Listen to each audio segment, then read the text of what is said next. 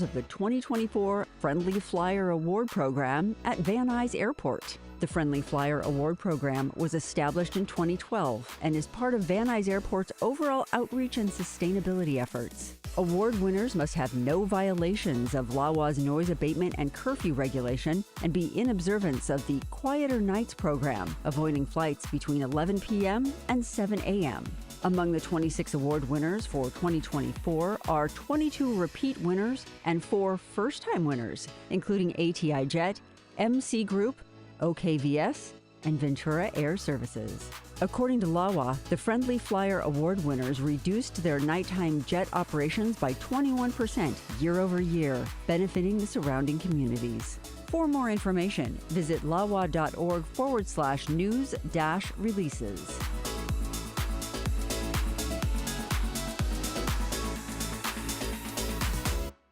Picture this, the historic part of downtown on a Saturday. The streets are crowded with long lines of people and animals too. Dogs, cats, birds, and iguana. It can only be the blessing of the animals. We are at El Pueblo de Los Angeles on Olvera Street celebrating the blessing of the animals. It's every Saturday right before Easter. It's such a beautiful day for all the families to come together. This is my first time doing this at El Pueblo. I've never seen so many animals, dogs, cats, doves, turtles. It's not only imperative that we take care of our constituents that are human beings, but also our four-legged loved ones and our reptiles too.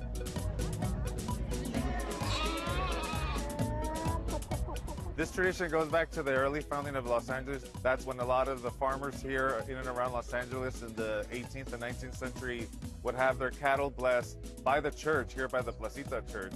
So in the 1930s, the Olvera Street merchants resurrected this tradition, but instead of cattle and cows, now we have our beloved dogs and cats and all the animals that we cherish every day. So this is a free and open event available to everybody of all faiths and backgrounds. But we have the Archbishop of the Catholic Archdiocese that blesses the animals here. And so we have all kinds of animals. We don't really discriminate against any animal. So long as you love that animal and you bring it with you, it deserves a blessing just like everybody else. And usually the animals are always well behaved. You know, I think they know that this is an important holy day for them. So they all are kind of in their Sunday best, well dressed, and they're here to really receive a blessing to hopefully have a good year for them.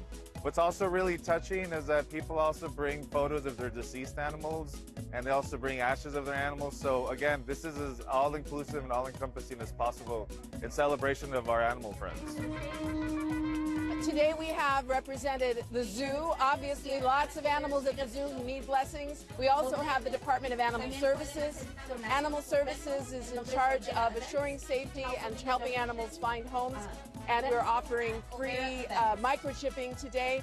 We saw during the fires that animals can get separated from their families, and without a microchip, we don't know how to get them back because they can't tell us. So it's absolutely critical. People microchip their animals and register the chip so that we know how to reunite you with your family member. Our Pope Francis says that we remain in hope. Even though there are challenges in our society, hope and unity and the respect for the creation make us to walk forward.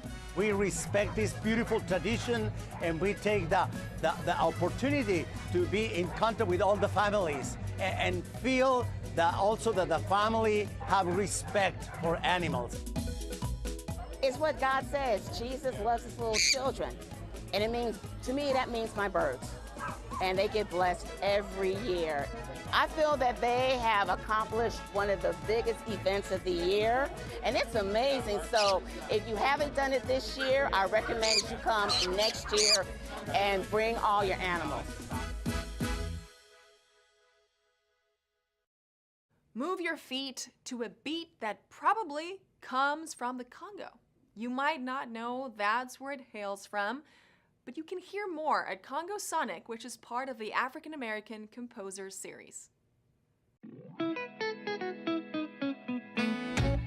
Today we are opening the exhibition Congo Sonic, Bantu Beats Across the Americas. It's our 17th annual African American Composers Series. And this is such an important time to do that. As Black composers get shut down, throughout the nation, we are excited to keep featuring African American composers here. This year, we decided to focus on how important the Democratic Republic of Congo and Greater Congo and the Bantu expansion have been to the music that we listen to, we dance to, we feel, and we live with every day in the Americas.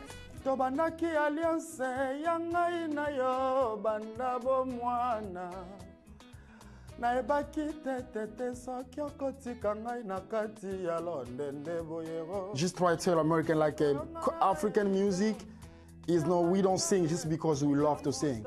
All African music is like a story.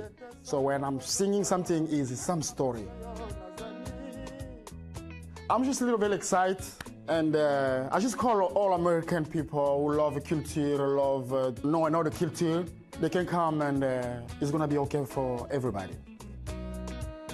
I've been collecting African and Latin music for about 25 years. I donated some of the album covers and information for today's exhibit, honoring the legacy of African American composers that have been such a huge influence and part of all of the music on these records here, and part of the music that I love. With regards to DJing, I think I like doing it because I like to experience the music with the people. Music has always been a strong influence and important aspect of my life. It keeps me motivated, it keeps me happy, and I like to share that experience with people, and I also like to take people on a journey with the music that I play. You know, I want to be part of this conversation to address the issues that's going on in the Congo and how their music has influenced different types of music throughout the world. What the country of Congo is giving to America is a lot of roots. Its roots are here, the diaspora of African music, African culture, African art, all of it which is intertwined has become a big part of Latin America, of the United States, and often it's been marginalized. Often it's been erased of that history, and having shows like this and having to be able to connect it to the current music or music in the past century allows folks in our community and abroad to be able to see and make those connections to center the influences that the Congo and Africa and indigenous people from around the world have had in making music today.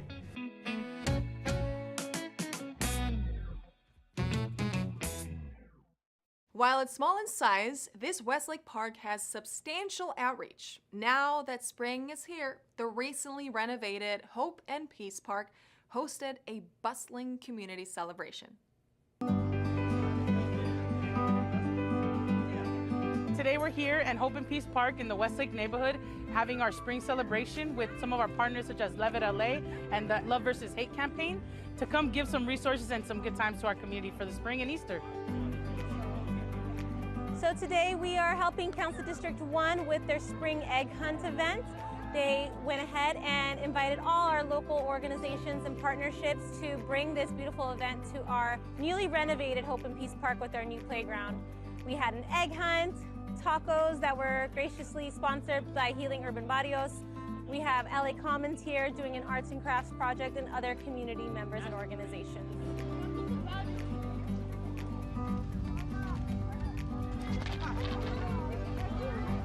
Pues a ellos les gustó, a mi niño el más pequeñito se divirtió para agarrar huevitos, pues es la primera vez que yo vengo en este evento. Vivo aquí cerca, pero no se había hecho evento como este. Y me gustaría que se hiciera más seguido estos eventos. We're very fortunate today to have this beautiful weather where families were able to come and enjoy the sunshine, hang out on the grass, picnic with us, and just enjoy our springtime activities.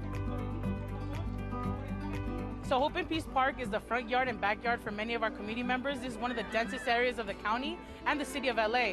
It's important that we have these opportunities for our families, especially the ones that rely so much on our green space, our publicly owned green space for activities for their families.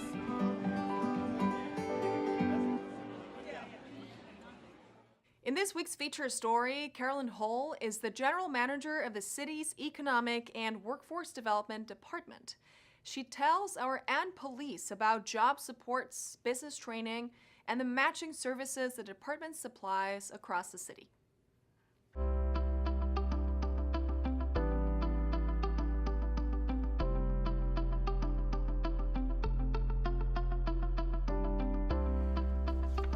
Joining us today, we welcome Carolyn Hull. She is the General Manager of the Economic and Workforce Development Department, or the EWDD. We're so glad to have you with us, Carolyn. It's great to be here. Thank you for inviting me. Yes, glad to have you.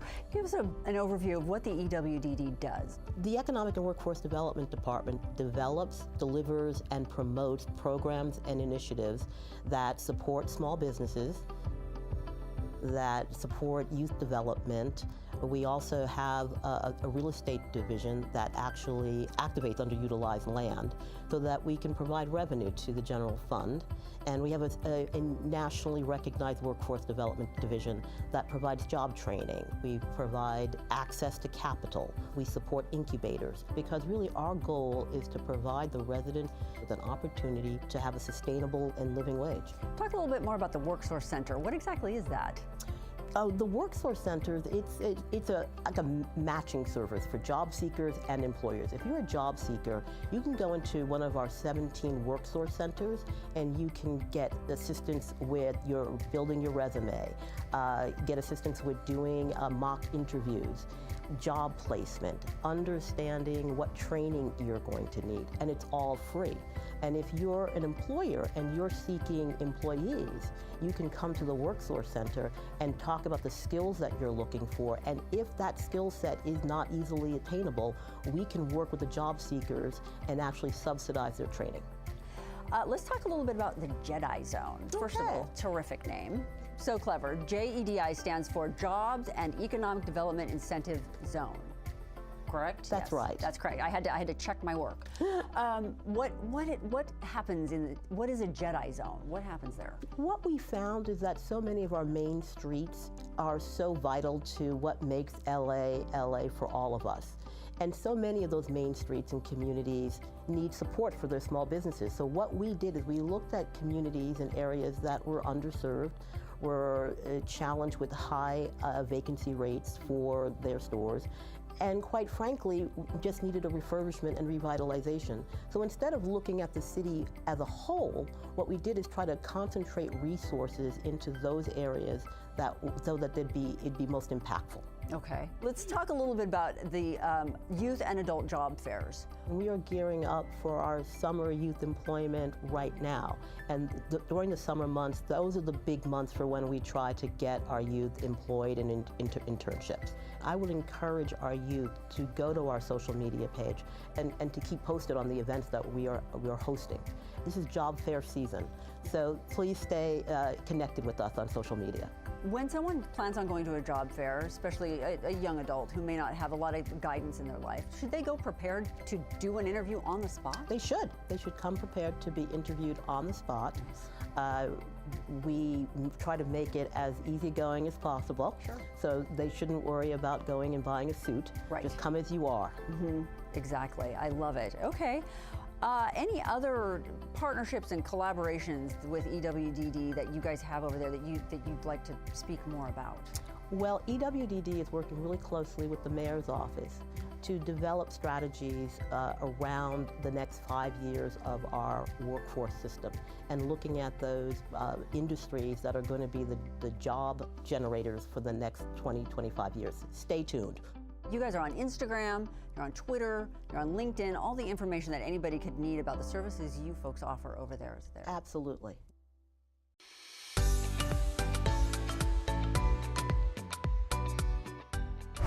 LA City's Department of Recreation and Parks invites you to a nature hike with their urban ecologist through Ken Malloy Harbor Regional Park.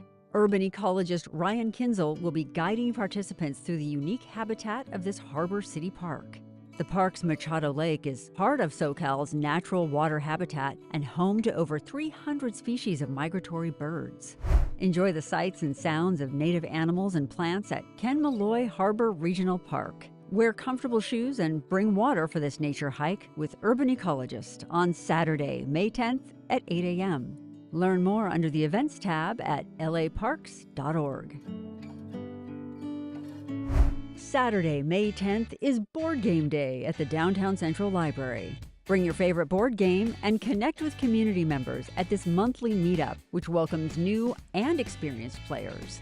Don't worry if you don't have a game. Join a gaming group as it forms, or borrow a game from the library's welcome table in the rotunda. Whether you bluff, strategize, or simply want to roll the dice, join LA's Public Library at the Central Library for Board Game Day on Saturday, May 10th at 12 p.m. Learn more at lapl.org/events. Mother's Day is coming, and Green Meadows Recreation Center presents its Mother's Day brunch on Saturday, May 10th.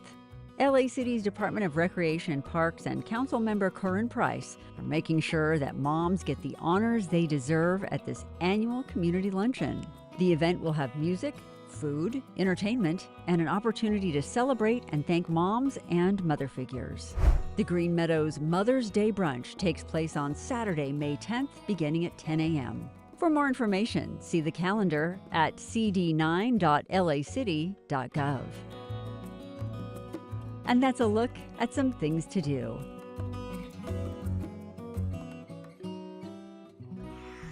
And that's all for this week. I'm Natalia Bilbao, and from all of us here at LA This Week, thank you so much for joining us. Remember that you can watch us online anytime at lacityview.org, and we're also on Instagram, Facebook, X, and YouTube. See you next time for more LA This Week.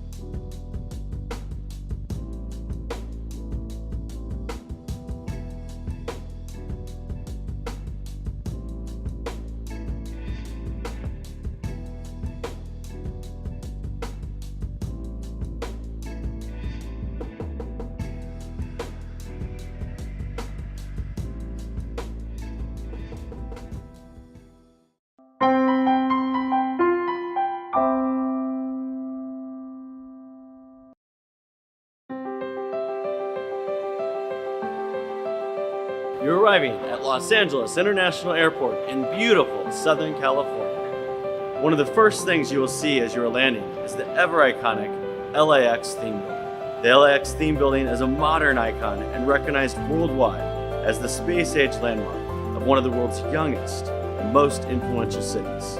Designed by architectural firm Piera and Luckner, the building was completed in 1961 and features an observation deck and the Bob Hope USO. The spider-like appearance of the building is a playful and futuristic design illusion, created by topping 4 steel reinforced concrete legs with stucco. The building received cultural historic status from the city of Los Angeles for its distinguishing character.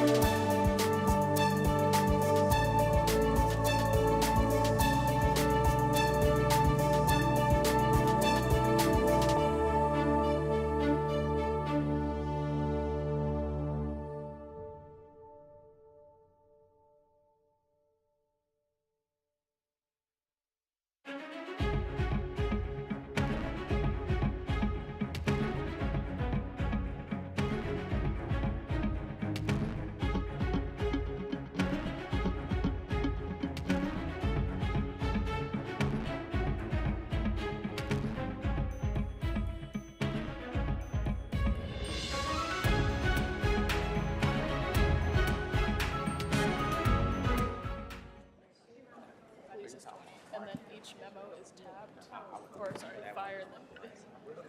Each one was tapped behind, so you can pull the tab. Well, that. His thing at the beach is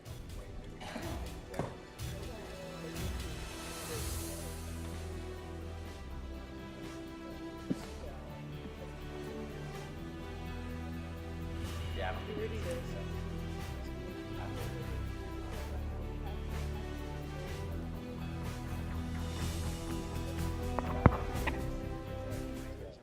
done all the footwork to Two new you guys bubbles.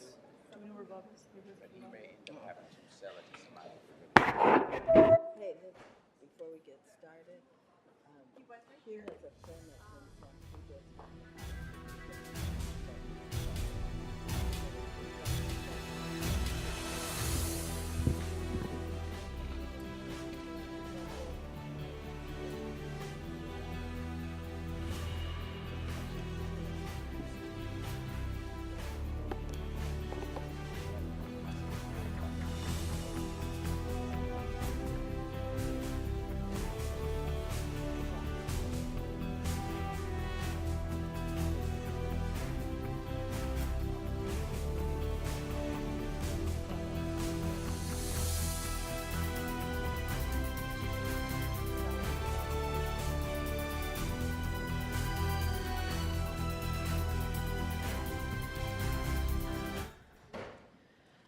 Good morning, everyone. Welcome to day 8 of the Budget Committee's deliberations on the Mayor's proposed budget for fiscal year 25-26. Thank you all for joining us, and thank you to those who are watching from home today. I want to acknowledge that in addition to having over 200 new budget memos, we also have a new pope. I was told we couldn't start this meeting until there was white smoke, so now that we do, we're going to get to work. Would the clerk please call the roll? Yaroslavsky. Here. Blumenfield. Present. Hutt. Here. McCosker. Here. Hernandez. Present. 5 members present and a quorum, Madam Chair. Thank you very much. So I just want to start by thanking everyone for the tremendous amount of work that's gone into the past few weeks, especially to our CAO team, our CLA team, departmental staff and heads, and our own teams for what have been many, many sleepless nights, particularly last night, writing and reading memos and trying to process it into something coherent. So colleagues, today is about hard choices. We've reviewed the budget. We've heard from departments, from city employees, from the public, from many of you in the audience. The reality is there is not a way to restore every position proposed for layoff. There just isn't. This will not be a no layoff budget. When this budget was first proposed, there was hope that layoffs could be avoided with help from Sacramento. And while we continue to wait for an update, as of today, May 8th, that support has not materialized. The outlook for federal assistance is, as we can all imagine, similarly bleak. It's hard to acknowledge this, but it's the truth. What's also true, though, is that we will put together a balanced budget, one that restores key services to the extent possible and minimizes our structural deficit heading into next year, which will almost certainly be a tough one as well.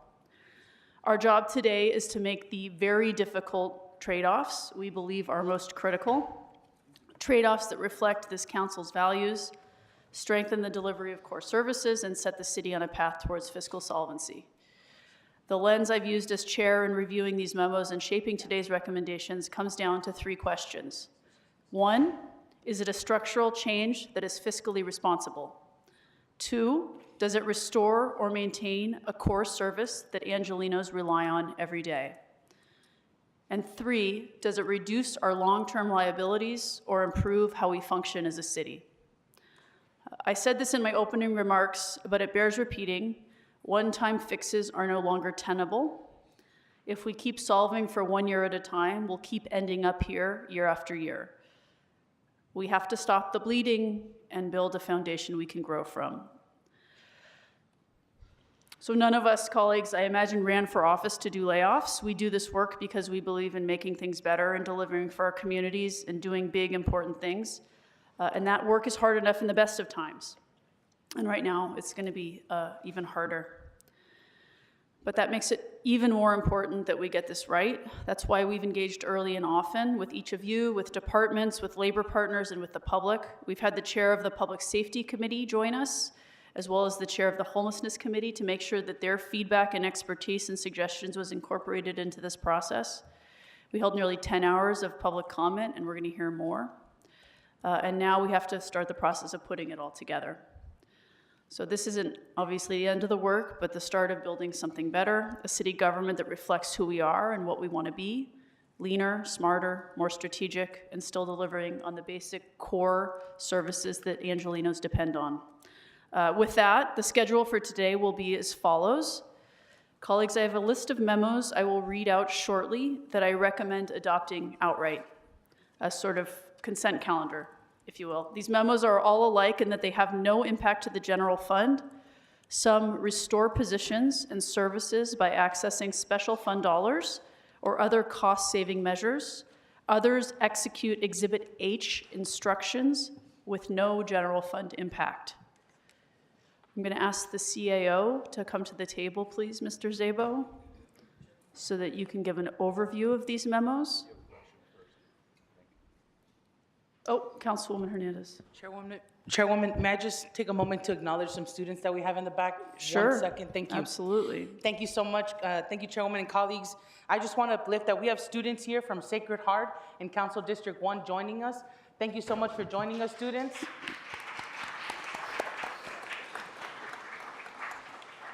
We are here to discuss our city budget and going through that process and going through the various departments. Thank you for being interested and plugging into local government. Thank you so much, Chairwoman, for this opportunity. Thank you. Welcome. You picked quite a day to be here. Okay, Mr. Szabo. So if you can go over just a quick overview of the memos that we've asked to sort of go on this consent calendar, how you approach that review, and then from there, colleagues, each of us will have an opportunity to pull a memo from the list if you wish to discuss it further. And then following the adoption of this pseudo-consent calendar, we're going to jump right into Memo 82, which identifies potential savings in the large general fund appropriations. This was the first memo I asked for, and it was meant to give us the clearest picture we'll get today of what we're working with as we restore service cuts in the mayor's proposed budget. These are the places where we'll be able to get the biggest savings to restore basic city services and positions if we're willing to make some tough changes in the mayor's proposed budget. And then after we go over 82, we're going to review police, fire, and homelessness budget memos in buckets. And then finally, we'll review all remaining memos going alphabetically by department, at which point I'll read out the chair's recommendation for each. Colleagues, if you disagree or would like to discuss something further with how we've structured today, let me know. Otherwise, we'll get started. Okay, so Mr. Szabo, we're going to start with our list of memos recommended for adoption. I'm going to read these out and then ask you to come to, oh, you've already come to the table. So colleagues, if you'll review this list and sort of listen to what Mr. Szabo's suggesting to determine if there's anything that you take issue with. Again, my hope is that these should be non-controversial and hope we can move quickly through them so that we can get into the meat of it. So I move we adopt the recommendations of the following 15 memos. CAO, Memo 1, Harbor, Memo 54, Housing Department 4, ITA 87, Personnel 37, Personnel 119, Board of Public Works 23, Board of Public Works Con Ad 14, Public Works Sanitation 81, Public Works Street Lighting 58, Public Works Street Lighting 59, Public Works Street Services 73 and 74, Rec and Parks 164, and Transportation 28. Not very many, but hopefully we can get these out of the way quickly. Colleagues, while you review this, Mr. Szabo, would you please provide an overview of the department's approach to these memos? Okay, good morning, Madam Chair and members of the committee. So in terms of each of those memos, let me, if I could just describe the framework for our recommendations, and I believe these memos are either in the category of informational or that they provide offsets. So the memos before you have either three main recommendations. One would be the CAO makes a recommendation to approve either a certain set of recommendations or a recommendation in its entirety, a recommendation not to approve, or a receive and file because it's for the memo is for informational purposes. The way that we approach these and how we came to the recommendations are in four categories. Memos that are requests or based on requests by the committee or the departments for new funding or position restoration that have identified and that we have verified structural offsets. We are recommending approval on all of those memos. Now, in some cases, we're recommending approval in part. So we're not recommending approval for the entire ask, but just the part that's verified to be that we can identify structural offsets. So in that category, there are a number of memos that tally an offsetting savings in the range of $27 to $30 million, and that the recommendations would restore 224 positions that were otherwise slated for layoff. There will also be memos, principally Memo 82, as the chair mentioned, that make recommendations for additional reductions that were not contemplated in the mayor's proposed budget. To the extent that there is a desire to restore services and positions in other areas of the budget, we are recommending approval of additional reductions, and that could be in the area of reducing in other areas or in pulling back some of the proposed service expansion.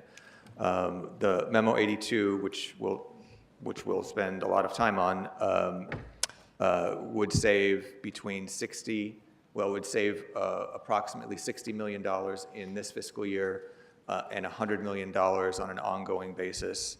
And that would allow this committee and the council to restore an additional 650 positions.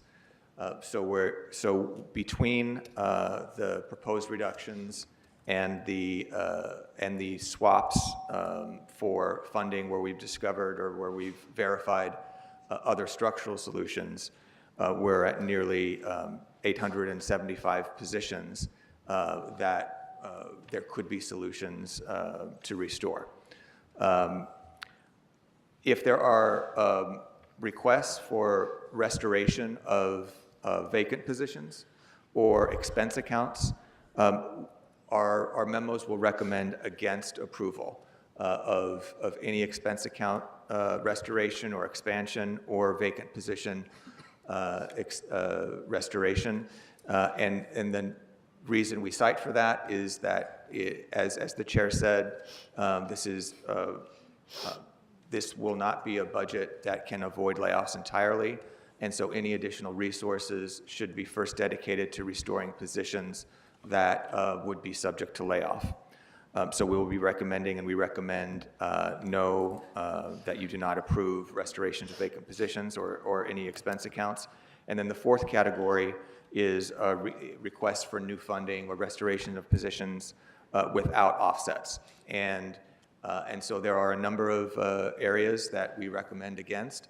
I do want to be clear, it's not because we are recommending against the restoration of that service or that position. It is that we recommend is that we were not able to identify or verify a structural offset. So in those cases, what we do in the memos is we identify the dollar amount that would need to be identified that could be applied. So what would be helpful to staff, to our staff in the CLA, is as we move forward through the memos to identify the priority positions that you would like to see restored, where we have not yet found structural solutions, and then that would help the CLA match up the additional savings that this committee secures with the priorities of the committee. I do also want to say the last thing, and before we jump in, there will be additional opportunities for position restoration and layoff avoidance outside of the work that we're able to secure, that we're able to finish within the context of the budget. As the personnel department came and explained, there will be a process for transferring positions that are subject to layoff to funded vacancies in proprietary and other departments. And there is also an ongoing conversation with our labor partners on additional cost savings that could be achieved to avoid layoffs and to restore positions and services. So with that, Madam Chair, if there are, of the items that you identified, of the memos that you identified, if there are specific questions to them, the recommendations are all within the framework that I just explained, but we can go into specifics if there's questions. Thank you. So going back to those consent memos that we talked about, a question has been raised for Public Works Street Services, Memo 74. So we'll remove that from the list and discuss it later today. Are there any other memos that I listed that you'd like to discuss? Councilmember McCosker. I'd like to discuss Memo 14, BCA, the positions regarding wage theft. Okay. So we'll pull that and come to it when we get to that department. Thank you. Colleagues, any others? Okay. Seeing none, we're going to consider these memos sort of adopted. Moving now to Memo 82. This is sort of the big one that we started out with, where we asked the CAO to find potential savings. So I'm going to approach this by department and section. Mr. Szabo, this isn't an all or nothing list, right? No, it is not an all or nothing list. The summary discusses the total amount that all of the recommendations would save, but certainly they can be approved or disapproved as you see fit. Okay. Can you walk us briefly through the memo and the types of recommendations? Certainly. I'm actually going to have Jacob Wexler walk through the ordering of each of the recommendations. Good morning, committee. Jacob Wexler with the Office of the CEO. So as Mr. Szabo indicated, we have identified through a list of potential reductions within the budget approximately $60 million of items that you could consider for a reduction that could be used as ongoing offsets to restore fill positions.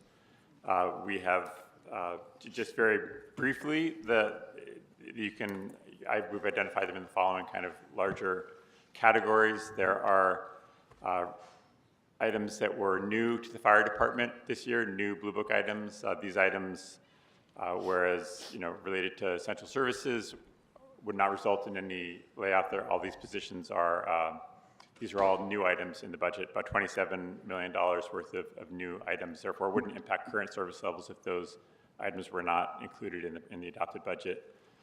There is a proposed reduction to eliminate 42 emergency incident technicians in the fire department for about $7.4 million. These are existing positions, a combination of filled and vacant positions that perform that duty in the fire department, firefighter 3s. In the police department, we are cross-referencing. There's another memo that provides more detail to reduce sworn hiring from 480 to 240. That would be 6 classes of 40 instead of 12 classes of 40. That would save in 25-26 $9.5 million. There is an item in the police department budget, the police vehicle recycling program for the recreational vehicle recycling program. That's a $3 million program. It's current service that's provided. It relates to recycling RVs with homelessness encampment cleanups. There are new items for the zoo are related to the GLAZA transition, the transition of GLAZA services to the zoo. Those items are about $3.5 million for those new items in the zoo's budget to take on those responsibilities. We've identified 2 municipal facilities projects totaling $1.25 million. These are projects that we identified that are not related to regular maintenance and could be deferred for a year, not an impact to ongoing, just for new services that were included in the budget. We have identified cuts across the board for several general city purposes accounts. We identified not the obligatory accounts, like sort of the like position-related accounts like Medicare, but these are for more discretionary accounts, primarily administered by the city council and the mayor, and mostly, although not in all cases, a 10% reduction, and the savings from that is about $7.3 million from that across the board 10% reduction, with a couple of exceptions in those amounts. We also are cross-referencing other memos that we've produced. The management restructuring memo for the fire department, the 301 call center elimination for ITA, reductions to the crossing guard program for the Department of Transportation, and reductions or consideration of various homelessness accounts within the GCP budget. We don't have amounts in this because those memos are being produced separately. So that's the large categories of reductions in this memo. Thank you very much. Appreciate it.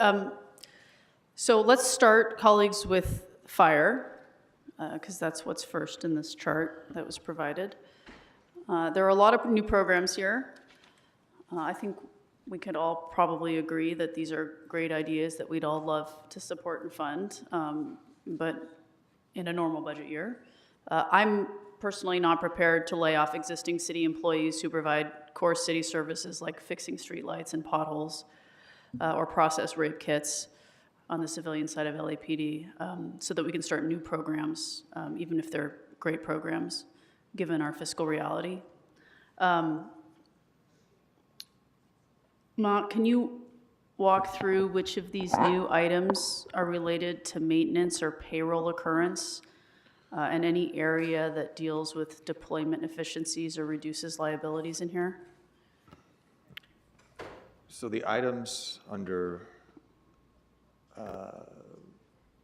would that be specific to fire or? Yeah, we're talking just fire specific right to now. fire. Yeah. We would be looking at item 47, supply and maintenance staff. Item 50, fire station maintenance, deep cleaning. Item 51, turnout maintenance. Item 60, broadband activation expense funding.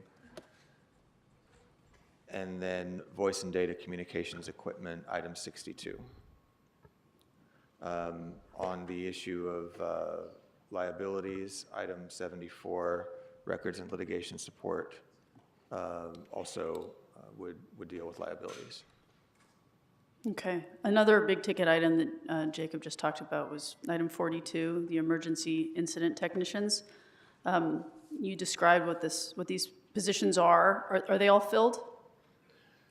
These are filled positions, and they would, the fire department, as we identified in the memo that addressed firefighter deployment, does carry a number of vacancies. I believe they have 135 sworn vacancies, which is a direct contributor to our constant staffing overtime costs, because those vacancies on any given day need to be filled.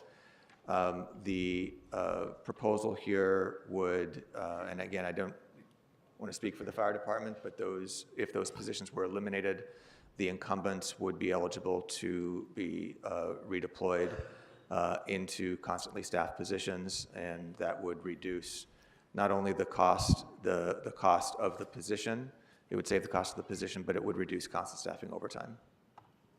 So just to be clear, if these positions are deleted, there wouldn't be layoffs, but folks would just be redeployed, correct? Correct. There are substantial vacancies in sworn positions in the fire department that would not require a layoff of any firefighter. Okay, I think I can speak on behalf of the committee when I say I don't think this committee is interested in laying off firefighters. Yes, Councilmember Bloomfield. Just an overall question to help set the stage on this. If we were to do all of these cuts, would the fire department budget still be receiving an increase over last year? Yes, certainly. And I couldn't give that calculation on the fly, but it would certainly be an increase because there was a substantial increase in payroll costs. If you could get that at some point during this conversation, I just think that's important to daylight that number, which is because some folks may look at this, I'm not saying we're going to do all this, but and say if we did that we're cutting the department, and I want to make it clear, this year, the fire department will receive, and we all want to make sure the fire department receives an increase. One of the few only departments receiving a major increase. This is changing that increase slightly, but overall, the department is still, if we were to do all this, would still be receiving one of the largest increases in the budget. Is that correct? It is correct. Yes, and again, this also depends on what's being counted as part of the fire department budget. But the proposed budget in the department alone has $103 million, $104 million increase from $819 million to $923 million. When we look at what the city funded for the fire department in fiscal 24-25, including the dollars that were set aside for the additional compensation and the $60 million that were set aside for fire vehicles and apparatus, the total was about $963 million. If you are counting those same categories for fiscal 25-26 as proposed, it would show a $74 million increase from $963 million to $1.04 billion. So if these items were reduced, if the items in the memo were reduced, you would still see depending on which ones, you would, in any scenario, there would be an increase in the overall budget. Thank you. Okay. Councilmember McCosker. Thanks very much. Just to be clear, on the chart that you gave us identifying these, there are 28 entries, and 27 of them are a new item, no impact on current services. So everything. The biggest one is the homeless, fire protection, street medicine team. Again, $11 million this year, $15 million next year. New item, no impact on current services. And the same is true all the way down this list until we get to the emergency incident technicians, also known as drivers. I'm, just like the council member before me, really interested in seeing the increase in the LAFD budget, richly deserved, but also like our chair. And when we're looking at telling people to finish up your career and go home, I think it's fair for us to make sure that we're doing everything we can to preserve critical resources in sidewalks, streets, curbs, gutters, tree trimming, all of those things, not all of which we're going to be able to protect, but I think this is a good trade-off.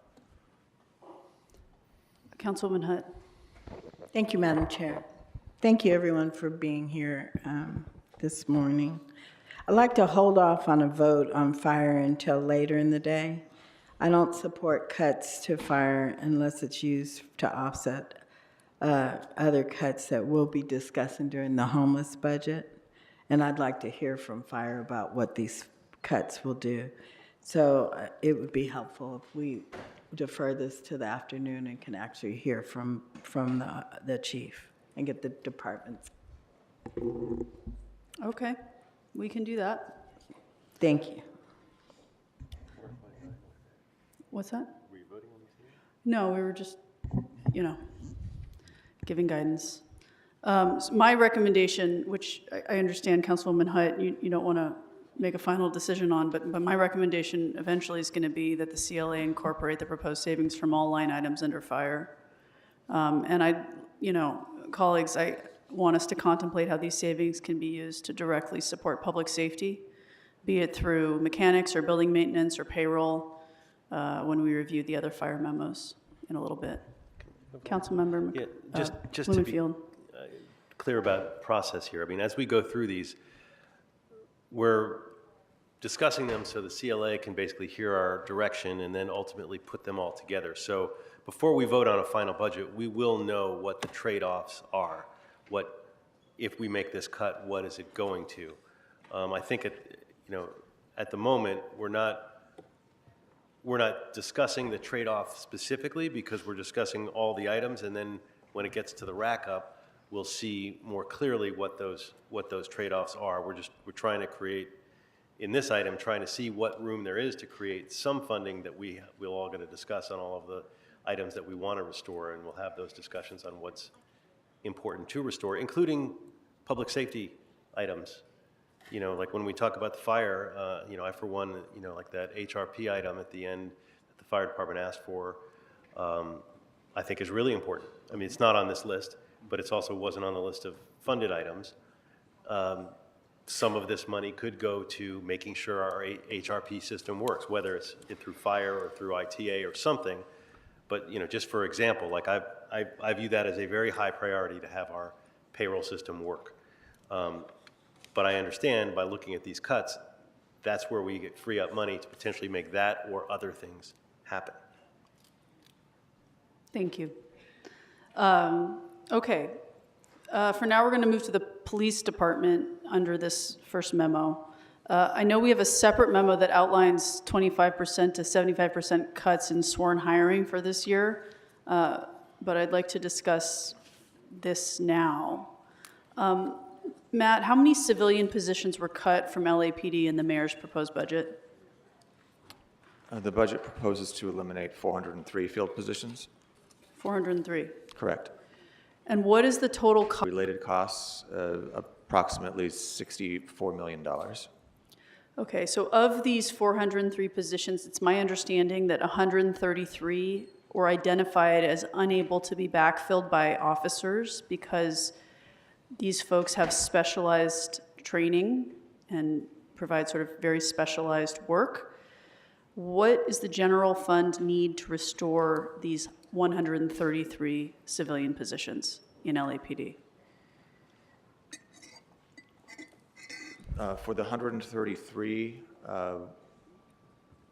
it would require, including related costs, $16.4 million.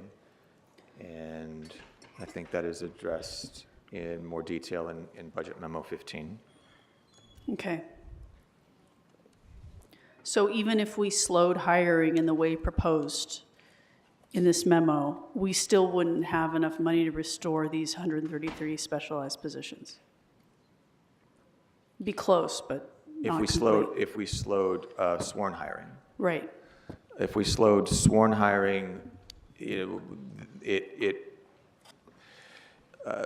would not yield the immediate, the fiscal 25-26 savings enough to restore those positions.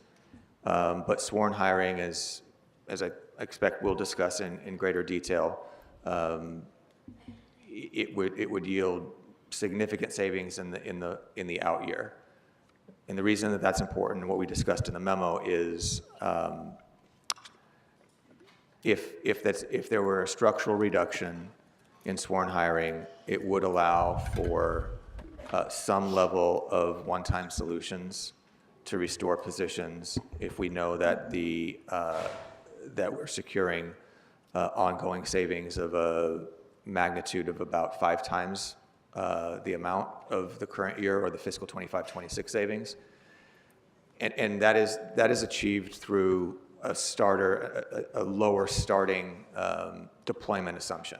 So you'd have 12 months of savings for having about 300 fewer officers on the force than what would be proposed in the budget if if the adjustment to the hiring plan as proposed in Memo 82 is adopted. Okay. So there are a couple of proposals for the number of classes and class sizes. Each represent potential savings. If we were to reduce the number of classes or the size of classes now, and then hypothetically in the fall or mid-year FSR, discover revenues are coming in above expectation, say, could we then revisit the number or size of these classes?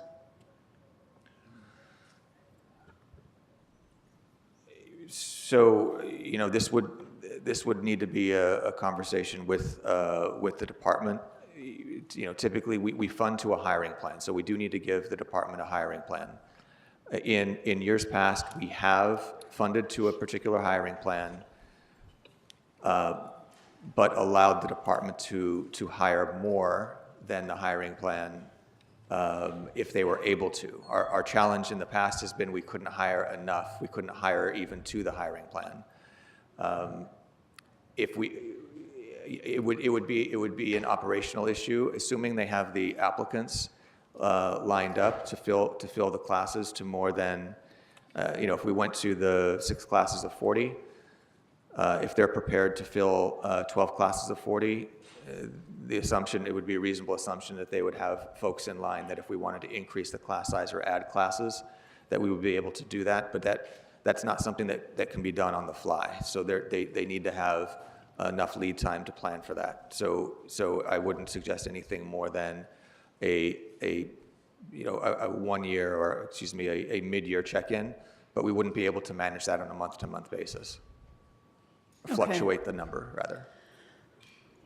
Okay, so colleagues, this is a really hard trade-off. We need to hire more officers, of course, but we also need to make sure the officers we have now are backed by a department that's able to support on the civilian side. The highly specialized civilian roles that sworn officers can't do because they don't have the skills, but they actually need those people there to do their jobs. So given the recommendation in the budget memo and the constraints we're under, I recommend we fund the hiring for now of 240 new officers and use some of the fire savings noted above to get to the full 133 civilian restorations. My other recommendation for this police piece is that we maintain the $3 million for RV recycling. I do not want to take that reduction as proposed in this memo. Colleagues, I open it up to you all for thoughts, feedback. Councilmember Blumenfield. Well, just want to, again, sort of to step back in the big picture. Were we to do that, the police budget would actually be increasing. Is that right? Yeah, I'll ask Matt that question. So if we were to save the $9 million through the staffing decision or the hiring plan and not do the $3 million, but then hire the civilian positions, seeing as the civilians cost more than the $9 million, we would actually be seeing a net increase in the police department in order to do this. Is that correct? Correct. Adding, if all 403 civilian positions were added, you would need to add $63 million even if we didn't do that, but we did what was suggested to do the essential positions. What 160? 133. The 133. You would add a total of 16. You'd have to add 10.4 million to the department's budget for that. So you basically you're taking away 9.4, but you're adding 10 point something. So it would be a net increase of about $1 million overall. I put that out there because immediately when we do these things, folks would start saying, "Oh, we're cutting the police department." When in actuality, this kind of a swap would increase the police department. From the baseline of the mayor's proposed budget, which already is increasing the police department budget. From the already increased baseline of the mayor's budget. Correct. This would be obviously would be a major increase from last year, and it would be a slight, ever so slight increase from the mayor's budget. But just shifting those positions. Shifting some things around. Critically funding the civilians, which as we've heard, is critical for the officers in the field to be able to do their work. Otherwise, they're going to be behind the desk and not out in the field. That's my understanding. I just wanted to sort of level set that. Councilmember McCosker. Whether the police budget goes up or goes down or stays neutral, I mean, I want to come back to what this is. This is hiring fewer sworn officers so that we can come up with maybe not even enough money, but get close to being able to not lay off 133 folks who have specialized training who support those officers. Mm-hmm. And this still means 270 civilians are laid off in this plan. I mean, we can get caught up in did it go up or did it go down. We're trying to balance a budget here. So the reality is that we have significant increased costs for all of our employees, including police officers. And we're trying to come up with a way where we don't hire a bunch of police officers who can't do anything because 403 people are not supporting them. We could have a gigantic police department looking at their shoes and nothing else happening if we lay off 403 civilians who can't support police officers. We heard that. We heard that in the chief's presentation. And so what I see here is coming up with an incredibly hard, difficult, painful, regrettable decision to slow down sworn hiring so that 133 folks who support the operations of officers out in the field can do their job and support the officers' jobs. And it still lays off 270 civilians. Unless we can find additional savings someplace else. Unless we can find additional savings someplace else.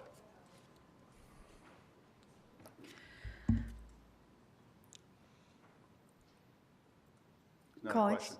Okay. All right. Moving through this chart in Memo 82, zoo.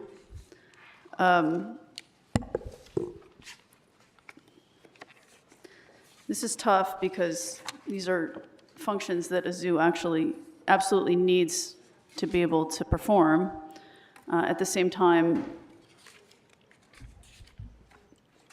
you know, my sense is that we lose existing services by removing these. So my initial thought is that we not reduce these transition items to allow the zoo to move away from its relationship with GLASA. But Councilwoman Hernandez?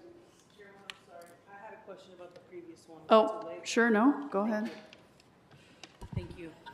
Thank you, Matt, for that information. For the two proposals around the hiring plan and the $30 million for the recycling program, are these were these on from a list of a handful that could have been considered? Is this like tier one? Are there secondary or tertiary things that we can look into that you already have compiled based off your analysis that we could talk about right now? I don't think we have a secondary list. We don't have a secondary or tertiary list. What we were looking for in this memo was what we thought were the maximum reductions that we could make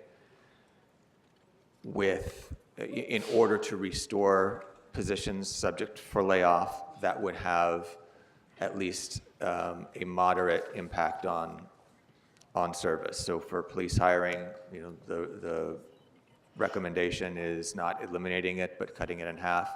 For some of the GCP items, we're not recommending eliminating them, but taking them down by 10%. And then, of course, with fire, it's really pulling back most of the new ads or reductions that wouldn't you know, that actually would help us on constant staffing. Would you like to add, Chair? Yeah, I just wanted to add that, you know, we did look at the list with the CAO, and the focus was on the areas where there were the largest increases. And with the there are a few other outstanding memos that also deal with savings that are not on this list. And so perhaps the ones that you're looking for as kind of alternatives may not be reflected on there, because we also have a memo on homelessness funding. There's a separate memo on, I think there's a staffing memo as it relates to fire department. and there's like 2 other ones. So I just want you to keep in mind that there are other ones. For the vast majority of that, there are not a whole bunch of ads in this budget. They're focused on the areas that you see before you. And so that's why the ones that you have here are the ones that are listed. There wasn't really a secondary or tertiary list. It really focused on, the areas where funding was added. And with this list and the separate memos that are not listed on there, that's really where most of the funding was allocated in the proposed budget. So I hope that answers the question. It does a part of it. So you're saying that this list was where we saw the biggest increases in the budget proposal. Is that correct? And so you're like, we're gonna reduce some of that. Is there another lens or another criteria we can use to create another list? Sure. For other things? It's just that a we matter can of look timing, into? Councilwoman. So yeah, focus was really on the add backs, but this process, because of the limited amount of time that we have, we did have to kind of go where we could get the most savings quickly. Obviously, if you are talking about changing how we approach funding departments and changing their baseline, that's going to take additional time. Wonderful, thank you so much. Thank you, Chairwoman. Okay. All right, so back to zoo. Thank you, CLA. I think we lose existing services by removing these new items. So I recommend for now that we not reduce these transition items that'll allow the zoo to take over the functions from GLAZA. On CTIEP, I propose we remove the Mayfair item from this list so we can consider it in the full homelessness budget discussion. I recommend that we would move ahead with the recommendation to concur with the CAO's recommendation on the Schoenberg yard. And then on GCP, I think we should hold off on this until we discuss the rest of the GCP memos. Colleagues, is there anything else from this memo that you want to talk about here, or we can get it? Okay, Councilwoman. Thank you, Chairwoman. Colleagues, so this is something I think is very important that I'm going to try to present to you all. The council has been put in an impossible position to close a huge deficit in the budget. We have guidelines around our budget that are mandated by our charter, but that doesn't mean that we can't be creative in the ways that support both the departments and that make the city run while also maintaining quality of life for our residents and being fiscally prudent. In Exhibit H, there are some policy decisions that do not seem to have the information needed to ensure a smooth transition, showcasing how the budget process isn't built to endure major policy decisions that will have lasting implications. And so I would like to instruct the CAO on something on Exhibit H, if this is the time to do that, or do you want me to do that later? I wanted to talk about it now because part of it is connected to the savings that we could generate from what is in Memo 82. That's how they're connected. So I could wait till Exhibit H, but also if I can make that connection now and then just talk about it again later. I think if we can come back to it later when we get to H. Okay, I do want to say that based off, and I'll pass it back, but Memo 82 intends to create a bucket of resources, right? That we have to be very cautious with in how we move, and that is determined by the size of it, by the decisions that we make. I would like to propose, in details much later, but that we use part of that funding, a small portion of that funding, to give us some time to do the restructuring, redesign that our city needs of our city departments and the consolidations that we've all been talking about. I think some of it we need to talk more long-term, like Sharon said, to talk about and develop the baselines. But just seeing I just want to put that seed in there, and I'll talk about it later, but I wanted to lift it now. Yeah, thank you for that. I think that we can talk later about where we put the money to effectuate some of the changes and consolidations that we're going to be talking about today. Great. And at the rack-up. Okay. So I appreciate that. We'll come back to that larger conversation of how we effectuate what we want to do in a way that provides departments with the time they need to do this in a thoughtful way. while also making sure we have some control over the process. Great, yes, and just what I want to share with you is I intend to do that in Exhibit H. So Pardon? Exhibit H. Yeah, that's when I Okay. intend to do it. Thank you. All right. Any other items from Memo 82, colleagues, that we want to discuss right now, or can we move on to our first department, which is going to be police? Okay. Thank you. I'm going to ask the chief to come on up with your team, and Matt, if you can stay close, that would probably be helpful too. So the way we're going to run these departmental conversations is I'm going to read out the chair's recommendation for each memo. We're going to go memo by memo. And if I or a colleague has a question for the CAO or the department on a memo, we will note it and ask the department to come to the table. So I asked preemptively for the police chief to come up because I know I have memos that I would like us to get into. Not every department, I imagine, we will actually need the department head to come to the table. So here are my recommendations, colleagues. I'm going to go slowly. And if you feel differently, just let us know. Okay, so these are the memos and how I would suggest we handle them. Memo 3, note and file.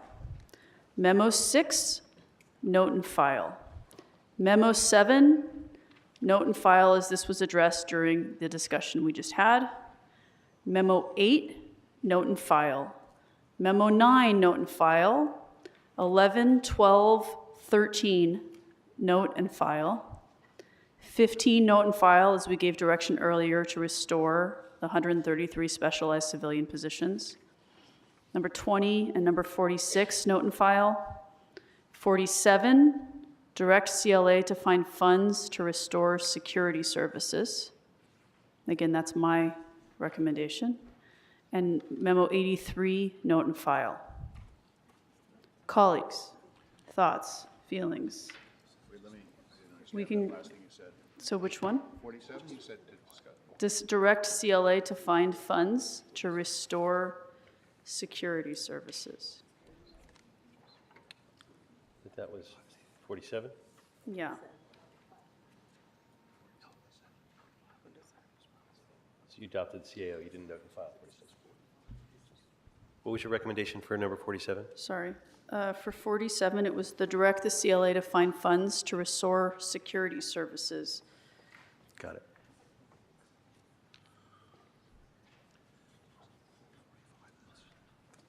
And what did you say for 45? Sorry. 45. 45 is not on my list.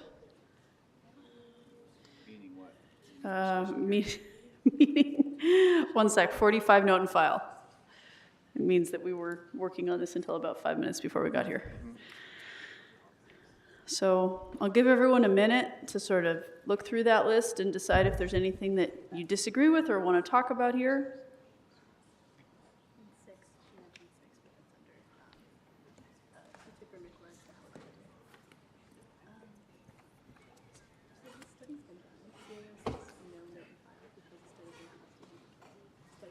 So sorry, bear with us, just give us a minute. This is happening in real time. Yep. And thank you, Chief, for being here. We really appreciate it. Thank you, Madam Chair.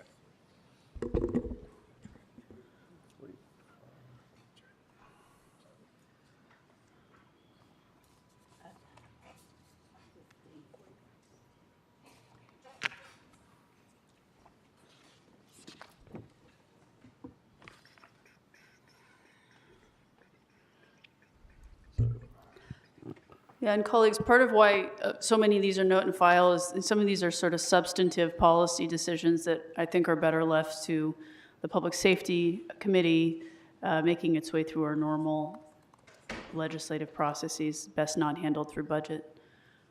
Councilmember McCosker. I appreciate that, and I could live with that, except on memo 12, which is the basic car study.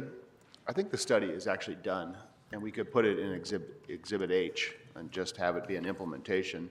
If you're saying, Madam Chair, that you'd rather send that to the budget, and send that to the Public Safety Committee, I think that's fine. I sit on that committee, but I do think we need to implement a revision to our basic car, which is an efficiency issue and will affect the budget, but just the personnel budget and the car budget. I don't think we need $300,000 to do a new study.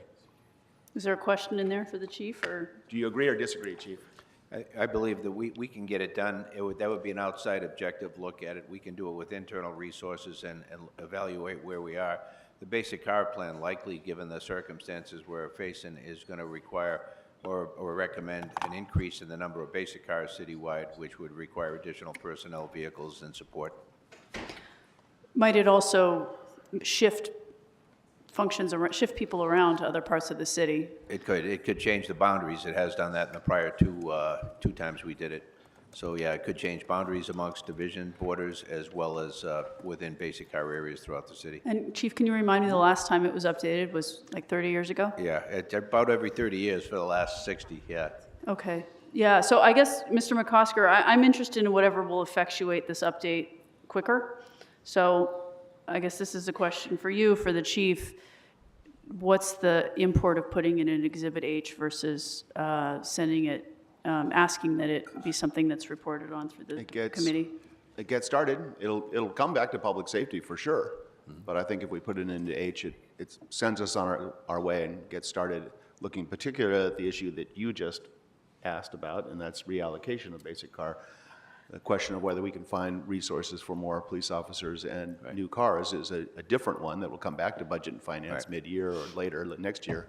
But I would just urge that we put it into H. Just the direction. Just the direction? Just the direction. Yeah. Okay, I'm supportive of that. Thank you. Okay. Anything else, Mr. McCosker? Councilwoman Hernandez. Thank you, Chairwoman. Thank you, Chairwoman. I would like to take items 3 and 13 together. Items what? Sorry, say that again? 3 and 13 together. 3 and 13? Okay. Great, thank you. So wait, you want to talk about those right now, or? I do, Okay. or whenever you think it's appropriate, but I have instructions and questions. Okay. Now is the time? Yeah, if you have questions or, again, reminder that whatever we do here needs to be something that a majority of the council will get behind so that we can adopt a 100%. budget. 100%. And I read the responses to the budget memos, both the CAO, what the CAO produced and also what LAPD has produced. And I saw that in both, there was a study that was referenced that JPL has conducted.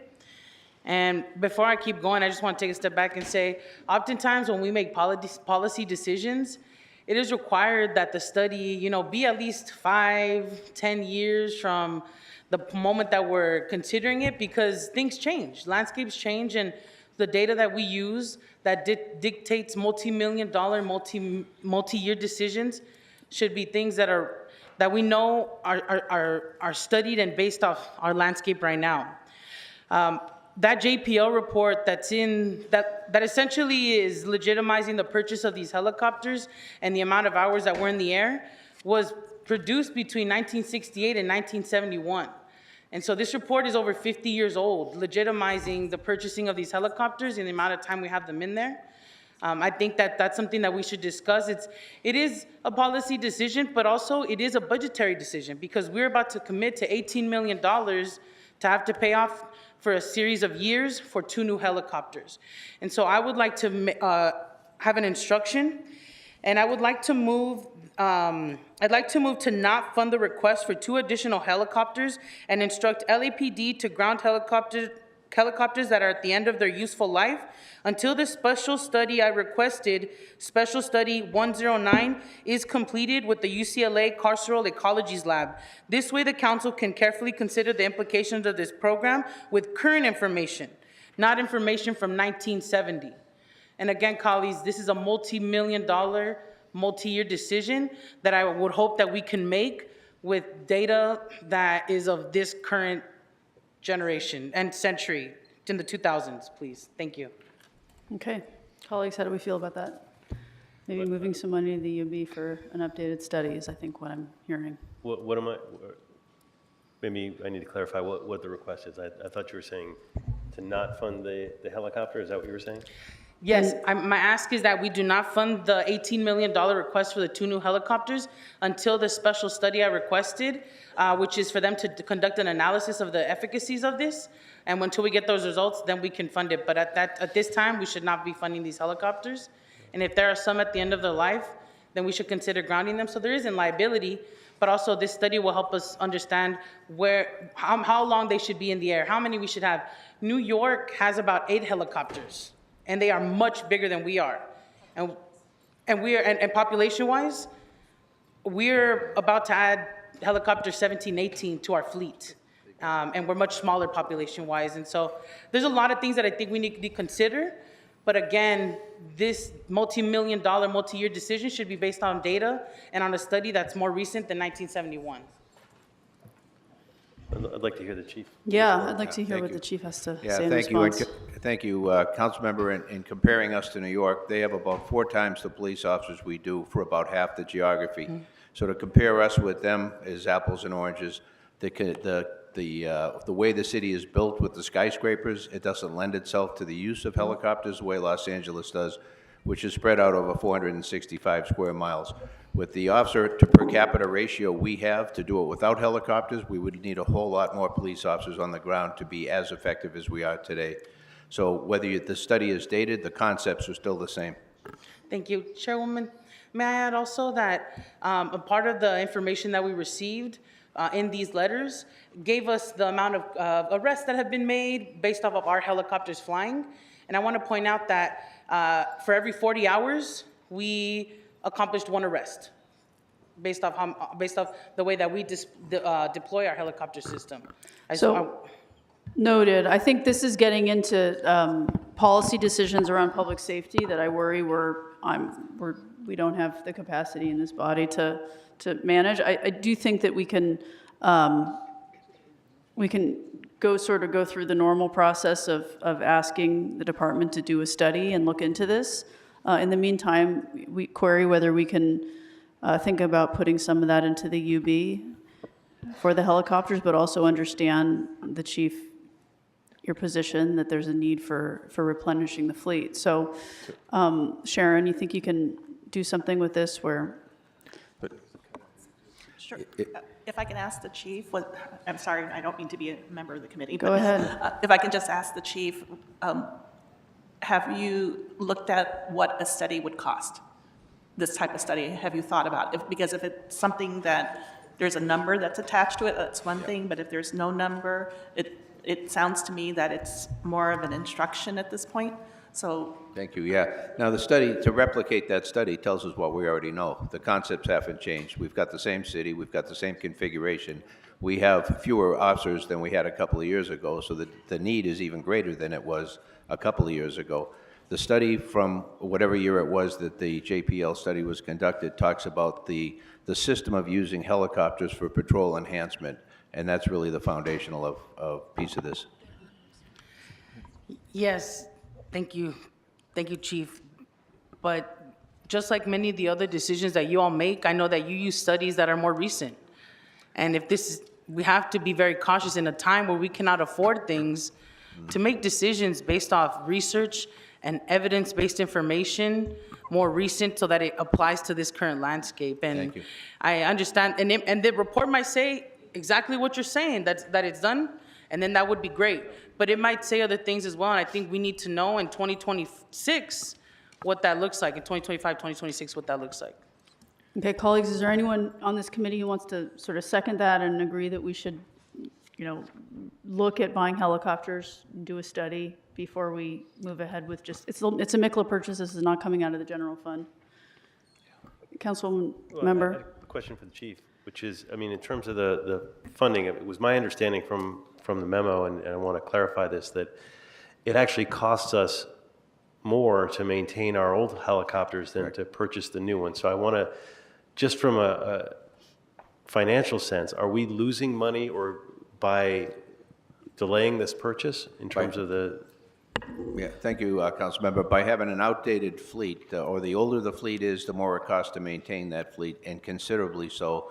as well as the potential for damage to the airframes, the risk you have of having helicopters with high amounts of mileage on them. As we can replace them and maintain an updated fleet, it lowers our overall cost of maintenance for those craft. And to go back to the study, to pay for a study to tell us that in Los Angeles it's a benefit to have helicopters to enhance patrol operations is like looking at police vehicles. Do we need them to get around from call to call? We absolutely do. Well, and just on a straight numbers perspective, next year, we're going to spend a certain amount in MICLA for these helicopters, and we're going to spend a certain delta in maintenance. Right. Do you know, how do I compare those two numbers? Because you wouldn't want to be in a situation where you're spending, you would be potentially spending more on maintenance than you would on the annual MICLA cost. Right.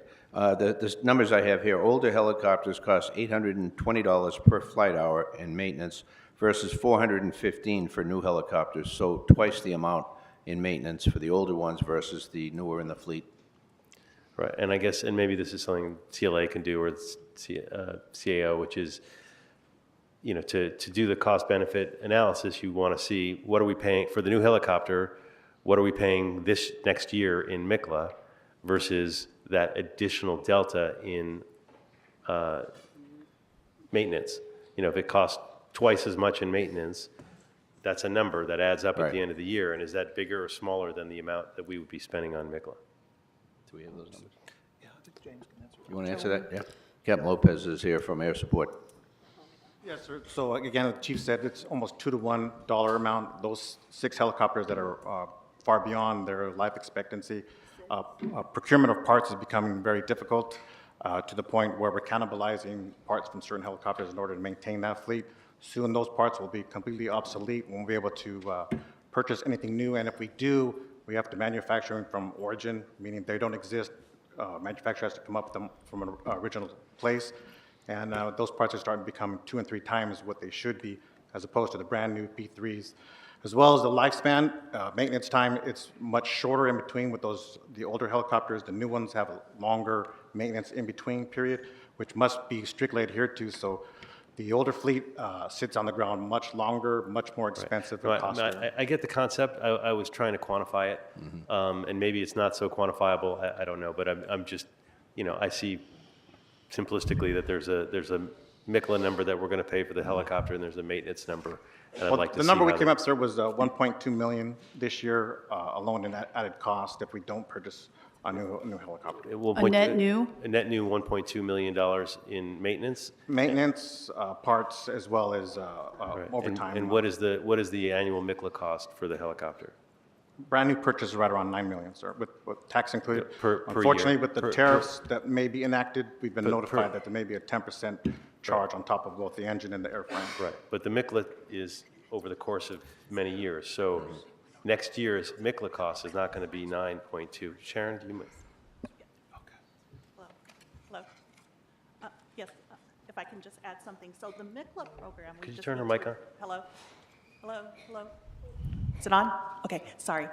We just need to remember that the MICLA program, this is a tentative list that is coming before you as part of the budget, right? And so while we have a list of the equipment, Councilmember Hernandez, this is actually going to come back to the council for a full vote. This is a tentative list that is prepared. It's a plan. The actual authorization to go forward with the purchase actually would come forward to the council for a separate approval. So, and we all need to remember that, yes, there is no impact in next year's budget yet because it's still a plan. There is no payment associated with this plan yet. So the impact to the budget next year is zero. And we also need to remember that the MICLA program for helicopters, it will still be general fund money, but there is no general fund money in the budget allocated. It is just a tentative list that will be coming back to council for approval at a later time. So Councilwoman Hernandez, you will actually get another opportunity to pause the helicopter purchase at that time, but this is actually just the tentative list because it actually has no dollar impact in the 25-26 budget. I think it would be helpful in the interim, before that final vote comes back to council, to have this information that my colleague, Councilmember Blumenfield's driving at, which is basically is the increased cost of maintenance, or the cost of maintenance for these older helicopters more or less per year than our obligation in buying the new one. Annualized like- over however many, the number of years. Madam Chair, Because it sounds like can I just over- address that here? Yes. Okay, so we don't, so the cost is 18 million. It would be a 10-year debt. We'd pay about 6 million in interest. So we'd be looking at about 2.4 million in debt service over that 10-year period. So that said,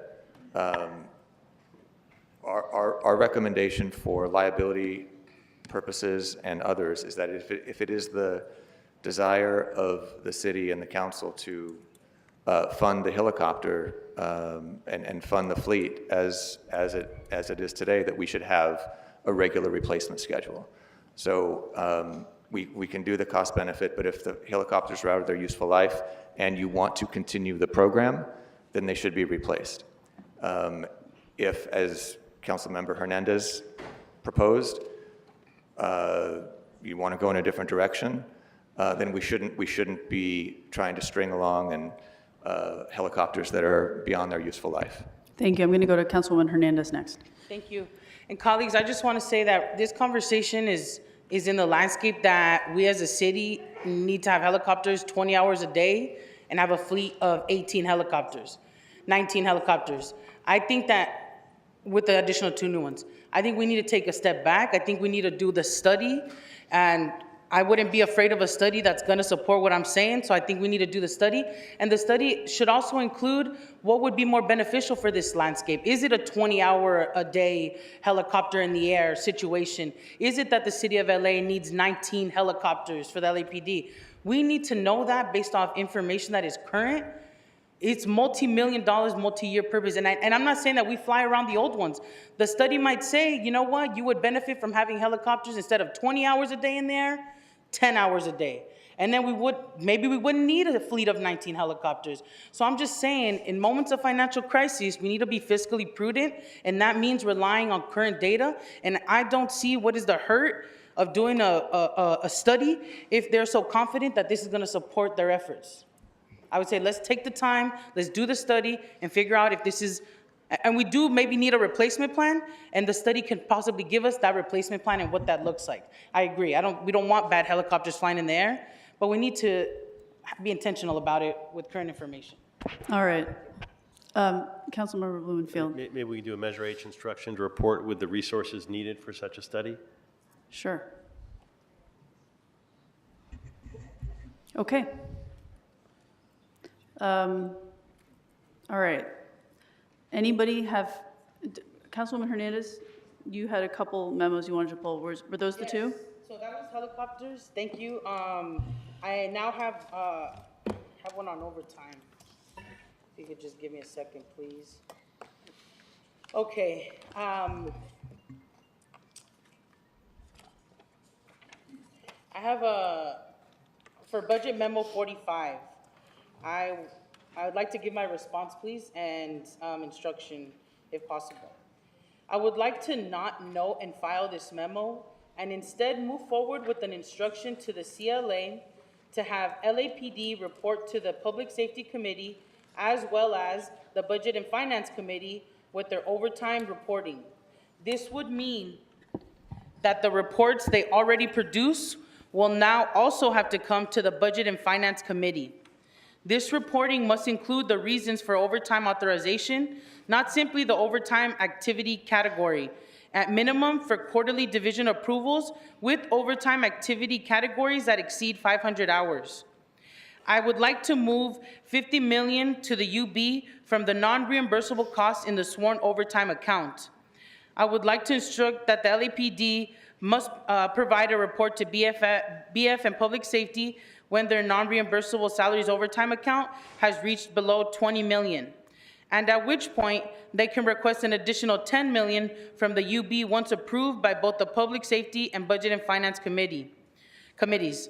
For each request of overtime funding transfer from the UB, it must include the following: information broken down by category of how OT is based on information incorporating data up to the most recent quarter, including more detailed usage information such as tags for large gatherings slash crowd control, marketing events such as presentations and conferences to the public, and support for a high priority incident, and more. More detailed information about where the OT took place, including specifically what council district, description of the outcome produced from the OT used, known or anticipated usages of OT for the next tranche of money being requested for transfer, including expected large events, anticipated protest activity that require additional PD presence, and marketing events promoting LAPD, such as at schools or at libraries. Thank you, Chairwoman. Thank you. May I add something? Sorry. That I want to say thank you to Councilmember Blumenfield for being an example of how we can move differently on the budget. This is kind of the same tactic that was taken last year when we were looking at some of our homelessness money. So thank you. Starbucks card. So the idea would be that we put some money in the UB and ask for some more information on overtime. Yes, and that they would, they already produce a report to the Public Safety Committee. What it would do is enhance the information that we get in that report and also make them come present to the Budget and Finance Committee. Once we got those presentations and once their account got to a certain amount, then we can give them money from the UB. Similar to the Starbucks card process we did last year. So, Chief, my understanding based on the charter is that you have sole discretion in terms of deployment, which includes overtime. Correct. So Councilwoman Hernandez, you're not proposing to change how overtime decisions are made, but rather just to get information on how overtime decisions, on what those overtime decisions have been? Am I hearing that correctly? Yes, and getting that information. Yes, sorry. Yes, and getting that information to our committees. Chief, you want to speak to that? If I could, yeah, that will require a tremendous amount of additional tracking and administrative work to be able to do that with a decreasing number of administrative staff available. We're going to be pulling people away from one thing to do this.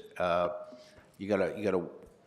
I would ask that you take a look at this and see what would be required to get you to this level of granularity. Yeah, and I welcome working with you and your team to figure out what that looks like. I understand that, we're looking at tough times, but also we're talking about over 220 million goes into LAPD overtime, and it's a time to be fiscally responsible. And so let's work together to figure out what that criteria can look like, but I would like to see some information enhanced in that report. Okay, it sounds like, Councilmember? I have a question. I mean, currently the way overtime works, as I understand it, I mean, if you need overtime, if there's an event or something, you're able to unilaterally do that as part of the deployment. Is that right? And I don't think this would change that necessarily, but which is why I don't know that it would make much of a difference in the sense that you would still pull overtime. It's just whether it gets banked. If the money is not there, then the worst case scenario is that it gets banked, and that's a terrible financial decision. Right. When we bank overtime, it's putting it on a high interest credit card. So I always try to shy away from anything that's going to cause overtime to be banked. And I don't quite understand the proposal, although I'm happy to look at it. What I worry about is that I understand the intent, which is to sort of get more insight into OT, and I'd like to pursue that as well, to get the insight into it. But I don't know that it slows down their ability to get overtime in any way, because even if we completely underfunded overtime and put $0 into overtime, he could still get an unlimited amount of overtime. It would just all go on the credit card, and that's financially very bad for us. Right. Chairwoman. And at the same time, we're cutting a bunch of civilian positions that could do this administrative work. Exactly. I do agree that it would be nice to have some information on overtime. I think this is one of those areas where I think many of us on the council feel like it's a bit of a obscure thing, how those decisions are made and where that overtime is going. But maybe Sharon, you can come back with a recommendation here. And maybe Councilwoman Hernandez, this is something that can go to the Public Safety Committee and work with the chair of that committee and the chief and his team to figure out what a non-overly burdensome level of reporting would be that would start to give us some of that information while also acknowledging that we're potentially cutting 300 civilians from this department who could be doing the very work that we're asking for. So I think we want to try to balance having increased transparency, which I completely agree, it's over $200 million a year that there's not a lot of insight for the 15 of us into, but also not being overly burdensome in terms of the reporting that we're asking for. 100%. If I could reply, Chairwoman and Councilmember Blumenfield, I want to be clear that the 50 million that would go to the UB would be transferred to their overtime account once their overtime account hit a certain level. So this is not making it more burdensome. This is just so that there is more conversations of intentionality about that overtime and about our accountability over that overtime. It doesn't even, we don't need to see every single digit, every single period. I'm not asking for that level of detail. What I'm asking is for the Budget and Finance Committee to be able to have that conversation around overtime in a moment where we know next year is not going to be better. And so please understand, I'm not trying to create more burden. I'm not trying to create thousands looking at all the little digits. No. Let's find out where we can come together and figure out if there's anything else, because the reporting's already good. The data is good. It's there, it's clear. We just need a tiny bit more clarity. That's all I'm asking for. I'm not asking for needing 10 more staff to create this. So I would hope that, again, next year is not going to be better. We need to be able to, as a Budget and Finance Committee, have those discussions as well because of how much money we're actually putting into overtime. Okay. So I would still like to move forward with my original instruction.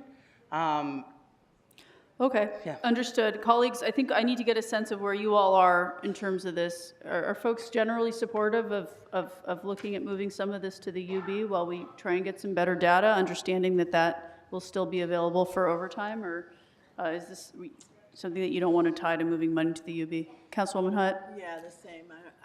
I'm okay with a report back, but moving the money to the UB is where I'm not comfortable. You don't want to move it into the UB, you'd rather just have it go to the department? Councilmember Kosker, you have feelings about this? Go ahead. Going back to the original hearing, I mean, we did discuss, and I believe I was asking, what are the controls that you can put on overtime? It is such a gigantic amount of money, and when we need it, we really need it. And over the course of the year, there may be other times when we're using it and it's less important. For example, overtime around our ABHs would be of a higher importance to me than coffee with a cop, for example. And so I just would need to understand what sort of internal controls and constraints that you can put on it to make sure that every dollar is used wisely, so that at the end of the year, when we have that big event that we're going to spend overtime on no matter what, unfortunately, how are you going to make sure that there is money there? Because whether it goes into the UB or not, I think what we're really getting at is what are the internal constraints? What are the controls to make sure that it's used wisely in July so that it exists in June? Right.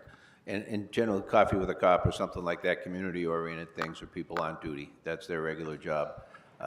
When we have to deploy people overtime for court purposes, they're required to go to court or be on call. Extended end of watch is when you get in a late arrest or you have to do something that will continue your watch. Those are largely uncontrollable. We try and manage those as best we can with handing off what we can to an oncoming watch if they can handle booking a suspect or something along those lines. So it's managed at the supervisor level, it's managed at the watch commando level, and then the area captains also oversee that. The Bureau then does overtime audits and takes a look at where is the money being spent, how is it allocated, and how is that being managed. So it is looked upon at a variety of different levels and filters. We can give you a deeper dive on that if you want to be able to see how that works.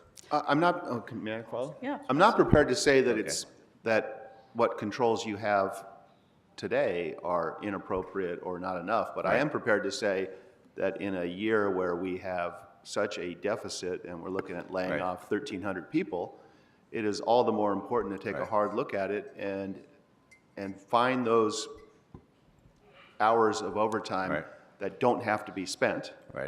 And I will say that I'm a little worried about using the UB approach. And the reason why I'm worried about using the UB approach is that you work 24/7. Council, meets 3 days a week. And we work long hours, but I would not want to be in a position where we unintentionally I don't think we'd ever put you in a position where you would have critical overtime that you need to spend. You would spend that time, but I would hate to put ourselves in a position where there's no money in the account. Now suddenly we're booking time and not paying it out until the end of someone's career. So I'm very interested, there's a long way of saying I'm very interested in finding out how you can further constrain to the furthest extent possible that $200 million. But I don't think I'm prepared to do the UB today. So I have a proposal that might sort of be a middle ground, and that would be for you or your team to come quarterly to this committee and just present on what the plan is, where you are in terms of overtime allocation, any changes or tweaks you've made sort of in response to what you're hearing here today and understanding what the budget challenges are, just so that we have a better idea of how you're making those decisions and how your decisions are going down into the management structure and sort of what changes. Maybe there's something you've changed that's constrained over time that we should know about. Councilmember Blumenfield. Yeah, no, I think that makes sense. Or if you wanted to follow more of Mr. Hernandez's model, like create triggers, like on a certain amount of overtime, that's when you then come to the committee to give us a report on the overtime, so that we get exactly what you're looking for in terms of at a certain amount of overtime, we get a trigger which causes a report to the committee on how that's being spent. Or quarterly. Either way, to me, it's the same effect, which is we want to have more oversight. My concern about the UB in this is that given that they can do overtime without any money in the UB, in the account, it doesn't actually provide any check or balance on the overtime. It only impacts whether it goes to the bank or whether it gets spent. And I don't want us to ever be going to the bank by accident because the bank is a high interest credit card. So that's why I like where you're going, trying to get accountability, but either quarterly or a triggered report after 50 million of overtime or whatever Mr. Hernandez was suggesting in terms of the triggers. Yeah, I would say at a minimum quarterly would be great, and sort of in those quarterly reports tell us how far along we are into hitting the thresholds for overtime. Councilmember Trina Unzicker with the LAPD Fiscal Group. I have a proposal, which is that perhaps when we are asked to report on what amounts to effectively a quarterly basis to the CAO for our financial status report, we could dive into more details regarding our use of overtime at that point, because that way we could create an efficiency. We're already reporting on overtime. That's frequently an account that we monitor very closely. We could provide additional information. That report would already be going to the Budget and Finance Committee, and it could provide some answers to those questions, and then you could also take a look at some of these issues in conjunction with our overarching budget. I think that would be helpful, and probably helpful to have you or someone from the department here to answer sort of specific questions we may have, given what's in that FSR. Okay? Yes, Councilmember McCosker. In the interest of efficiency, this probably sounds like something we should do at Fire too, and I know they're coming up next. I just want to give them a heads up to begin thinking about that issue. Great. Councilwoman Hernandez. Colleagues, I want to say that I appreciate all the proposals. We already get the FSR 4 times a year. How is that going to change the accountability process? We're reverting to the system we already have, which is the system that is not beneficial to us being LAPD being accountable to those dollars. It's not. We're just leaning on the things we already do.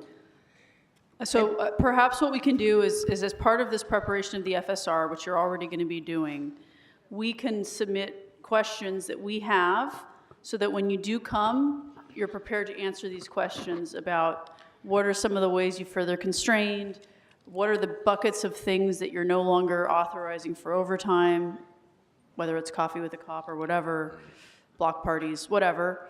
And then have some addition, have that be the space, but have it go beyond what's in the narrower confines of the FSR. Does that make sense? So it's quarterly, but it's tied to the FSR, but it could be more expansive than the FSR. I would like it to be its own separate report. It could be in the same timeline as FSR, but I think it needs to be its own separate report. Okay, well, And and I'm we can, okay with that. we can do that through the normal budget process. Thank you. Okay. Colleagues? Anyone else? Okay.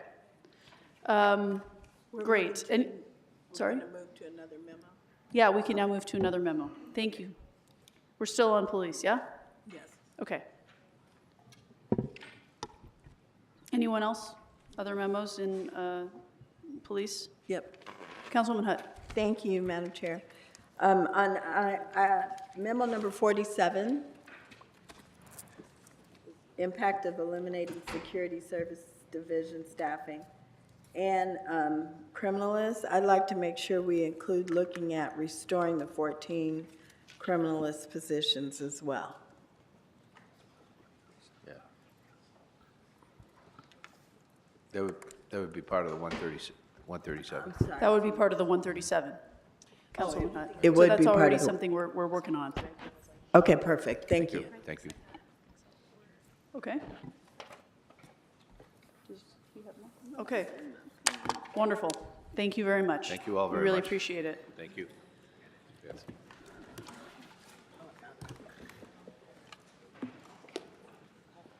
Okay. So we're going to move to fire, and then we're going to break for lunch.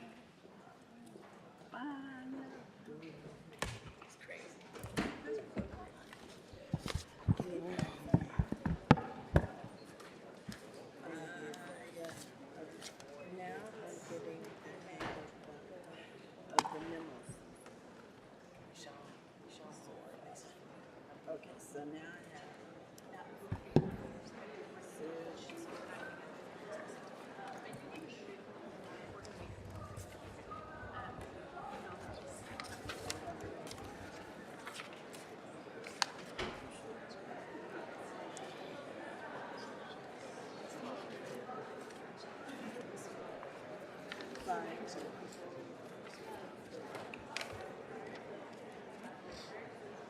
I don't support the cuts.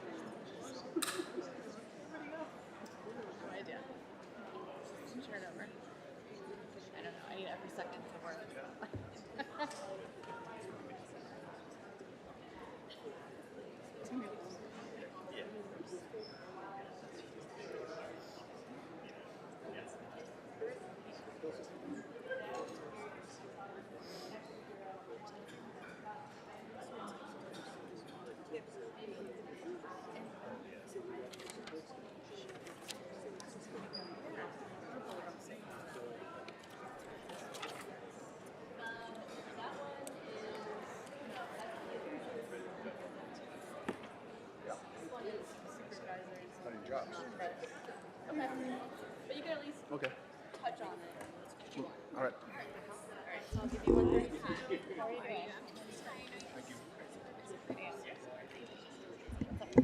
Okay, moving now to the fire department. Per Councilwoman Hutt's request, I welcome fire department to the table to walk through if cuts to new services impact existing deployment. So folks, here are my recommendations on the memos. I'll let you all get ready. So Chair's recommendations, memo 16, note and file. Memo 124, note and file.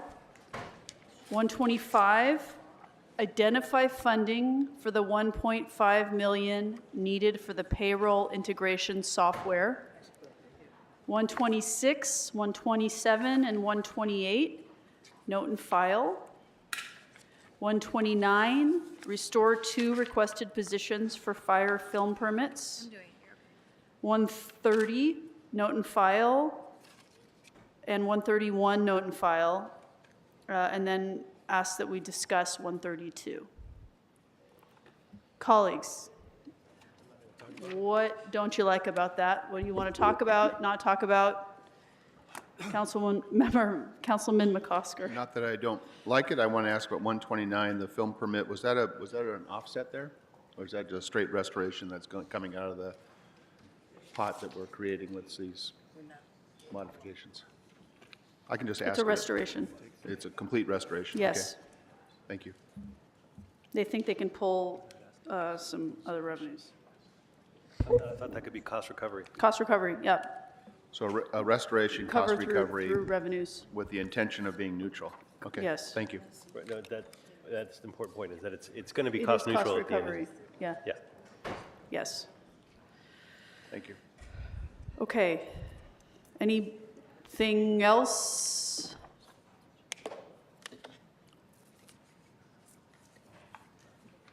Yeah, just, are we going back to 8? Can you put Councilwoman Hutt's It's mic on? probably just, I didn't move it, I'm sorry. Okay. Thank you.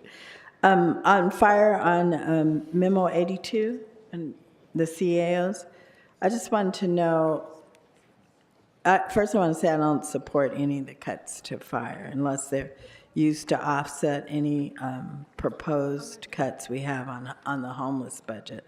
That's the first thing that I want to make clear for myself.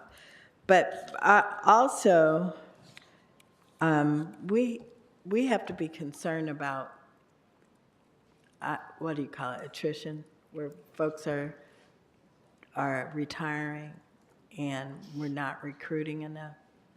And so somewhere, as we're making decisions, I want to hope that we make decisions so that we can encourage folks to join fire.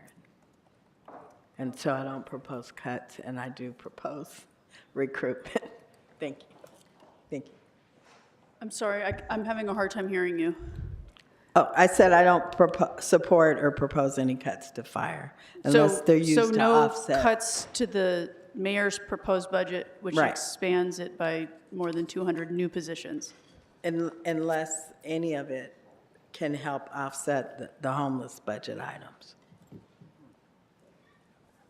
Which homeless budget item in particular? Chief, can you talk about some of the cuts and what difference it'll make in your operation? Well, I'd like to talk about what was mentioned in memo number 82 on proposing to cut the EITs. Can you turn it up or something? Can you hear me? Now, yeah. On the proposed cuts of the EITs, that would be a very, very bad idea. We've gone down this road before. I can talk about the Boyd Street fire, Alameda Street fire, the Dupuy fire when we had a death. We've done this before with the EITs, and it took years to get them back. They're not drivers. They're a command team. They're a command team that looks after there's risk, there's consequences, and firefighter safety that's involved with that. It's not only just for firefighter safety and accountability, but it's also for the safety of the constituents. When you have somebody that's inside of a building and we're searching for them, and that accountability, that part is extremely, extremely important, and we're increasing the risk of a fatal or near fatal incident. The other thing is that's really hard for me is knowing that we've had firefighters that almost perished recently. We've had so many near misses that it's unacceptable, the near misses that we've had. The other is the span of control that we have. For example, we have 1 BC to 75 firefighters. Our neighboring departments that we have, like San Diego, Orange County Fire Authority, they're average about 1 to 35. They have 300 people that are on the floor every day. We have over 1,000. So that's why it's important to keep that command team together. And that's on the emergency side.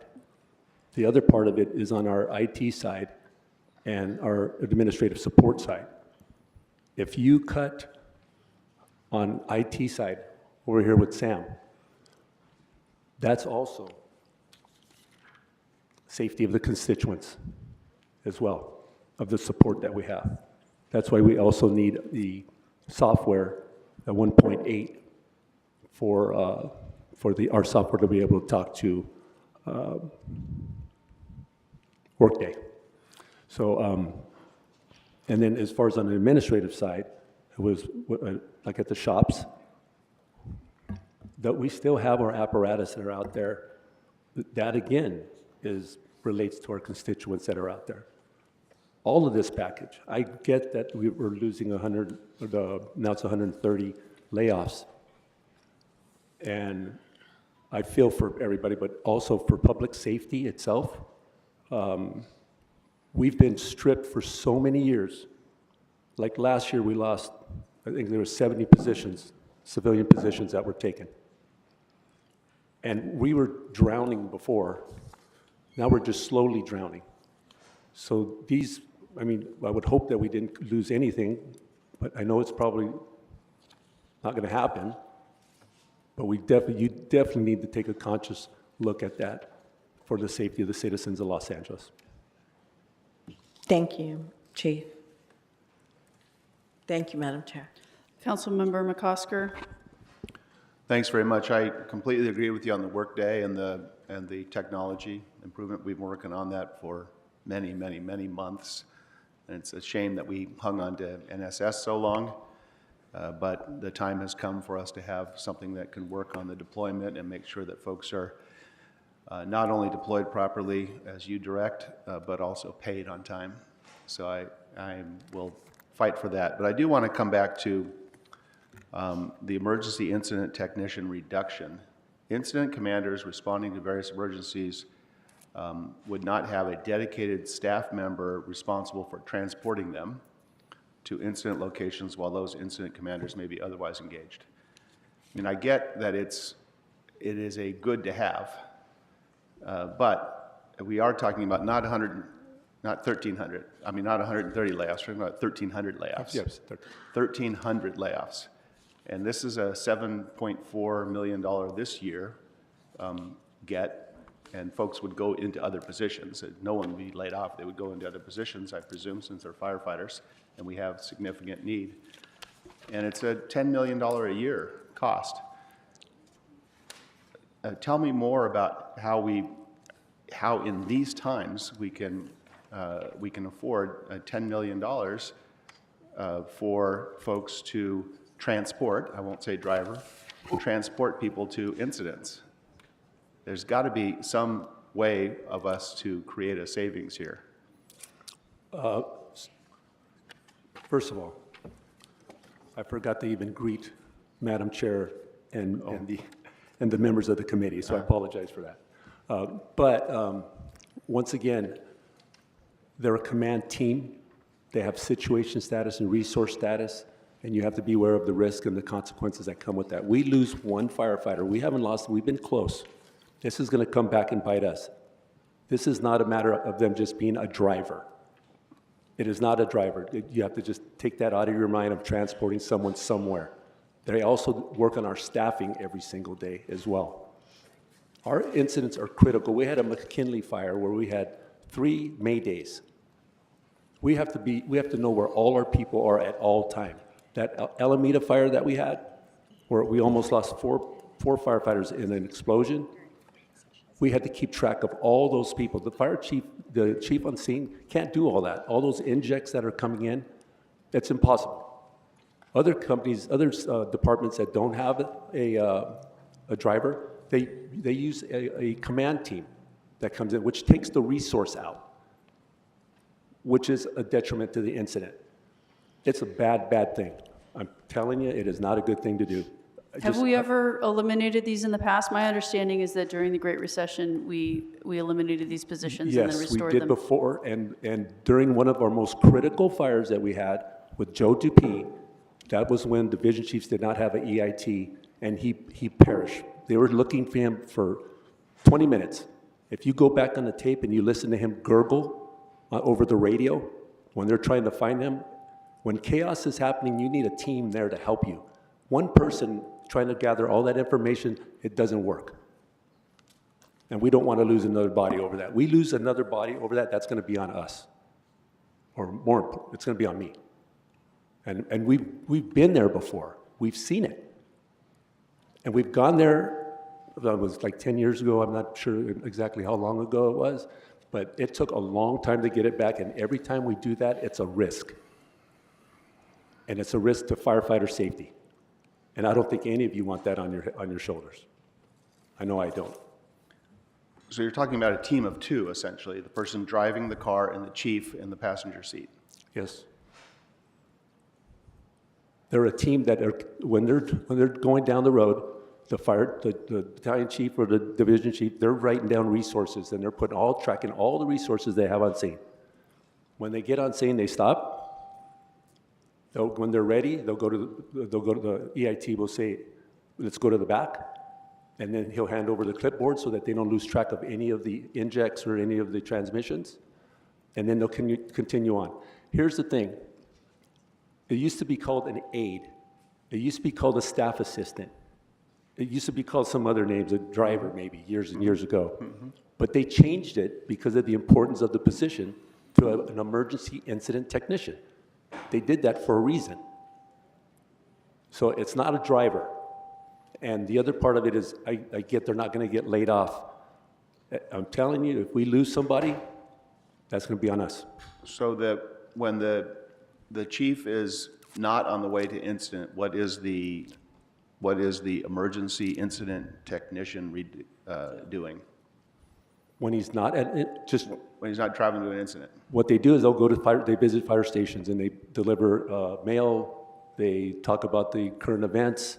If there's any questions that they need to be asked or added, the emergency incident technician will assist with those. They do staffing. Staffing could be in the morning, early morning, from 6 in the morning until 10 o'clock before they even go anywhere. So it is an aid. It's basically an aid. It has functions of being an aid to a chief. Yes.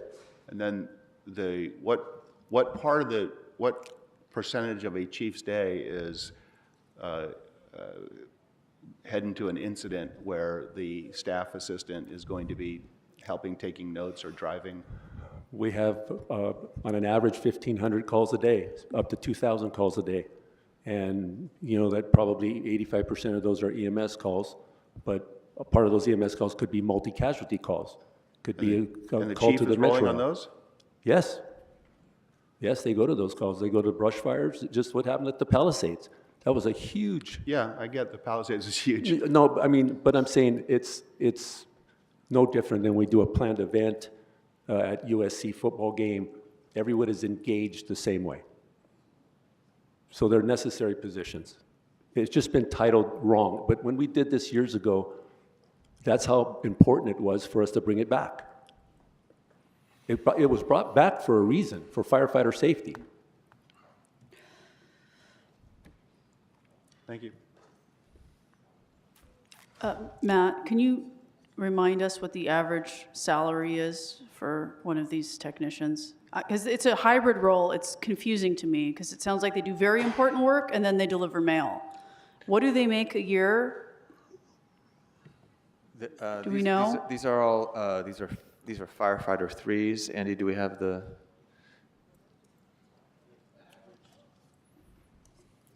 Go ahead. Just speak. Yeah. 132,000. My understanding is that these are much higher than that, though. They could be, yes. You guys don't know what that number is? We can get that. We can get that. Yes. Okay.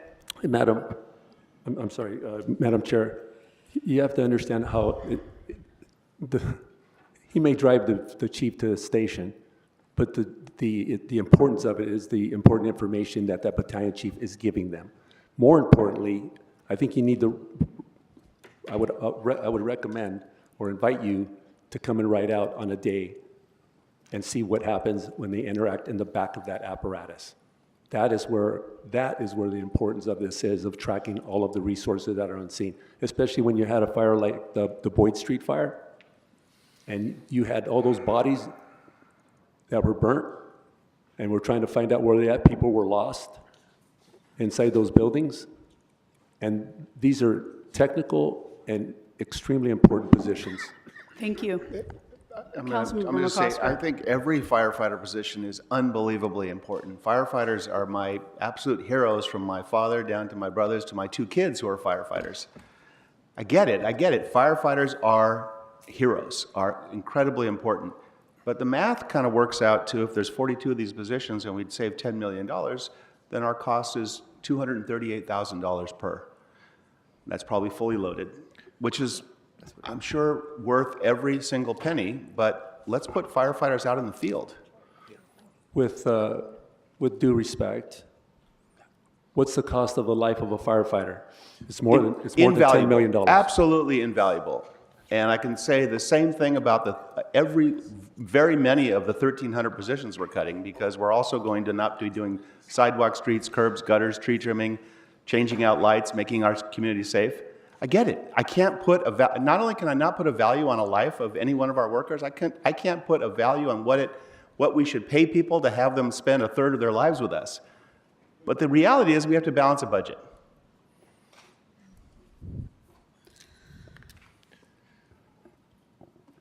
Okay. Colleagues, Councilwoman Hutt. Thank you. Chief, how many of the 42 positions are vacant right now? I'm sorry, how many? Of the 42 positions are vacant right now? I don't have that figure on me right now. Okay. Thank you. That's all. 15. 15 vacancies? 15 vacancies. Thank you. Okay, and Yes. if you had to prioritize, do you think it's the same level of critical position for every chief, or are there priorities? Like, well, if I had 5 EITs, I would assign them in this particular way. I know you're not going to like this answer, but you never know where you're going to get a fire in any of our battalions. Right. Brush fire in the valley, there may be a slower battalion, but you still have that risk of having a brush fire. And you know that our brush fires they're not seasonal any longer, they're all year long. Well, I mean, folks who are on the desk, those chiefs don't need them, right? No, they'll be needed. There's fires everywhere. I mean, there's the potential, right? There's the potential of having fires. Like that year that we had, the Sayre fire, the Cesnon fire, and the Merrick fire. Right. I mean, you never know when that day is going to come, and we have to be prepared for it. We were stripped at that time. We were stripped with trucks and engines and personnel for years, and it took us years to come back. We're still minus those resources today. Right, but we're also minus, I mean, trying to weigh and balance, how many extra firefighters or ambulance workers could there be for one position here, and who's saving more lives? That's another aspect. Well, this goes back to the standards of cover. The standards of cover, we're growing. We're going to continue to grow. And forget for a moment about the World Cup and the Olympics and Super Bowl and all that. Los Angeles is growing. And the reports that we had from Citygate and the International Association of Firefighters said that we needed around 62 more stations to cover today. And we don't have that. So we as a fire department cannot afford to cut anymore. And I get it. And I apologize, Councilmember McOsker, I forgot to add a 0 to that. It was the 1,300 and not 130. So I apologize for that. And I do feel for that as well. Okay, Councilwoman Hutt. Thank you. Mr. CAO, if we eliminated the vacancies, how much would we say, those 15? Because this number is 42.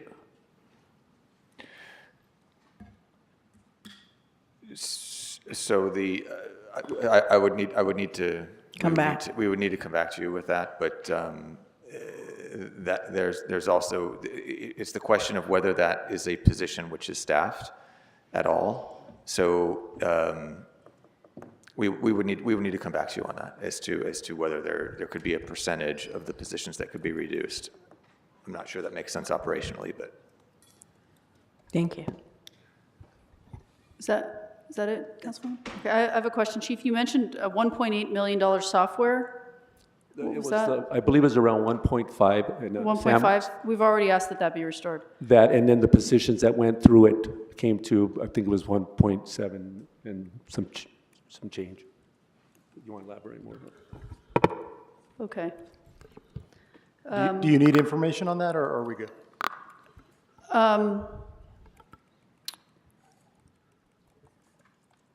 No, I think we're okay. Chief, can you speak to your plans on shift trades? You indicated this was one of the elements you plan to address. What cost savings might we see from eliminating shift trades? Let's see, early relief has been removed as of May 4th. Regarding the trades, have been working to either to find a solution that will not impose any financial responsibilities to the city. So all the data for trades for 2024 and year-to-date 2025 have been collected and provided to the CAO's office for a cost analysis and review. Okay. That's good to hear. Sorry, I'm just looking through my questions here.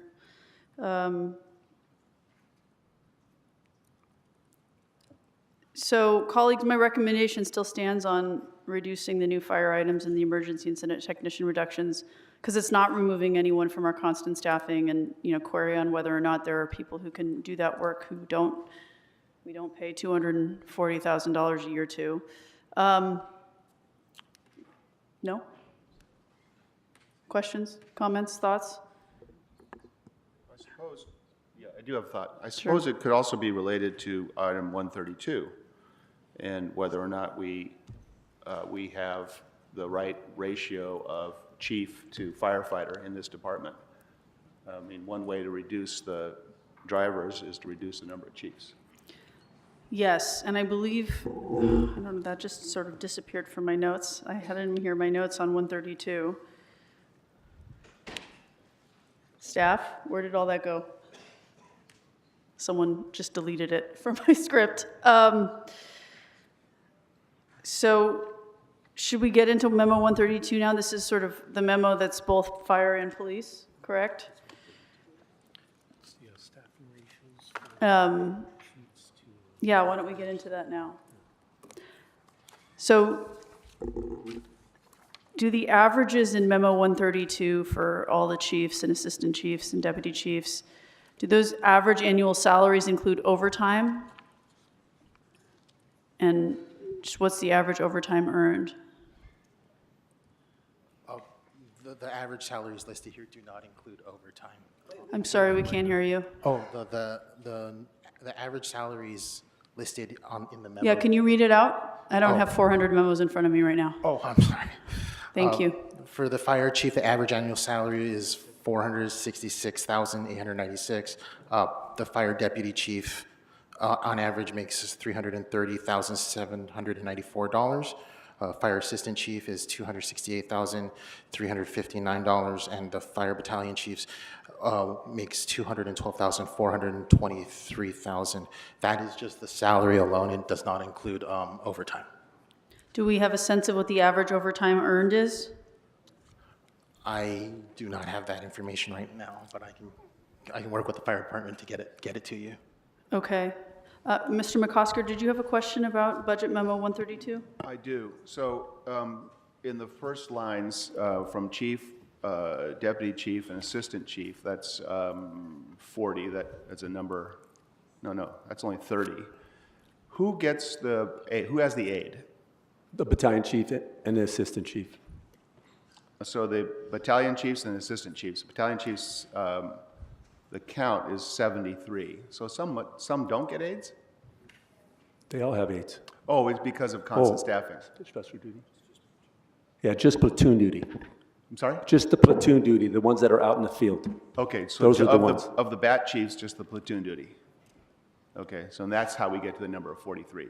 Yep. So what differentiates between what goes into the decision for the non-platoon duty to not have aids? They're the ones that are in our special duty assignments. They're up in administrative positions. So they're not running out, they're not running out. They're to not the going field. out on calls.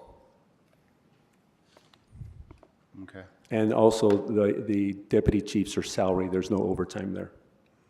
Right. And there is a difference, too, just to make sure in the command structure that our assistant chiefs are not equivalent to the LAPD's assistant chiefs. That the equivalent of that would be of our deputy chief. Deputy chiefs and assistant chiefs is what you're saying. Right. They're a flip-flop with LAPD. We have 2 chief deputies. They have 3. But then the equivalent of your, assistant chief is their deputy chief 1, and they have 12 of those, and you have 18 assistant chiefs. Yes? And then you all have 73 battalion chiefs, and PD has 18 police commanders. Go ahead, Councilman. No, the other, I'm looking at these numbers, but it's hard to do this comparison because the police department is 3-4 times as many people, right? So these numbers are not on a ratio basis. These are straight numbers, right? So if you actually compared the number of assistant chiefs per public safety officer, whether that's fire or police, that would be dramatically different numbers that we'd be looking at. It's already, you see a lot more in the fire department than you do in the police department on an absolute number. But if you actually did that on a chief per officer or firefighter, those numbers would be insane. Is that right? Yeah, they have a different command structure. I'm saying, so that's why it's hard to look at it. If you look at these numbers, they're kind of like, oh, well, the fire folks have a lot more chiefs and assistant chiefs than the police. But then if you actually look at per officer, then those ratios go off the charts. Yeah, for example, like a battalion chief is equivalent to a police captain. And they're just much bigger than we are. We have much less in the command and control than LAPD. And also, accordingly, the size of the department is much different as well. That's why it's difficult for me to do the comparisons here. Because it's not apples and apples. So but if we are going to compare numbers, fire has 103 in their command structure as opposed to 30-something on the LAPD side. Just understanding that it's a different to 34. Okay. Did you have more questions, Councilmember McCosker? Well, the more interesting comparison is just looking at, and again, it's not perfect because of the different geography, but the fire departments of New York, San Francisco, and LA. And so, Chief, if you've seen this, can you just comment on the ratio of chief positions to captains and below for those departments? It's actually more helpful and more comparable, I think. Yeah, the number's not there. I don't know LAPD's actual command structure, but... Oh, no, I'm not talking about LAPD. I'm talking about comparing LA Fire on page 2, comparing LA Fire to New York City Fire to San Francisco Fire on the ratio of chief positions to captains and below, since captains at all of those that does help have a us. similar function. Yeah, can you just give us your assessment of that chart? Yeah. Any of you?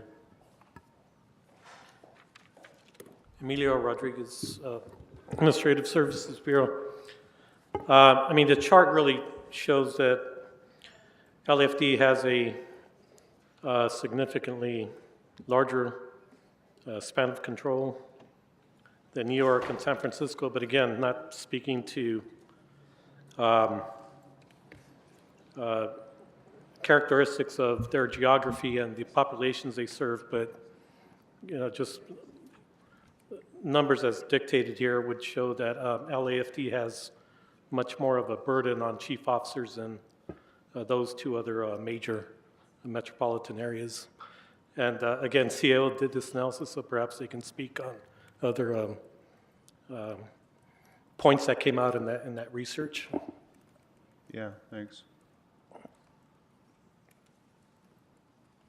Don't you think, CIO, this is probably, in fairness, this is probably a better comparison? I mean, it looks like the span in control, contrary to what I said a few minutes ago, the span of LAFD is probably a bigger burden, 33 firefighters to each chief, essentially. In New York, it's closer to 22. In San Francisco, I haven't done that math yet. Did you guys take a look at it and do any analysis of it at all?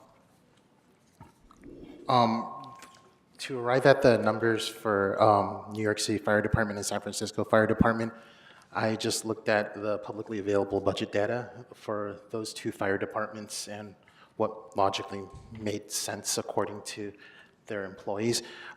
It still needs, the numbers themselves for those two departments, there would need to be further analysis and possibly discussion with those departments to verify those, just to make sure that the ratio is indeed what is stated on the memo. It's just, there just needed to be more time to do that.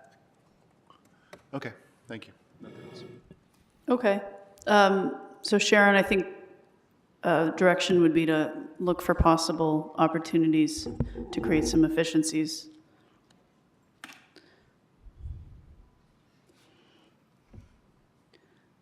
Okay. Anybody else on Memo 132, which is the joint one for PD and FD, in terms of management and admin? Okay. Thank you. I think we're going to break for lunch for half an hour. For an hour.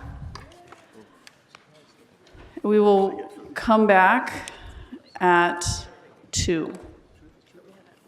Thank you, everyone.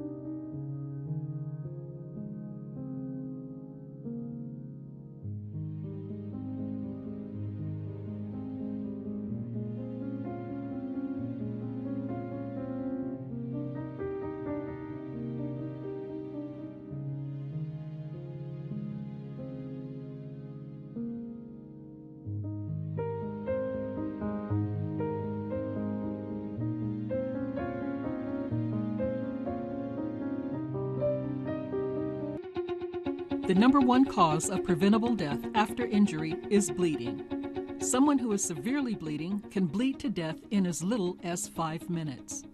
Minutes count, and your LAFD thanks you for learning how to stop the bleed by following the ABCs. If someone has an injury with blood spurting out of the wound, clothing soaked in blood, bleeding that won't stop, or loss of any part of an arm or leg, you need to act quickly. The first step is A for alert. Have someone call 911. The next step is B for bleeding.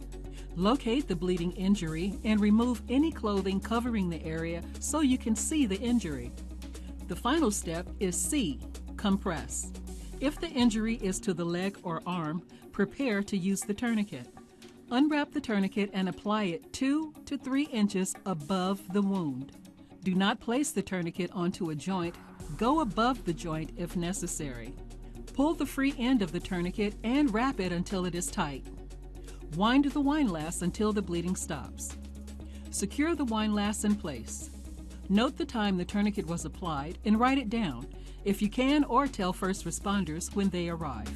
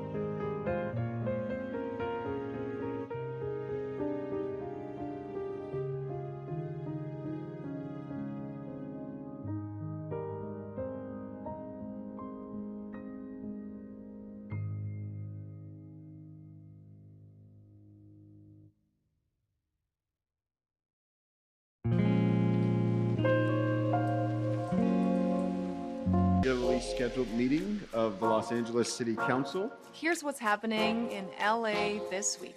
This is LA Currents.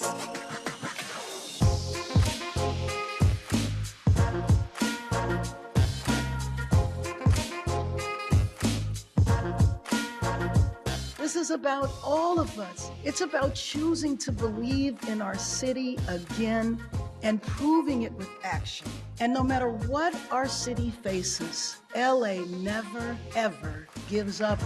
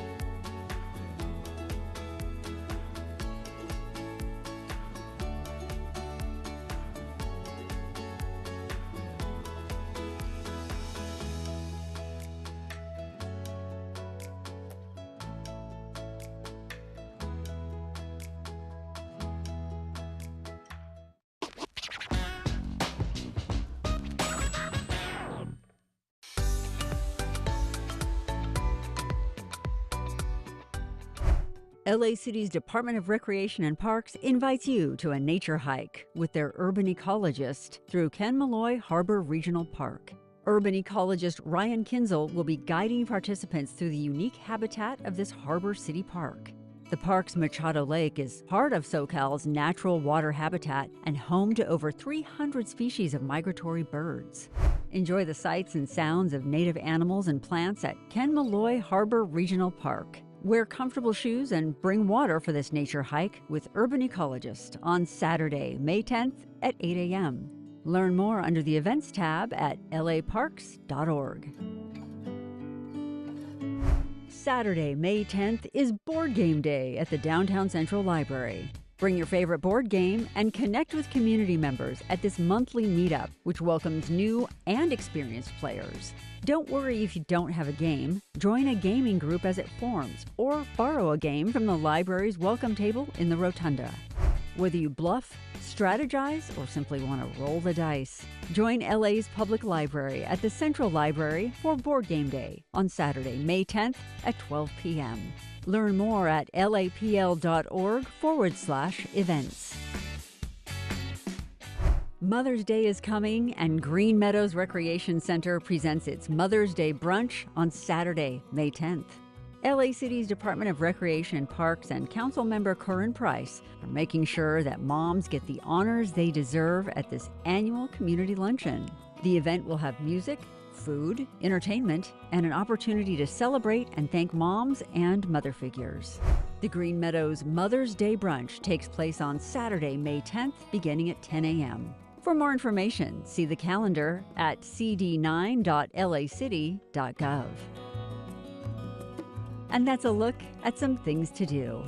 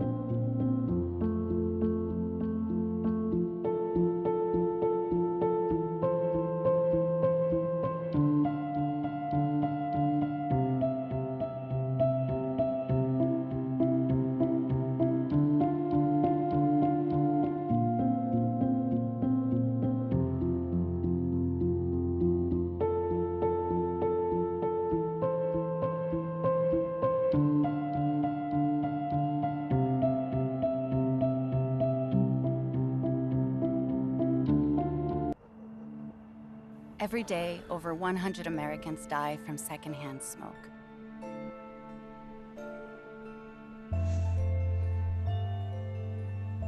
Secondhand smoke in children can cause asthma, ear infections, and increased risk of sudden infant death syndrome.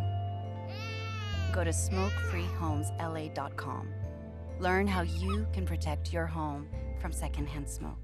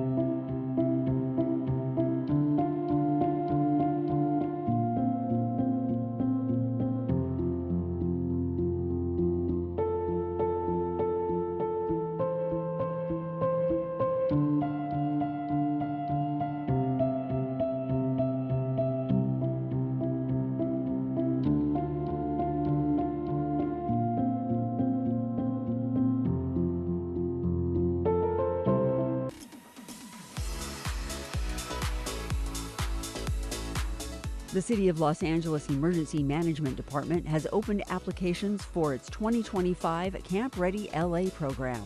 Now in its third year, the program is for late high school, early college students who are interested in city service and first response or who've been impacted by a disaster. Camp participants will learn practical skills for many types of emergencies over the 4-day program, taking place from July 22nd to July 25th at LA City's Emergency Operations Center. Participants will build connections with other campers and emergency management experts while developing their own community leadership skills. Young Angelinos age 18 to 24 can apply for the 2025 Camp Ready LA program beginning May 1st. For more information, visit emergency.lacity.gov/ReadyLA. The Los Angeles Police Department Commercial Crimes Division announced the arrest of 2 people and the recovery of millions of dollars worth of goods by the Cargo Theft Unit. At storage unit facilities in the San Fernando Valley, detectives recovered over $1.2 million in stolen goods, which included tequila, speakers, clothing, and pet food. A stolen shipment of Bitcoin mining computers, valued at $2.7 million, was recovered at Los Angeles International Airport just as the computers were about to be loaded onto a flight to Hong Kong. The 2 arrests followed an extensive investigation in collaboration with Los Angeles Port Police, Union Pacific Police, and the Los Angeles World Airport Police. For more information, visit lapdonline.org. Los Angeles World Airports, LAWA, has recognized the winners of the 2024 Friendly Flyer Award Program at Van Nuys Airport. The Friendly Flyer Award Program was established in 2012 and is part of Van Nuys Airport's overall outreach and sustainability efforts. Award winners must have no violations of LAWA's noise abatement and curfew regulation and be in observance of the Quieter Nights program, avoiding flights between 11 p.m. and 7 a.m. Among the 26 award winners for 2024 are 22 repeat winners and 4 first-time winners, including ATI Jet, MC Group, OKVS, and Ventura Air Services. According to LAWA, the Friendly Flyer Award winners reduced their nighttime jet operations by 21% year over year, benefiting the surrounding communities. For more information, visit lawa.org/news-releases.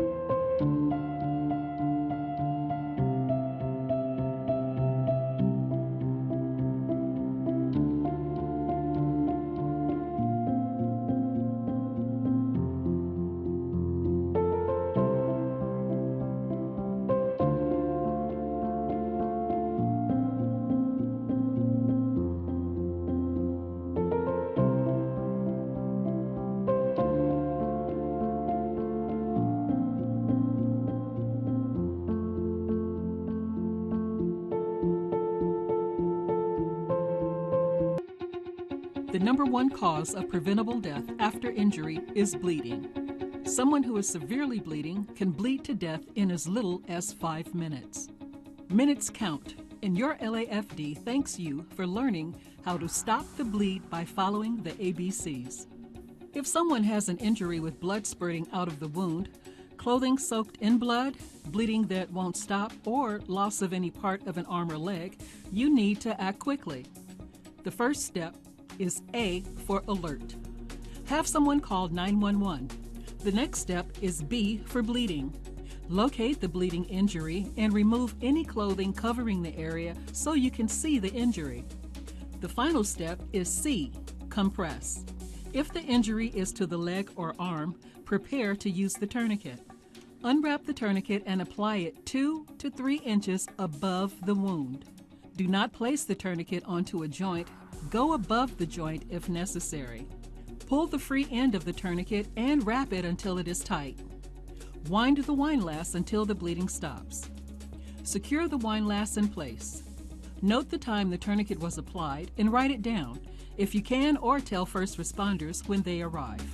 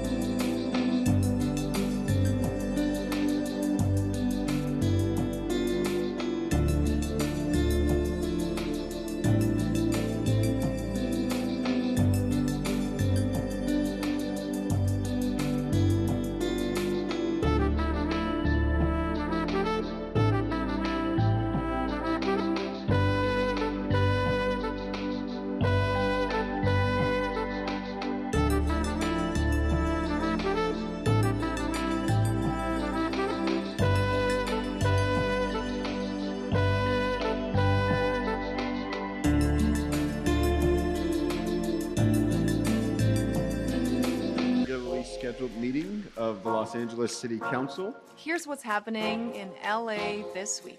This is LA Currents.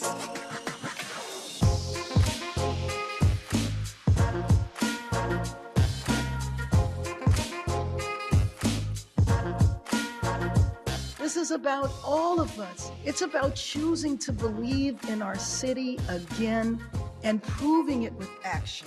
And no matter what our city faces, LA never, ever gives up.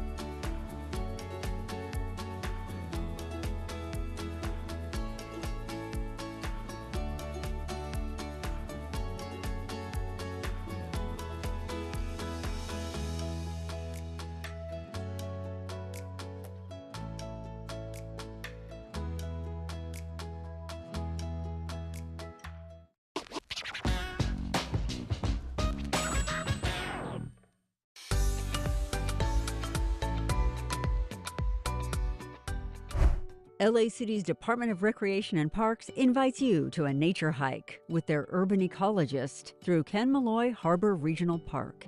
Urban ecologist Ryan Kinzel will be guiding participants through the unique habitat of this harbor city park. The park's Machado Lake is part of SoCal's natural water habitat and home to over 300 species of migratory birds. Enjoy the sights and sounds of native animals and plants at Ken Malloy Harbor Regional Park. Wear comfortable shoes and bring water for this nature hike with Urban Ecologist on Saturday, May 10th at 8 a.m. Learn more under the Events tab at laparks.org. Saturday, May 10th is Board Game Day at the Downtown Central Library. Bring your favorite board game and connect with community members at this monthly meetup, which welcomes new and experienced players. Don't worry if you don't have a game. Join a gaming group as it forms, or borrow a game from the library's welcome table in the rotunda. Whether you bluff, strategize, or simply want to roll the dice, join LA's public library at the Central Library for Board Game Day on Saturday, May 10th at 12 p.m. Learn more at lapl.org/events. Mother's Day is coming, and Green Meadows Recreation Center presents its Mother's Day brunch on Saturday, May 10th. LA City's Department of Recreation and Parks and Council member Corinne Price are making sure that moms get the honors they deserve at this annual community luncheon. The event will have music, food, entertainment, and an opportunity to celebrate and thank moms and mother figures. The Green Meadows Mother's Day Brunch takes place on Saturday, May 10th, beginning at 10 a.m. For more information, see the calendar at cd9.lacity.gov. And that's a look at some things to do.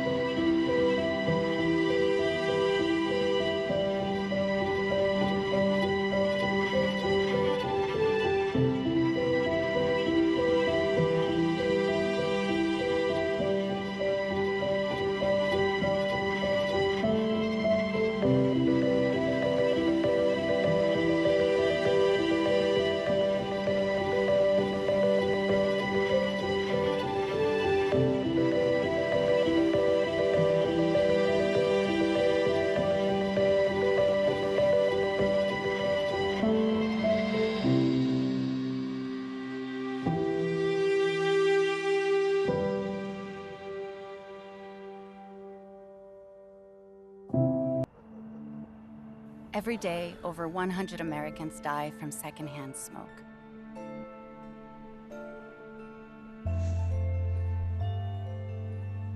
Secondhand smoke in children can cause asthma, ear infections, and increased risk of sudden infant death syndrome. Go to smokefreehomesla.com. Learn how you can protect your home from secondhand smoke.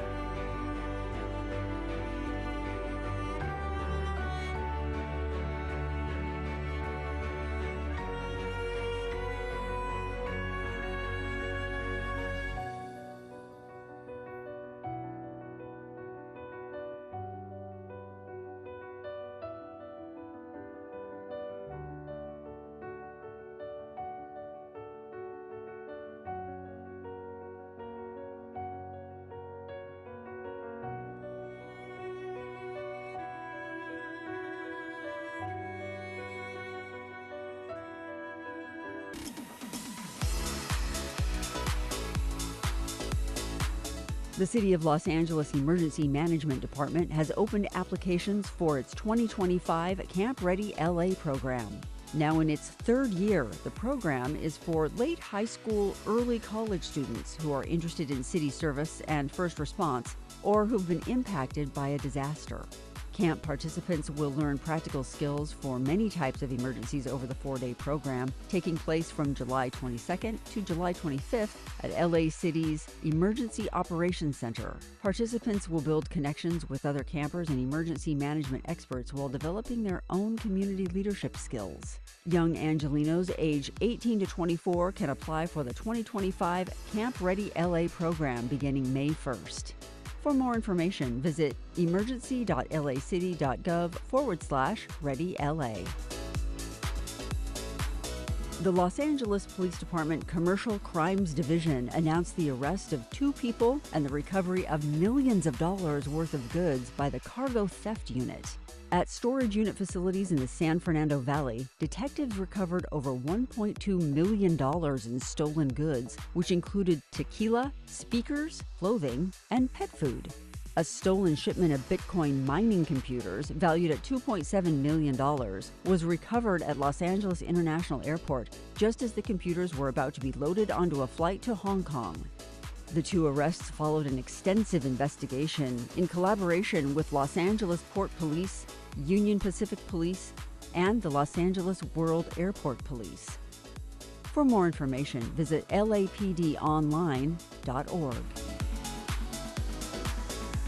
Los Angeles World Airports, LAWA, has recognized the winners of the 2024 Friendly Flyer Award Program at Van Nuys Airport. The Friendly Flyer Award Program was established in 2012 and is part of Van Nuys Airport's overall outreach and sustainability efforts. Award winners must have no violations of LAWA's noise abatement and curfew regulation and be in observance of the Quieter Nights program, avoiding flights between 11 p.m. and 7 a.m. Among the 26 award winners for 2024 are 22 repeat winners and 4 first-time winners, including ATI Jet, MC Group, OKVS, and Ventura Air Services. According to LAWA, the Friendly Flyer Award winners reduced their nighttime jet operations by 21% year over year, benefiting the surrounding communities. For more information, visit lawa.org/news-releases.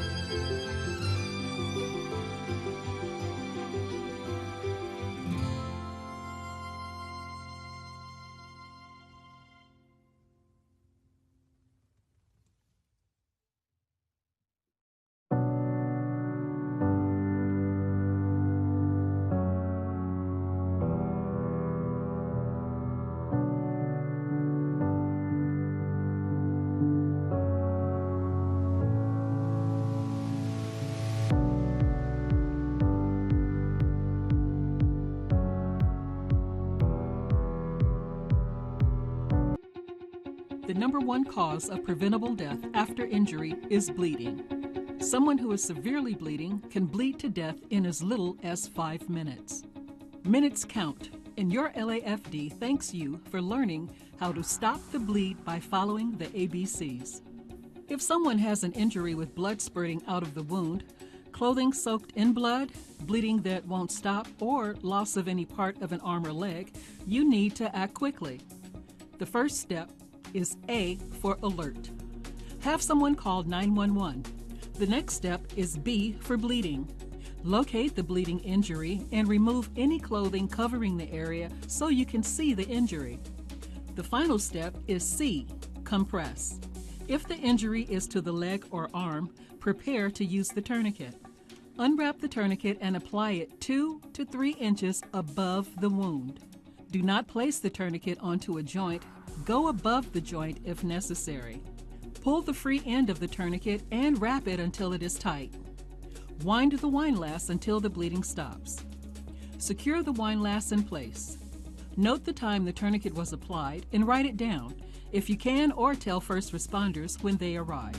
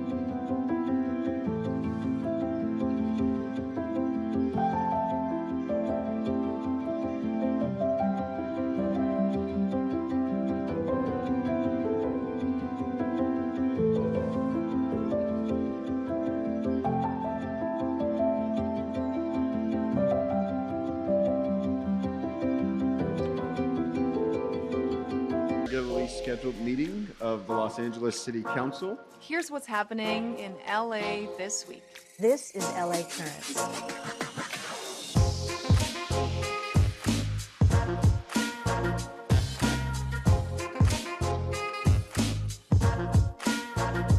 This is about all of us. It's about choosing to believe in our city again and proving it with action. And no matter what our city faces, LA never, ever gives up.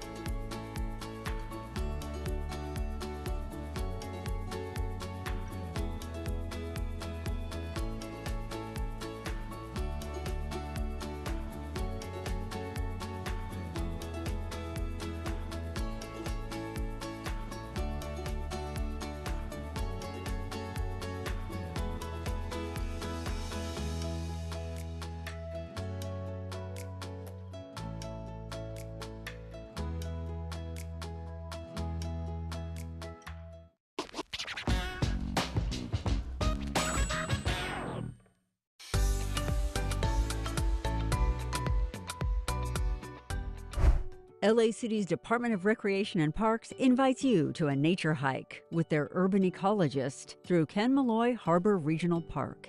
Urban ecologist Ryan Kinzel will be guiding participants through the unique habitat of this harbor city park. The park's Machado Lake is part of SoCal's natural water habitat and home to over 300 species of migratory birds. Enjoy the sights and sounds of native animals and plants at Ken Malloy Harbor Regional Park. Wear comfortable shoes and bring water for this nature hike with Urban Ecologist on Saturday, May 10th at 8 a.m. Learn more under the Events tab at laparks.org. Saturday, May 10th is Board Game Day at the Downtown Central Library. Bring your favorite board game and connect with community members at this monthly meetup, which welcomes new and experienced players. Don't worry if you don't have a game. Join a gaming group as it forms, or borrow a game from the library's welcome table in the rotunda. Whether you bluff, strategize, or simply want to roll the dice, join LA's public library at the Central Library for Board Game Day on Saturday, May 10th at 12 p.m. Learn more at lapl.org/events. Mother's Day is coming, and Green Meadows Recreation Center presents its Mother's Day brunch on Saturday, May 10th. LA City's Department of Recreation and Parks and Council member Curran Price are making sure that moms get the honors they deserve at this annual community luncheon. The event will have music, food, entertainment, and an opportunity to celebrate and thank moms and mother figures. The Green Meadows Mother's Day brunch takes place on Saturday, May 10th, beginning at 10 a.m. For more information, see the calendar at cd9.lacity.gov. And that's a look at some things to do.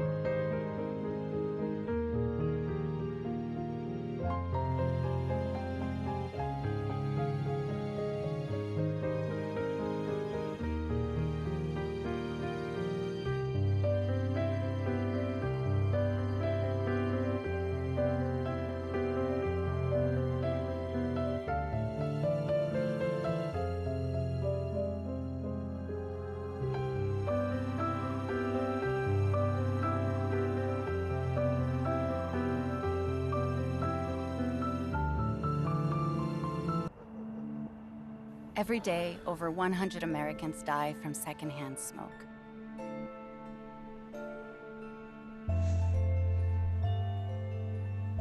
Secondhand smoke in children can cause asthma, ear infections, and increased risk of sudden infant death syndrome. Go to smokefreehomesla.com. Learn how you can protect your home from secondhand smoke.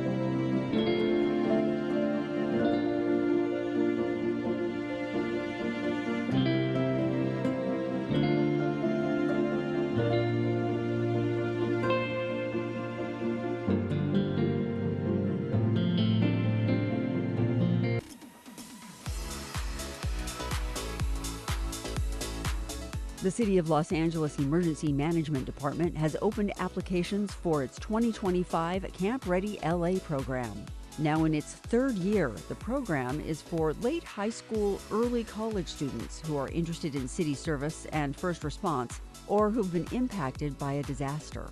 Camp participants will learn practical skills for many types of emergencies over the 4-day program, taking place from July 22nd to July 25th at LA City's Emergency Operations Center. Participants will build connections with other campers and emergency management experts while developing their own community leadership skills. Young Angelenos age 18 to 24 can apply for the 2025 Camp Ready LA program beginning May 1st. For more information, visit emergency.lacity.gov/ReadyLA.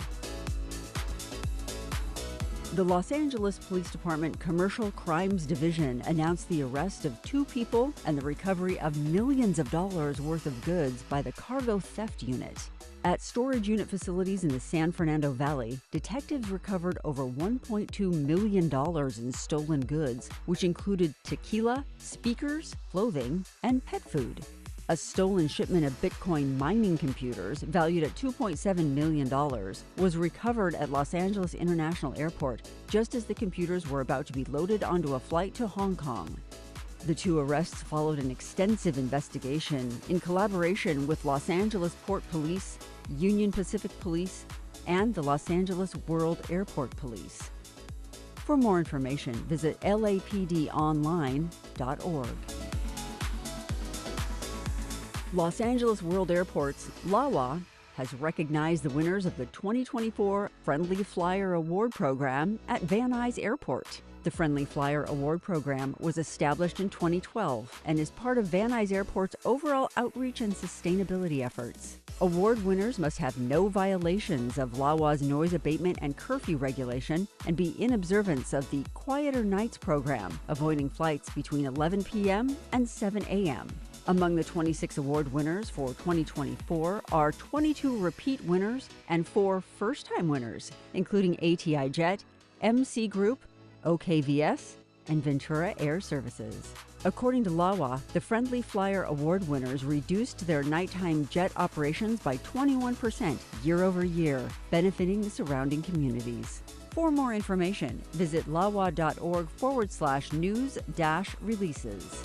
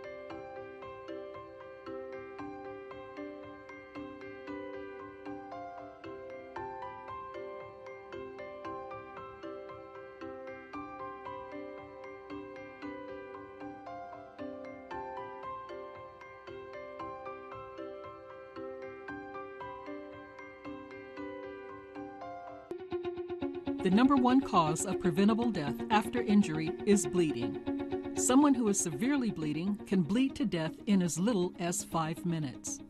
Minutes count, and your LAFD thanks you for learning how to stop the bleed by following the ABCs. If someone has an injury with blood spurting out of the wound, clothing soaked in blood, bleeding that won't stop, or loss of any part of an arm or leg, you need to act quickly. The first step is A for alert.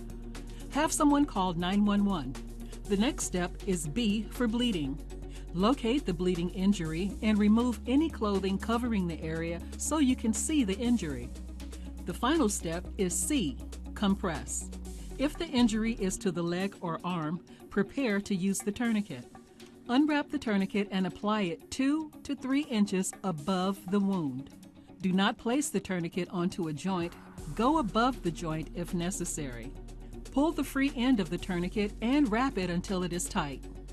Wind the windlass until the bleeding stops. Secure the windlass in place. Note the time the tourniquet was applied and write it down, if you can, or tell first responders when they arrive.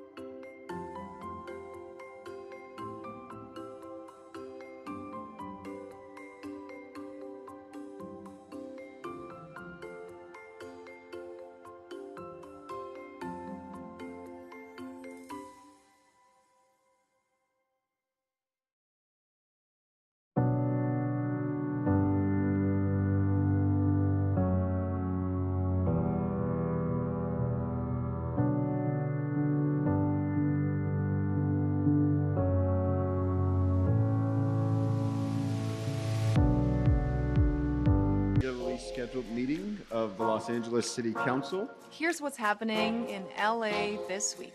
This is LA Currents.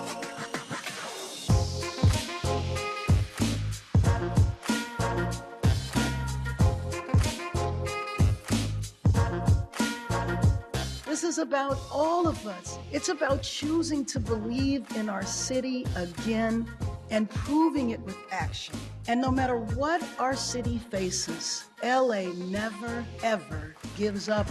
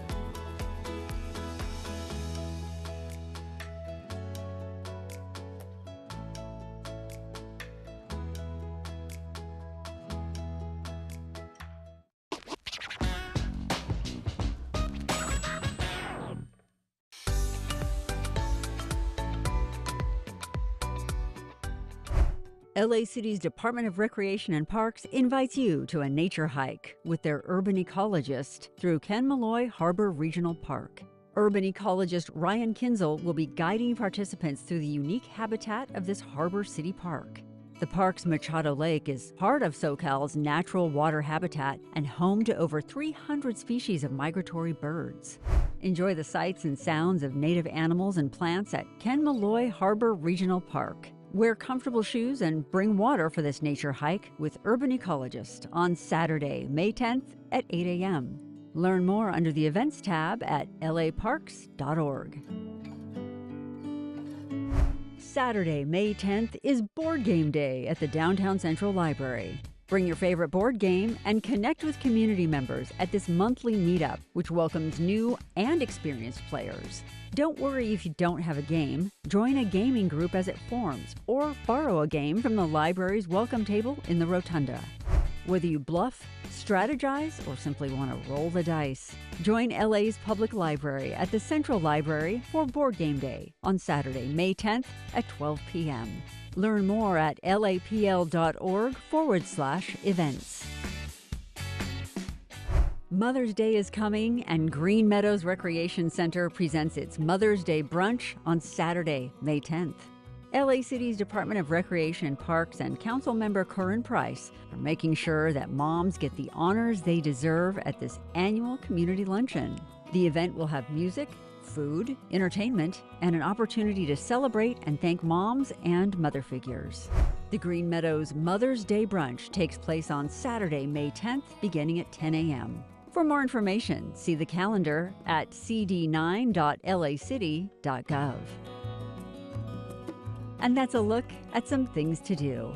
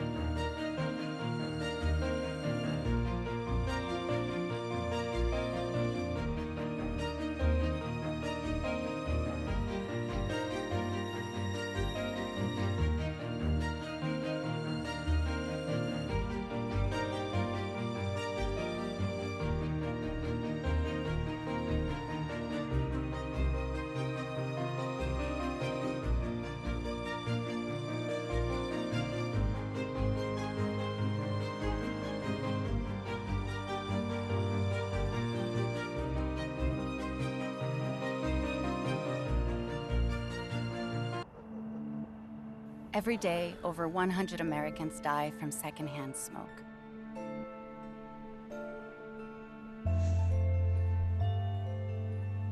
Secondhand smoke in children can cause asthma, ear infections, and increased risk of sudden infant death syndrome. Go to smokefreehomesla.com. Learn how you can protect your home from secondhand smoke.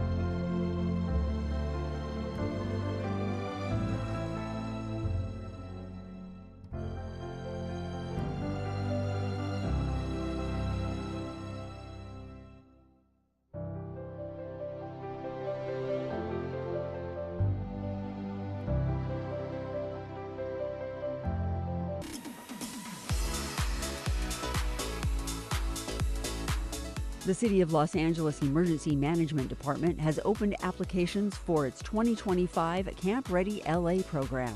Now in its third year, the program is for late high school, early college students who are interested in city service and first response or who've been impacted by a disaster.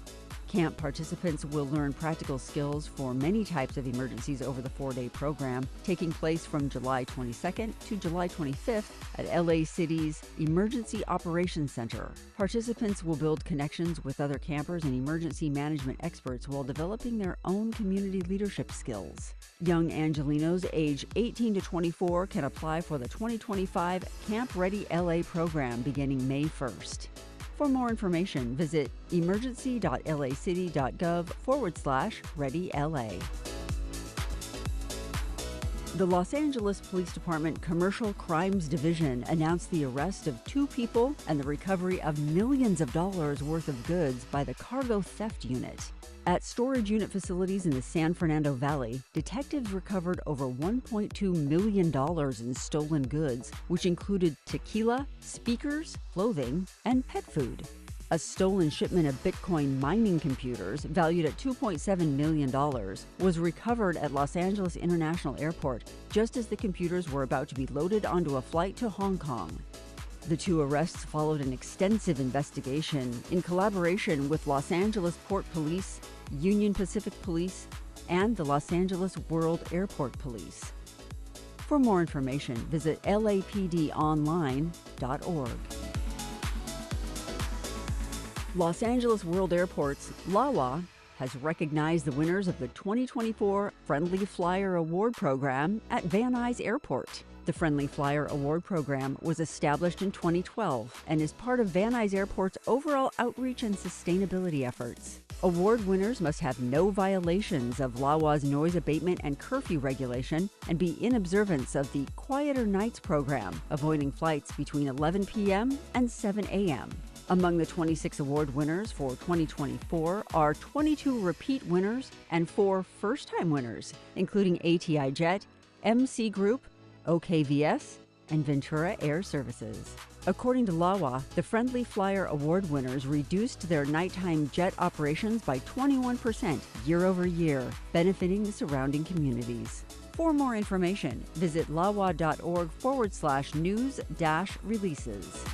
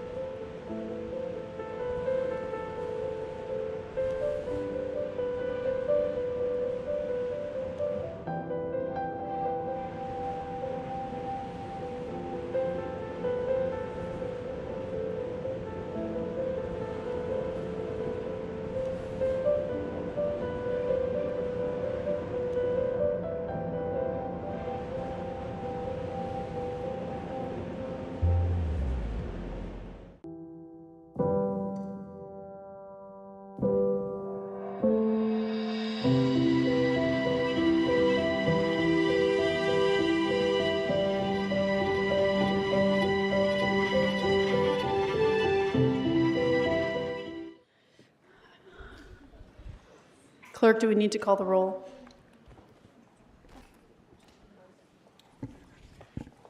Thank you, Madam Chair. Councilmember Yaroslavsky. Here. Councilmember Bloomfield. Present. Councilmember Hutt. Here. Councilmember McOsker. Here. And Councilmember Hernandez. Right now, we have 4 members and a quorum. Okay, thank you. So we're going to move to the homelessness budget. I'd like to ask our Chief Legislative Analyst, Sharon So, to come to the table. Also our CAO, Mr. Matt Zabo. So as they make their way up, colleagues, along with our public safety dollars, spending to address the needs of unhoused Angelinos is one of our biggest financial commitments, which is why I wanted to take this earlier on so that we could see if there were ways we could create some savings. I'd like to discuss a number of memos here. Here are my overall recommendations. Memo 90, 92, 93, 94, 118, 113, 145, and 191. My recommendation on all of those is that we note and file them. I'll give you all a minute. After 94, what did you say? 118, 113, 145, 191. 118, 113, 145. But this is all the stuff that's related to homelessness, which, as we know, colleagues, is spread throughout this budget all over the place, which makes it a little bit hard to have one conversation, but I figured we could try. So I asked CLA and the CAO and the Housing Department to look at the potential formation of a bureau on homelessness oversight to be housed within the Housing Department. And Memo 105 lays out 2 potential options for the committee to consider. One would transfer the entire homelessness services team from the CAO to the Housing Department. And the second option splits the current homelessness services team between the CAO, who would retain financial management and reporting responsibilities, and housing, who would manage contracts and invoicing for interim housing programs and other responsibilities, which is referred to as the modified approach. Matt, the CAO has analysts that work closely with all city departments, so I understand that maintaining a comparable number of positions on this team to support your financial management of this program and other fiduciary responsibilities makes sense. Can you speak to what your team does and what you believe you need to accomplish that work? Sure. Thank you very much, Madam Chair. So the fiscal side of the group that is currently assigned to homelessness is principally in charge with monitoring and reporting on the much of the $910 million. This year it was 960 overall, actually over $1 billion of our homelessness spend, and it's distinct from the monitoring that we would do for a program that operates out of an individual department. Our homelessness spend spans 20 departments, and it relies on 25 funding sources, including, of course, $300 million of the general fund. And a core function of the CAO is, of course, to protect the general fund, but in doing so, we have multiple analysts that are assigned to each of the funds and each of the programs, ensuring that there's an optimal combination of funding sources. Each funding source has their own eligible use, their deadlines, restrictions, reporting requirements, et cetera.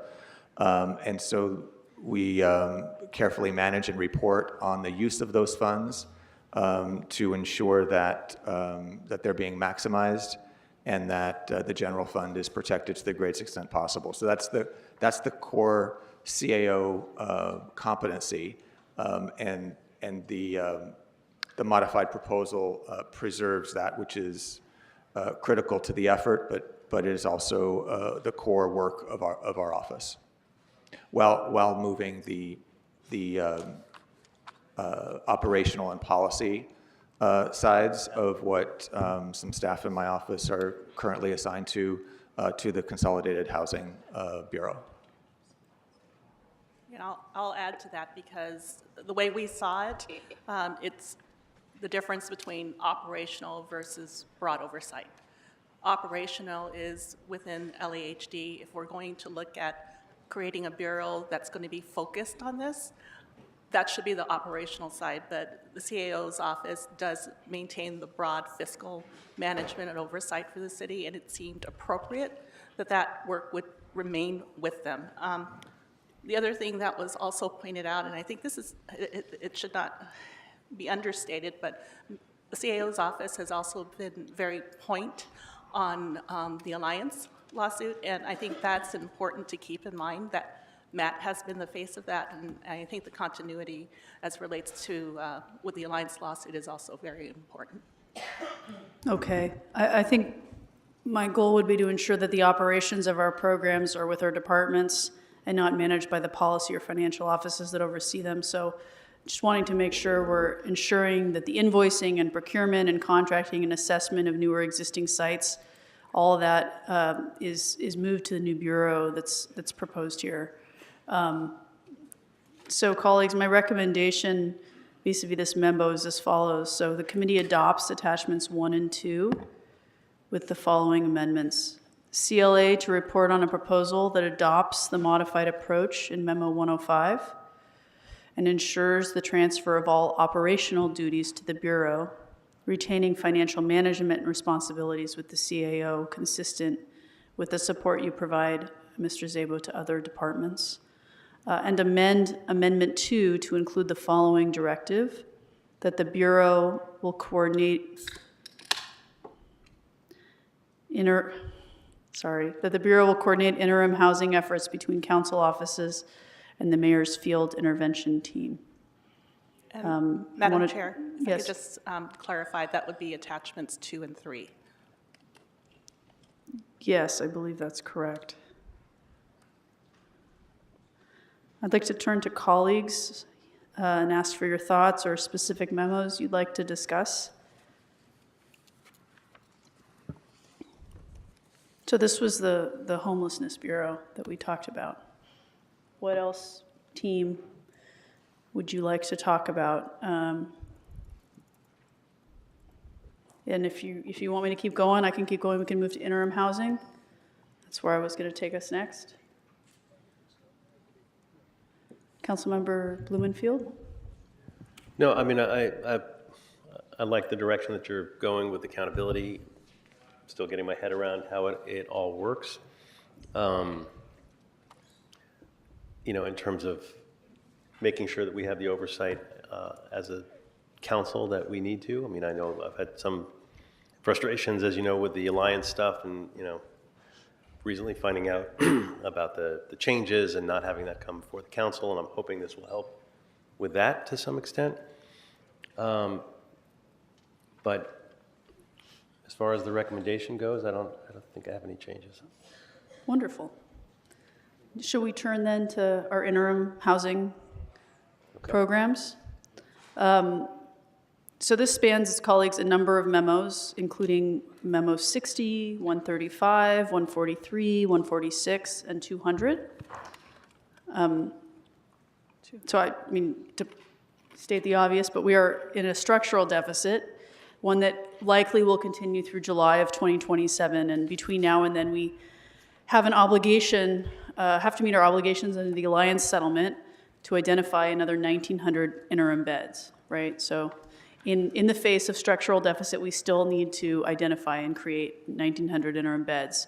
Beyond that, anything we do can't delay payment to our partners or service providers for the hard work they've already done on behalf of our unhoused neighbors, and we can't stand for anyone who's currently housed through our programs to be displaced into homelessness by the decisions we're making. So the goal, I think, instead should be to use our dollars in the most efficient way. Again, we need to bring 1,900 new interim beds online to meet our settlement obligation. and we need to do that cost effectively. So, and that should be the case across all of our interim housing portfolio, right? So my recommendation would be to ask the CLA to come back with a proposal that looks at funding 6 months allocation across all of our interim housing programs and holds the remaining 6 months in the UB. And we can look to our colleagues on the Housing and Homelessness Committee, including you, Councilmember Blumenfield, to work with the new LAHD Bureau, HRNA Advisors, which is the consultant that was hired to help provide some of the specialized work, CLA and CAO, and come back with cost analysis on how we can lower overall expenditures across our interim portfolio by 10 to 15%, such that we can secure additional funds to meet our alliance obligation by 2027. And this should include some of what is discussed in memos 60 and 143, with respect to investments in master leasing, flexible subsidy housing pool, and time-limited subsidies. I'd also like the CLA to explore whether there is the ability for any cost savings in Inside Safe that we could apply to restore positions in the public safety and planning departments and public works bureaus. I think we should look at a reduction of at least $7 to $10 million over the course of the next year, such that we don't see any displacement of folks who are currently housed through Inside Safe. Based on my conversations with colleagues and others, we believe this is possible. And namely doing that through the fact that we're going to be reimbursed for services from the county. And also there's a proposal to do double occupancy in the Inside Safe rooms to the extent that's feasible. That was a lot, colleagues. So I just want to take a minute. Comments, questions, thoughts? Yes, Councilmember McCosker and then Councilmember Hernandez. Thanks very much. Just to unpack the UB portion of this, what approximately is the amount that would be the 6-month funding and the 6 month in the UB? I'm just trying to figure out which buckets of money are going in there. I think we'll have to come back to you on that. I think giving us that broad instruction, unless Matt has it, but giving us that broad instruction to look at what buckets where interim housing is funded, dividing it, as the chair has recommended, putting half it in the UB, and then also working with our partners in the CAO's office to look at the potential cost savings measures that have been discussed and actually have been part of the discussions. There could be savings. Because of these cost-saving measures and also because of reimbursements that the city will be receiving over the course of next year. There may be some real opportunities there, but we can come back with that proposal as part of the rack-up when we come back to you next week. I think we just need to, I don't want to throw a number out there and it not be correct. So, okay, but I think I get it, the types of funding that we will be looking at that relate to interim housing. So we will come back with you. To you on what those are composed of. That's great, because I was looking at the different memos and trying to figure out what the amount would be, so we'll give you some time to do that. Yeah, it is scattered all over the place, and so that's why we just need to put it all together, and we'll get back to you. Thank you. Councilwoman Hernandez? Thank you, Chairwoman. I have a question around 200. Is that okay? Wonderful. So this memo talks about all the funding associated with Inside Safe, but I noticed that there's one line item that perhaps is missing, and that's the $4 million opioid line, and that's not included in this memo. Are we sure that we have all of the Inside Safe funding located in this memo? So I think the Inside Safe monies are probably, the opioid monies are going to be handled separately. I think it's in another line item in one of the other memos. So I don't think it's being classified as Inside Safe. And I would point out that one of the things that we noticed as part of reviewing the adopted budget or the proposed budget was that the monies were intended to be administered by the mayor and the council, and I don't think it's reflected that way. So we were going to make sure that when we come back to you that it is indeed under the direction of the mayor and the city council on the expenditure of those funds. Okay, thank you. That's it for me, Chairwoman. Thank you. Thank you.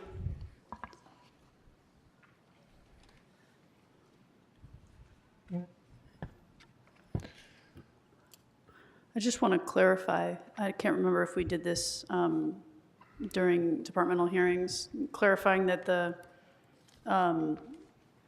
reimbursements from the county for service provision would come back into the general fund. Is that something we already talked about?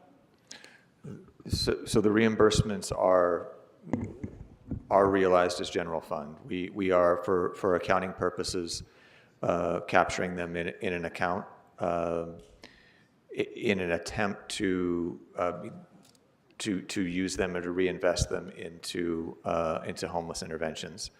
But we are fronting the dollars with general fund, and so we will be realizing the reimbursements as general fund. Okay. And that's memo 135, correct?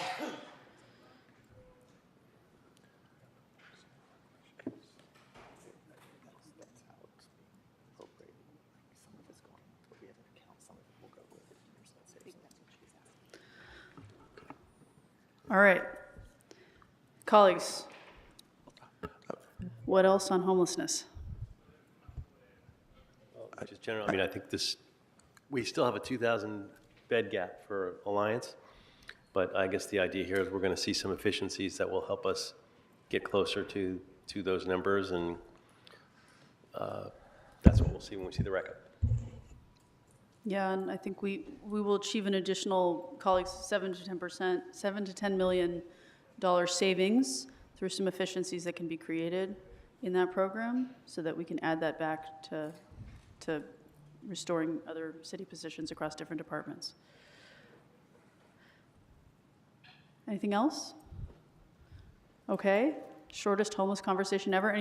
Mr. Szabo? And I just want to clarify, just to be sure, we are, the budget proposes that the reimbursement dollars will be realized as general fund, but then be essentially appropriated to the homeless emergency account, and then the Alliance effort as proposed in the budget. Now, so I just want to be clear about that it's not going into to the general fund. Per your instruction, though, I think the CLA would make adjustments based on your instruction to move part of that into the UB. So we'll have time to adjust it, but I just wanted to be clear about what is the reality and then what the budget proposes to do. Okay. Well, let's see what the CLA comes back with, and we can go from there.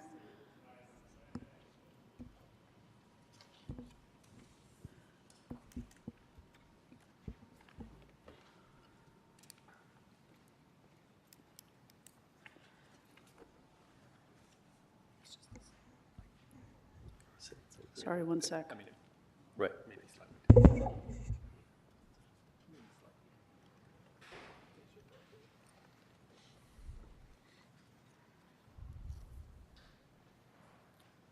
Okay. Yeah, Councilmember McCosker. Just for clarity, I want to call out memo number 117, which I think is ripe for a note and file. I want to make sure we don't lose the recommendation. This is the one on the Joint Powers Authority that has a couple of recommendations for the CLA regarding the clarifying the roles and giving instruction to departments. If that's all right, I'd like that to be a note and file as well. Which number is this, sorry? 117. Yep. That was a CLA report on the Joint Powers Agreement, that it probably needs to be updated to reflect reality of today, and also for CLA and other staff to continue to report on changes in federal funding as it relates to LASA and homelessness, et cetera. So. And the inequality in the contribution to the program and the effect that has on the document and some of the outdated language. I won't say put it in H, I'll just say CLA, do your thing, and I don't know if that's a special study or a budget note or something, but I don't want to lose it. We'll add it as an instruction. Thank you. Thank you.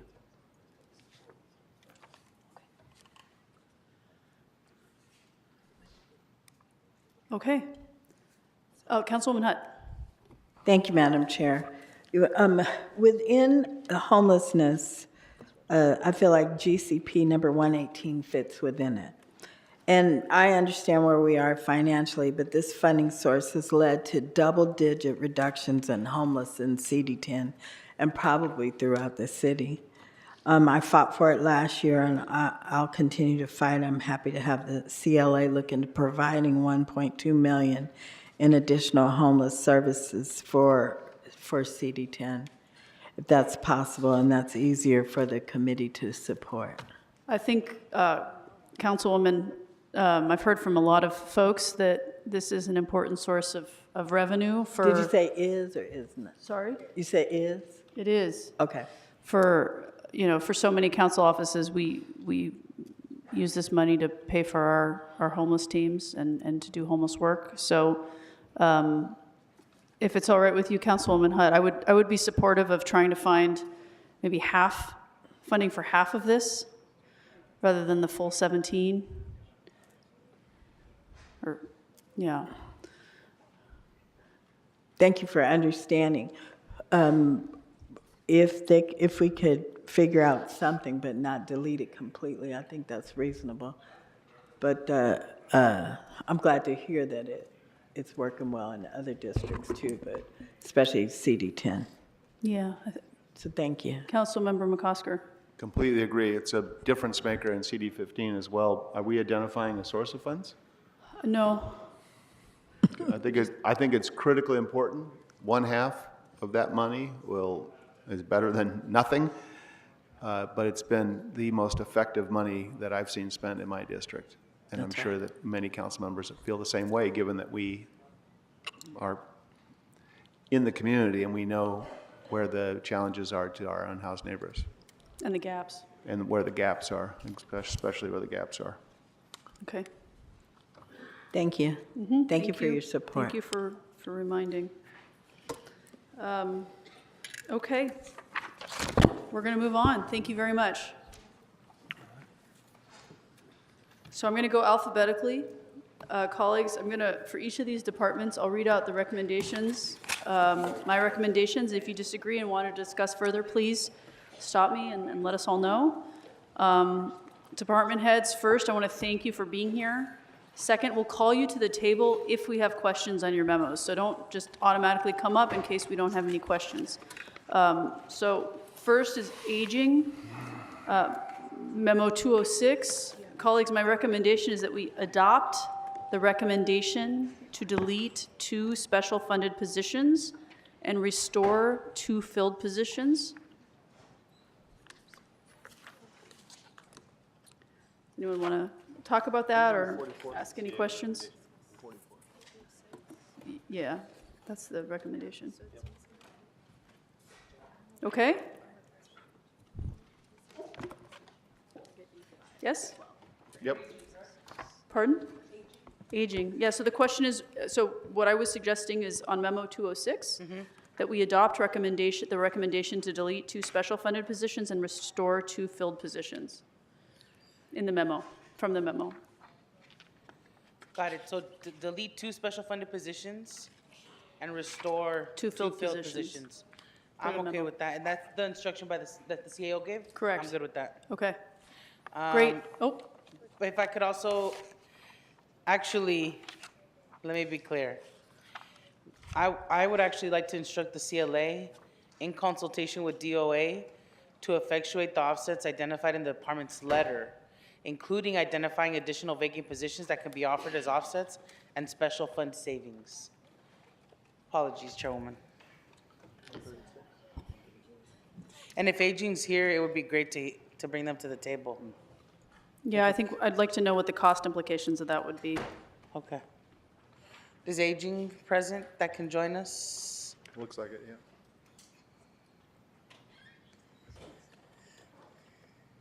Okay, so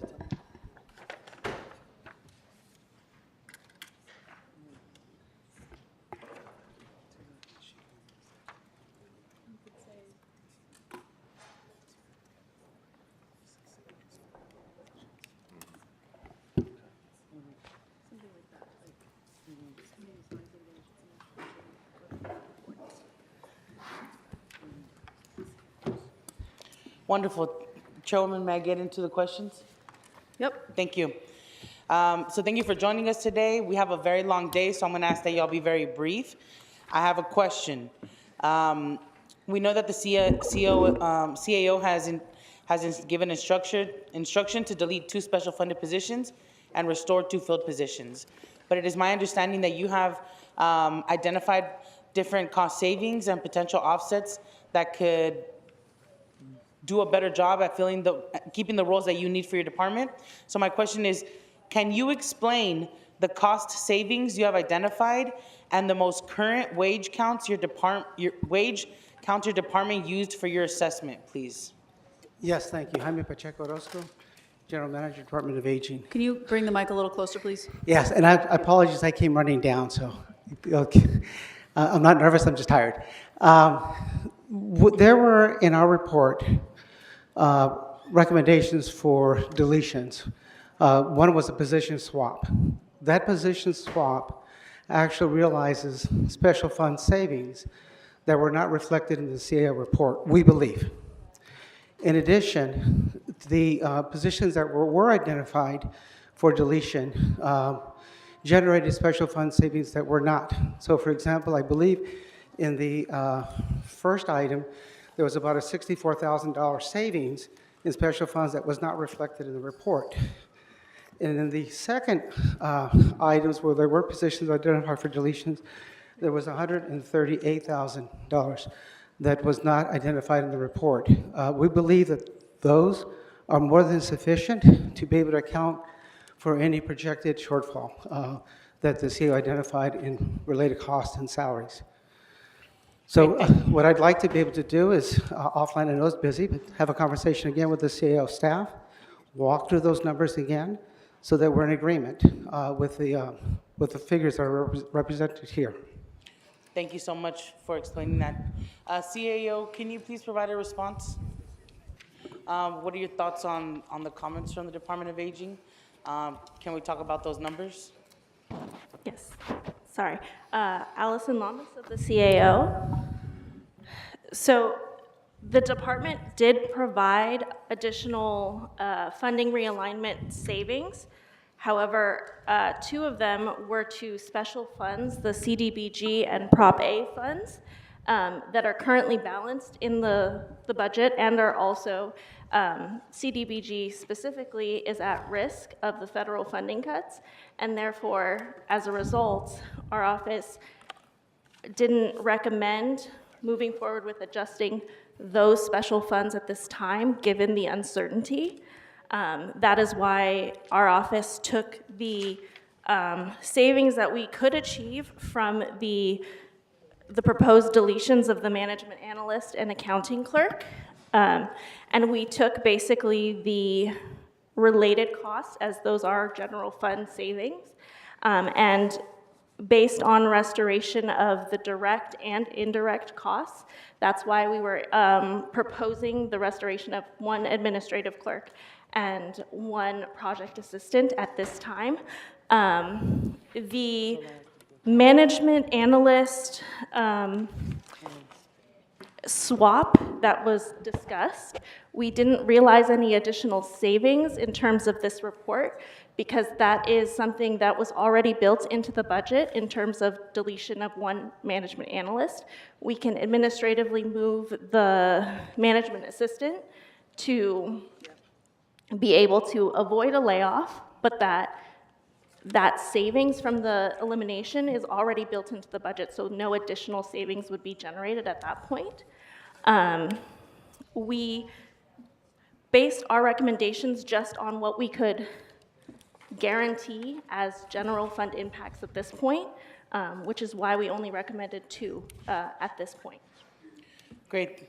Thank you for sharing that as well. And so it appears that there is some discrepancies in the analysis of DOA and the analysis of the CAO. And so I would still like to instruct that you all work together to effectuate the offsets identified in the department's letter, including identifying any additional vacant positions that can be offered as offsets and special fund savings. And so it would be the CLA and the CAO and the DOA to work together on that. we're happy to provide the CLA any information, support that they need to make a recommendation. Great, thank you so much. Okay. Great, Thank you, Chairwoman. thank you. Anyone else on aging? Okay, great. Thank you so much, really appreciate it. Thank you. We're going to move on. Next is animal services. So my recommendation on the memos related to animal services are as follows. Memo 5, note and file. Memo 43, discuss. 44, note and file. 136 and 137, note and file. You said on number 5? Oh, yeah. You're saying note and file, aren't we moving the 5 million from the UB? Yeah, I think there's a mistake in my, just give me 1 second here. Because I would definitely push for that, and I think we all Right, expressed agreement yeah, for that. I'm probably misspeaking. Yeah, so we had already given direction we'd already given direction to reinstate the 5 million in a prior hearing. So we don't need to do it again, right? But, and so to be clear, Memo 5 proposes restoring the 63 positions promised for eliminations using the 5 million this committee moved over from the UB. It does not recommend restoring the remaining expense accounts. So Memo 43 relates to the spay and neuter program, which is what I was suggesting we discuss.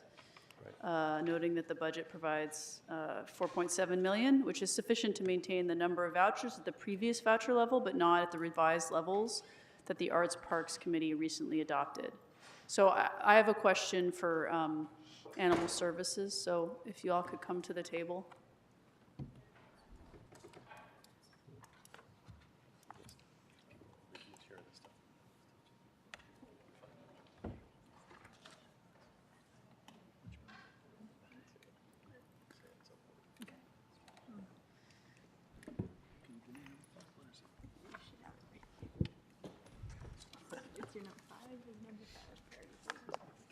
Good afternoon, Sharon Lee with the Department of Animal Services.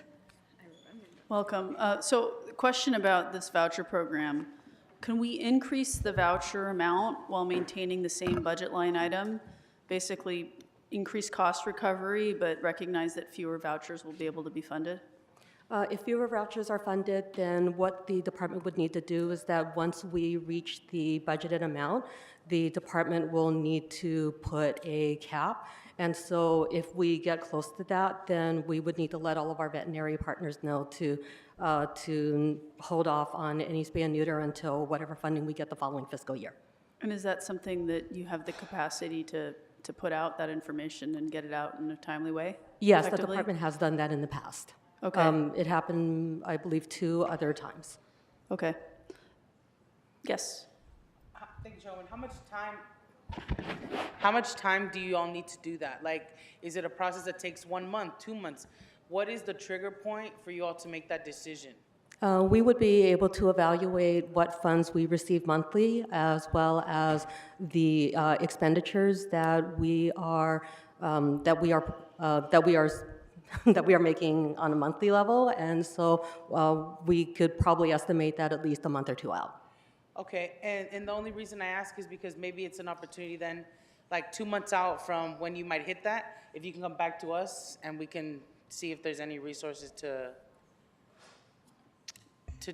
add more money to that. But I do think You want that coming back to budget or to the committee? to the Budget and Finance Committee, or whichever one, Arts and Okay. Parks as well. But I think, because then we would even have a number, right, that we could work off, like, this is our cap, we're almost reaching that, let's have this conversation again. But it's really hard to use the vouchers right now because of how low they are. So I think, yeah, increasing them, but putting a cap, I think would be a little bit better. The department can do that. The department does provide those updates in the monthly financial status report. And so in those, in what we provide what our expenditures are, as well as what we anticipate as the vouchers that we would continue to be accepting. Thank you. Okay. Councilmember Blumenfield. Yeah, no, I mean, like a lot of us here, the spay and neuter program is one of those programs that that saves money and lives. I mean, we know that investments now in the spay and neuter program save us dollars in the future. Ideally, we'd want to fully fund the spay and neuter program for the entirety of the year. We don't know yet what the take-up will be with the higher rates. The higher rates are great.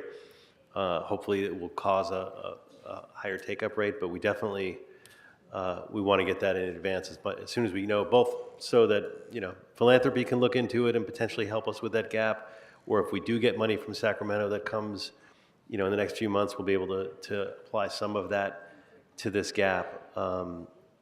Because again, it's penny wise and pound foolish to not fully fund the spay and neuter program.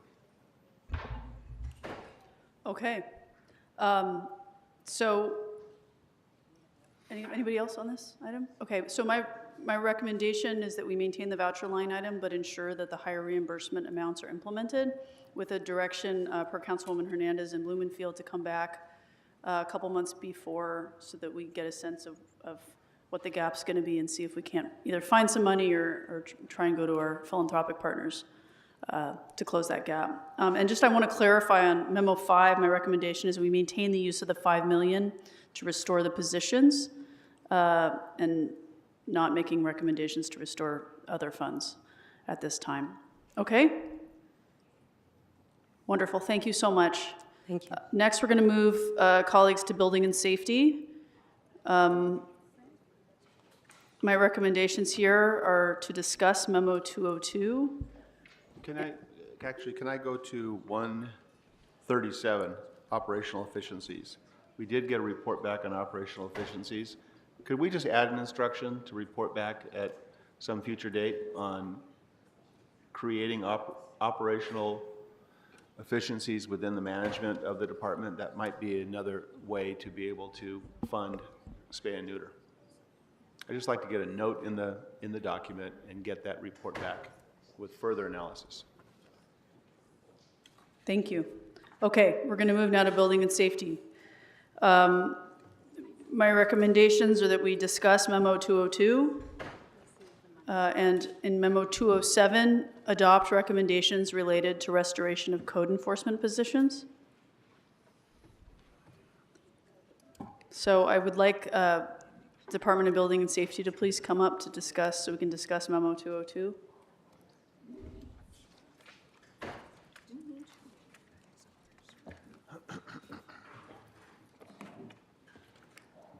Okay, I'm sorry, is the Memo 202, is that for the waiver? Can you bring your mic a little closer, please? I'm sorry. Is the Memo 202, is that for the waiver or the suspension? It's suspending the collection of fees associated with the rebuilding of the properties affected by the January wildfires. Okay, I believe that memo was done by the CAO, not by the department. Okay, great. Well, you can stay up here. I think we have some questions for you too. Okay.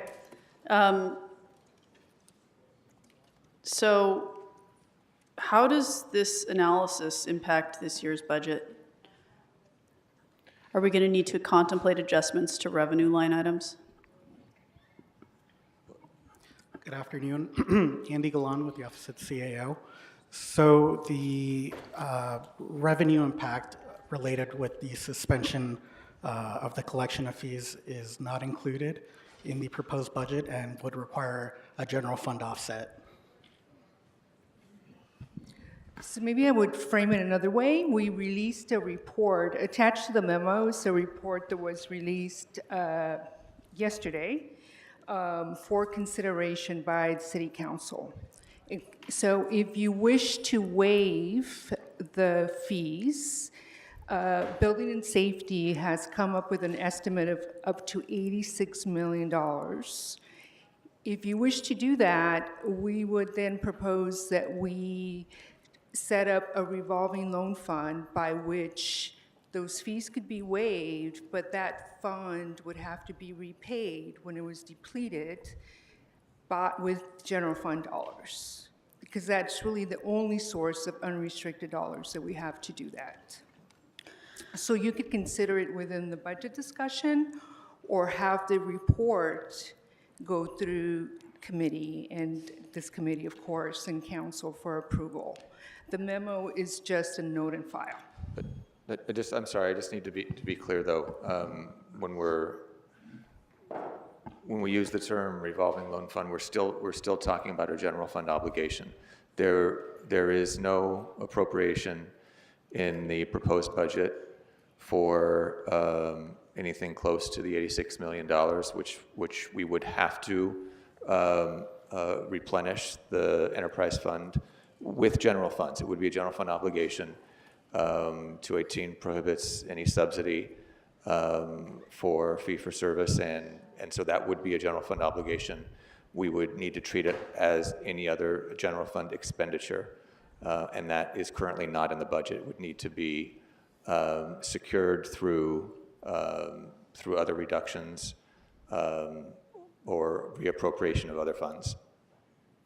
We wouldn't borrow money to pay.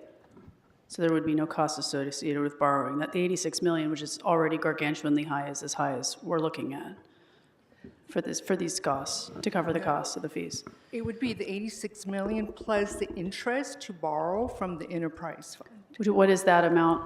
So it depends on what the final loan is. Ballpark. But we're definitely over 86 million, and we'd have to pay the interest, which is, I think, currently 3.34, so it's the loan plus the interest.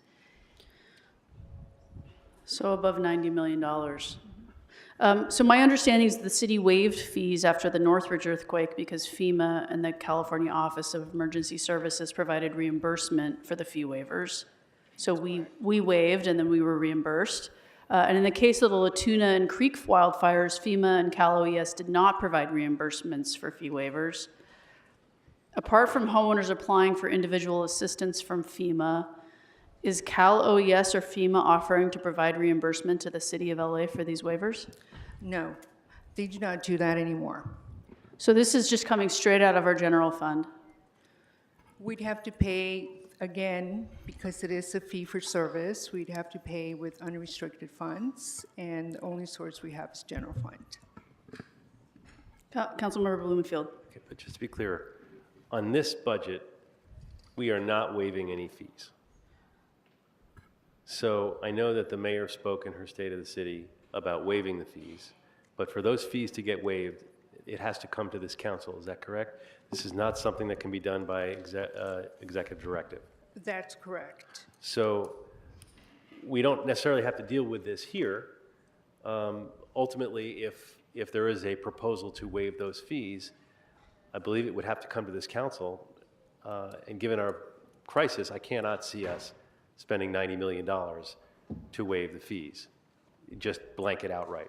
Maybe there are some fees that we could waive, but that is a policy discussion I think that this body has to have at an appropriate time.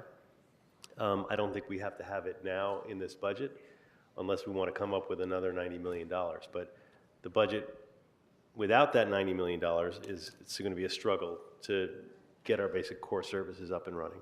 But I think it's going to be incumbent on whoever brings that proposal to the council to either have a funding source, like one of these state or federal. I mean, if the state's willing to step up, great. We'd love to waive all the fees. If not, I mean, we're going to need to parse some of this out because a speculator is very different than somebody who's trying to rebuild their home. Who's underinsured. Who's underinsured, you know, and we also don't want to just be subsidizing insurance companies either. So there's a lot of nuances here, although we want to do everything we can to help fire victims for sure. To me, this is something that really is not part of our budget now, and we should deal with it when it comes down the road. Yeah, and colleagues wanted to flag this because it would be a huge hit to our general fund if we choose to move forward with it. And I think we all have deep sympathy for those who lost their homes in the fires and want to make sure we're helping however we can, but need to make sure we have the resources to do so responsibly. Councilwoman Hernandez? Yes, thank you, Chairwoman. I just wanted to bring up that as of this week, the state is in about a $10 to $20 billion deficit coming into their new budget. And as much as I think we should uplift it as a solution, I also don't think that we should be putting a lot of eggs in that basket. I don't think it's something that we can appropriately lean on when they are fiscally on also very shaky ground. Thank you. Yeah, and my hope is that if we do get some help from the state and they're looking at ways they can help us with some reimbursements, that this might be a place where the state could decide to help us so that we could provide these reimbursements. Okay. Colleagues, any other questions for building and safety?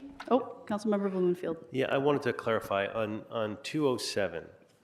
I wasn't sure what your recommendation was. Were you doing the CAO recommendation or were you doing the DBS recommendation or building and safety recommendation? It was CAO's recommendation. Because I'd like to revisit that because there's a difference. There's like,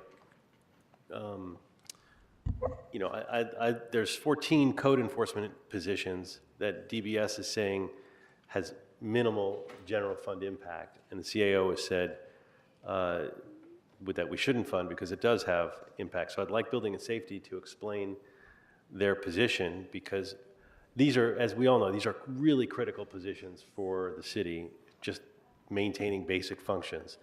And if those positions can be done with swaps and special funds and de minimis general fund, we should do it. Because right now, we're only getting 2 of those positions versus the 14 that Building and Safety says. So can we have someone from Building and Safety explain the positions? Yes. Yes, Anime Utam from Building and Safety. So we did discuss it with our CAO analysts, and we believe that there is a difference in the way they calculate the savings versus the way we calculate it. However, even if we go with the savings that was provided by the CAO in their report, none of those savings were used to restore any of the positions, which at a minimum would be about 8 additional positions for Code Enforcement Bureau. So we can get more savings, but so as the CAO, why are we not using those savings to restore the positions?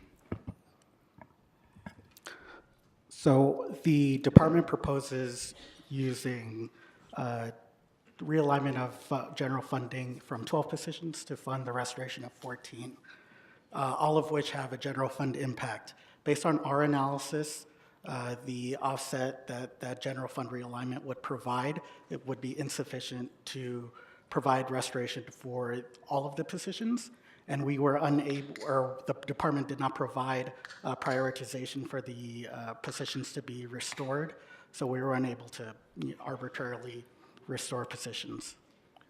Okay, well that sounds like there's room there. It doesn't sound like, I mean, so I don't know why we would land on the 2 if we're able to do the swaps to get more. So I would ask the department to prioritize within, how many positions can we get for a net general fund no cost? Well, if we did realign the AIM positions and made them all enterprise fund, like I said, depending on which, when we talk to our CAO analysts, depending on how we calculate the savings, it could be between 8 to 13 positions that could be restored.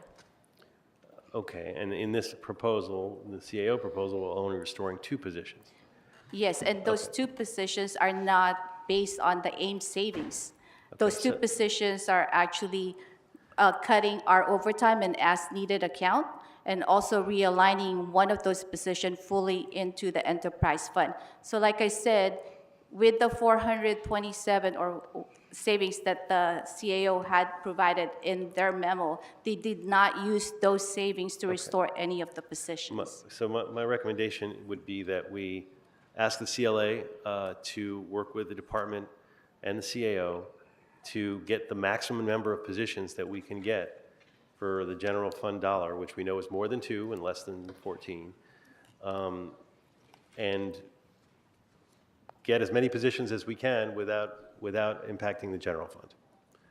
Because it sounds like everyone's in agreement that there's a higher number here. Okay? Okay. Thank you. Thank you. All right. Okay, thank you. We're going to move on now. Colleagues, if there's no other questions or memos on building and safety, we're going to move to cannabis regulation. My recommendation is that we note and file 171 and 181. Any questions that you all have? You want to call them up for any memos? Councilwoman Hutt, can cannabis regulation please come to the table?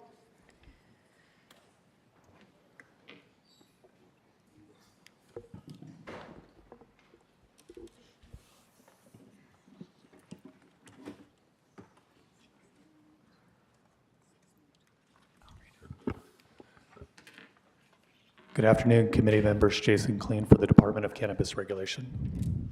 Councilwoman Hutt? Thank you. Thank you for being here. On budget item 181, it says cannabis regulations, street service investigators for cannabis inspection. So the request is to have the CLA look at moving street services investigators to be legal business inspectors using the Cannabis Regulation Trust Fund if we need to look at them from street services investigations to reduce their layoffs. And so I'm asking the CLA to take a look. We're happy to take a look at that again, but I believe the CAO who provided the response on this indicates that the types of duties are not necessarily consistent. So that would be something that we would need to overcome, and we can have a follow-up discussion with the CAO on that. Thank you. If I may just clarify, council member, were you requesting illegal enforcement or legal enforcement? I'm for illegal cannabis shops. I'm looking for So just to enforcement that be we are- clear, the Cannabis Regulation Special Revenue Trust Fund is an ineligible funding source for illegal cannabis enforcement. It can only be used for the enforcement of lawful, legal cannabis activities. Of lawful, you said?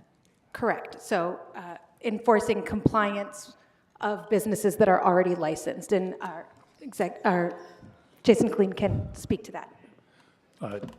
Jason Kleen, Acting Executive Director. The department has 2 vacant investigator positions. The department is committed to holding those positions vacant to the extent that we can use the funding for those positions to mitigate layoffs. And the CAO, the CLA, and the Personnel Department can come up with a mechanism for us to enter into a memorandum of agreement with Street Services for them to do this work. We will fund it through our budget and maintain our vacancies to make sure that there are no layoffs. That is our commitment to you. Thank you for that. Then let me change my request to investigators to be legal business investigators, inspectors. Thank you. Thank you. That's all I have. Okay, thank you. Councilmember Blumenfield. Just to follow up, I mean, I've heard differently about the legal and the illegal, that for the longest time, I've always been told we can't use the cannabis money, 218 reasons, to go after the illegal shops. But I thought city attorney was opining slightly differently these days, that maybe there is a nexus that we can do that, or is it strictly a 218 rule? Is that what's prohibiting us from being able to use? I mean, because we all want to go after the illegal shops, and the money is in the regulation, the legal side, but there's clearly a nexus. Based on the most recent memo that I received with the department's fee study, at this time we cannot use our license and permit revenue to pay for enforcement actions against unlicensed businesses. The department could take enforcement actions if we were provided a general fund appropriation like we were to manage the DCR complaint portal and route complaints. Right, no, I've heard that many times. What I was wondering is, what's the firewall? Is it Prop 218? Is that the only reason? And is the city attorney opined recently that there might be some cracks in that firewall? I have not seen any cracks in the firewall, but 218 is the reason why we can't use our permitting and licensing fees to do enforcement actions. Okay. All right. I'll pursue it separately. Thank you. Okay. Thank you. Next up is going to be CAO. Colleagues, my recommendations on the memos are as follows. 41, note and file. 82, we already discussed. 84, note and file. 138, note and file. 176, discuss. 179, note and file. 180, note and file, though I will say we're going to have to deal with the impacts of tariffs in a future FSR on this one. And then 184 and 185, note and file. Colleagues, I'll give you a moment. Councilwoman Hernandez? 41, and I'd like to discuss 41 and 180. 41 and 180. Yeah. Okay. Great.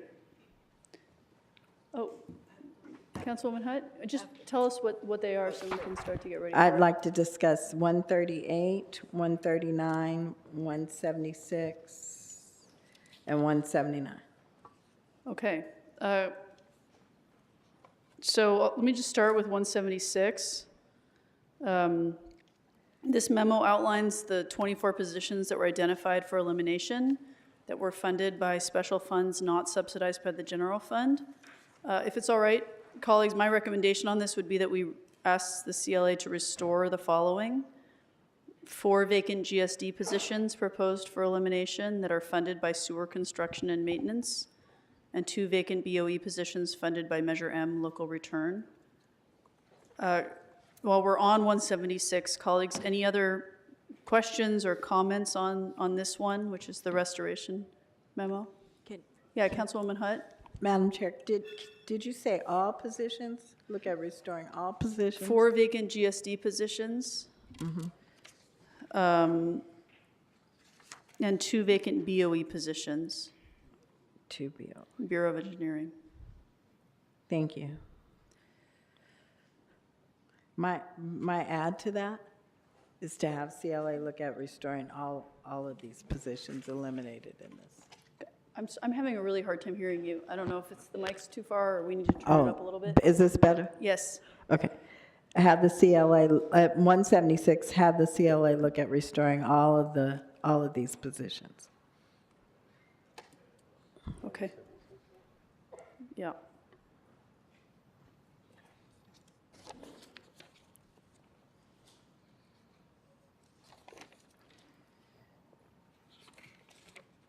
Okay. Councilwoman Hernandez, you had some that you wanted to discuss? Yes, Which 41, one? please. 41? Yes, thank you. Okay. Is unarmed crisis response team here? Thank you so much.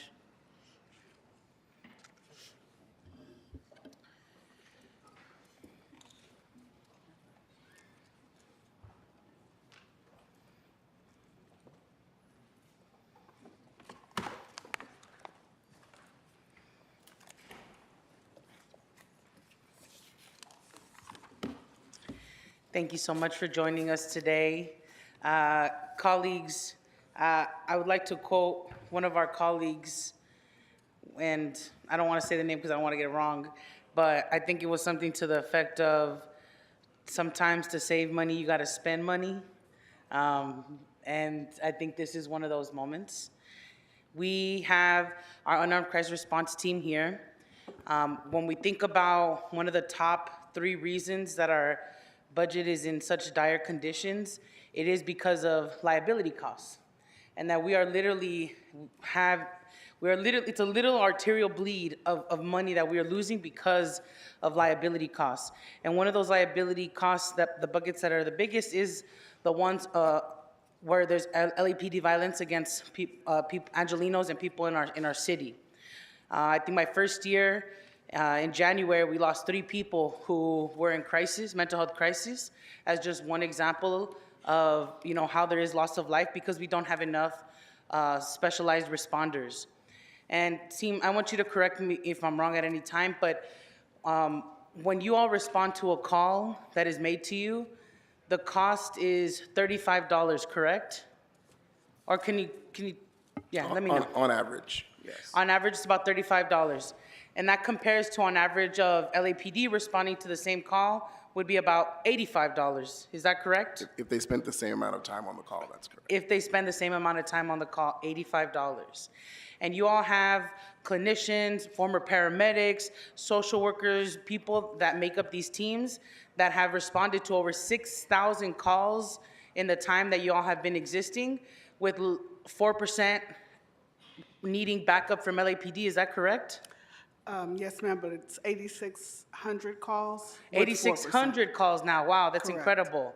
With the 4% rate of needing backup from LAPD. Correct. Wonderful. So can you tell me on average how long it takes you to respond to a call, please? Approximately 28 minutes.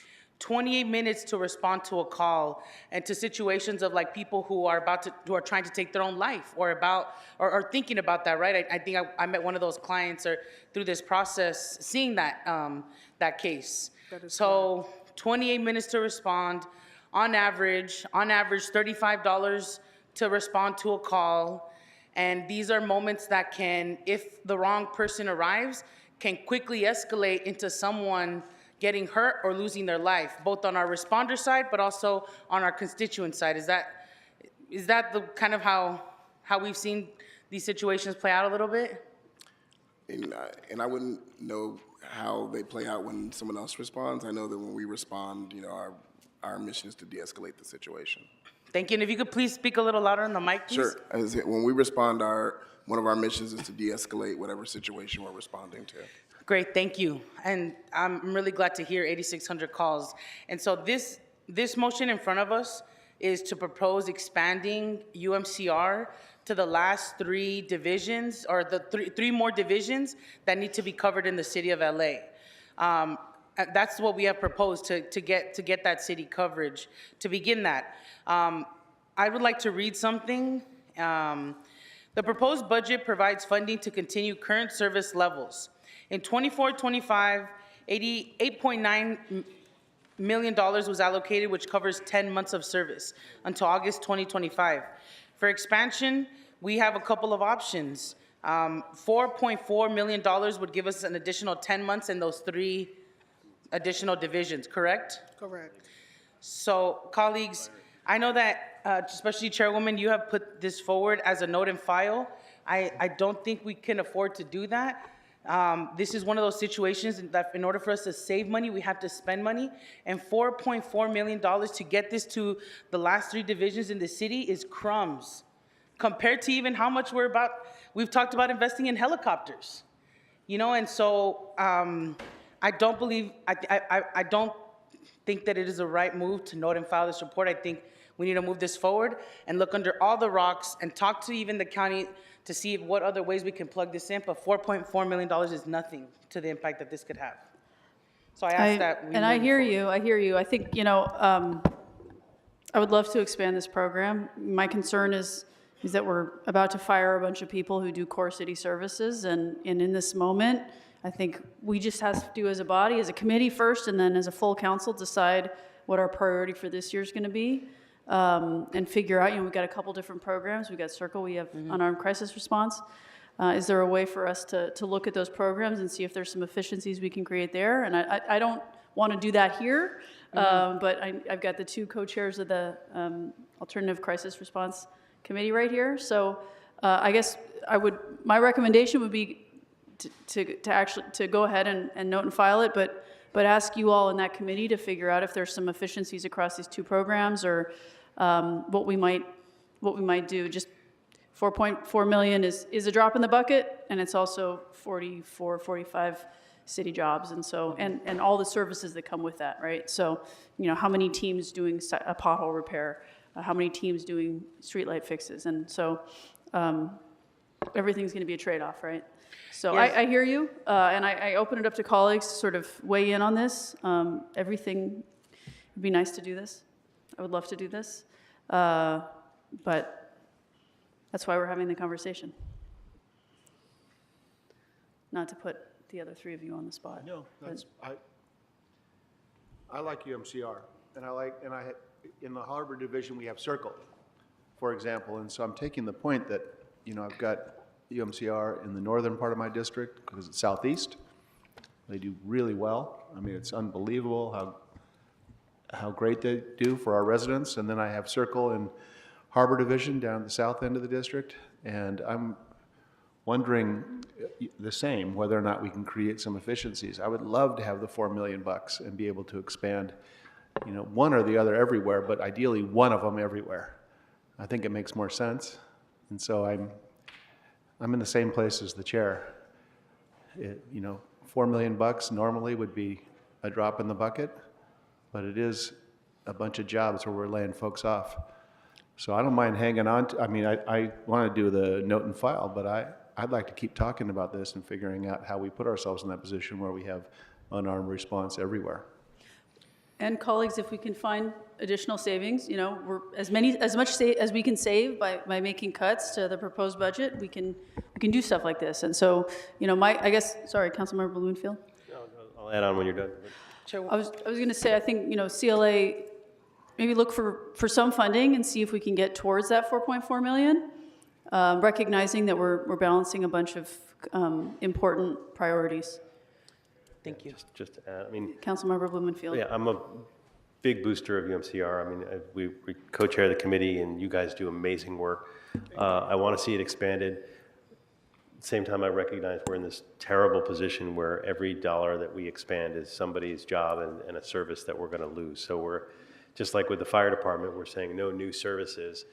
I think that's kind of our position across the board. Now, with UMCR, part of our policy work that we're going to have to do in committee is to figure out how all the pieces work better together, because UMCR, Circle, the county, you know, we have to make, ultimately, seamlessly, we want, you call for help anywhere in the city and you get sent to the right person at the right time, whether that's the county person for the 5150 kind of things, or whether it's UMCR, whether it's Circle.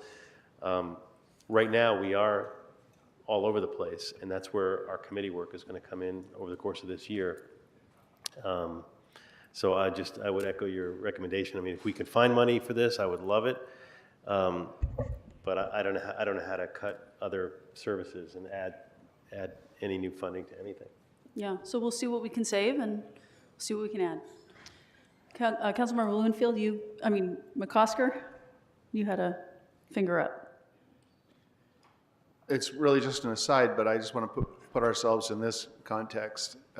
I would like to get to the big policy discussion of the community safety department and have a department where we pull this all together and it's not dependent upon an elected office, frankly, or a department that doesn't do this as their primary function. I mean, I think this is the larger policy discussion is, do we pull all this together within community safety and create a department that outlives all of us? Yeah, and the question, I mean, I'm loath to do that here. Right. But would agree that having everything coordinated in one place makes a lot of sense from an operational standpoint. Okay. And colleagues, I will say that I'm probably going to keep fighting for this in the rest of the budget process, because I do think about those moments of like, where we've had a liability case in front of us and one cost $8 million. I remember we had to pay a $13 million LAPD liability case, an $11 million LAPD liability case, and these are just one situations.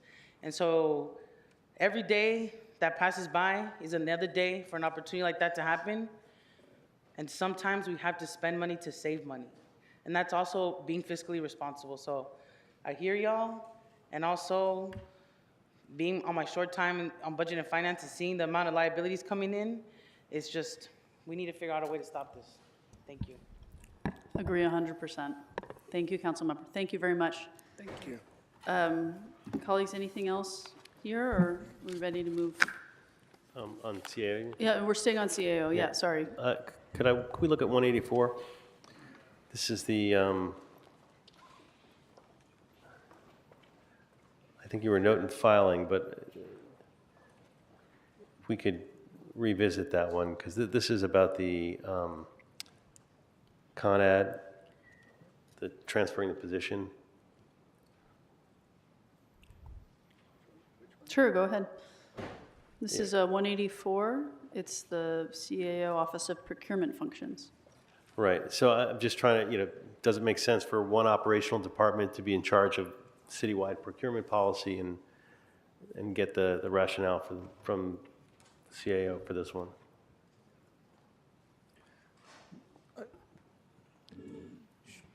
I think probably that's, this is a proposal from the mayor's office. And, the CAO's position is that it's a policy decision. To the extent that it stays in CAO, we'll make it work. To the extent that the positions were reduced fairly dramatically. I'm sure, and as you see from the letter from BCA, I'm sure that BCA would do everything that it can to leverage what it does to support the program. So, in terms of the decision, that was a mayor's decision, and we'll be supportive of whatever the council decides. Yeah, I just, I don't know, it seems to make more sense to me to keep it at CAO, which would mean deleting the H instruction. Right, to delete the H instruction, to move the Office of Procurement function to the BCA.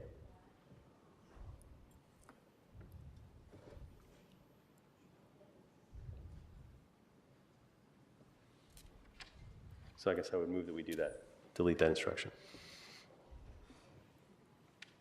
And is that so that's your direction? Yep.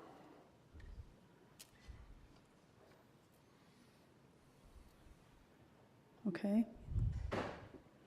Colleagues, any comments, questions, thoughts?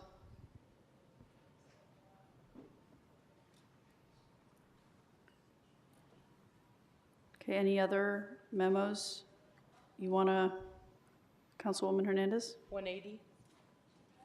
I just want to discuss the questions. Okay. The budget memo response said that there would be an increase in both car parts and vehicle purchases in the millions upon millions of dollars. Can you please explain what the plan is to mitigate this? And how is this going to impact our fleet this fiscal year? Yeah. Justin Lawson, Office of CEO. I will say that the... Can you bring the mic a little closer, please? Yes, Thank Justin Lawson, Office of CEO. The vehicles included in GSD's fleet replacement schedule, the estimates were based off of, were prepared prior to the implementation of the tariffs. So now that tariffs have been implemented, GSD is tracking tracking changes, and as prices increase, GSD has the opportunity to purchase fewer numbers of units, given that the appropriation is $37 million, and if there are increases in prices, they have the opportunity to reduce the unit count to continue to procure those vehicles. Great. And so I visited thank you for sharing that. I visited the BSL yard and the fire maintenance yard, and both of those are split with GSD, right? Like they handle all the parts and ordering and things like that. I know that they have to do that on a regular basis to maintain the availability of parts, and like during COVID, it was a struggle, right? Because there was less items that were available, the cost of things. And so what happens mid-year if they're like, oh, we have run out of our parts money? Yeah, so we will, through the financial status reports, we will track expenditures related to parts. And, assuming tariffs increase costs, we would need to request interim appropriations next fiscal year to address any overspending, because yes, as you mentioned, there's a need to maintain availability rates for departments. Great. And would that mostly most likely come from our general fund? Depending on the departments, yes, most likely the general fund, but many of the vehicles that GSD maintains are for special funded departments, including sanitation. Got it. Okay. I know that y'all are gonna keep an eye on it and GSD as well, but it's just, it's something that's worrisome, especially knowing that there's gonna be more coming. So thank you. Thank you, John. All right, thank you very much. Colleagues, a friendly reminder that we have 18 more departments to get through, and it is 3:40. Okay. Next up is City Attorney. My recommendation is that we note and file both 168 and 169. Colleagues, any? Okay, I'm going to move on before anyone can change their mind. City Clerk, note and file on 195, and my recommendation is for 199 that we adopt the recommendation for position restorations. In 199? 199. 195, note and file. You see, on 195, I mean, I'd like us to consider finding the funding for that. That's about contract processing and affects the entire city. Any money that we could find to improve our contract payment would go a long way. As I talked about, for women-owned businesses, minority businesses, nonprofits, we're losing so many because we can't pay them, and this is the money for that. We get so many vendor complaints about that. I've got multiple contracts with service providers and nonprofits that are still waiting to be paid, 8 months, 9 months later. So for me, those are priority positions. I'd like to, it's not a lot of money in the scheme of things, although everything counts, but I think it would make a big difference across the city, not just one department. Okay. Colleagues? Mr. McCosker agrees. Councilwoman Hutt agrees. All right, team.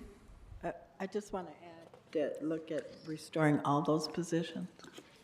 That is the recommendation from Councilmember Blumenfield. The 4 positions, I mean, the offset, you did the offset, and I was also commenting about the additional 4 positions that are focused on the contract processing, which were not covered by the offset. Thank you, Mr. Blumenfield. Okay.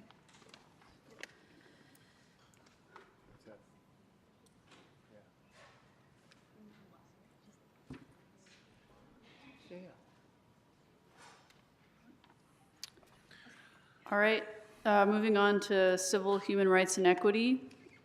My recommendation is that we note and file number 102.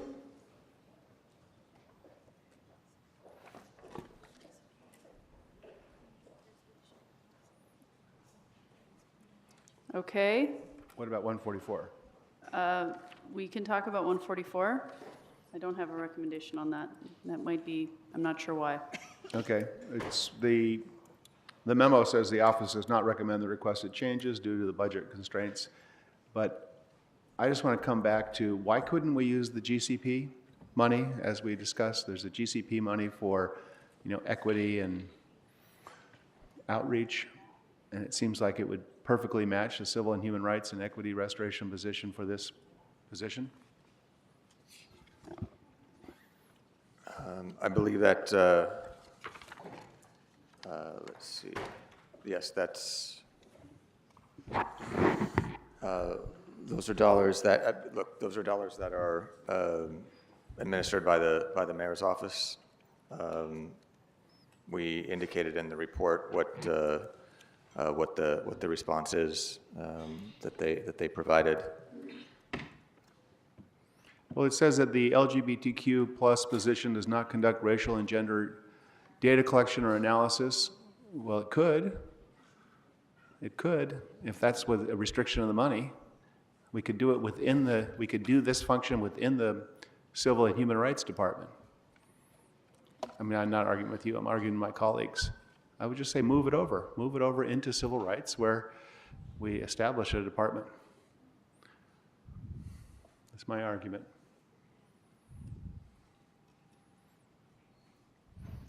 It might go the way of the helicopters, but that's what I want. That's not done. Okay, then I live for another round. Madam Chair, I agree with Councilmember McCosker and would like for the CLA to take another look, see how we could restore that position. Okay, team? I'm okay with finding other money, but I just. Yeah, I mean, let's I'm see doing if half the there's job here. I some found the money money. elsewhere in the budget that's not, I mean, there's not, team. But let's see if there is, and maybe we can pull it from the GCP, but, you know, that conversation with the mayor's office would have to happen. Thank you. All right. Thank you. We're going to move on to CIFD. I'd like to ask General Manager Marquez and her team to the table.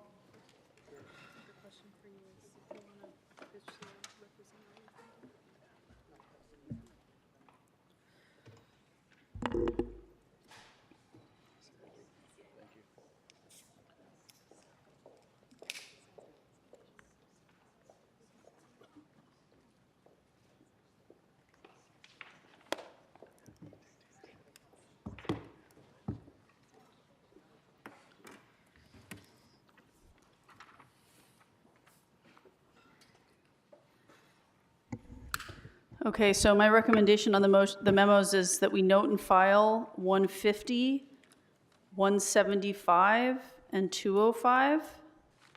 I have questions on 151. And on 183, colleagues, my recommendation is we direct the CLA to identify and restore funding for the proposed cut to the Survivor Services System.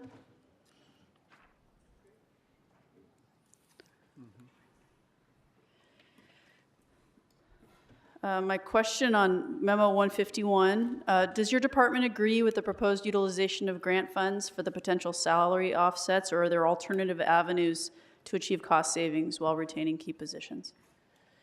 Good afternoon. Thank you, Madam Chair, for the question.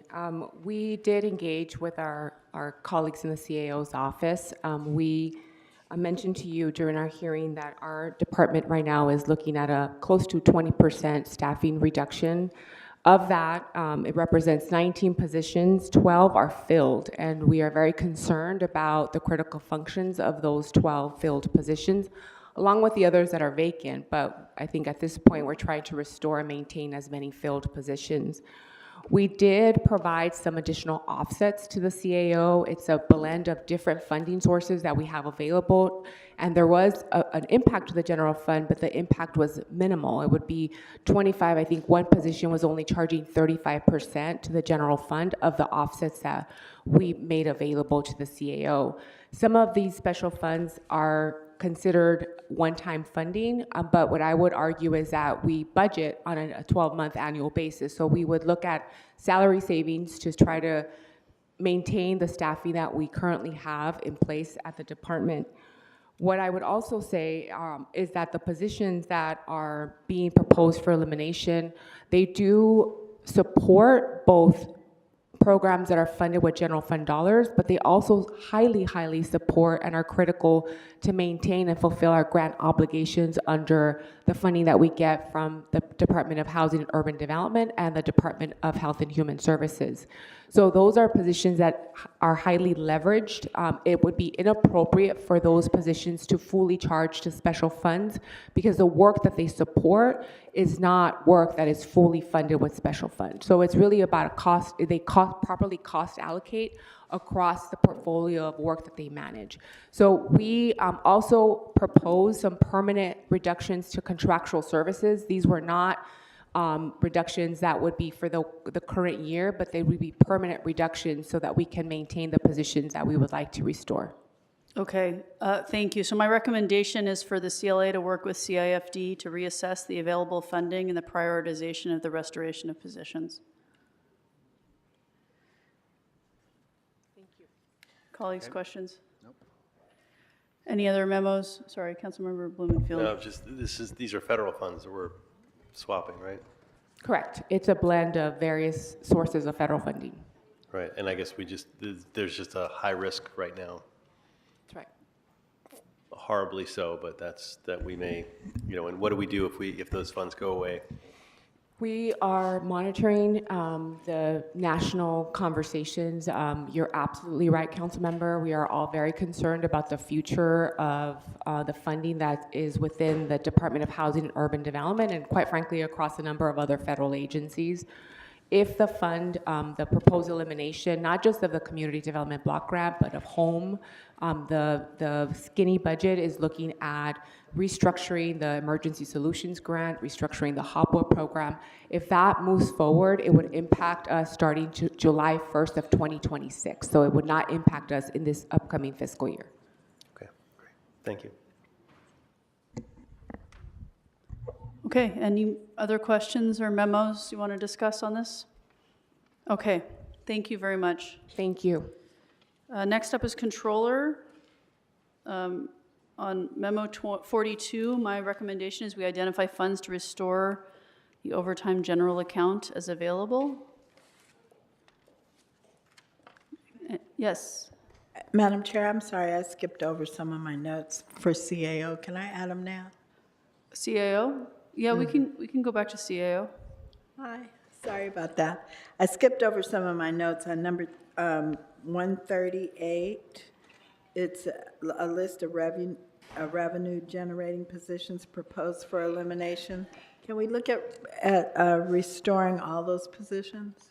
The revenue generating on memo 138. And then on memo 139, the CAO, Central City Association of Los Angeles communication regarding the budget shortfall solutions.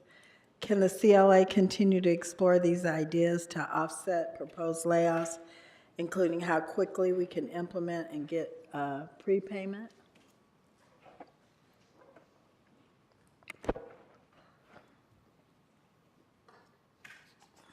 Madam CLA?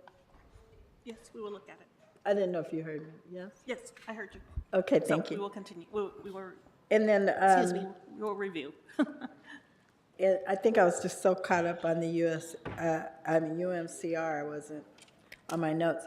And then on city attorney, can we add, on 168, add Exhibit H instructions to amend the municipal code as outlined in the memo, and have the CLA look at moving street service investigators to the illegal business inspector? I know earlier when we talked to cannabis, I said legal, and now I'm trying to see if they could be moved to illegal, using offsets from fines and increased cannabis business tax revenue. Thank you.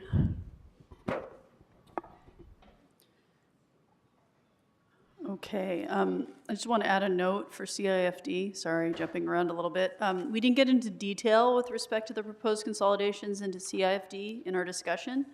However, I'd like to make sure that the CLA includes consideration for CIFD to add or delete positions within their salary savings, consistent with our earlier instruction to end priority critical hiring to accommodate those positions.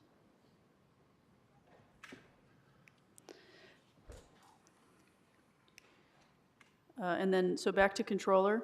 On item budget memo 42, the request is to identify funds to restore overtime general account as available. Any other questions or memos to discuss on controller? All right, colleagues, I'm going to ask that we take a 5-minute break. We'll be back in 5.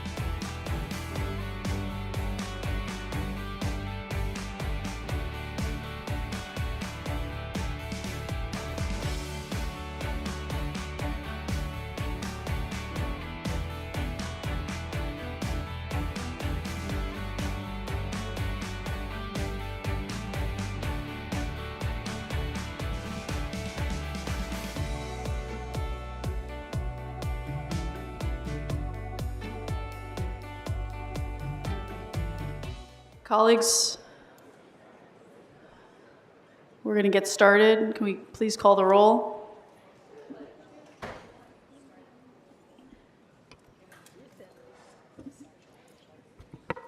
Thank you, Madam Chair. Councilmember Yaroslavsky. Here. Councilmember Blumenfield. Present. Councilmember Hutt. Here. Councilmember McCosker.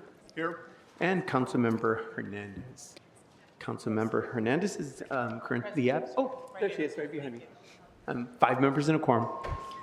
Wonderful. So we're going to move now to CTIEP, the physical plant. My recommendation, colleagues, is, controller. I'm sorry.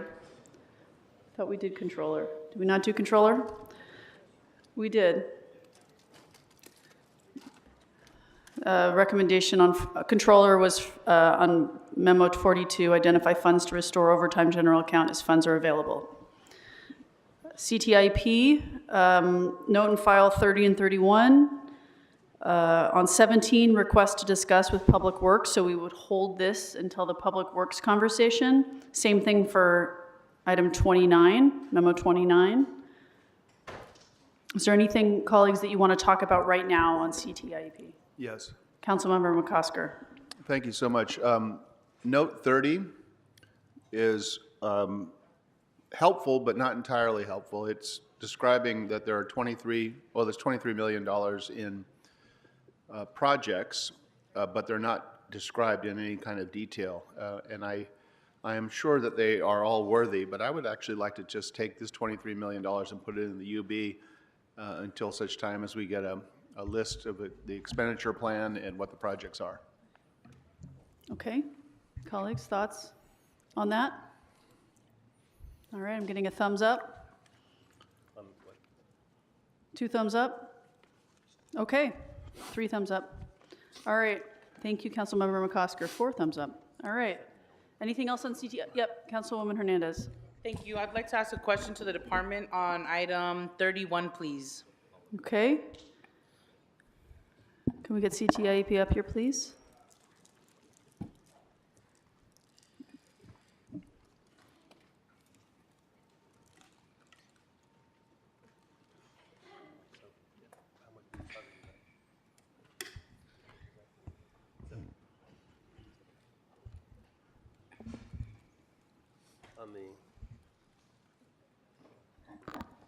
Good afternoon, Daisy Bonilla.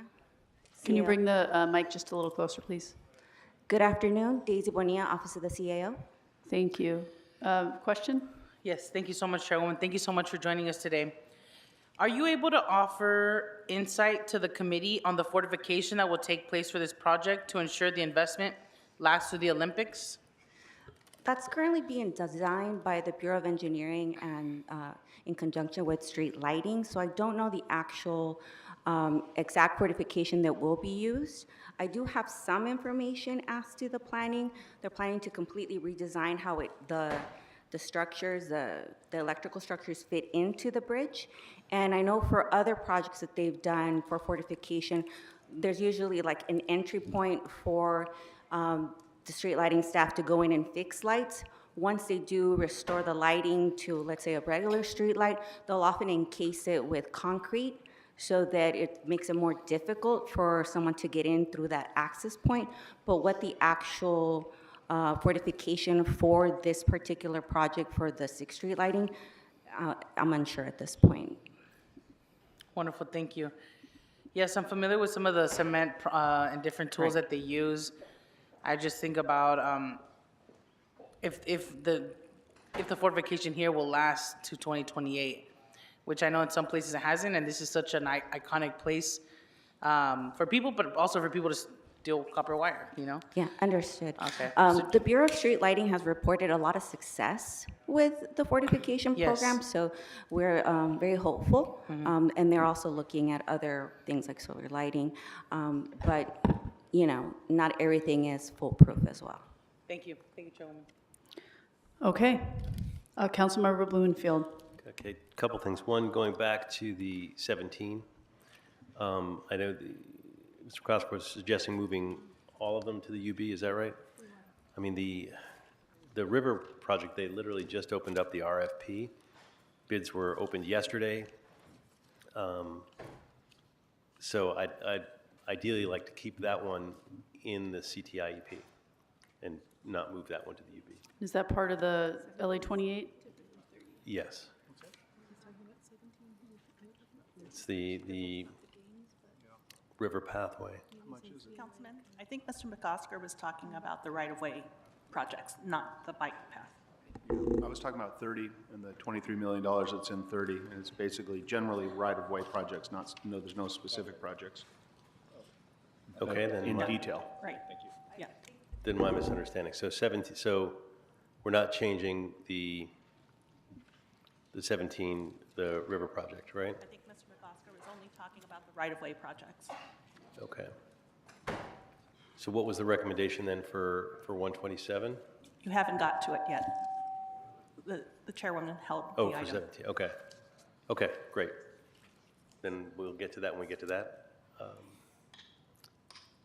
Sorry for the confusion. And then the other one was 31. We had talked about, we want to do the lights on the 6th Street Bridge, but why do them twice? Before, now and then have them get destroyed again before the Olympics? Why not defer them a year? Which I thought was our direction as a body, but if we don't file that, then they get done this year and most likely could get broken again. Councilmember Blumenfield? Yeah. It's my understanding that, and this is from our colleagues in 14, that the bridge is a place where it's been generating income and revenue from Film LA. And so when the bridge works, we're able to generate revenue from that type of work. Well, and I would ask for, is there any evidence CAO would have that this would actually be cost neutral? Because it looks to me like it's 6.4 million and then we'll have to pay for it again. But we can ask the CAO if it, or the department. Good afternoon, David Hirano with the Office of CAO. Councilmember, we have not looked at any revenue generating opportunities off the 6th Street Bridge. I have heard what Councilman Hernandez has said. We've heard it separately as well. If you like, we could talk to Film LA and verify that.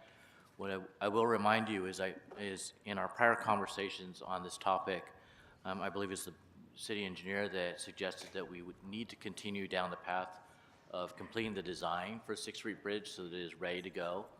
There may be some flexibility in the actual construction phase prior to the Olympics, but we should continue down the design phase and get ready. Okay, I just don't want to pay twice or 3 times. This would be. And we've heard you and, okay. Completely understand. Okay. Okay. Any others for CTIP? Okay. Thank you. Well, so no, wait, so we're on 17, what was the recommendation for those particular projects? So we're going to talk about that when we get to Public Works. That was the recommendation. Oh, okay. To sort of carry it over to that conversation. Got it. Same Okay. for 29. Got it. Okay? Great.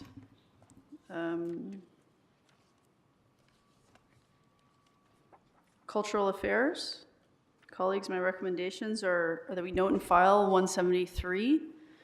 And then on 204, that we adopt the recommendations related to restorations and offsets and direct CLA to restore recommendations C and D in the department's budget letter. I'd also like to direct CLA to see if one-time funds from their special fund could be used for their other requests if appropriate and if neutral to the general fund. Colleagues, questions and other items? Okay, wonderful. We're going to move on to disability. My recommendations are for 197, budget 190, memo 197, that recommends CLA look at using the opioid settlement dollars to offset the general fund for one management analyst proposed for elimination. I don't know if that's allowed under the rules that constrain the opioid settlement money, but if that's possible. And I would like to bring the department, please, to. Can you speak a little bit more into that? Yes. Can we have the department, please, on disability come to the table to talk to us about that? Sure. Because I think there's, I don't know if there's full understanding of the overlap of the work that they do that is definitely, at least from my analysis, would be covered under the opioid settlement dollars. Okay.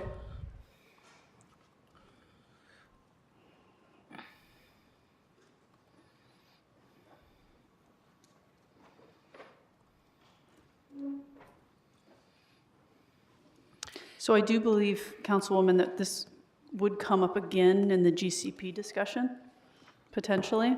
Okay. But why don't you proceed? Maybe we can eliminate the need to do it later. And then Great. I have a question on 198. Thank you so much, Chairwoman. These are critical life-saving programs that we cannot afford to be cut, especially when we have resources that could fund these services. To the department to CLA, would the work of the AIDS Coordinator's Office qualify to use opioid settlement funding? And I would love to hear from the DOD on that as well. But maybe can we start with DOD on your analysis on that? Thank you. Sure. Can I ask, this I think was specific to one of those two memos. The other memo is a larger version with more staff in it. I think my answer is the same to both. This is the opioid settlement funds directly to DOD. So 197 and 198? Yes, 197. Sorry, 198 for me. Thank you. That's the bigger one. Okay. Thank you.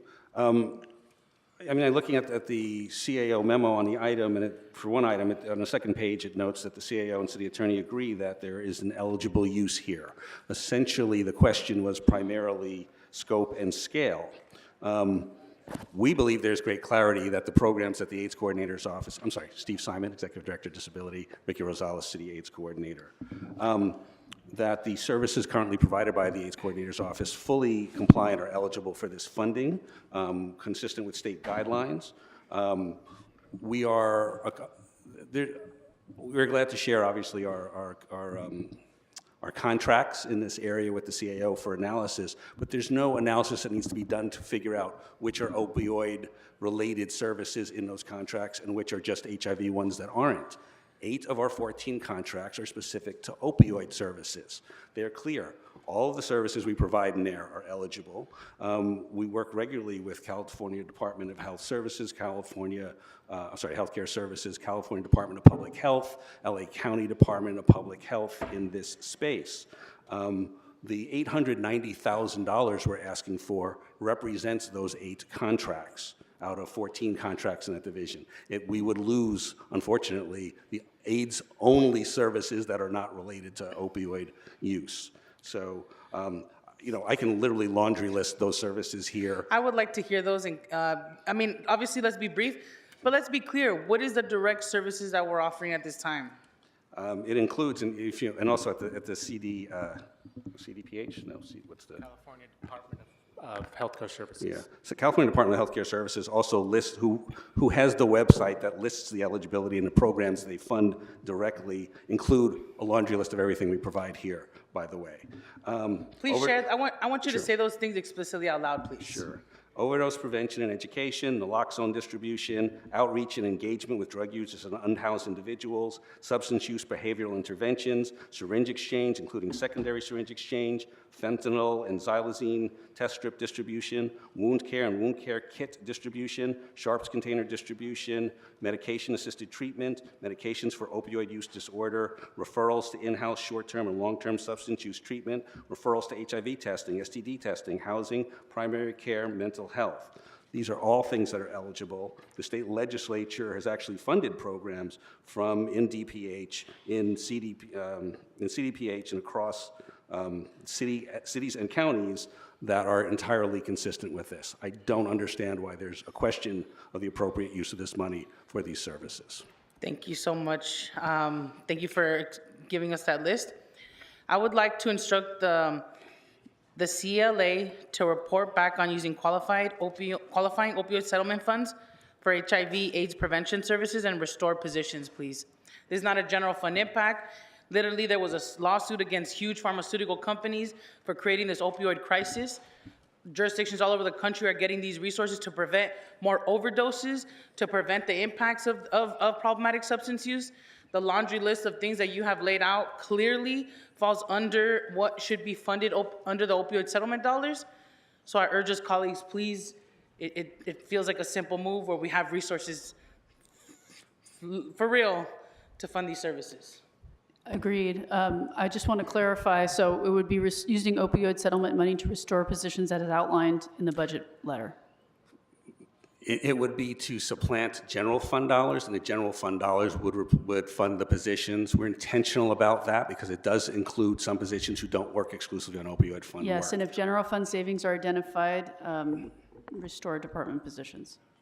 Okay? Cool? Okay, and Chairwoman, I just wanted to provide clarity. Mine was on 198. Is that? Yeah. Okay. I'm right with you. Okay, great. Thank you. Okay. Thank you. Okay, thank you. Anything else on this, or we can move on to economic and workforce development? Okay.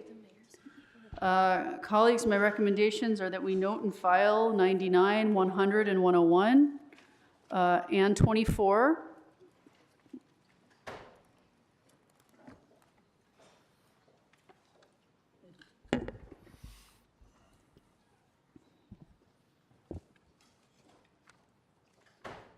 Councilwoman Hernandez. 24. I'd like to talk about 24. Okay, Please. you want to ask that they come up to the table? Yes, please. Can we get the department to come to the table, please, to talk about item 24?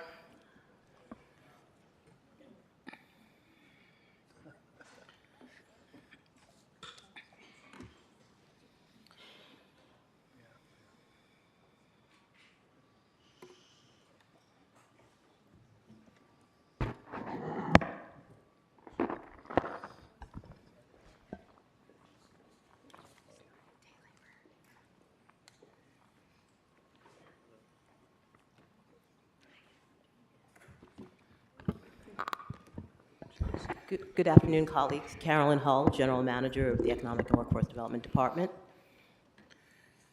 I'm Gerardo Rubalcaba, Assistant General Manager for the Economic and Workforce Development Department.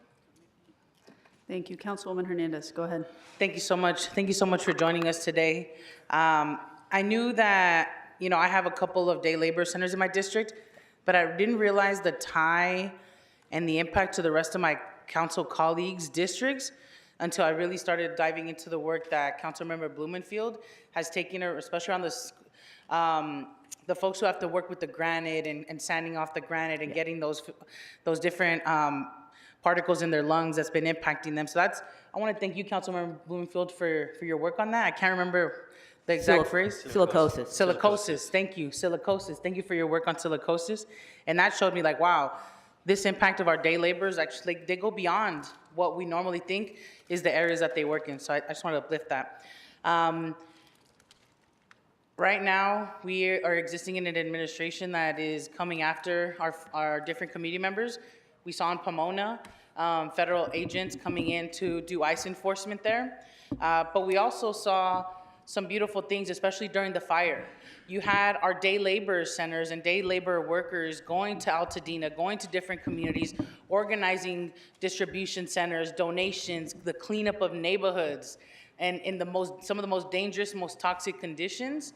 And when we think about uplifting our city budget, it's also about uplifting the workers that are in this economy that we haven't been able to fully bring in. And that is the work that the day laborers do. And so I would like to move forward that we try to find the resources for our day labor centers because of the impact that it actually makes on our communities that don't get access to a regular economy like that some of us have. So that would be my ask. And I know it's $1 million, which is it 10 to 100 jobs? I know it's not a light. 10 positions. Yeah, I know it's not a light lift, but I do ask that we try to find the resources. It's $1 million. Well, this is an important program to our department, and we've been giving it some thought about how we could use different resources, and we are looking at doing that through our annual plan. And Gerardo, I'm going to turn it over to you to maybe give it. Yeah, so we've actually been going through our old accounts, trying to find flexible dollars that could be used to fund the existing day labor centers. So we do plan to present some recommendations in our workforce development annual plan that will be presented to City Council in June. Okay, wonderful. Do you have like an estimate, or where are you looking? I'm hoping to get to the $1.1 million or just under $1.1 million that they're currently funded. We're not there yet, but I think we'll be in the $1 million range. Okay, wonderful. And that, the funding that they have now should take them to the June deadline that you're talking about? Or to the June date? Will the funding that they currently have now? Yes, they're currently funded through June 30th. Any funds that we identify through the annual plan would be available July 1st through June 30th of 2026. Beautiful. So do you think that that month that we have, is it 1 month or 2 months, enough time for us to make sure that we can get the funding through your plan to the day laborers? Yes, so we are finalizing our annual plan now. We will present it to the Workforce Development Board on May 22nd. So at least a week prior to that, we will have finalized our plan and released it publicly. So at that point, we can share the final numbers with your office. Wonderful, thank you. Please let us know if you need anything, if there's any possibility to expedite that so we don't miss the deadline and have a funding gap, because we don't have enough clerks we need more clerks to get the money out sooner, but please, just keep us in the loop. And I'm just really grateful for all the work that you're doing to find these dollars for our community members. Thank you so much. Thank you, Chairwoman. Thank you. Colleagues? Questions? Follow-up? Okay. Thank you very much. Appreciate your work. Councilwoman. Councilwoman, I have a one on number 100, a question on 100. Okay. Sorry. Thank you. Sorry about that. For 100, I would like to, this is the garment worker plan. I'd like to reject the CAO recommendations to note and file and request a report back to identify potential alternative non-city-based funding sources available to support the garment worker plan as it is currently unfunded, as it's currently an unfunded program. As referenced in the EWDD report, the tariffs will have a significant impact on domestic production, including risking increasing sweatshop conditions in LA's garment industry. So that's why we're uplifting this. Thank you. Thank you, Chairwoman. Okay. So you'd like them to look for alternative sources of funding, maybe Yes. philanthropy or some other funding, or? Yes, it could be philanthropy, it could be whatever resource we find. Okay. And we have more direction and details that I could share with y'all and ideas about what we're thinking. But we'd like to move that forward, please. Yeah, it's a program that we've been leveraging our current resources. We put together a task force, as you know, and we've been working with both our economic development team and our workforce development team, kind of interconnecting the resources for that community. And we have some ideas as well as to how to use non-general fund dollars to continue that work. Thank you. And I do want to thank you for that, because we asked for positions last year to fund the garment worker program. Those were not approved, but you all found it within your department to move that work forward. So thank you. I, again, truly grateful for the work that y'all do. It really makes a difference. Thank you. Thank you very much. Thank you, Chairman. Thank you. All right. Okay, we're going to move on now to El Pueblo. My recommendation on 203 is that we instruct CLA to work with El Pueblo on the proposed reports and restorations.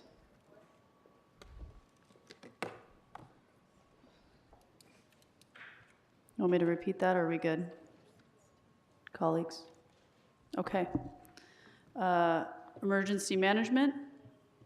I recommend that we note and file 36, 158, and 159. Colleagues, anybody have questions or memos to discuss on emergency management? Pardon? Okay. We're going to move now to Exhibit H. Memo 40. Councilwoman Hernandez, I know you raised a point here, so I'm going to turn to you first for comments and questions, but let me get through the rest of the motion recommendations, okay? And we'll come back to memo 40. So I recommend that we note and file 48, 49, and 133, and that we discuss 57 when we get to the street lighting, BSL, 70 with street services, and 104 when we get to the Board of Public Works, which just leaves memo 40, which Councilwoman Hernandez, I'm going to turn to you. I know you raised a point here a while back. Yes. Okay, thank you.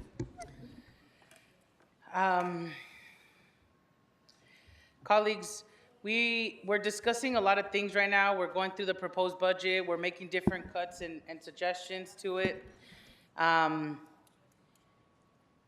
We haven't calculated in the recession.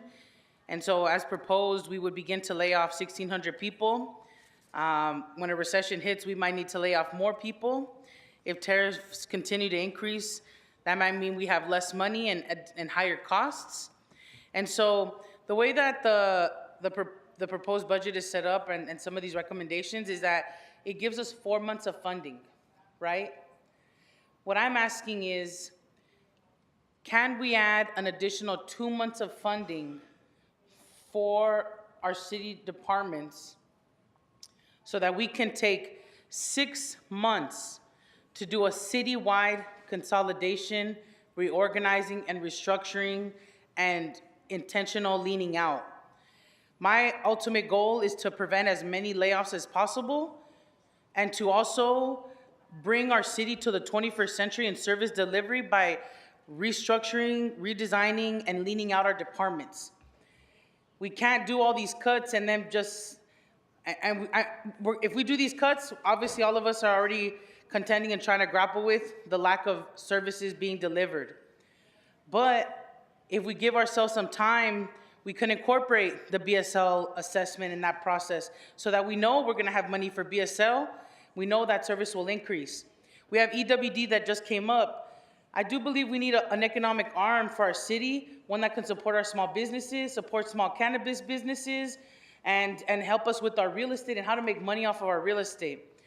And the budget process of a few weeks does not allow us to do a consolidation or redesign of our city services and departments and try to protect as many jobs as possible, right? Like, we're fishing for everything and then under every rock to try to protect every position. And so what I'm proposing is to give us a little more time. And so I want to just read the instruction I have forward and then would love a discussion and more questions. But I would like to instruct the CAO, with the assistance from the city attorney, to strike instruction 11 in Exhibit H, as well as the consolidation of community services within the Community Investment for Families Department, and provide a substitute instruction including the following. Policy committees, such as the one we're in today, must hold hearings with their respective departments to discuss and provide recommendations on the following. Number 1, streamlining processes within departments and possible consolidation of duplicative roles across multiple departments. Outlining of programs provided and targeted end users of said programs.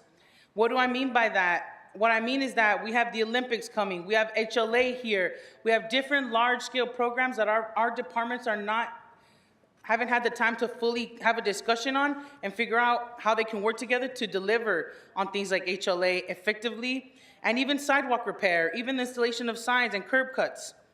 Number 3, considerations of realignment of services with other departments, both within the jurisdiction of the committee and outside of it.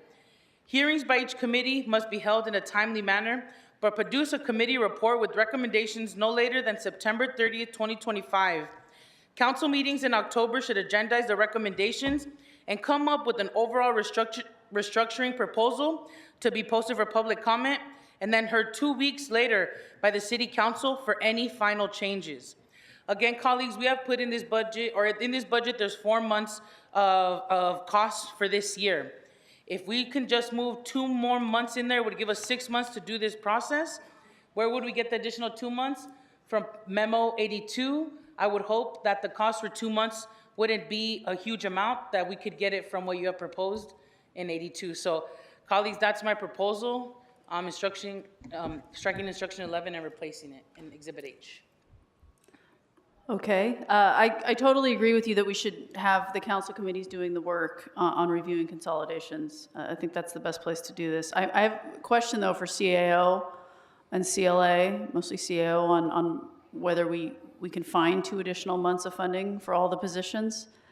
And whether, Councilwoman, we could effectuate that additional 2 months by starting that work right now. We've got a month and a half Yeah. left in this fiscal year. 100%. I think what we could do is go back to our respective other committees and say, okay, we have 2 months to figure out what this is going to look like so that we're not doing that delay for 6 months instead of 4, because I think all of the savings that this budget anticipates is starting that process at 4 months rather than 6. So I would ask, I guess, Matt, if you could weigh in on that. I don't want to put words in your mouth.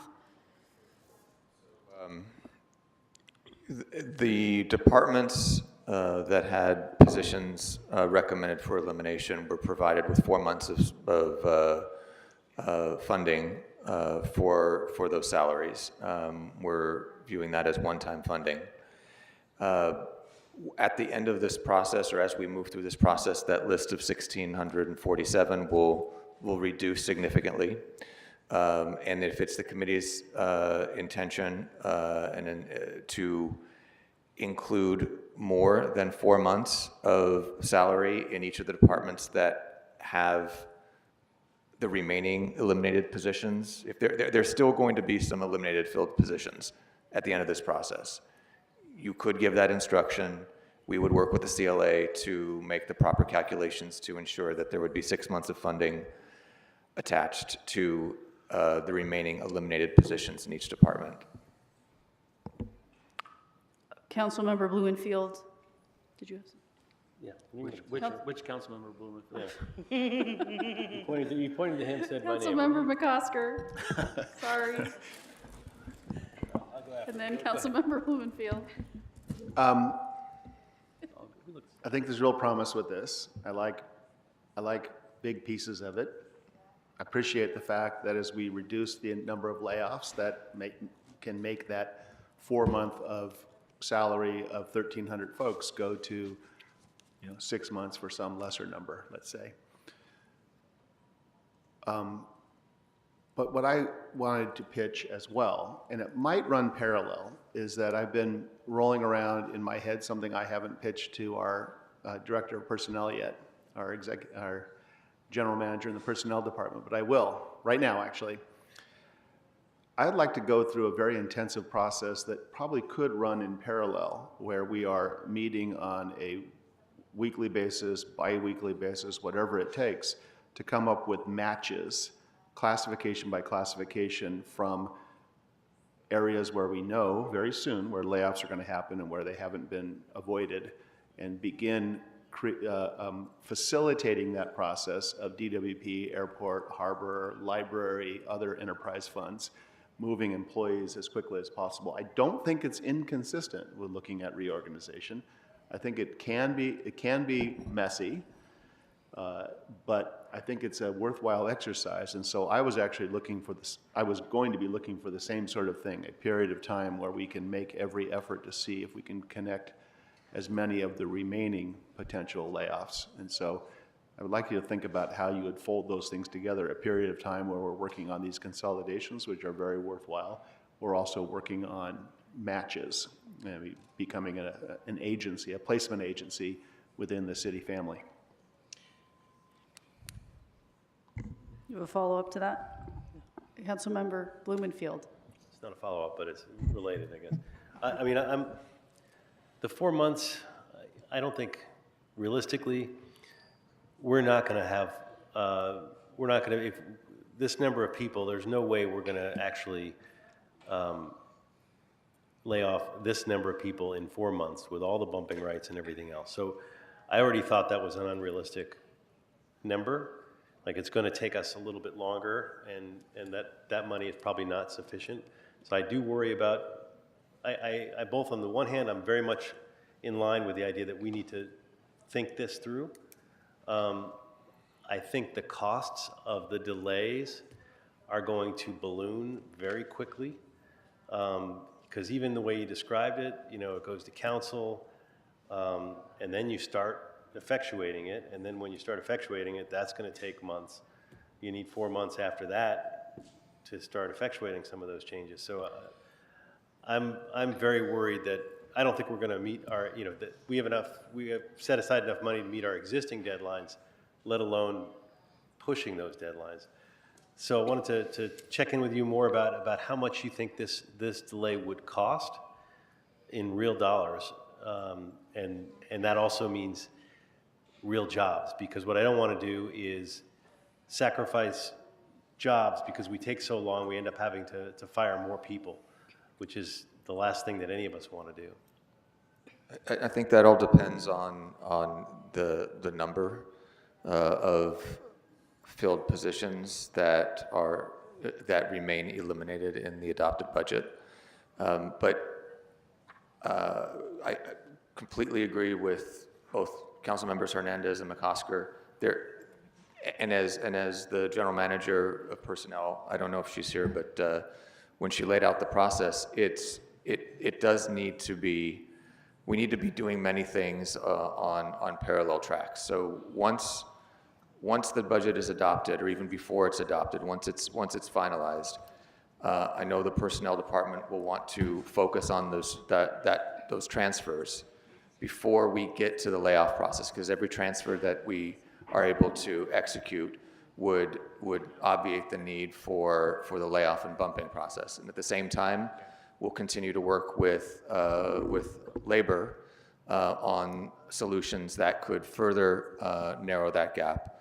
And again, if we get to a reasonable number, if this committee and the full council is able to reduce the number of layoffs through structural solutions in a significant way, and we have a manageable number, then we have a shot through those two work streams to possibly restoring.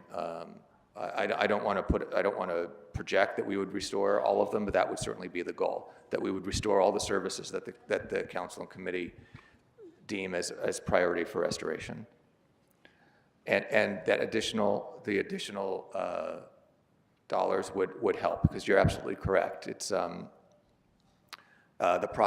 process will take more than 4 months if we ultimately have to get to layoffs.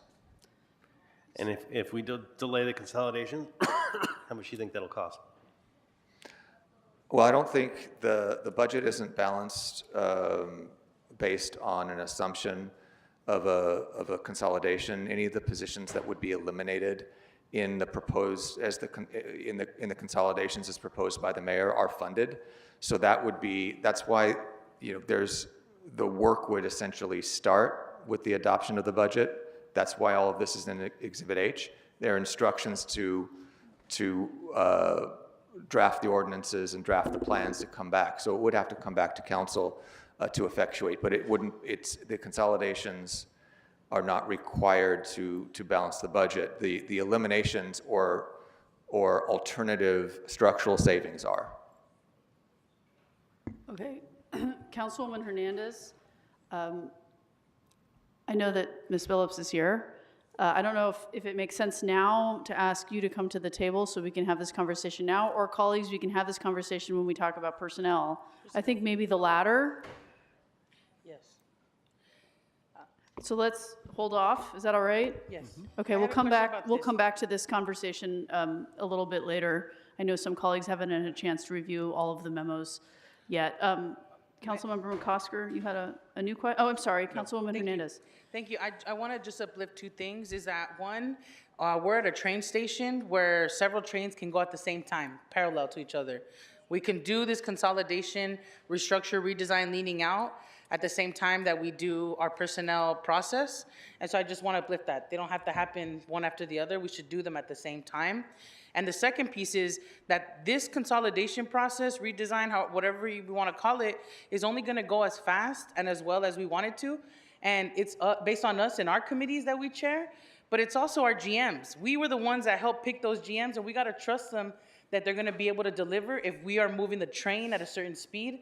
And at least for Public Works, where I chair, I believe that they're ready for that, to have those conversations. So I just want to put some trust in us, but also trust in our GMs that we can do this.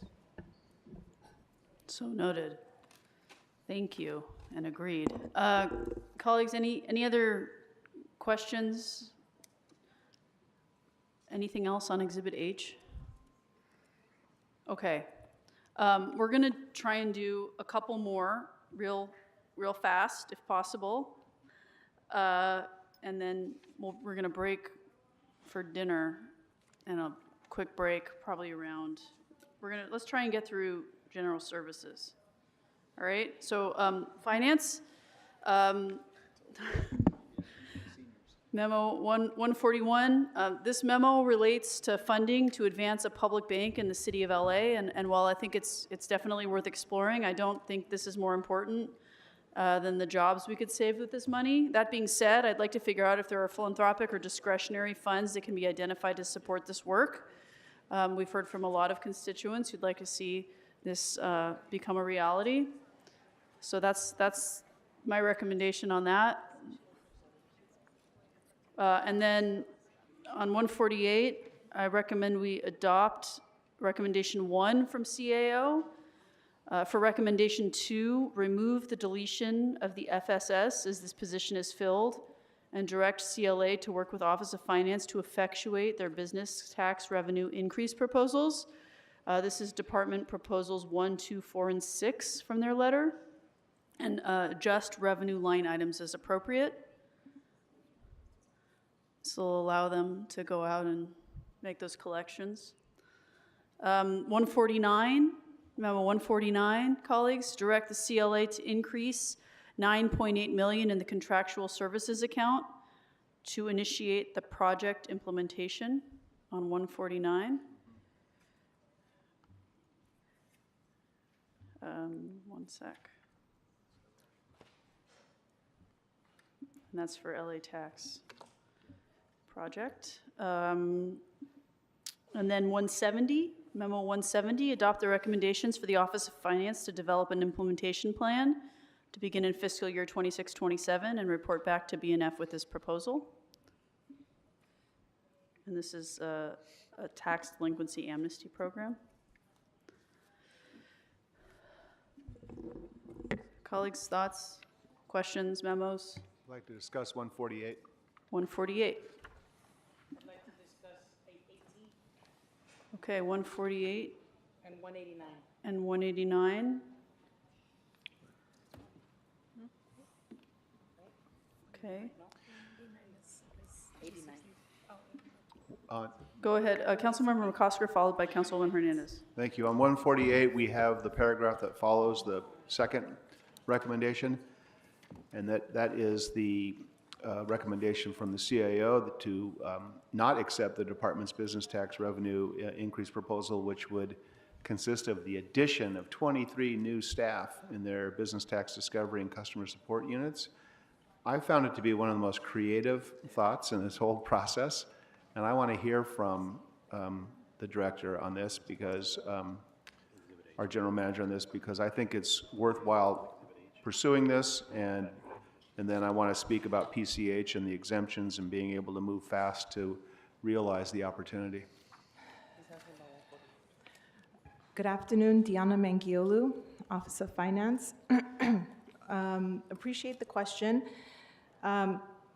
Essentially, if the CAO's recommendations are adopted, then we don't move forward with the revenue generating proposals.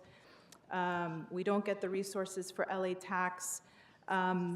We made the case in committee the week before about what the plan is and how we plan to approach it.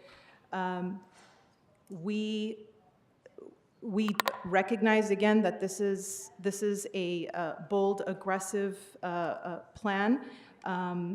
We also know that in order for this to be successful, we need to start filling these positions now. So we have a week-by-week plan laid out leading up until July 1st that would allow us to hopefully be able to make offers to potentially displaced employees to slide into those positions. It's not something that we can do alone. It actually was very convenient or appropriate the conversation, Councilmember McCosker, that the issue that you had raised about regularly having discussions in Personnel Committee about the progress on moving folks around and doing parallel tracks. That is something that very much needs to happen in order for this to be effectuated successfully.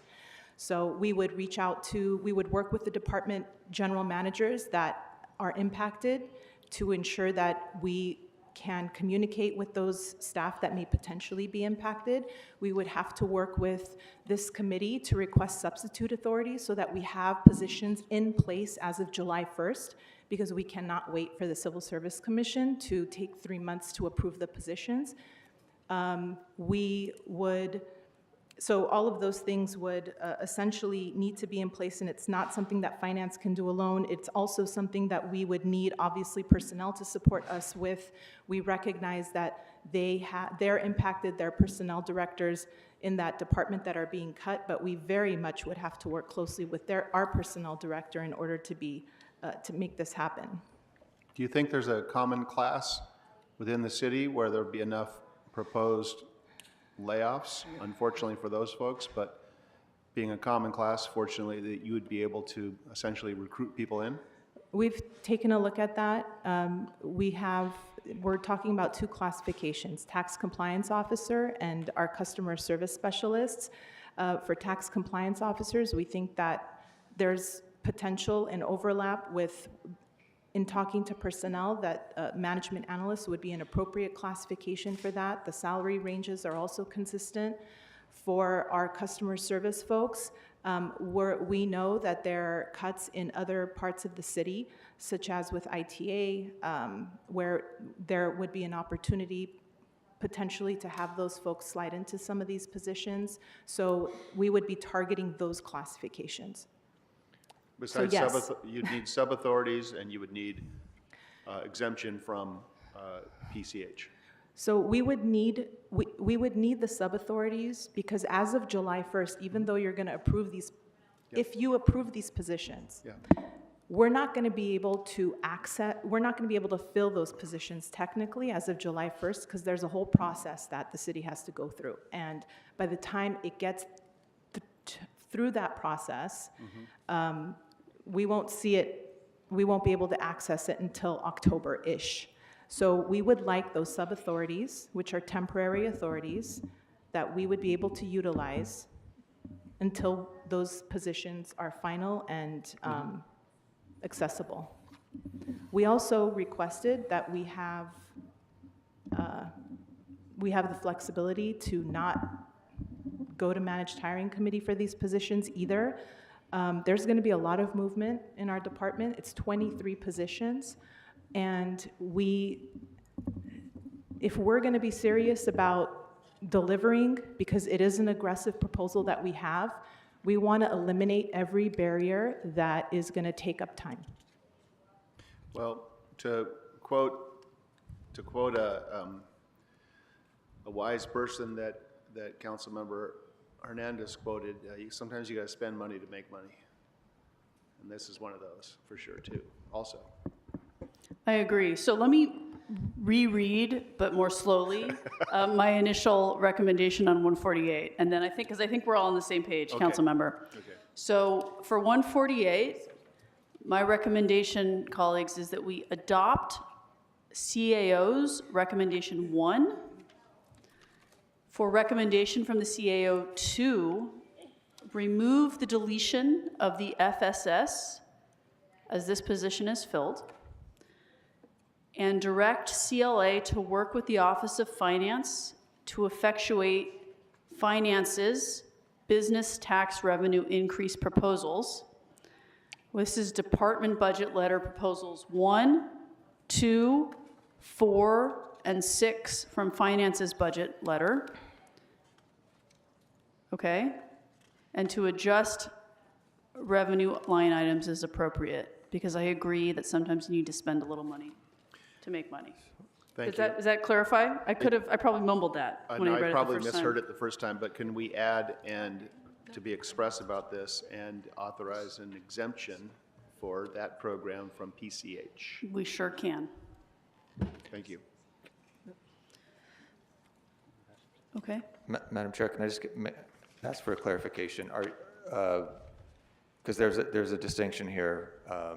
Are you asking to recognize the full 20 million in revenue? And I would just say that's where we differ. There's no argument that we would support this effort, and it would potentially bring in additional revenue. But given everything that was even just laid out about the complications of getting the staff on time, and we could, do everything that we need to do as a city to make sure that everyone's in place. But there will be, this is not an existing program. They need to be hired, and we would be spending money to bring them on board, and that's okay. But I would just recommend that it be done within identified resources, and not to assume, and certainly not to a level of $20 million additional business tax. So perhaps you can work with the CLA and come up with a conservative number that you feel comfortable with, or ask if, could we handle this as working capital, or, let's figure this out. I'd appreciate that. We'll be happy to work with the CLA. Okay, thank you. Thank CLA? Yeah, I was just going to add that the finance proposal, actually, yes, there is some upfront expenditure for the positions. The vast majority of what finance is asking for is a set aside to do the business tax system replacement.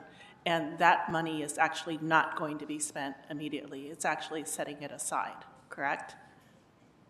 It's setting aside to be used. So you're talking about generating revenue, and you would be setting aside for your business tax replacement system.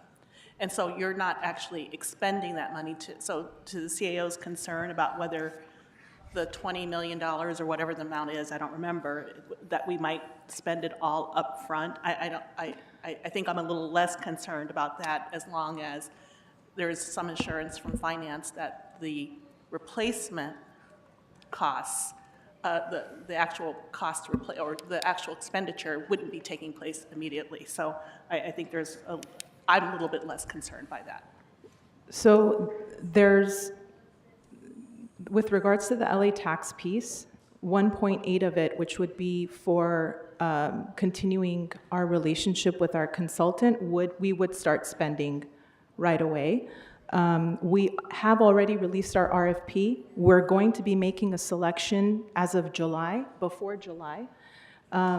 We anticipate that we would need to spend that money as of December.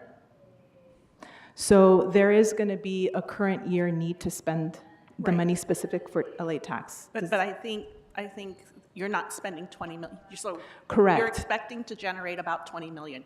You're not expecting to spend 20 million. Correct. You're expecting to spend something quite less than that. Yes. So with regards to our request positions, the LA tax funding, our request, I think, amounted to less than 15 million, which included LA tax. Right, so but yes, even then, you're not spending the full amount that you're setting aside correct. For the tax replacement system. So yes. If it's not generated, you don't spend it, is the point. And also, I just want to add, 20 million is the conservative number. Our numbers were a lot more aggressive than that, and 20 million is our aggressive number. Is our conservative number. 20 million is the revenue amount that we feel confident in bringing in. So if it makes the committee feel better to set aside the 5 million without an appropriation, that's not ours anyway, because there wouldn't be a request to spend that additional 5. We're just requesting to spend 15 and less. So I think perhaps because it's late in the day and we have a lot more to get through, the direction would be to ask the CAO, the CLA, and the department to work together to figure out how to effectuate our goal, which is to get you the positions you need to do these programs, and also to move ahead with LA tax. Okay. Yes, thank you. Okay. Okay, thank you. Oh,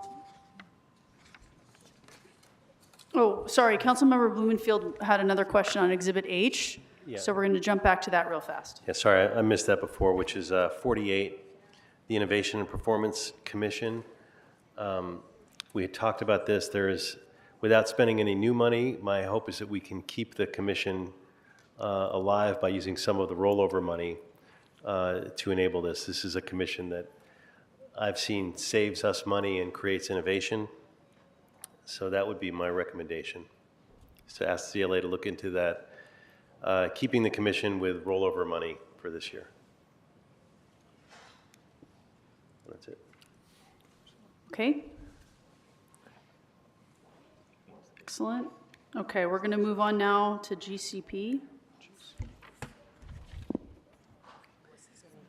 Colleagues, my recommendations are that we note and file the following memos: 18, 33, 34, 147, 172, 174, and 186. Okay. And that we discuss 35. And also the GCP items in memo 82.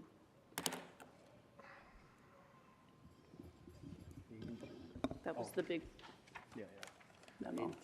That was the big one at the top, memo 1. Oh, okay. Okay, so memo 35, colleagues, discusses the opioid settlement funds that have conditions that govern their use. We just discussed this with the Department of Disability, and I'd like to be more explicit with our direction based on the memo. So what we see, colleagues, is that the mayor and council have discretion over these funds, and that they're under expended in past years.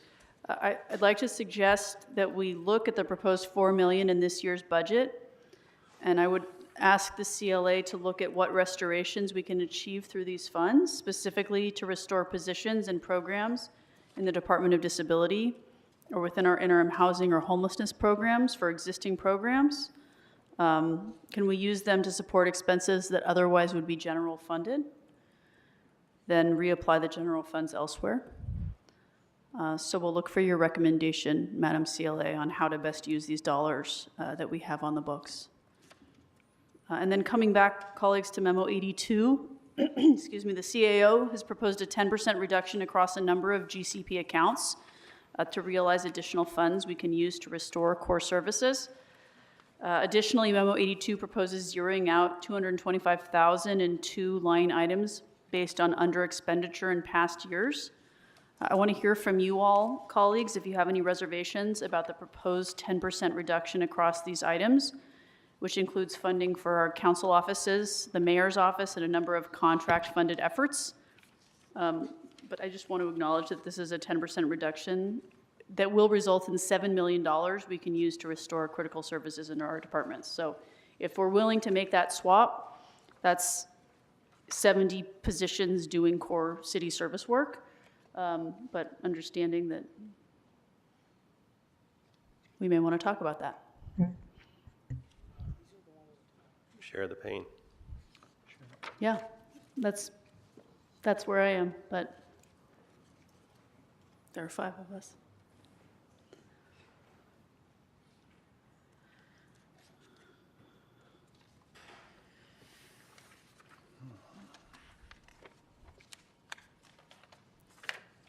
Colleagues, you need another minute on this, or can I take silence as acceptance? I think silence is assent for me.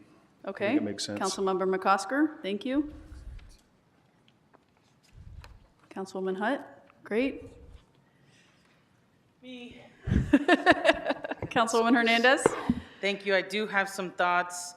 I see a 10% reduction in our crisis response team, I believe is Circle. Correct me if I'm wrong. A reduction to grid, a reduction to LA's Best as well. When we think about our public safety ecosystem, these 3 entities play a vital role in that response. We've seen Circle do a phenomenal job. We know Grid saves lives. In MacArthur Park a few months ago, we had a 5-person shooting. And it was our Grid and peace ambassadors that made sure that there wasn't retaliation, that there was conversations and rumors that were squashed so that no other people were shot or hurt. And when we think about the amount of daycare that we are about to be cutting in this budget, LA's Best provides an offset to that where you, as a parent, you know where your kid's gonna be until 6:30 p.m. or so, around that time, and it provides that extra support. So I know that we have to make difficult cuts, but I just wanna say that when we think about public safety, this is a big part of the public safety ecosystem that prevents harm and violence from happening in the first place. And I don't think that at this time we can afford that, especially with the potential of a recession that can hit many families and people, which oftentimes leads to getting involved in things that perhaps are not legal to get the things that you need for your family. So I think we got to do what we can to prevent that from happening. No one said today was going to be easy. This is Yeah. very hard. Yep. These are all really important programs, and No, I we mean, have to make hard choices. I agree, they're hugely important programs, things like LA's Best, most of their money comes from the state, but still 10% cut in our funding doesn't mean a 10% across the board, but it's still painful to do it, it's still an important program.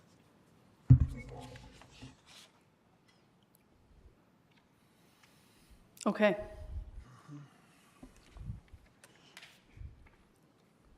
All right. We're going to move on to General. Councilmember McCosker. Other GCP. Other GCP. On item 33, I do want to see that move to the UB, the whole amount. It wasn't, Can you explain which one that is? it's the South Bay Cities Association of Governments, it's dues. I need to meet with them and find out the value for the South Bay cities, what value it's providing to the city of Los Angeles, given this amount. And I think moving it into the UB will give me that opportunity. So noted. And then on 174, I'd just like to investigate whether on 174, this is something that the port, our good friends at the port who are so generous with us, can pay for. It's the Trade and Commerce Relations. I think I asked before, but I would like to go back to the port and find out if they can either supplement or completely replace this general city purposes amount that goes to trade and commerce relations.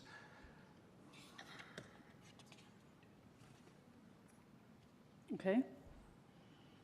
For once, I'm not talking about pulling it, I'm talking about having somebody else pay for it. Mr. Hale? All right, good. I got a thumbs up. All right. Anything else? Okay. Yes. 189. 189. 189. Sure. So I know that I have just proposed to add and to strike parts of instruction number 11 in Exhibit H. But part of this discussion, I just want to tie that into what I put here around 189, which is the creation of a new Department for Community Safety. I want to take a step back, and this is something that has been the mayor's work, building off her legacy, building off the work she's doing. And so I just want to uplift but we need a space to be able to solidify some of our programs, such as unarmed crisis response. And so I put 189 in, but I would also like to see it move forward in our consolidation, streamlining process that we undertake in these next several months. And so I have proposed this. I do have departments that I would like to uplift because they hold different pieces of these different programs, particularly just starting with unarmed crisis response. But I do want to say, I understand if we're going to note and file, but I'm going to bring this up to move it forward during this consolidation and restructuring process. I think that would be excellent and appreciated. Having all of this work in one place makes a lot of sense. Thank you. Okay. Colleagues, any other memos? Okay. We're going to move on now to general services. My recommendation for general services is that we note and file 51, 52, and 53, and that we discuss item 50, memo 50.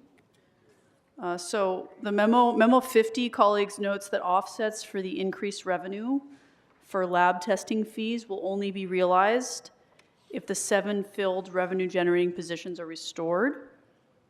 And then it doesn't recommend restoration because of lack of revenue. So my question, I guess, is, can you clarify? It's a little chicken and eggy.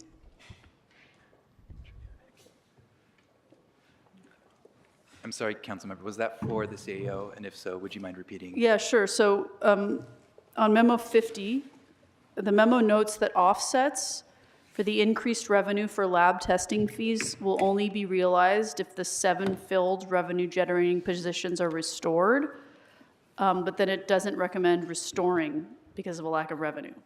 So I'm trying to understand why that recommendation was made. I just want to confirm that the budget memo you have in front of you is the revised budget memo 50. There's a revised 50.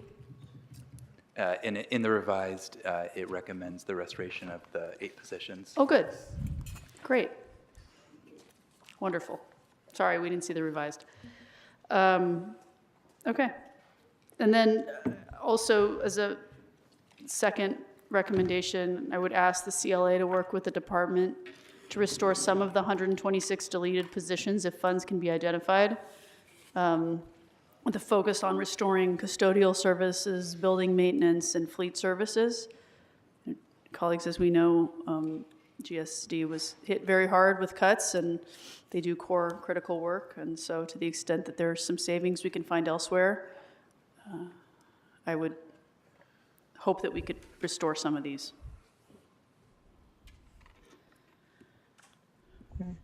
Councilmember Blumenfield. Yeah, on 52, my hope was that this is all the resources for clean energy, building decarb, the work plan. My hope is that we can, at the very least, fund the 3 positions for the work plan, the limiting decarbonization. That's like a management analyst, an electrician, supervisor. These are filled positions. These are not unfilled positions. So I'm hoping we can save these positions as they're critical for, for where we are right now. I mean, we're limiting so much of the decarb plan we had 50 million in decarb potential, and this is basically just getting our plan together and doing the work that we still have in front of us. Okay.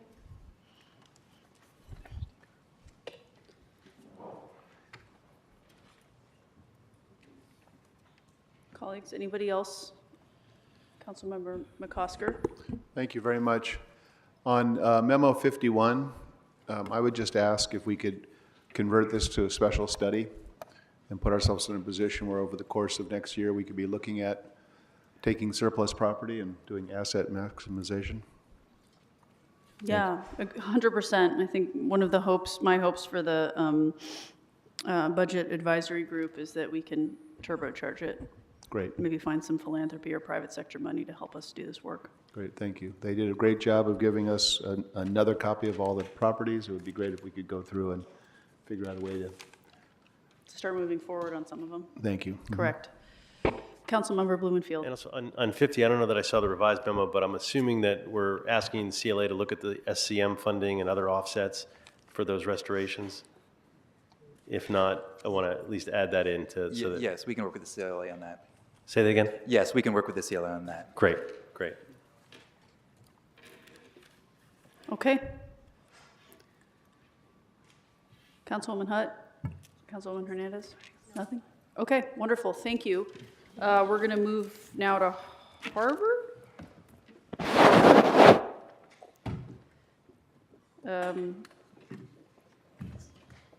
So on memo 182, my recommendation is that we note and file. Councilmember McCosker, anything else you want to do with Harvard? There's a lot I want to do, but I'm good with noting and filing. All right, anyone else? Colleagues? Harbor? Harbor. Okay, colleagues, do you want to break now or get through ITA? Let's get through ITA. We're going to get through ITA. Okay, pizza's going to be here in 15 minutes. Okay. I'd like to ask ITA to join us at the table.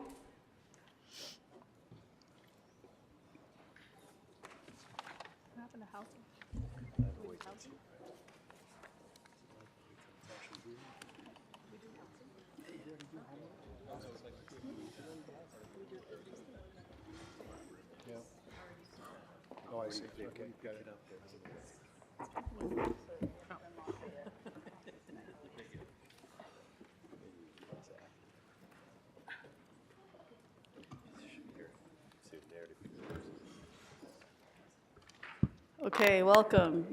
So colleagues, my recommendation on the memos for ITA are that we discuss 25, 86, and 88, and note and file 89. So I can just jump right into 25 and y'all can pile on.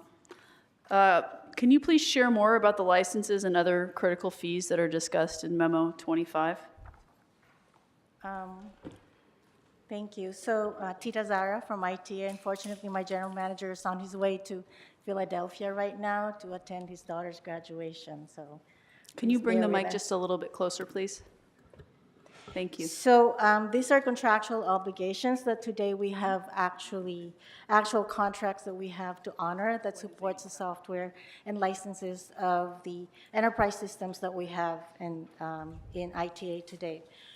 For example, the first request for the $1.1 million or $825,000 is identified, revised by the CAO and the department, is for funding for our FMS system, which is the financial management system. So these contracts are negotiated and fixed in a fixed amount. We have 3 contracts that supports the financial management system today, and one of them or 2 of them are for licenses. We cannot reduce this cost if we have to because of what you believe we are reducing the number of users in the city. We'd have to go back in the drawing board and renegotiate the contract. Okay. And I believe next year is the last year of this contract for all 3 of them that we have to renegotiate. Okay. Has the CAO or ITA looked at charging back the departments who utilize these licenses for the function? We have not, we have never gone through a chargeback in any of our services except for the CSR process. Okay. I'd like to ask the CLA to report back on the feasibility of a chargeback to support the cost of these licenses, but also, to try and find a way to restore these funds as they're contractually obligated. I think we need to fund it. Colleagues, anything else on 25? So the other one that is really important here is the MyLA 311 licenses, granting that it's only $400,000, but this is actually to fund licenses for the MyLA 311 system, the users that are in the field today, that are for the sanitation field workers and the OCD department. So Is if this we do also not- contractually obligated? This one, we can reduce it, but then the field services and technicians in the field will not have any access to the system in terms of using the MyLN 311 in provisioning their services. Okay, that So seems they like will a problem. basically be cut off. Okay. Councilmember Blumenfield. This also includes the HRP. So the HRP, $1.8 million is a request to continue a one-time funding previously allocated in this year's budget that is actually consultant support for HRP. This is actually going to address the 1,000 backlog tickets that we have today, specifically for ITA, the Controller's Office, and the Personnel Department tickets. How does this work with, the fire department asked for 1.5 million for the HRP to deal with their unique problem. Does this fix that? This is outside of that. But I believe Ted had committed to including some sort of support for that 1.5 for the fire department's need for their new payroll, timekeeping system that integrates with Councilmember Workday. McCosker has a follow-up, if that's all right. Not a follow-up, just clarity, it's two very different things that relate to one another. The fire Yes. department Yes. has an old system called NSS that actually does the deployment and tells everybody, or says where everybody is on every deployment period in every DP, and it doesn't speak to Workday and very well. It doesn't communicate, and it's a little bit redundant. So it's that 1.5 or whatever that number is completely separate from Correct. what ITA is asking for. Okay. Right, no, and we need, the fire department thing I think is crucial, but I thought Ted was saying that some of what you could do to fix this would make it easier, would make that communication easier between the fire department system and HRP, is that? So I believe there is also work that needs to be done by ITA to get that connection into the actual the system. So they will have to buy that 1.5 to buy that NSS replacement, but there is still that interconnection. And I think Ted committed to actually engaging our staff to assist the fire department in that integration. Great. Could the 311 licenses be special funded? The 311 service is actually partially shared. The cost of the 311 service is partially shared by two special funds, which is the building and safety and the sanitation. So could the licenses for the 311 be special funded? So I guess I would just Technically, ask. yes, So I would especially just, for the 400 that we're looking for, because they are basically sanitation and OCD. okay, so I would ask the CLA to look at that in the context of restorations associated with this memo.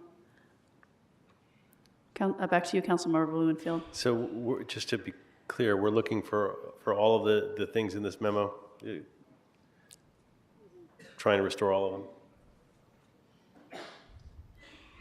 Like what about the OKTA funding? Okta is the Workforce Identity Cloud, which is what we needed for the dual authentication, basically, and then signing on, changing our passwords to make it easier. It's a tool that will make it easier for everybody in the city in terms of completing their password resets and stuff like that. That they don't have to go through a live person or citywide help desk. This also helps in to continue and rely on the outdated patch tool that is currently being used, risking cybersecurity intrusion and system failure in all our networks. So this is something that we have. The current system that we're using today is actually old, and we will not be able to patch it anymore, and this is the reason why they had looked at new product out there that can actually be more robust in terms of covering the entire city in terms of the log. I'm sorry, can you just bring the mic a little closer? I'm having a very hard time hearing. Thank you. So this is item 88, or is this the linkage with fire is 88, right? I think so, yeah. Right, we're still on memo 25, right? Yeah. But there's But all we sort these. of jumped around a little bit. There's all these different things within it that we're looking to, that are critical to fund, right? With Yes. the Okta, is that what you call it? And the Right. So we talked about the FMS, but the cybersecurity part is really important. I mean, the there's critical endpoint cybersecurity protection for $270,000 is a request for additional software licenses. We have equipment out in the city that does not have identified equipment in the city that does not have the endpoint security. So we want to get licenses for those equipments that are out there so that we can enforce security on the endpoint so that it does not get wormed in or hacked and get this worm into our network. So basically, this is what we're asking for. Okay. The on-call funding for public safety radio and citywide network operations of $450,000. This is usually funded in with our vacancies in the past because this is actually a charge to our salaries account.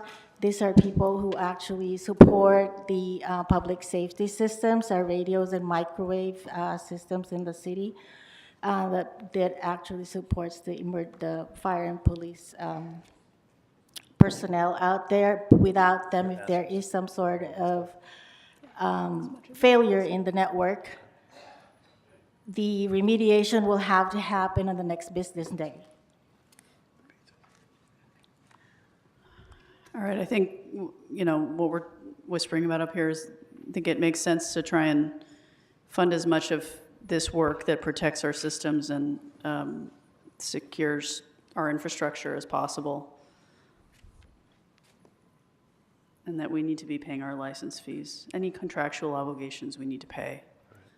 But that we see this as a priority. And this is a priority, yeah. Colleagues, can we move to item 86? Memo 86.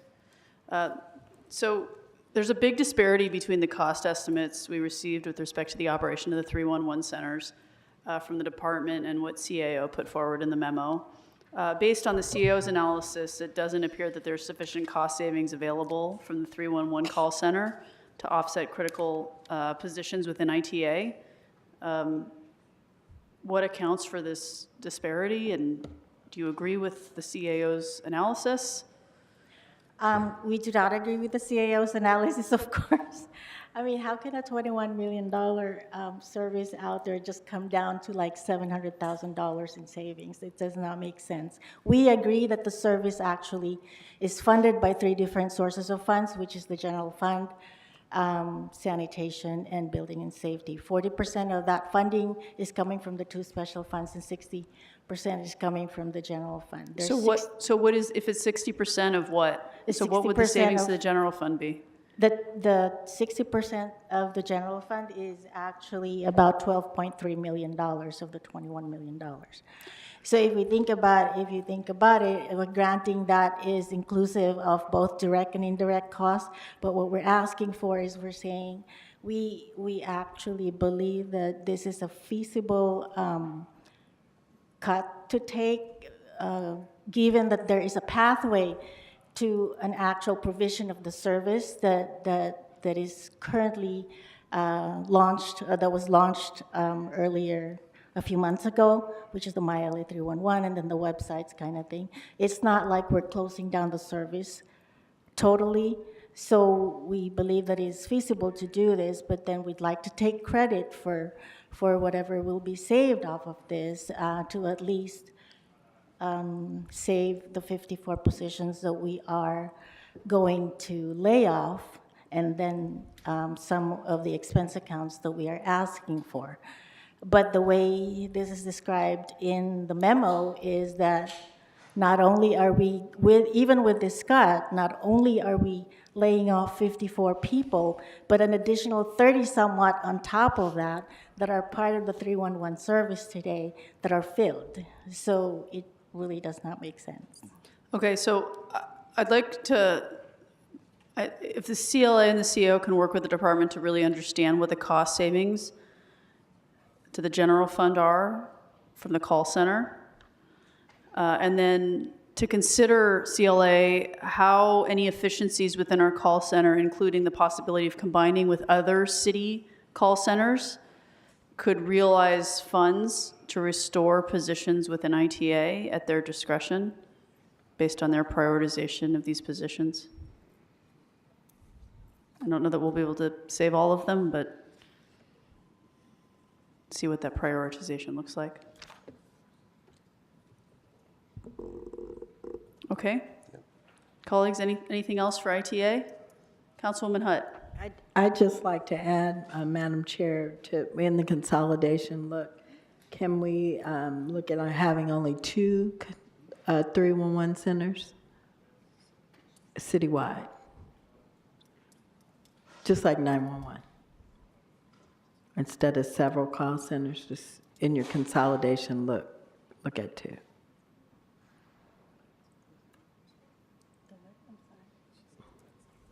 So to the extent there continues to be call centers, consolidation, correct? Correct.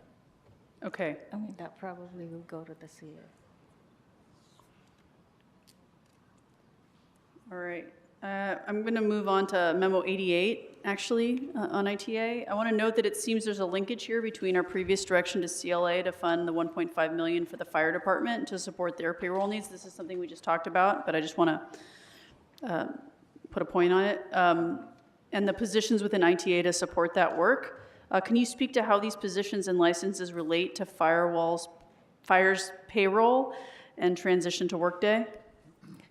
So for these two positions that are in this particular memo, these were vacant positions that were part of the HRP project and support. That if we are going to go through the continuation of the fire NSS conversion and then remediation of the 1,000 backlog and the processing of additional tickets that are coming in every day, we would need to have these two positions in the HRP group so that we can address that. And is this work time limited as fire completes the transition? I'm sorry, what's that? Is it time limited that you would need these positions just for the transition? No, it's not. This is part of the actual continuous support of HRP. If we restore the 1.8 million discussed in memo 25 for extended HRP support, do we still need this funding here? For the two positions, yes. Yes, so that's additive. Yes. Councilmember McCosker. I don't think I understand that. We have the backlog, which has been around for a while, and we work through the backlog. The intent is not to carry 1,000 forever. Correct. As a backlog. And with the new, and the fire side, with the new NSS replacement and the work to have the new technology communicate with Workday effectively, means that the number of tickets every 2 weeks is going to go down. So this is work that we will work ourselves out of. Correct. So this is not a forever project. It can't be a Correct. forever project. The 1.8 is not a forever. We're just asking for it for next year until we get the system stabilized and until we get the tickets actually managed. But we're 2 people off on that group that actually manage the day-to-day tickets. Because I heard you say HRP. something different. I mean, I'm I sorry. think it's important to make a commitment that we're going to bring down the backlog, which was larger than 1,000, and it's coming down. Right. And the every 2 weeks, we need to get that to an occasional ticket mistake, or an occasional ticket because there's some problem, but not a regular, like, wholesale problem that we've had with NSS not being able to talk to Workday. That's correct. So we're agreed. Right. This is a temporary fix. This is a temporary assignment to get to the fix. You want to make a recommendation based on that? I suppose these are just like resolution positions, and this is something that we put in temporarily as a resolution position or a sub-authority, and then work our way out of it, and not something that we carry over from year to year. I mean, I would probably ask the CAO to give me some help with that. Is that essentially, does that make sense, what I just said? Yes, if they are added as resolution positions, those are only good for 1 year, and they would require another council action to approve them for the subsequent year. Right, and the human beings on that get absorbed somewhere else in the system, but that position goes away. Correct. Okay, great. So we'll ask the CLA to try and find some, good luck. Okay, anything else, team, with ITA? Okay, we're going to take a break. So my understanding is that some of us, myself included, need a little more time to process some of these memos that came in late last night and this morning. So we're going to take a 30-minute break. We'll be back at 6 on the dot. We're going to be disciplined-ish. 6:03. Okay. Beats in the back.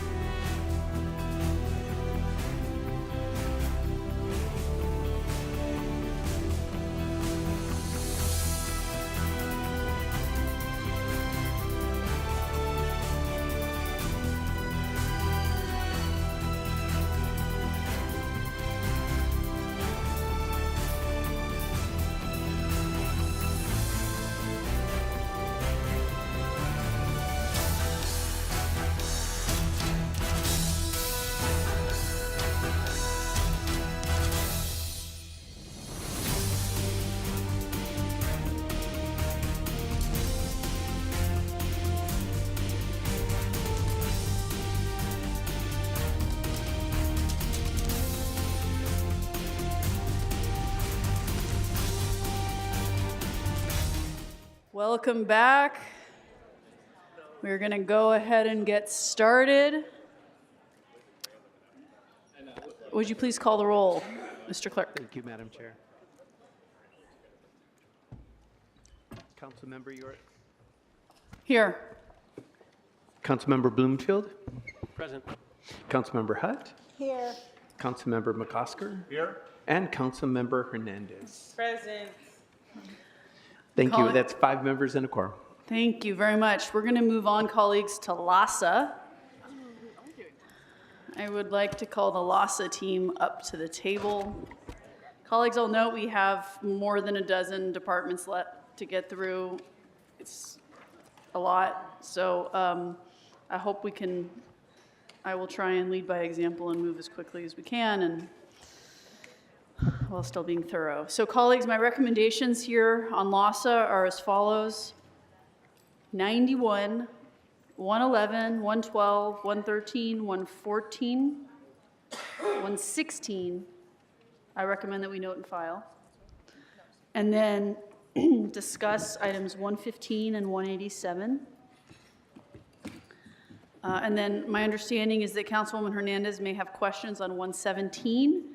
My overarching recommendation on this, though, would be that it be referred to H&H. That all being said, thank you, welcome. On memos 115 and 187, Dr. Adams-Kellum, we're aware that in the wake of the county's decision to create a standalone department, this is a deeply uncertain moment for the region's homelessness systems, and in particular LASA. Can you briefly speak to what LASA's abilities will be in the coming year to deliver on core city priorities? Thank you very much. As we mentioned in our previous session, we are looking at some major gaps in what will be brought in terms of overhead and what that will mean for our infrastructure.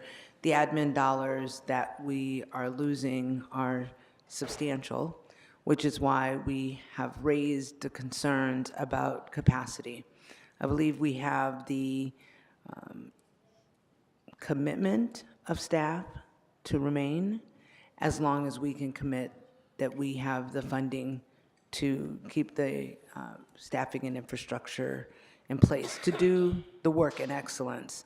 As we've said before, there's been significant growth programs that hasn't in the past kept pace with the infrastructure needs, and we know this is a tough year, and some proposed reductions even in admin down from 15 to 10% for 1 year only, and those are being felt, and we are looking at what the implications are for staffing.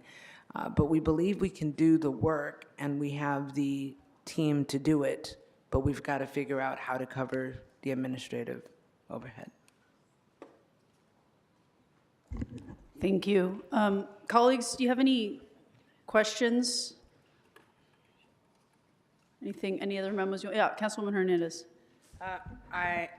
Is this on a particular item? Is it the whole LASA? All of LASA. On 117, I agree. I think sending it back to H&H is the appropriate decision, so I can take that off my list. But I do have questions on 115 and 116 and 187. This question is for LASA, for memo 115. As you heard, this body is considering placing a significant amount of interim housing funding in the UB. In light of that, and what you shared in this memo, what impact would that have on LASA's ability to administer city interim housing contracts efficiently? Thank you, Rachel Johnson, Chief of Staff at LASA. That would have a significant impact. I'll pass it to my colleague Enrique to kind of talk about the cash flow repercussions of that. But we see this, the HET is placed on the UB. One of the biggest concerns we would have is that we would only be able to execute 6-month contracts with providers. We are deeply concerned that that would, the providers would not be confident or amenable to only entering to a 6-month contract for a building where they have fixed costs for the year. and with the uncertainty of payment for the remaining 6 months. And as we see when we are with how it's happened with HET on the UB, sometimes that payment doesn't come in till January or February. So we would be putting providers potentially in the position of having to cash flow those sites until we would be able to receive the payment from if it was placed on the UB. So I think there are significant concerns in doing that. And I think we do worry about the provider's willingness and confidence in undertaking a contract for 6 months with the uncertainty if that would be extended for the full fiscal year. Do you have anything?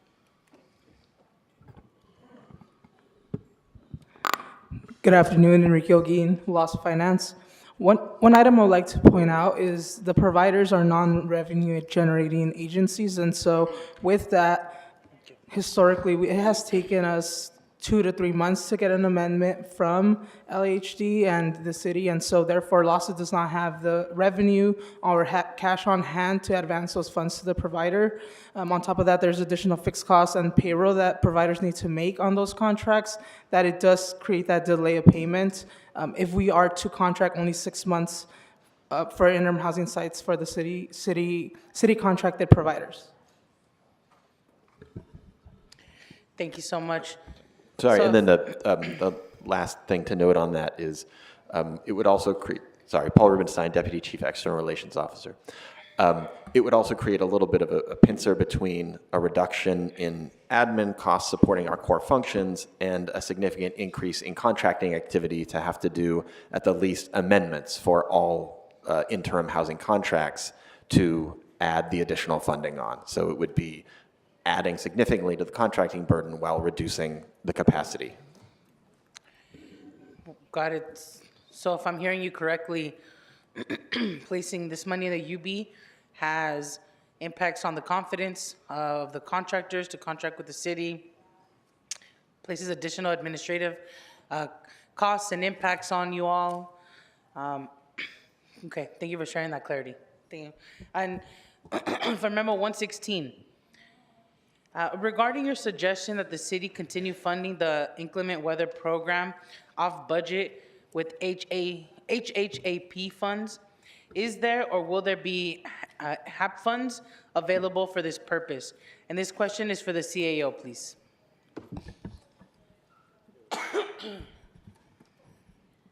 Sandy Lee with the CAO's office. So the proposed budget proposes 1.5 million for the winter shelter programs in general funds, and then the recommendation is to fund the inclement weather shelter program, which is a activation-based shelter program during the non-winter season. That portion is anticipated to be funded or to continue funding with HAP. So you can confirm that there will be HAP funds for these inclement weather activations?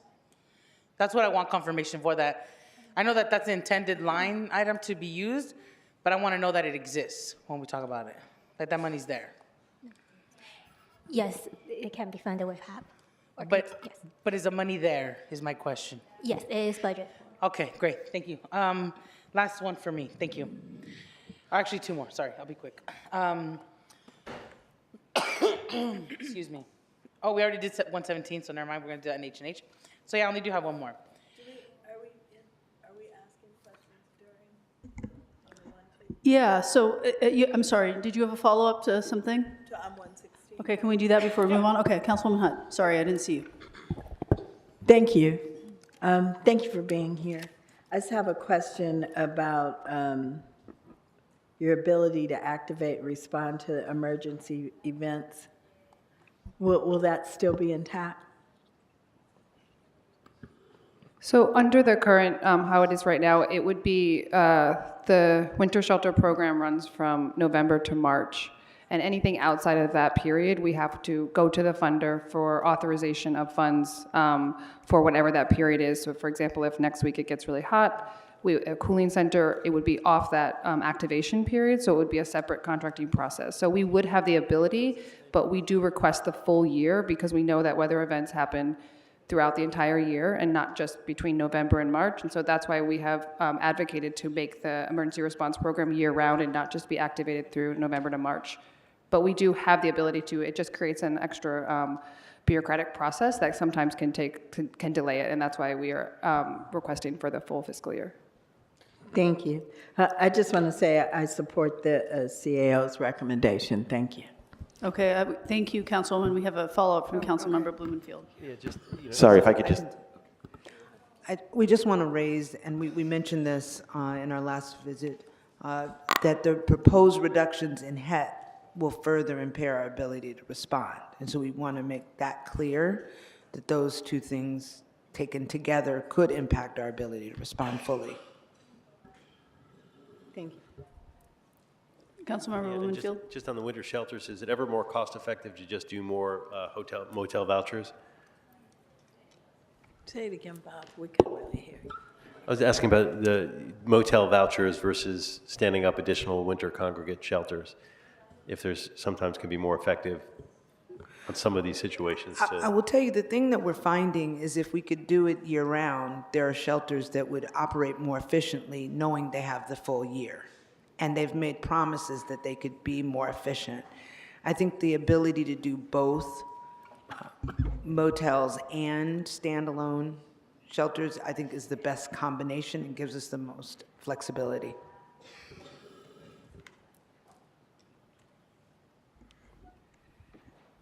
Okay. Colleagues? Okay. Oh, Councilwoman Hernandez. I have memo 187. That's my last Sure, one. yep, go ahead, please. Thank you. LASA shared that 1.3 million HMIS funding, shared that their 1.3 million HMIS funding denial would reduce transparency, delay data reports, and potentially eliminate public-facing dashboards. Right now, we're in a moment where we need more accountability, more clarity, more data, more information that we can rely on, and potentially reducing the funding that allows us to get that data, I think, is problematic. Similarly, we know that a lot of the resources that are distributed, we often lean on the PIC count or the homelessness count to distribute throughout our city. And so to reduce the funding to the homelessness count that could render it inoperable, I think is also problematic unless we find another way where we're going to distribute resources that doesn't rely on this homelessness count, not only for our district, but even the entire city and our effectiveness at dealing with homelessness. It's a very important number for us. And so, LASA, I have a couple questions. Thank you, LASA team, again for being here. Would not funding the HMIS request impact council office staff who have HMIS access or otherwise undermine data reporting to council? If so, how? And please be as specific as possible. Yeah, thank you. So our HMIS request reflects 35% of our total HMIS vendor cost, which reflects its proportion of what the city funds in our portfolio that we manage. And so with this funding cut, we can't sacrifice the vendor. We know that. That's a fixed cost. We have to pay that. So it would be on the other side of staffing. So we would have to sacrifice staffing, and that would be for the continued development of the data dashboards that we rolled out in the last year and a half, coordination with council offices, replying to data requests quickly. It would also affect our ability to, we have a ticketing system for any HMIS issues that would directly affect the service providers. So any staff, frontline staff who's using HMIS and has an issue or has a question, they go through our ticketing response, which is already overburdened, and we would have to cut staffing there as well. So it really is a capacity that we would not be able to, we would keep HMIS and the system, but we would have to offset that because this request is just for the vendor. To offset that, we would have to cut the staffing capacity that would be able to manage it and then directly manage it with each council office. Thank you. I think it's important to note the gains that we've made in increased accountability, transparency, and we've all made a commitment to performance management and KPIs, both regionally and by district. And so we don't want to see ourselves move backwards. right? That's the whole point, is that we want to hold ourselves accountable. We want to make sure when we're investing that it's a good investment and that we're tracking outcomes. And we've all made that commitment. And I believe without this funding, we would move backwards. Thank you so much. Will the city be able to have the homeless count annually with the proposed level of funding?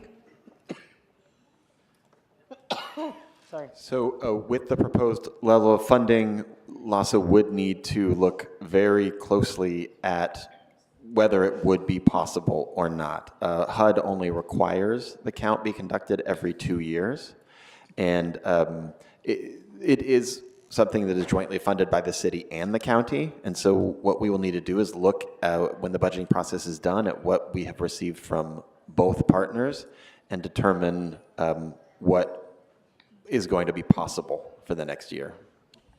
Got it. So you're saying we only have to do it every 2 years?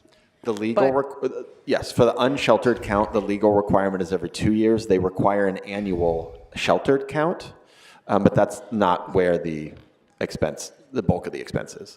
Got it. And I mean, I think it's important to have annual data because it means that we can adjust more quickly. Yes, we've done it annually for many years, and that's policy-wise, that is what LASA would recommend. Financially, it needs to be supported. Wonderful. Thank you.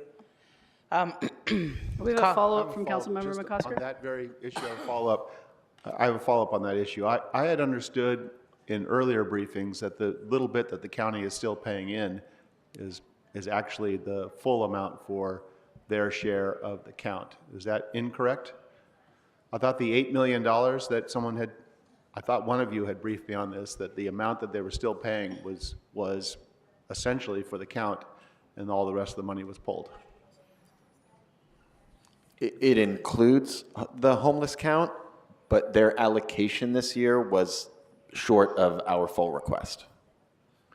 Okay, so you made a request that would cover the count, and they went even short on that? That would cover their share of the way that we've apportioned it. Yes. Okay, thank you. Thanks for letting me get that clarity. So it's even worse than I thought, as far as their contribution. I believe they allocated 1.1. We requested 1.25 from both parties, and they allocated 1.1. Okay, thank you. Great, thank you.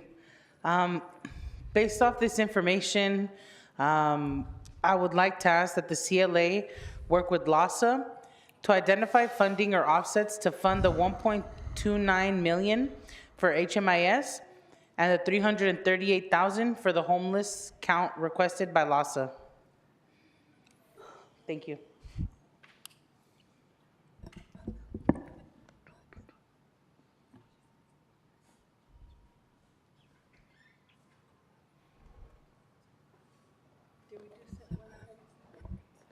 Go ahead.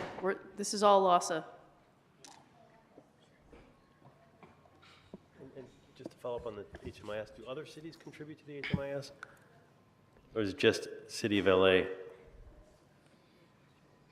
We couldn't hear the first part of your question. Yeah, I'm saying, do other cities contribute, or it's just the City of LA that contributes to HMIS? It's just the city and the county, not the other cities. Okay, so if we increase our portion, how much of that is just covering other cities versus covering ourselves?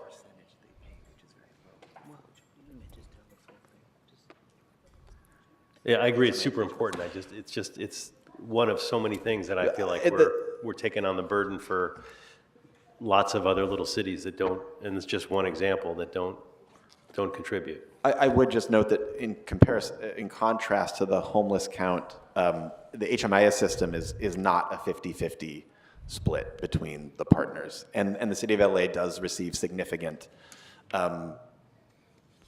results from HMIS that other cities do not necessarily. Other cities don't get any benefits from HMIS?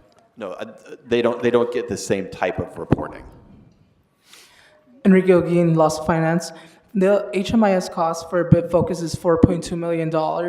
The amount that we are requesting from the city is approximately 35% of the total cost. That is in line with the amount of contracts that LASA manages on behalf of the city. The remaining contracts are state, which we are earmarking funds there to support a portion of the 4.2. And then lastly, the bulk of it, lion's share 2.1 million, it's from the county, and the county approved that as a part of this fiscal year's budget. Okay. And yeah, the city of LA is the only city that we directly contract with. And colleagues, I move this action, I wanted to bring up this action forward because I do believe that LAS has been having conversations around identifying those offsets. And so I think there is movement there internally. And so that's why I'm requesting the conversation to happen to uplift what they've already been working on within their department to identify these resources. Okay. All right, anything else on LASA, team? We've got 1, 2, 3, 4, 5, 6, 7, 8, 15 more departments. Yeah, I mean, I'm just reluctant to add more money to LASA until we figure out what's going on with the county funding and have a better handle on that. I'm just worried about getting ahead of that.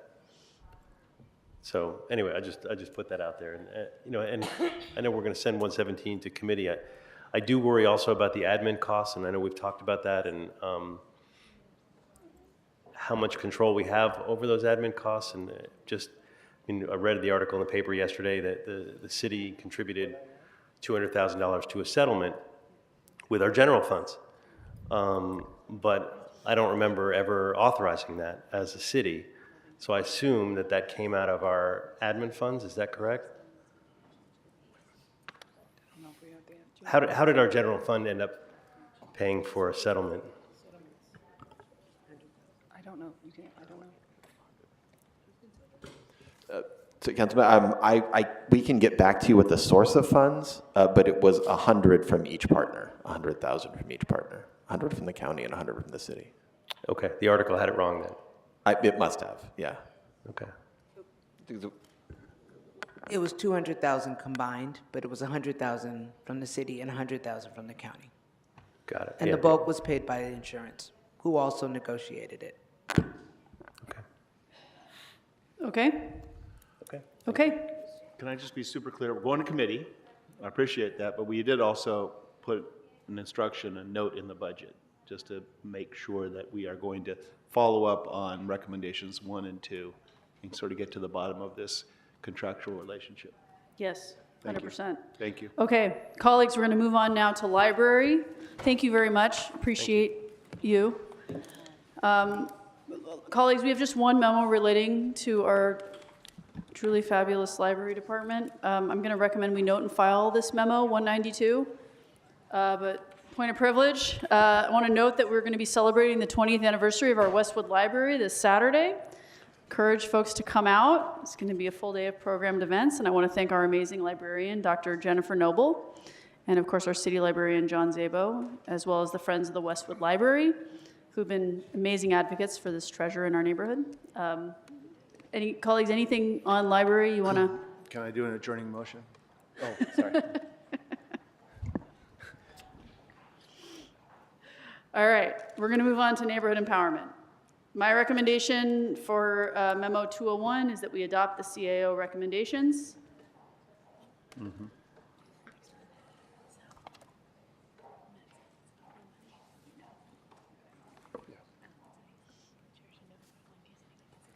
I'm going to take silence as assent. It is. Yes, okay. We're going to move on to pensions, fire and police pensions. My recommendation is for Memo 106 that we note and file it, but I understand that Mr. McCosker wants to discuss. Yes. Great, come on up.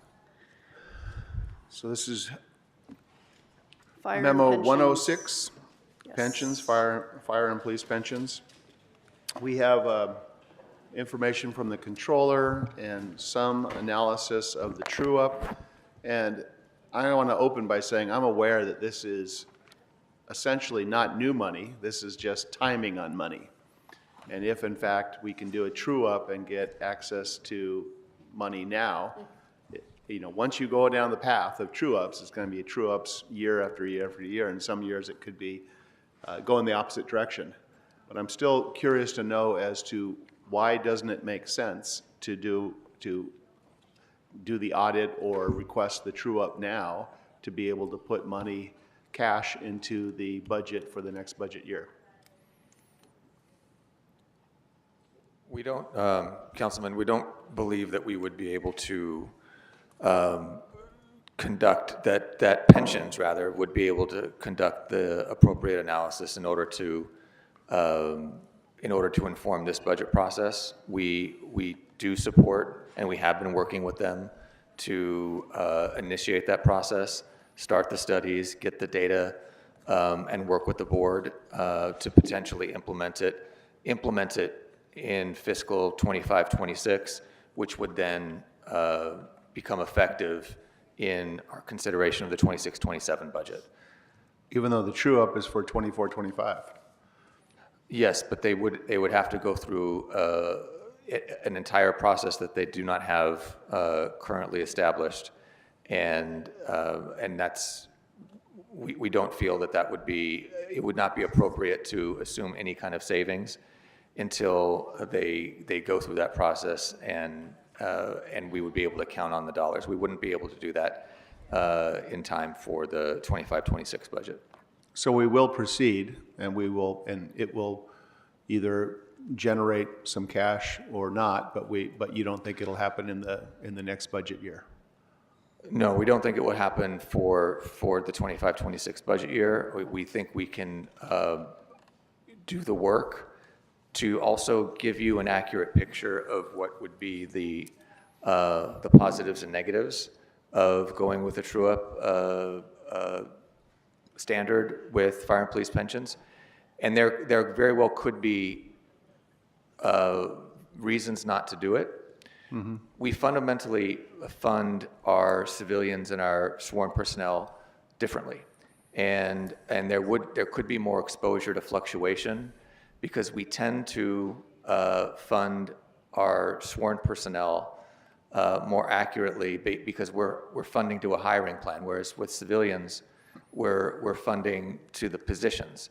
And so it is often the case that the true-up is in the city's favor, because if we fully fund the positions and we prepay our pensions, we're paying on an assumption of our payroll for all of our positions. Right. And then by the end of the year, of course, it's not ever going to be that much, because we're going to have some level of vacancies, in some cases huge vacancies. And so the true-up in the last several years has helped. Go ahead. Because of the way that we pre-fund on the police and fire side, you're saying we basically have less of an unfunded liability than we have on the LACER side? I think there would be, although there would, again, the studies would need to bear this out, but there would be less of a assurance that we would have an upside as a result of the true-up. Okay, so you're going to go down the path. When you have more analysis, then you give the council and the mayor the opportunity in future budget deliberations, essentially, to decide whether we proceed with whether we complete the true-up, and then go on a path of doing it presumably year after year. Correct. Thank you. Colleagues, anyone else on this item? Just to be clear, we're not moving forward with it, but we are moving analyzing forward it with the analysis, is that right? Because you're saying we're not going to get it this year, but if we do the analysis and we decide to move forward, we can still get it in for next year. Is that what I'm hearing? Yes, that it wouldn't be a viable solution to count savings from a true-up for 25-26.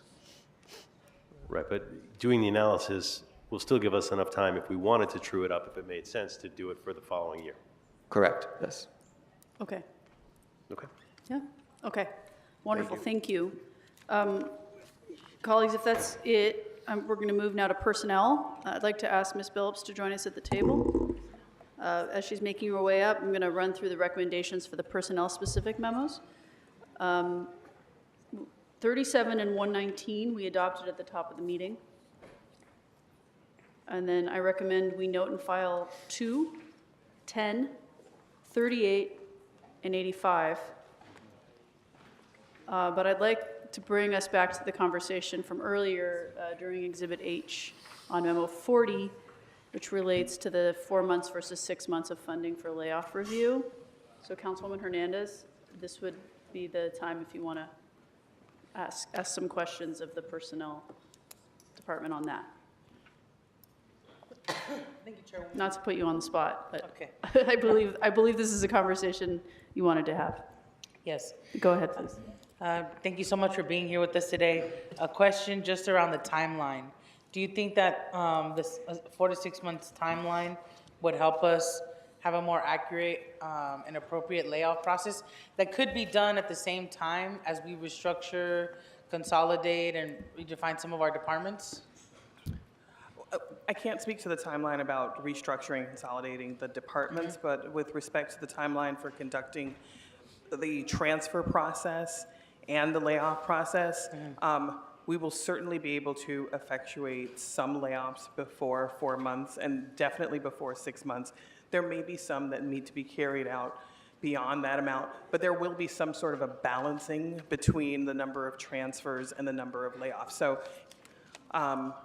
I believe that we are on, as far as I can tell right now, a pretty good path for establishing plans for identifying employee job history information. We sent out an all-city, not all-city, but a nearly all-city email today to ask employees to update their job histories, to work with their department personnel officers. So we are well on the path of planning.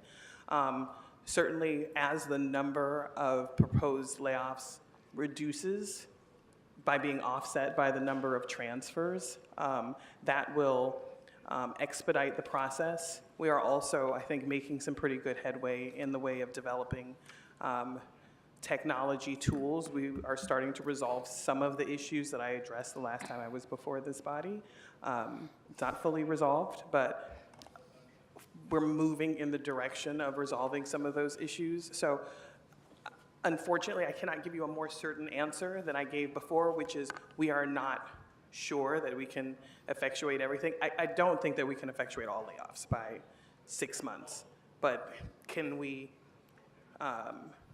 make headway by way of layoffs and transfers in that time to offset whatever overage? I think that we can find some success there. I think I had some confidence in that. Great, thank you so much. Follow up to that? Yes, follow up. Is your calculation based on the 1,600 number, or is it based on, I mean, if we actually are able to succeed in a lot of the things we're talking about today, a number that's half that size? My assumption is that we will not be moving forward with 1,600 because of our conversations with proprietaries about the possibility of transfers.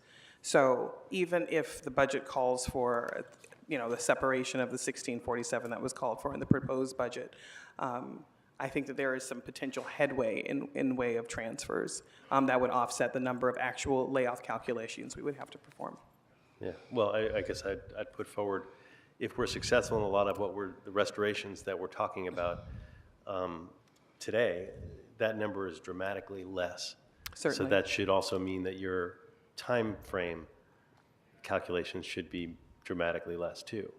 It is, and it absolutely would be. So I think that we would reduce our time frame by the ultimate number that we land on. I just don't have a sense of where we'll land, but Right. Absolutely there will be an offsetting, I think, time frame.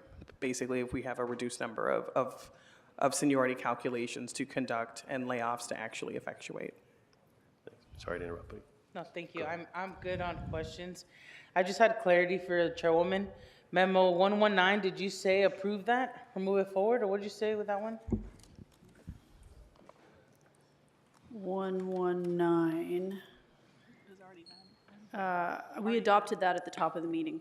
Yes, and that one, was it option 1 or 2?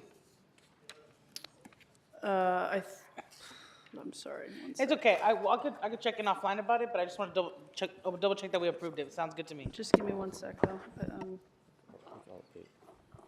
Yeah, We're recommending all. Matt, do you recall? If you adopted the memo, then you've adopted the recommendations for all 8 items.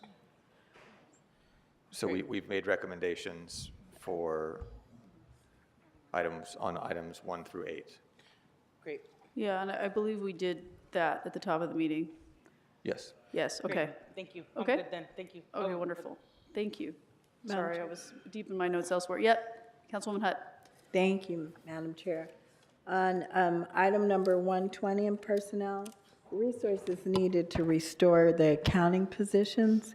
I just would like to have the CLA look at restoring the unfunded positions. I think that is very important. That position was actually included in Budget Memo 119. So with the adoption of 119, that position will be. We addressed that. for restoration. Thank you. Councilwoman. Okay. Anything else, colleagues? All right. Thank you very much. Thank you. Next, I'd like to call up planning, city planning to the table. Colleagues, we touched on this during our departmental budget hearings, but I just want to thank our planning department and all of the planners.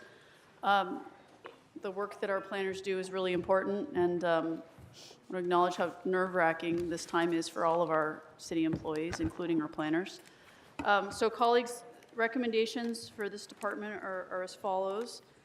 So memos 39, 96, 98, and 103 are also all discussed under memo 123. So 39, 96, 98, and 103 are all discussed under memo 123. So I have a question on 123, and I have a question on 152. I recommend we note and file 95 and 97. Welcome, Mr. Bertoni. So for memo 123, can you please discuss the potential cuts to your department and what you see as positions that are either particularly vital to the functioning of the department, that address liability issues, or help generate revenue for the city in particular? Right. Well, thank you, Chair and members of the committee. Vince Bertoni, Director of Planning. I have with me Kevin Keller, Executive Officer. As mentioned before, I think that the cuts within the department, 34% of the department positions would be cut, 25 of those are filled. Those would be impacting everything from housing production, economic development. We bring in billions of dollars of investment each year, whether it's through the construction as well as the end user, such as the entertainment industry. It impacts housing and homelessness, our ability to respond to recovery of the wildfires, as well as preparation for the 28 Olympics. That's throughout the whole department. We're happy to look at in terms of prioritization of those, but we're also we're happy to work with the CLA and kind of talk a little bit about how do we prioritize positions, as well as look at funding sources, because there are some additional revenue that we can bring to the table as part of this. I know we're funded within the first 4 months, but there's a few fees that we can raise, which are within our authority, and those fee studies are already underway that we could have in place within the first 4 months, and a few other fees that would be in place afterwards that could help close that gap. Okay. To what extent do you think future fee generation would help cover the costs of these positions? I'm sorry, I couldn't hear the beginning of that. And maybe you just answered this, I'm sorry, but how might future fee generation, you just mentioned new fees or increasing fees, to what extent, I mean, it depends on what we adopt, right? But So ballpark in terms of how much cost recovery you think you could get from having fees that accurately reflect the cost of the work. Yeah, thank you. So there's really 4 areas that we're looking at. One of them is, well, first off, to begin with, we actually have surcharges that we apply across both planning application fees as well as building and safety fees.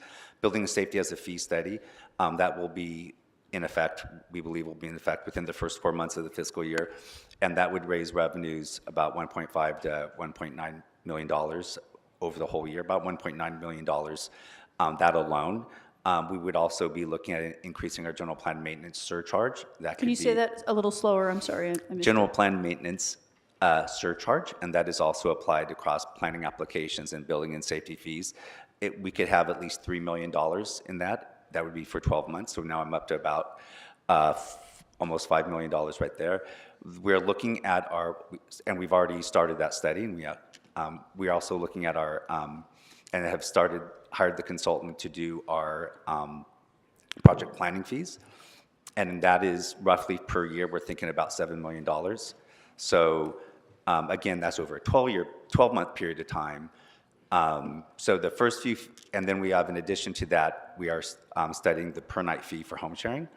And so there is room to grow there. So all told, if you add those up, we're talking about general plan maintenance surcharge about $3 million, maybe $1.9 million for the building and safety fee, how that's residuals, about $7 million for project planning fees, and then another about probably $4 to $6 million maybe for per night fees. So that gets us a grand total. What was the last one? I'm sorry. That was about $4 million on that. I think it was about 3 or 4 million for the per night fee for home sharing. So that would get us to about 10 million-ish over a 12-month period of time. Okay. And there would have to be some general fund subsidy in the department because so much of what we do is public outreach and things like that. I would also say that part of this is that we're bringing over a zoning review function from building and safety, and that will have a fee that'll have some of the, with it will come revenue generated from the building enterprise fund. And and that fee has not been adopted, but once that fee, as we adopt that fee, we can look for more cost recovery within planning as part of that fee. So right now, and this is in one of the other budget memos, that what happens right now, and this may be getting to a different topic, but right now the idea of zoning review is split between 2 different departments, and we're proposing to consolidate that. That's part of one of the budget impact memos. As part of that consolidation, we would bring over the zoning review function from building and safety and unite it in essence with our Office of Zoning Administration, as well as our development service centers, our public counters. So there would be an opportunity to get some additional cost recovery there. So there's many avenues that we're looking at. Some of those could be in place and starting to generate revenue within the first 4 months. The other ones would be within a few months after that. So by end of this year, calendar year, beginning of the following. Okay. So I guess what I would like is to have the CLA and planning report on the potential to increase relevant fees to accurately represent the full costs of planning and land use services. And at the same time, I don't want us to make it overly expensive for people to build in the city, right? And some of the fees that you're talking about don't make it more expensive to build. They have to do with, potentially increasing the cost to appeal, or the cost for home sharing, or some of the other programs that you administer.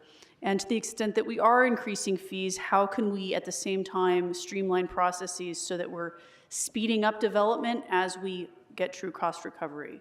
Because most of the developers I talk to, I think, would be happy to pay a little more if it meant things were truly sped through responsibly. So, this should go to the Plum Committee to contemplate all of this, but want to use this as an opportunity to ask that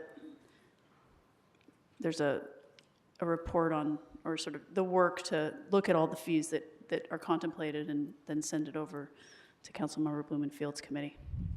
Which we're happy to look at it, because you can't, as we've talked about before in this committee, you can't make everything cost recovery because there's often a social purpose, or as you said, you don't want to make the cost of the fee higher than the cost of the window or something to that effect. So we'll have to go through that carefully, but in the meantime, I guess the question is, what are we doing? I mean, I'd like to support funding in the positions in the memo. Yeah, so I'm gonna get there. I want your thoughts on this and recognize that we all benefit from planners who are dedicated to specific areas that we represent. So my ask would be that we suggest for the CLA with planning to do a rough prioritization for restoration of positions within planning consistent with the department's requests, and look to restore revenue-generating positions followed by grant-funded and special-funded positions, those that protect us from legal liability, and then multi-year projects that are nearing completion, namely our community planners and the 2 positions in the ground mount solar code amendments. But colleagues wanted to get your thoughts on that, because there's a lot here and a lot lost. And Yeah, figuring out how what you just said translates to the positions. I mean, I was looking at it as under 1, A through J and M, under 3, A through E, under 4, A through D, F and G, and under 5, A and B. That may correlate to what you just said, but I haven't done the comparison. And did you mention the alfresco?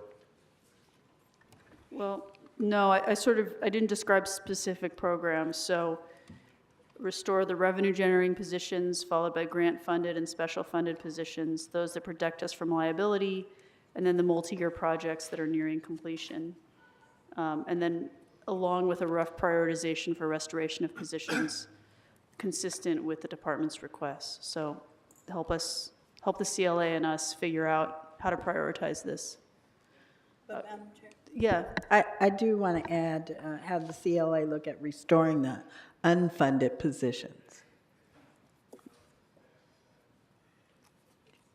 Restore But- unfunded positions? Yes, because there are positions that are cost recovery and some of them that are not.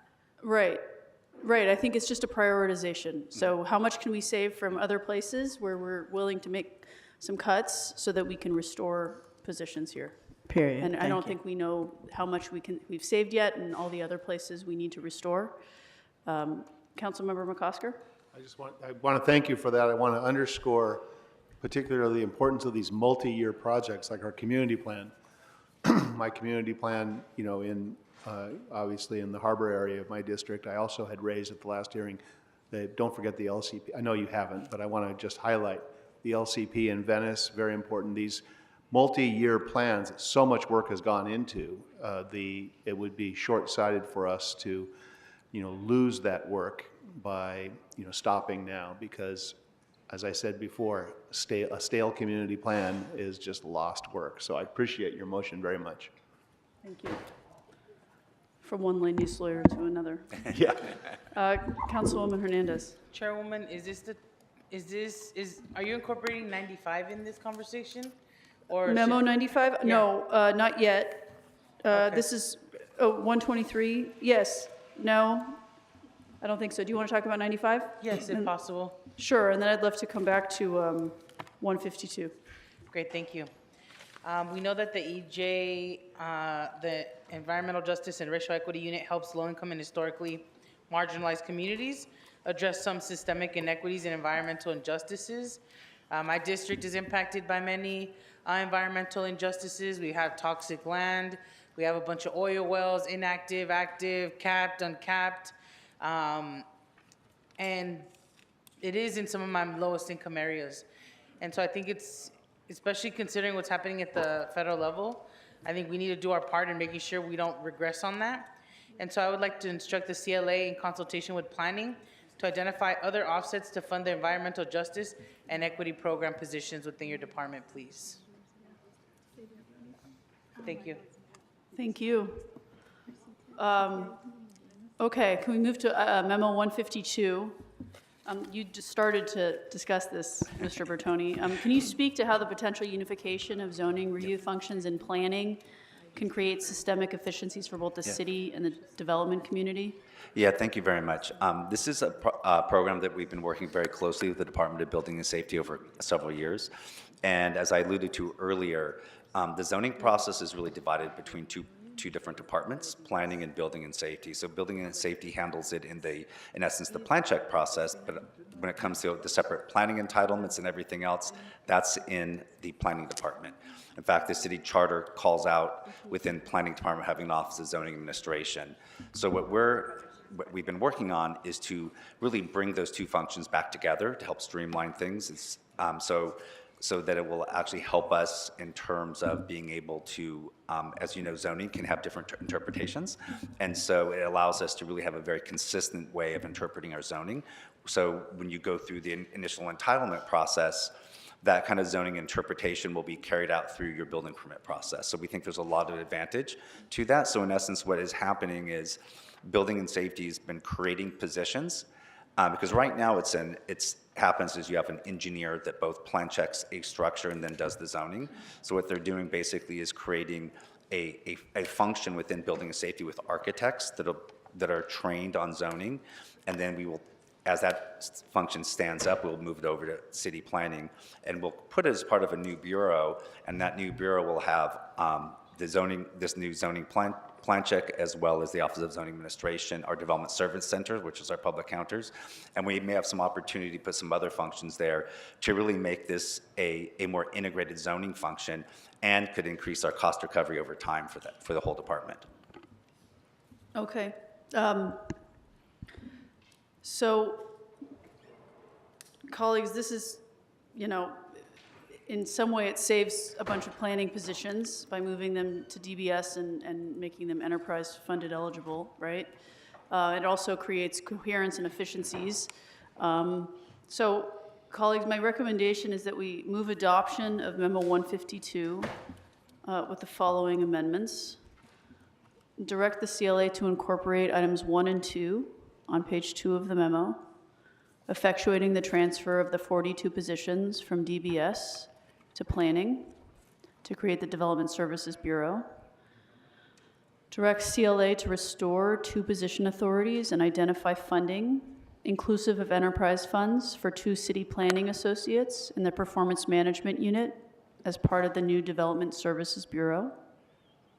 Approve the continued funding and resolution authority for 1 deputy director to oversee the Development Services Bureau and support the zoning review program, and restore the position authority and funding for 1 filled deputy director of planning to continue management of the Operation and Engagement Bureau. Last but not least, I'd like to ask the CLA to advise us on the possibility of adding instruction in Exhibit H to include the Office of Zoning Administration and related functions in the new Development Services Bureau.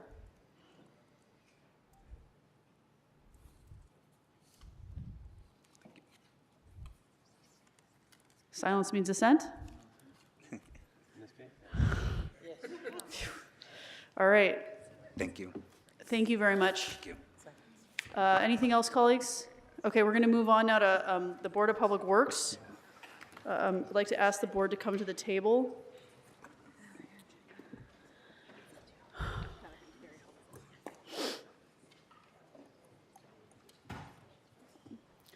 Colleagues, the recommendations here are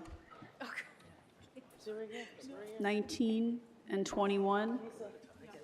Note and file. 23, colleagues, we adopted earlier today. I'd like to discuss 79. And then on item memo 80, I'd like for the CLA to work with the board to implement the board's proposals 1, 2, and 3 to address the permit backlog. It's my understanding the board has proposed to offset this request through increasing various permit revenue accounts.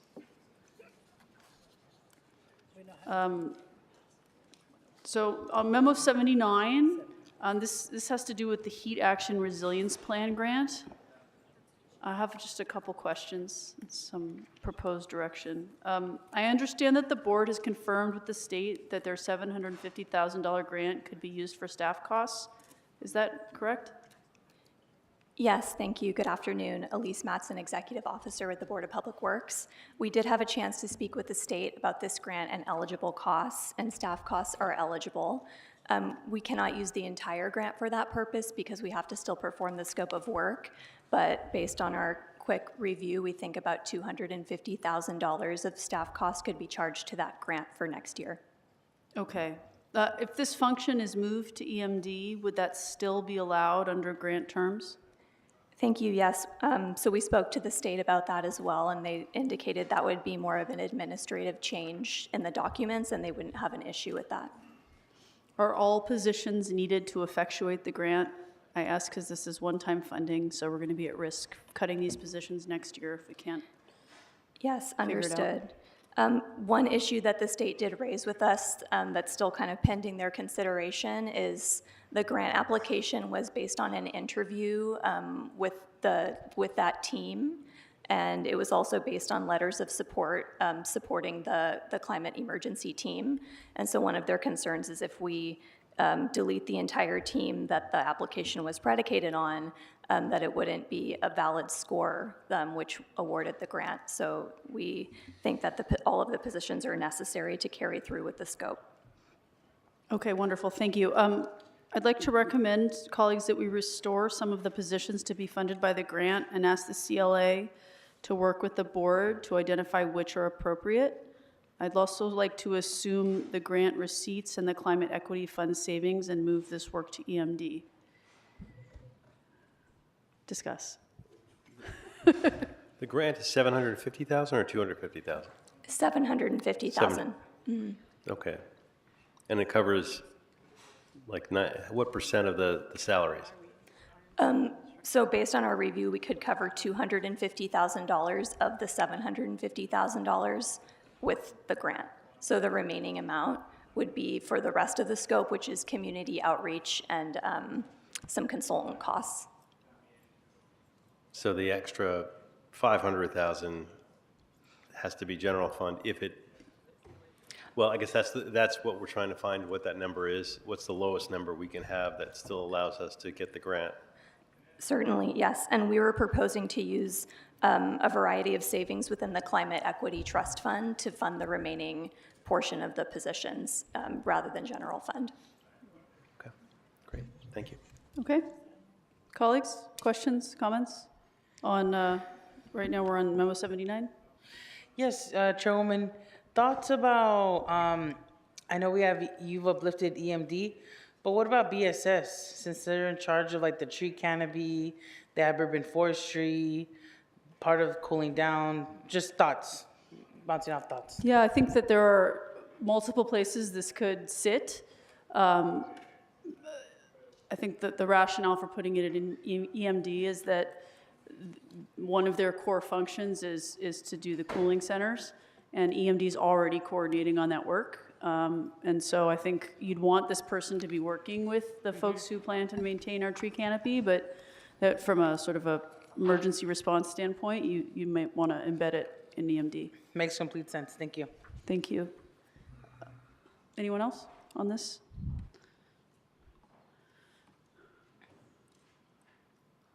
Okay, I want to move, if it's okay, to Memo 104, which is Exhibit H. CAO, question for you. Do we have the ability to adjust salaries through this budget? Oh. So, and again, this is a, actually, hold on one second.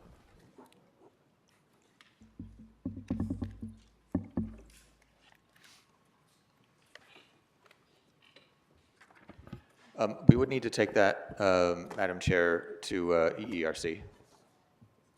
Sorry, I'm sorry, say that one more time? We would need to take that to EERC. Okay. Madam Chair, I'd like to take 104 into the rack-up and keep hope alive on this one. I mean, I get that salary setting is EERC, but we're talking $1 million. This is $1 million. This is 10 jobs that we wouldn't have to lay off. And I think it's also, we could spend a little time with Charter to look at how we might be able to transfer some of the powers, duties, and functions to existing departments or commissions if there is an unwillingness on that behalf by this commission to work as volunteers as all other commissioners do. So I'd like to hang on to this one and bring it to the rack-up. Okay. Ask a follow-up. Yes. So when you say bring it to ERC, is there a labor component negotiation to this? Or? These are non-represented employees. But in terms of the action that we would take, we would take it up there. So if EERC took the action, then council would have to adopt that action, or just walk me through what the process would be? Because these are unique positions, I'm going to need to come back. I'm going to need to come back to you for those, which is why I would want to take it to EERC and map out the process. Assess what the desire of the council and the committee is, and then I could map out the steps to implement those instructions. Okay. Yeah, I mean, I guess I just... these are unique positions because they are called out in the charter. Right. They are non-represented, so there's not an MOU per se that dictates their compensation. So we can take that up there. Okay. If the instruction is to move forward without having a paid commission, we can provide the options for that. Okay, thank you.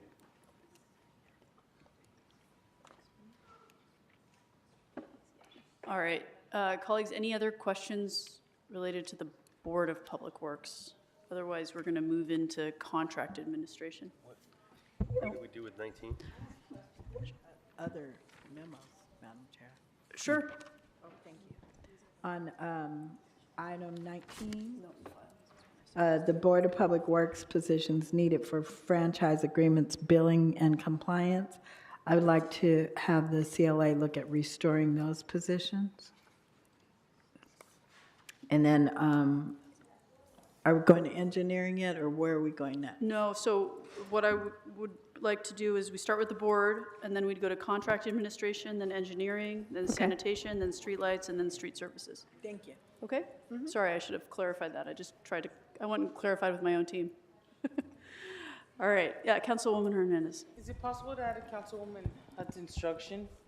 Or I would like just to uplift, add an instruction to Exhibit H, authorizing the Bureau of Public Works to begin reopening the agreements with close counsel from the city attorney and relevant impacted council offices. Funding should be earmarked so that 20% of the revenue generated by these agreements can fund environmental justice programs within the city, including the Brownfields program within LA San and the Environmental Justice Unit in DCP. And to adopt the Board of Public Works recommendations to restore the positions like Councilwoman Hutt suggested. Okay, so we'll see how that comes back from CLA. Thank you. Okay.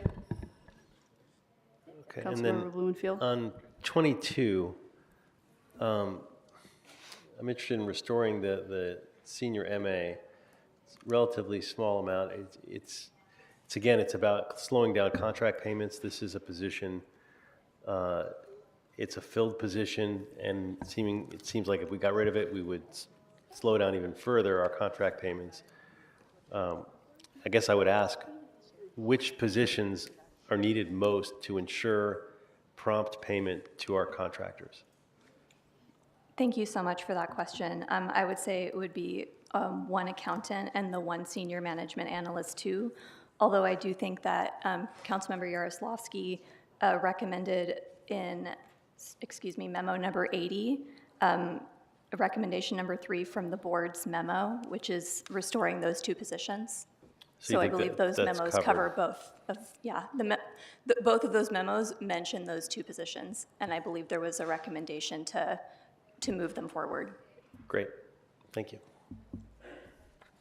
Councilwoman Hernandez. Thank you. Councilmember Blumenfield, did you have any instructions for 22? I was going to, apparently that was covered in what she's telling me is that was already covered that we've already instructed those positions to be filled.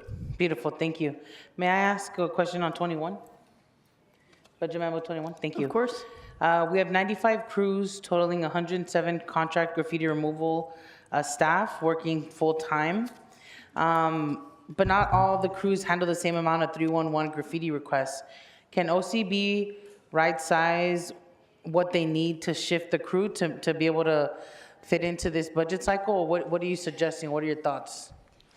Yes, thank you for that question. So, as you mentioned, right now, OCB staffs 95 crews with 107, we call them, it's staff, but essentially a crew is typically one person unless the graffiti calls for more than one person, if it's a safety issue or other circumstances that might require more staff. So there's not a lot of opportunity there to downsize crews. And I will say that 3-1 run responses are about 30% of our work, and the rest is proactive. And we assign our crews based on impact areas in the city. So for example, in your district in CD1, we have about 9 crews operating daily. And so I think what we will have to do is assess the workload that comes to us and all of the crews that are distributed across the council districts to try and best respond to requests, but there will be a service impact. Got it. Thank you. Thank you so much. And we know that this service is like violence prevention, because I know when we can get graffiti down, it prevents violence among our gang-impacted communities. Thank you, Chairwoman. Thank you. Colleagues, anyone else on the board? Okay, wonderful. Thank you so much. We're going to move on to contract administration. Thank you very much.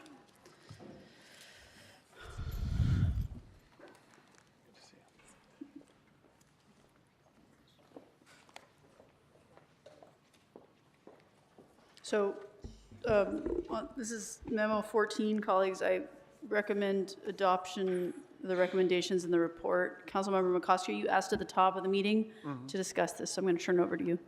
Thanks very much. I pulled this one. I wanted to see if Mr. Reamer could come to the table. And I'm particularly interested because of the most recent development at Economic Development Committee meeting. The direction was given on the citywide hotel minimum wage ordinance to transfer enforcement responsibilities to Con Ed. So I wanted to get your reaction to that and how these budget proposals affect your ability to do the enforcement on the citywide hotel minimum wage ordinance if it were to proceed as you heard it in committee. Very good. Thank you for the opportunity. John Reamer, the Inspector of Public Works, Director of the Bureau of Contract Administration. The proposal that we presented in response to the mayor's budget was solely to address our filled positions. It did not take into consideration pending ordinances. And as you alluded to, we did have a hearing the other day, and it looks like an ordinance for the hotel minimum wage is moving forward. The number of positions that we have that look like may be restored only address our current capabilities with respect to minimum wage and the ordinance that we have in place. It does not take into consideration the hotel minimum wage increases with respect to the responsibilities for the financial hardship waiver that did rest with the controller, now will be resting with us, with respect to the training of the employees, as well as the investigation of any complaints that might come our way.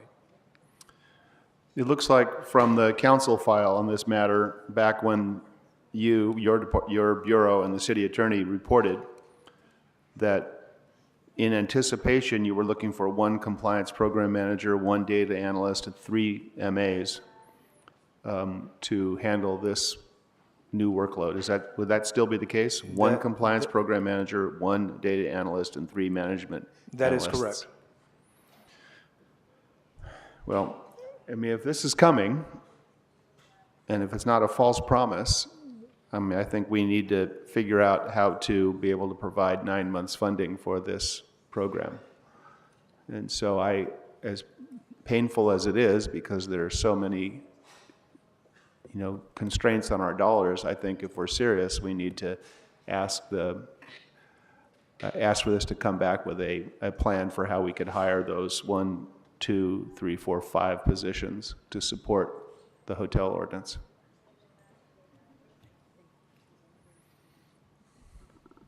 Councilmember? We need to make one minor technical correction to the memo that Taylor will read out. Taylor Howie Sodden, CAO. I would like to correct that 3 out of the 30 positions recommended for restoration require 12 months of funding and not 8. That is 1 management analyst, 1 senior systems analyst 2, and 1 assistant director of Bureau of Contract Administration. So noted. But the numbers included in the memo reflect that. It's just our recommendation notes that those are part of the ones that get 8 months, not 12 months. Okay, thank you. So the numbers are right, just how much Just that the gets us language is was wrong. wrong. Okay. Councilmember McCosker? So I think going back to the citywide, hotel minimum wage ordinance, we need to have a plan for how we're going to enforce, and I think we need to have a proposal back for the rack up for how we're going to staff up in anticipation of that ordinance passing.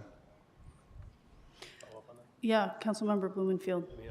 I agree we need to enforce that. But question, how much of the enforcement is done by us and how much will be by private action?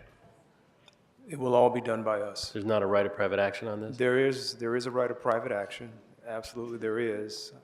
As I discussed at our presentation, these are low-wage workers, and that will be an imposed cost. And I understand that someone will have to pay. Many of them don't have the resources nor access. And as I said before, I'll say it again, if this is one of our priorities, and I believe it should be, then we have been asked in this ordinance to take that lead. The existing ordinance as it currently reads, the hotel minimum wage, it was solely private right of action, and we provided advice. But going forward, the ordinance empowers us and directs us to do the enforcement. Right. I'm just curious if there's a way for us to incentivize and leverage the private right of action to take on some of that burden. I agree with you. We have an obligation and a duty to enforce it.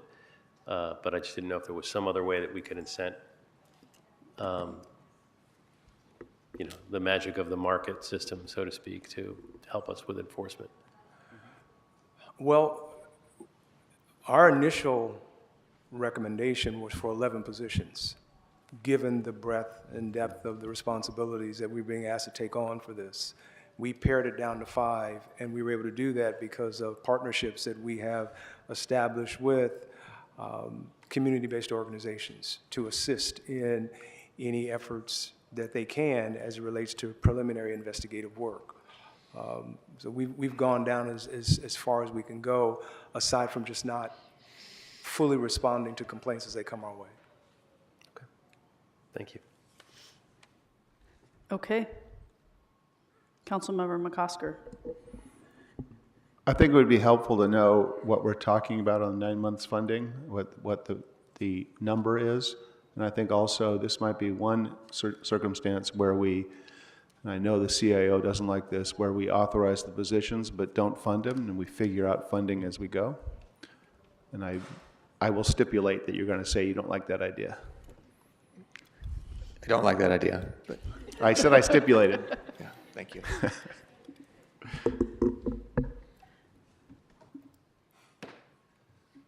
All right. So, okay.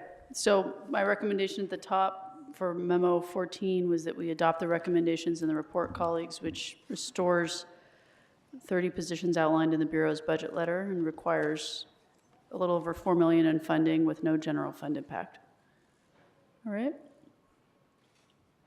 Okay. Thank you so much, sir. Thank you. We're going to move now to engineering. We've got 9 departments to go, 7:20 p.m. I'd like to ask BOE to come to the table, as this is where I'd like to bring back up our deferred CTIEP. As they come to the table, colleagues, they're going to read my recommendation on the BOE memos. I'm going to recommend that we note and file the following memos: 64, 140, 190, and 193. And I'd like to discuss 122. I have a question on 177 and discuss 178. So back to CTIEP. For memo 17 and memo 29, Councilmember Hernandez and Council members Hernandez and Blumenfield both had questions about implementation. I know that was a long time ago. 17 and 29, CTIP. Councilwoman Hernandez, you want to get us started on this? Yeah, sure. Thank you, Chairwoman. I've been thinking about it a lot, particularly for Memo 29, and I believe that this would serve better as a special study to better understand our Bureau's capacity for internal projects and where contracting is necessary, and if it's possible, to invest in city personnel instead. Okay, beautiful. Special study.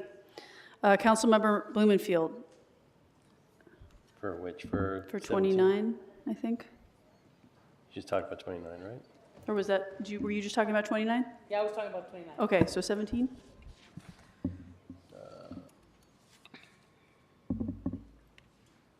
Go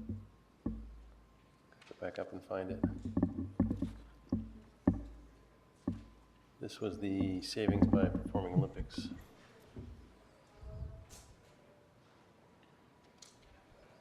Recommending. This was the LA River path. Just wanted to make sure we get the list, I believe.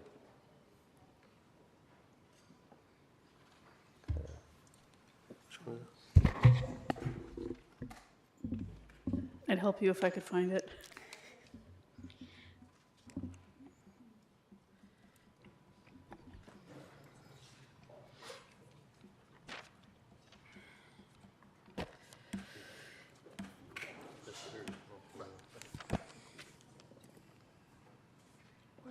Sorry, bear with us. It's been a long day. No problem.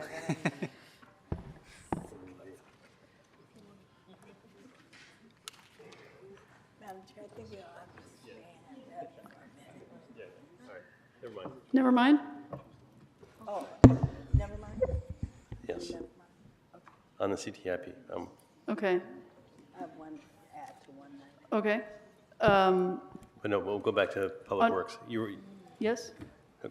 go ahead. Go ahead. Councilwoman Hutt, and then I've got something on 177. So on 190, you were note and file? 190, I recommended note and file. Okay, so I'm going to ask that the CLA look at restoring the positions on 190. And that's all for all those that have been mentioned thus far, but when we get to others, I'll add. Okay. Thank you. Let's see, I have 177. The Bureau recommends prioritizing any available CTIEP savings toward projects with active construction, contractual obligations, or dependencies on larger capital efforts to avoid adverse impacts, such as schedule delays, increased costs, or loss of grant funding. Does the current CTIEP plan do this, or are adjustments needed? Sure. Thank you, Ted Allen, City Engineer. To a large degree, it does. It aligns with a lot of what we've been working with the oversight committee schedule-wise. I think there may be some small areas where something was in construction and there were change orders in negotiation. So I think either working with the CLA to figure those out now, or maybe just leaving those to be figured out through the oversight committees. But I think there are some things that will need to be worked out with all the changes that are a lot to figure out in a couple days' time.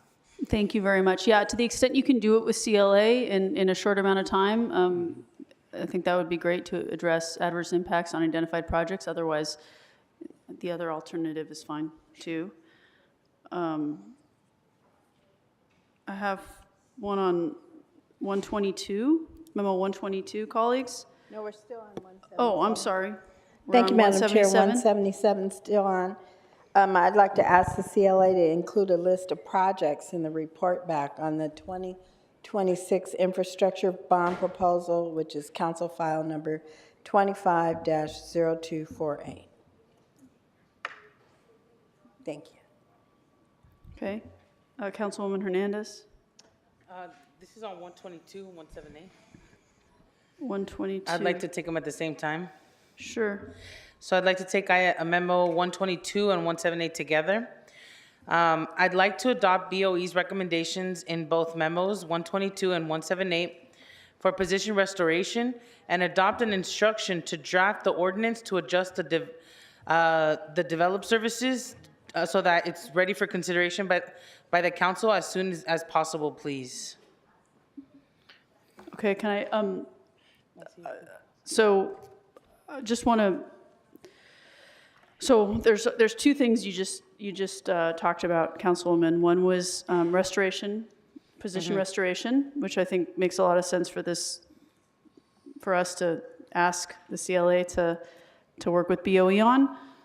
The second is a fee increase. Yeah, the development services and permits fee increase. So if it's all right, I would recommend that this fee adjustment be discussed in the Public Works Committee before we adopt any adjustments, because that's the policy body that should oversee the fees, and then it would come to Budget and Finance.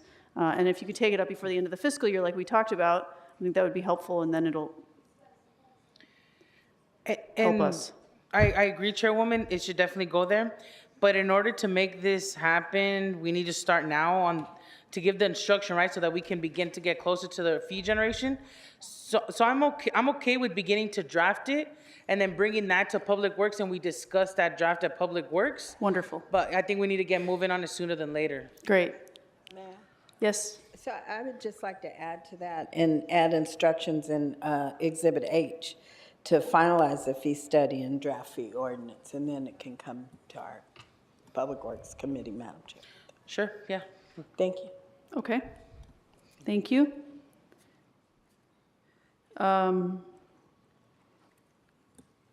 Anybody else have anything on? I do. Yes. On engineering? Yes. 193. Okay. So what's the impact, the GHG impact of deferring these building decarb projects? I don't know the exact greenhouse gas impact offhand. I'd have to report back on that. Is that what you were asking, or do you want to know just the project impacts? I mean, it's the project impacts, it's the GHG impacts. Basically, what I'm getting to is, I'm concerned about this reduction, and I'd like to adopt the transmittal in terms of adopting Table 1, which is the directing BOE and CLA to identify funding to maximize the GHG elimination. That's the plan. And then, that is the relatively smaller cost. Then there's Tables 2 and 3, which is the larger cost, which is the actual project. So to look at what ones are absolutely needed, but we have to have the table complete in order even to do any of that work. I don't want to see all the decarb work thrown away. I want us to be able to do at least the bare minimum to keep it going. And to me, that means the Table 1 costs and then looking at what portion of the other costs we can do. Yeah, if I may, Table 2 is the especially tricky one, because Table 2, the decarb work itself hasn't started yet, but some of those projects have started. So the decarb work is often certain components of a building renovation project. And so building renovations may have started, but they may not work without the decarb components, which might be the HVAC or certain appliances and things like that. And so it may be that, and that's quite a lot of money, that would be $9 million this year to fund it, which is quite a lot. But our suggestion on that one is maybe to take those into Municipal Facilities Committee and see, maybe some of those haven't started and could be deferred, but that would pay for some to go this year. But we really need complete projects to go. You can't do the renovation project without the decarb component. That's what I'm worried about, which is we have projects that are partially complete. So ask the CLA to work with you on that to come up with a list of what the absolutely have to get done ones that will prevent projects from being completed that we're already spending money on, as well as the Table 1, just getting the scope of work. Right. So I'll move that action to the CLA. Okay. Let us know what those costs are, please. Okay. Anything else for BOE? Thank you very much. All right, thank you. All right. Engineering, oh wait, sorry. Engineer, before you leave, I'm so sorry. Wait. Sorry. Oh wait, no, sorry, we just talked about this. I'm sorry. No, it's good. It's been a long day, I understand. We're at that stage of the evening. Apologies. All right, sanitation.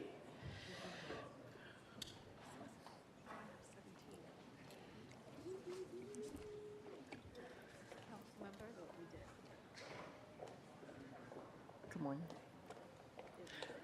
Councilmember, just as we're starting, we do need to make some corrections to our memo on number 210. There were some calculation errors that need to be addressed. Okay, with sanitation? Yes. Okay.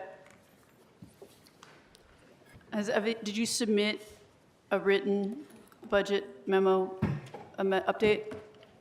Or is this all oral that's happening right now? It's all oral for now. Can we get, should we come back to sanitation so we can get this stuff in writing? I mean, I think. Janet Sue, Office of the CAO. So there's one major item to correct. It's just in the recommendations. They just don't match with what the actual recommendations in the report are. And so it would just be for memo 210 striking recommendation number 3 to restore. Sorry, memo 210. Yes. This Give is us a sec, give us a livability sec. services position restorations. And 210. we will get a revised memo to you. 210 what? It's called livability services position restorations. 210, where are you in the many recommendations of 210?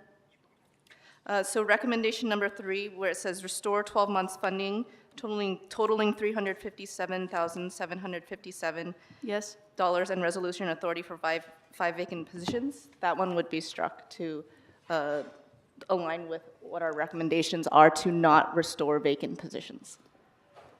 Okay, so eliminating entirely number 3? Correct. Because they're vacant. Okay. All right.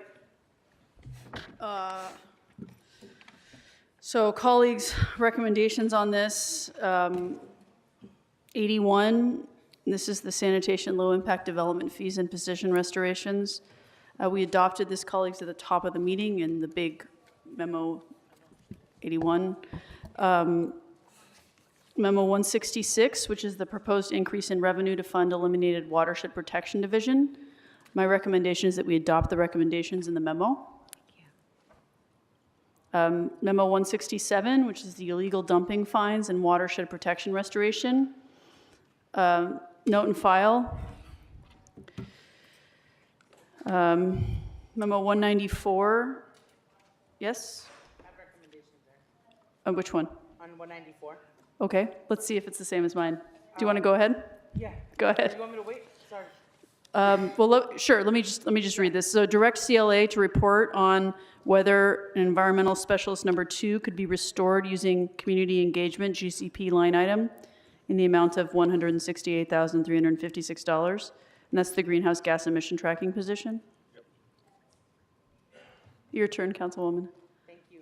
My instruction would be to restore 3 brownfields program field positions by reallocating money from the GCP Green Workforce and Sustainability and Community Engagement line items and funding from an existing EAP grant that allows for staff positions to be paid for with the grant.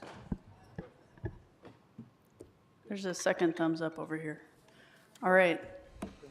3, are you, oh, there's a follow-up. Yes. Follow-up, thank you.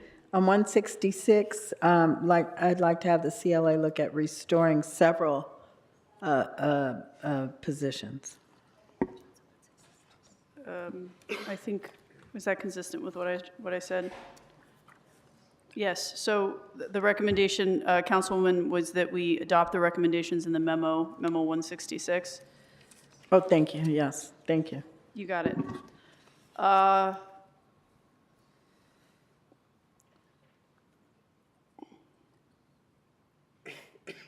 Okay. 196, I recommend we adopt the recommendations in the memo with one amendment, which I'd like the department to explain. Or was that what we did at the top? Memo 196?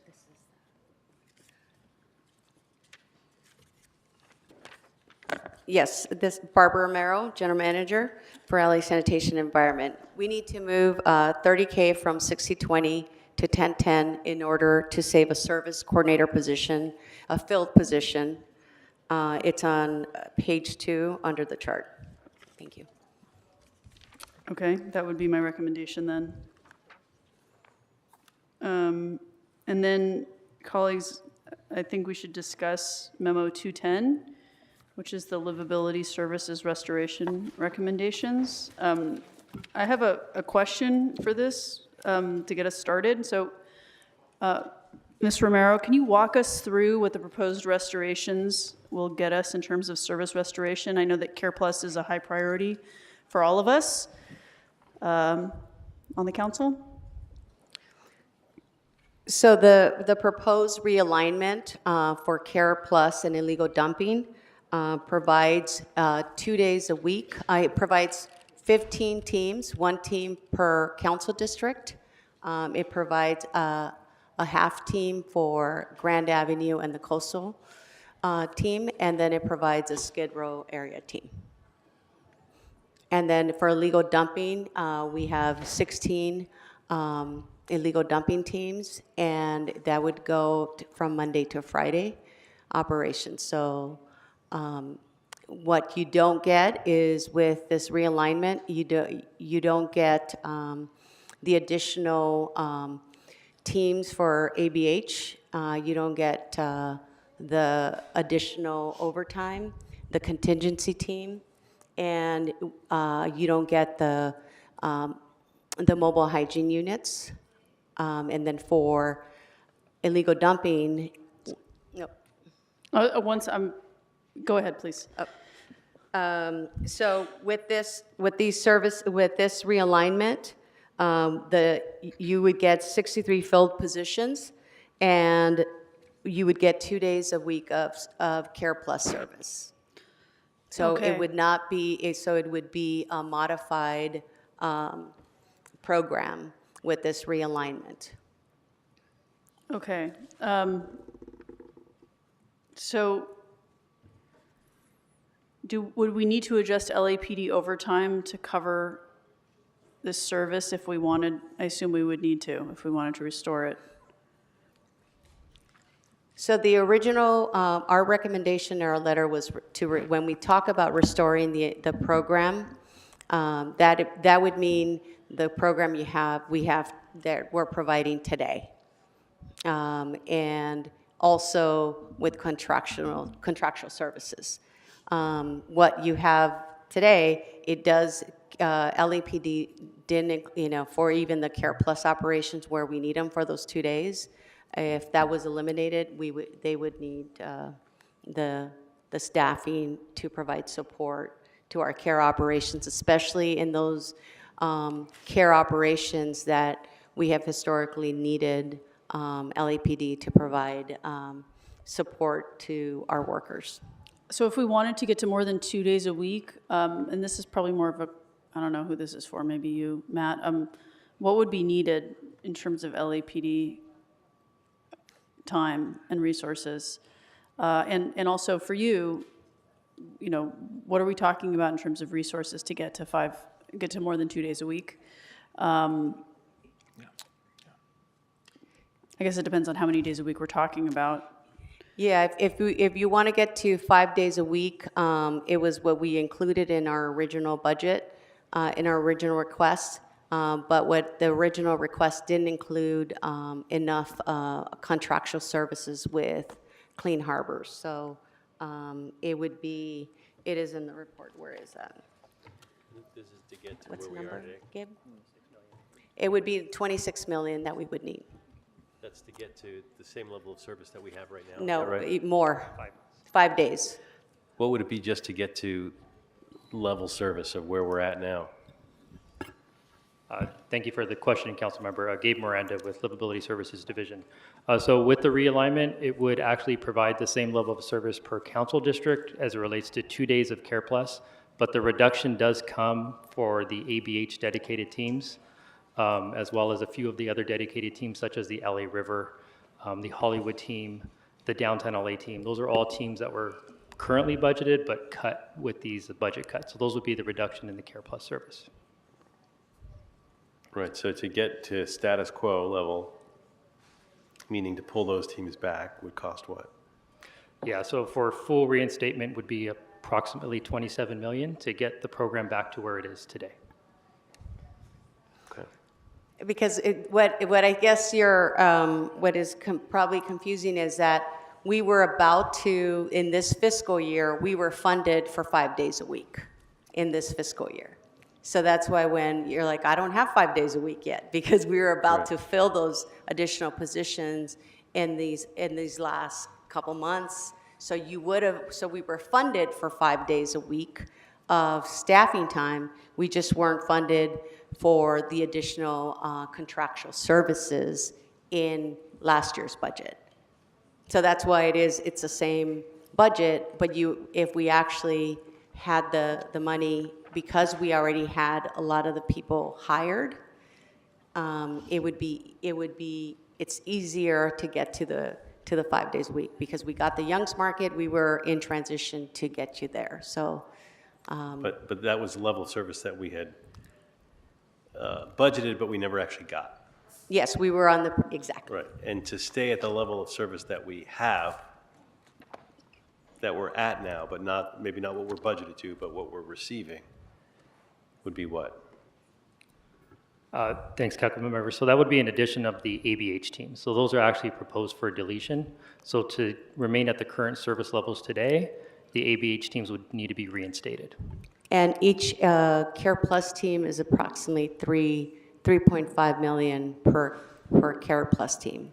So to get to where we're at now would be 3.5 times what? 4 teams are dedicated to the ABH zones. So 3.5 times 4. Correct. So that's like $14 million. Right. Councilmember, if you're looking for a dollar amount comparative to what the 24-25 budget is, the memo does say that it is about $38 million that is needed to restore to 24-25 levels. Budgeted levels. Correct. Right. I've heard 38, 26, and 14. We just had a lot of vacancies in our budget, so we were budgeted to that. So when you say your same level of service, it's... Right. I guess I was distinguishing between what we were budgeted for and what we're accustomed to receiving. Right.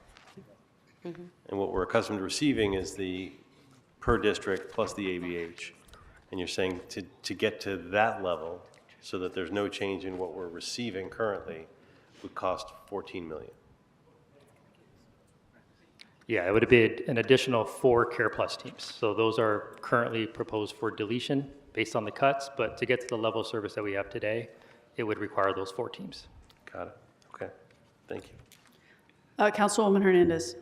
Thank you, Chairwoman. Thank you, Chairwoman. If I understand the CAO memo and the LA Sand letter, option A, and the LA Sand letter, option A saves more jobs, and option B saves less jobs because of our reliance on contractual services. Mr. Robert Potter, I think you oversee this bureau or this part of the division within your the department that General Manager Romero leads. So can you talk to us a little bit about what the service difference is and the cost shifting option for option A that saves more jobs and helps us keep the city clean? Yeah, Robert Potter, Assistant Director, Bureau of Sanitation. Our option A is a ramping up of the illegal dumping efforts. When we were looking at how to reorganize on the first realignment, we were looking at how we could save as many employees as possible by reducing our contractual services. The Care Plus operation has a high dependency on contractors, whereas the ID teams are mostly just employees and tipping fees. So the second alignment And it does a couple things. The second alignment adds in 40 or so positions that would be dedicated to cleaning the city, removing the debris that you see out there every day. And it has low levels of contractual service. The benefit of maintaining those employees within the budget is that if at any time there was a ramp up in funds, those are the same people that would transfer into the care operations, so we could quickly demobilize them from ID and mobilize them to extra days of Care Plus. Wonderful. So it sounds like option A is better for our city, both for being able to have extra cleaning, but with those 40 folks you're talking about, being able to do some of that work, but also the ramp up if in the future, but also the fact that we're keeping city jobs, right, and not contracted jobs? That was 100% our intent, was to make sure we prioritized city employees over our contracts. So that's why we designed it that way. And yes, you should see a significant difference in the cleanliness of the city, because we'd be able to target more teams into specifically illegal dumping areas that we're aware of. And we use all the data that we gather through our GIS to target areas to make sure the city's cleaner. But you are correct. If there's funding that comes along during the next 6 months or a year, those teams could easily be converted into the Care Plus teams. additional days with that additional money. Wonderful. Thank you for that explanation. Thank you, Chairwoman. Thank you. So my recommendation here, colleagues, is that we approve recommendations 1 through 10 in the CAO's memo 210, and then ask the CLA to work with LA SAN on restoring additional Care Plus services as funding is available. So if we can find money, I know this is a priority for so many of us. Can I get some concurrence from colleagues? Okay. Thank you. Is there something else? Yeah, thank you. If the scaling up of the Care Plus is limited, I think the consideration of, option A is an economical option. So even considering that, because that would give you, they're hybrid illegal dumping teams that we're including maintenance laborers, RCTOs, and ECIs in that.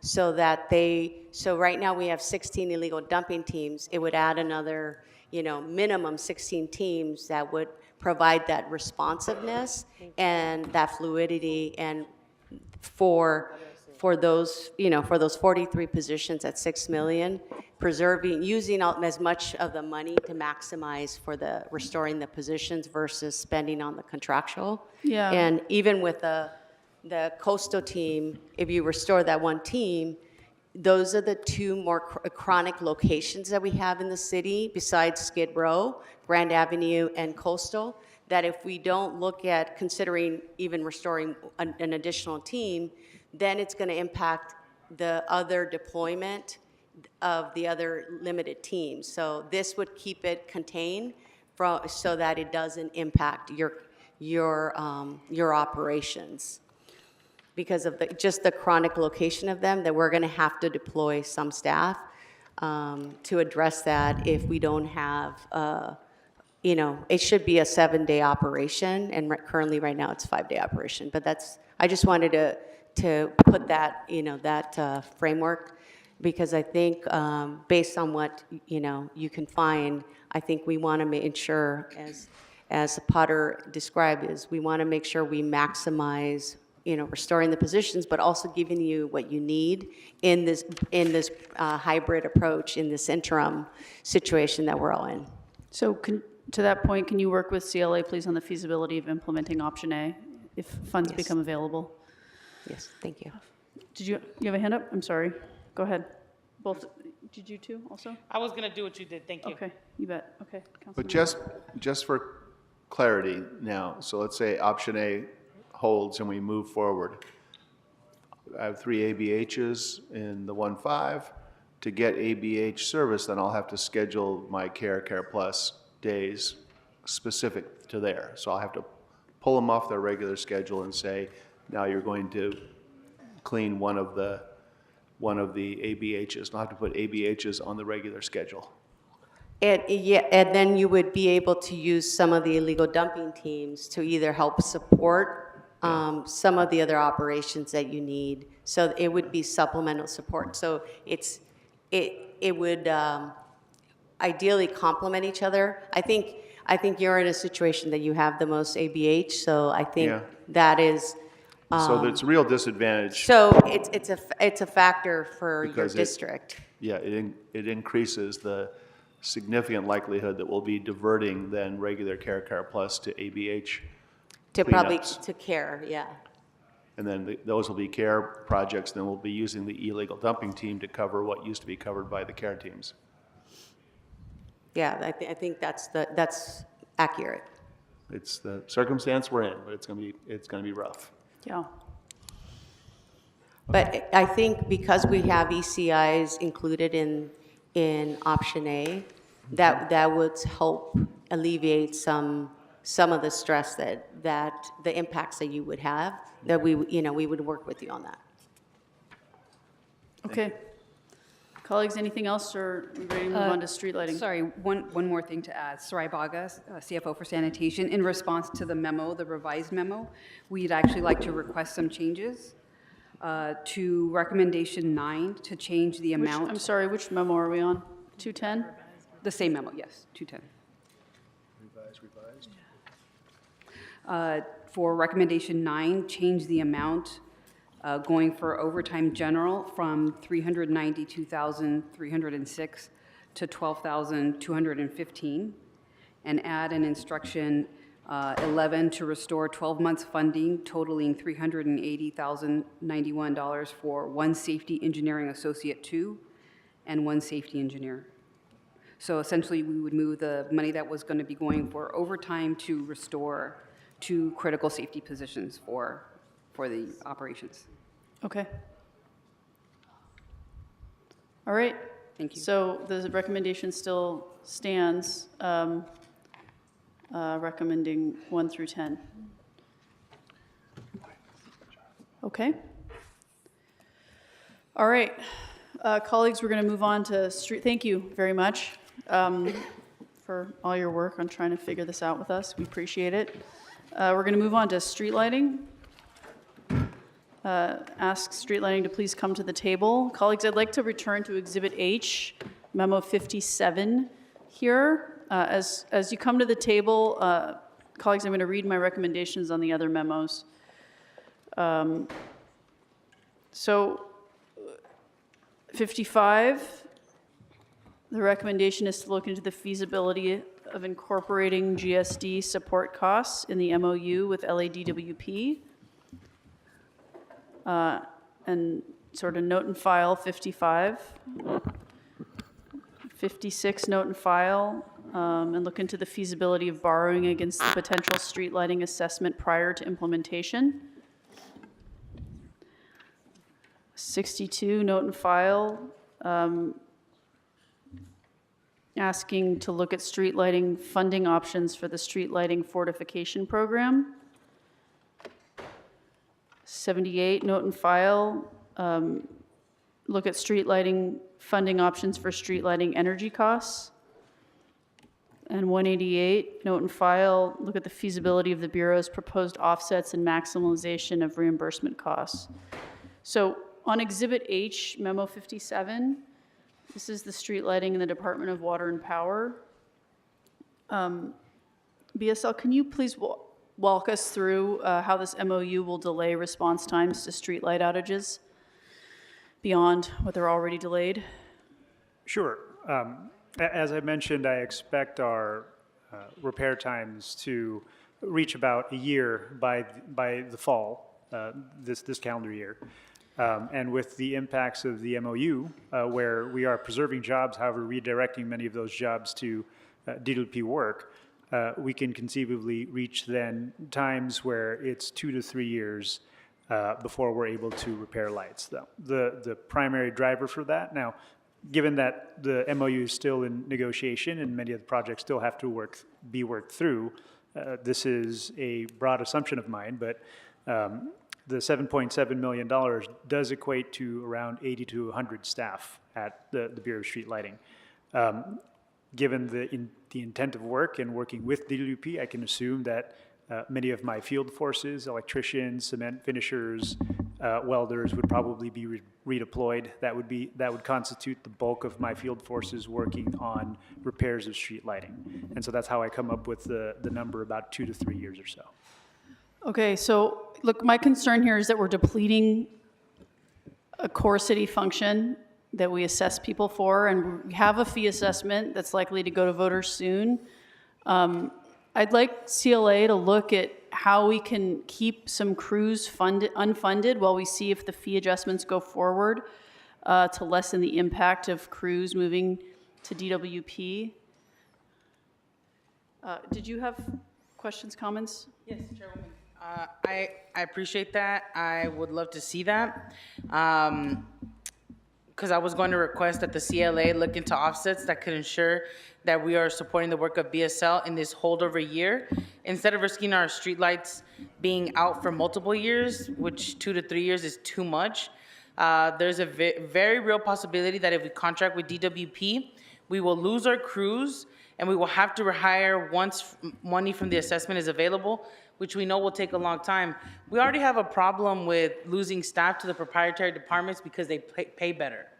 And if anything, I would love to see if DWP can be a family at this time with us and instead maybe provide a loan to cover that holdover. But I don't think that we can afford to move BSL staff to do DWP work when we are already taking up to a year to fix a street light. So I appreciate what you put forward. I just think we have to decide if we're going to invest in street lighting as a service or if we're not.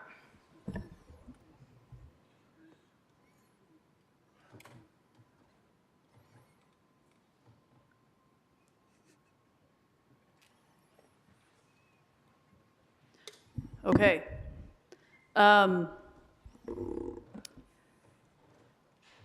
Sorry, where am I? Okay.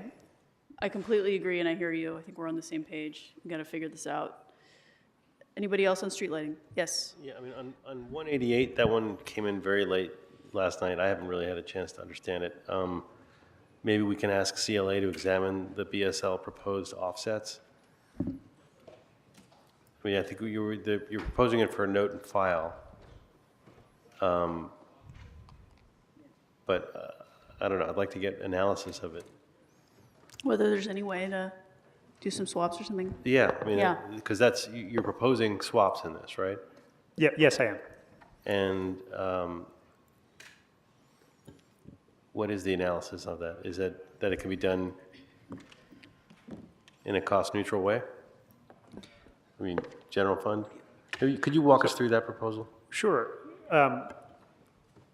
Broadly speaking, just to clarify why I'm asking for the positions I'm asking, if you're to summarize the things I do, I fix things, right, and then I sign for things. I'm focusing predominantly on higher level engineering staff, so division heads essentially that are part of the Bureau that manage numbers of engineers below them.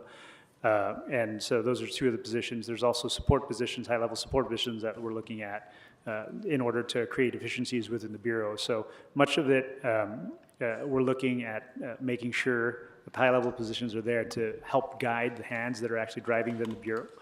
So that is the majority of what I'm asking for within there.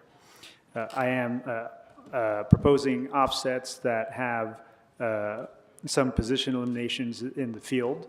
Some of those we see as being able to be placed into other areas, such as Metro, the STAP program, which is something that I believe is also included in one of the recommendations to consider for the budget, and also the fiber program that we have. So there are some positions that we can actually offset by moving them into these areas. So ultimately, I think it's a difference between the gap of about $500,000 or so that was identified by the CAO, which for all intents is temporary as well. The fiber, for instance, is one time.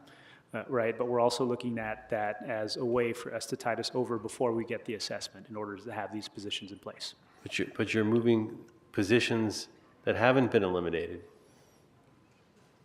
We would eliminate those positions. There are others that have been created, for instance, in the staff program, or I'm sorry, there are others for proposal for consideration in the staff program. So, for instance, we would be removing them from one area and redirecting them into another area. You're moving from general fund to other funds.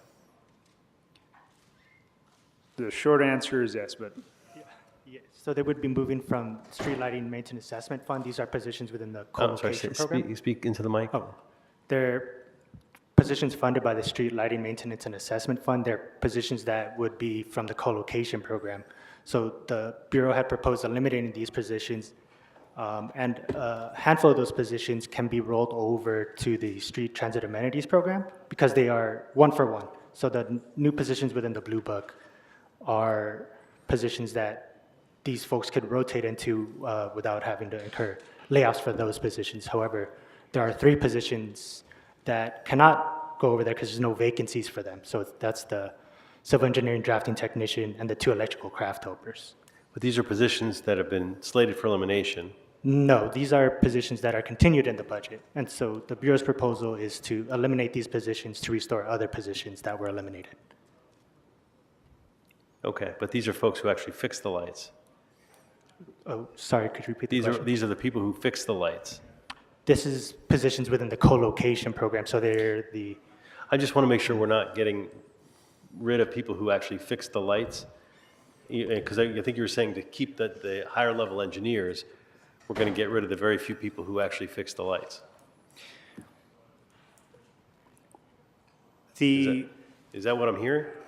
In short, yes. In longer terms, there are projects then that would be held up at the higher level. For us, transportation grants, for instance, some of the work that we're doing in support of other projects that are going through that we're trying to make sure that it's still able to complete. So, Fabian, you have any? But is doing this going to make the time that we fix the lights even longer? For the 2 EC, every position is important. We are at the point where we are choosing one or the other for the Bureau especially.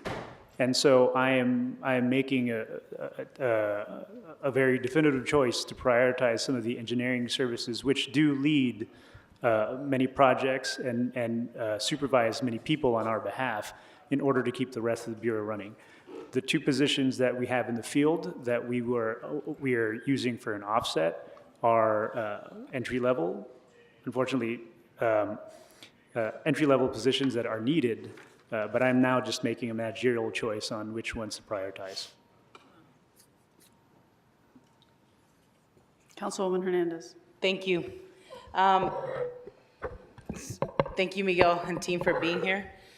So on that piece, are you saying that these offsets, one, you're making them because you believe that this is the best way to move for your department so that we don't lose jobs and we can maneuver, fill positions and people, right? So we're not losing their jobs, is one.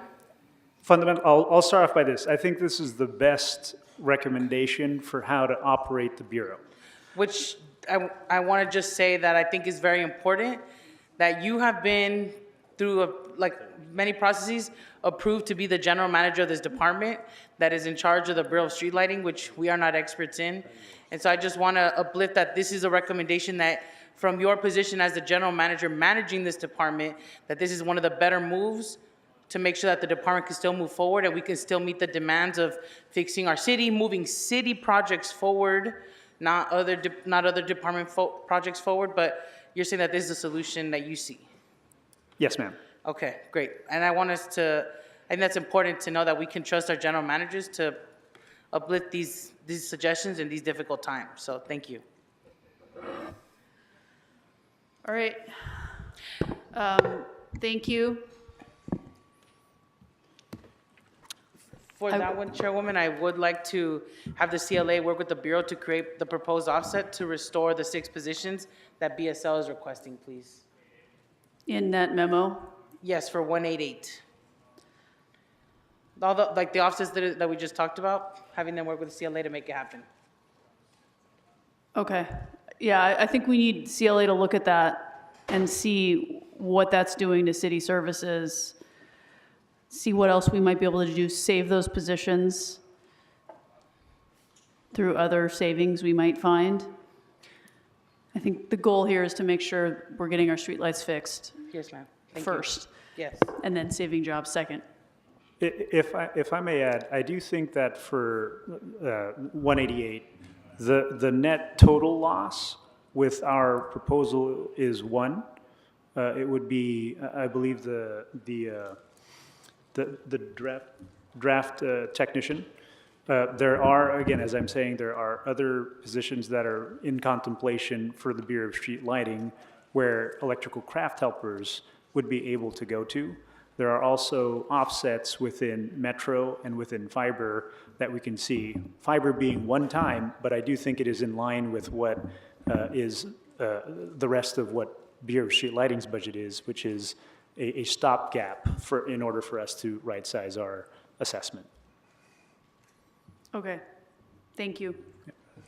All right, colleagues, we're moving on to street services. I am recommending that we note and file 71, 72, 75, 77, 156, 157, 208, and that on memos 73, we adopt the recommendations.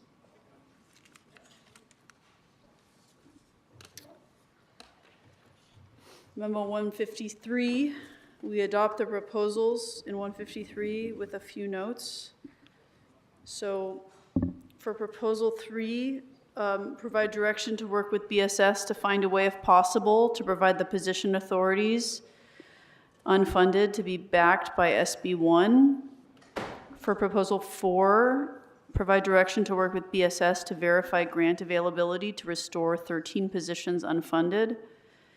And for proposal 6, provide direction to work with BSS to restore 30 positions using reductions in overtime, contractual services, and expense accounts as proposed in BSS's memo.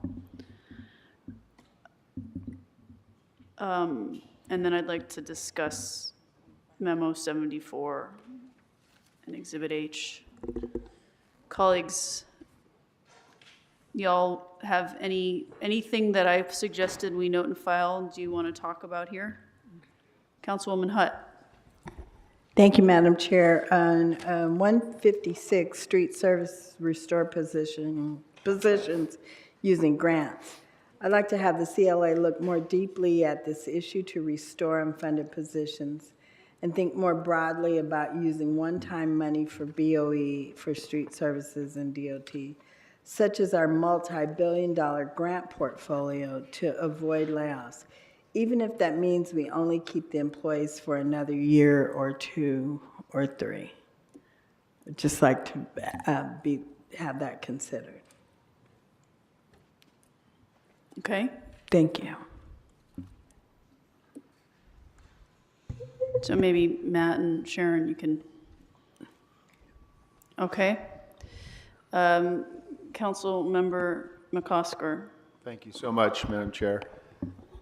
When you described your recommendations on 153, I just wanted to make sure I followed, because I think maybe we all have this pretty significant response from the Bureau on the CIO's recommendation that would address all 129 total proposed layoffs.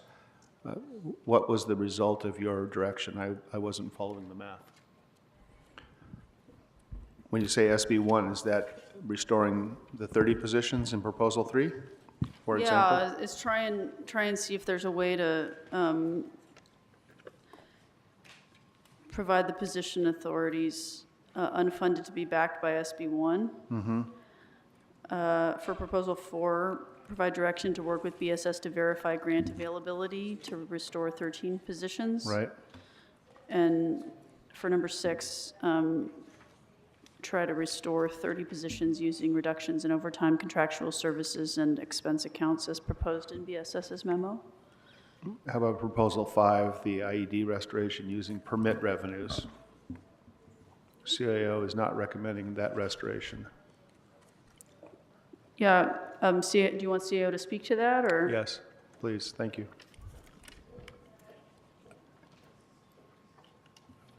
So the CIO doesn't recommend restoration since other city agencies can perform the IED work. No, go for it. Good afternoon, Felipe Chavez with the CAO's office.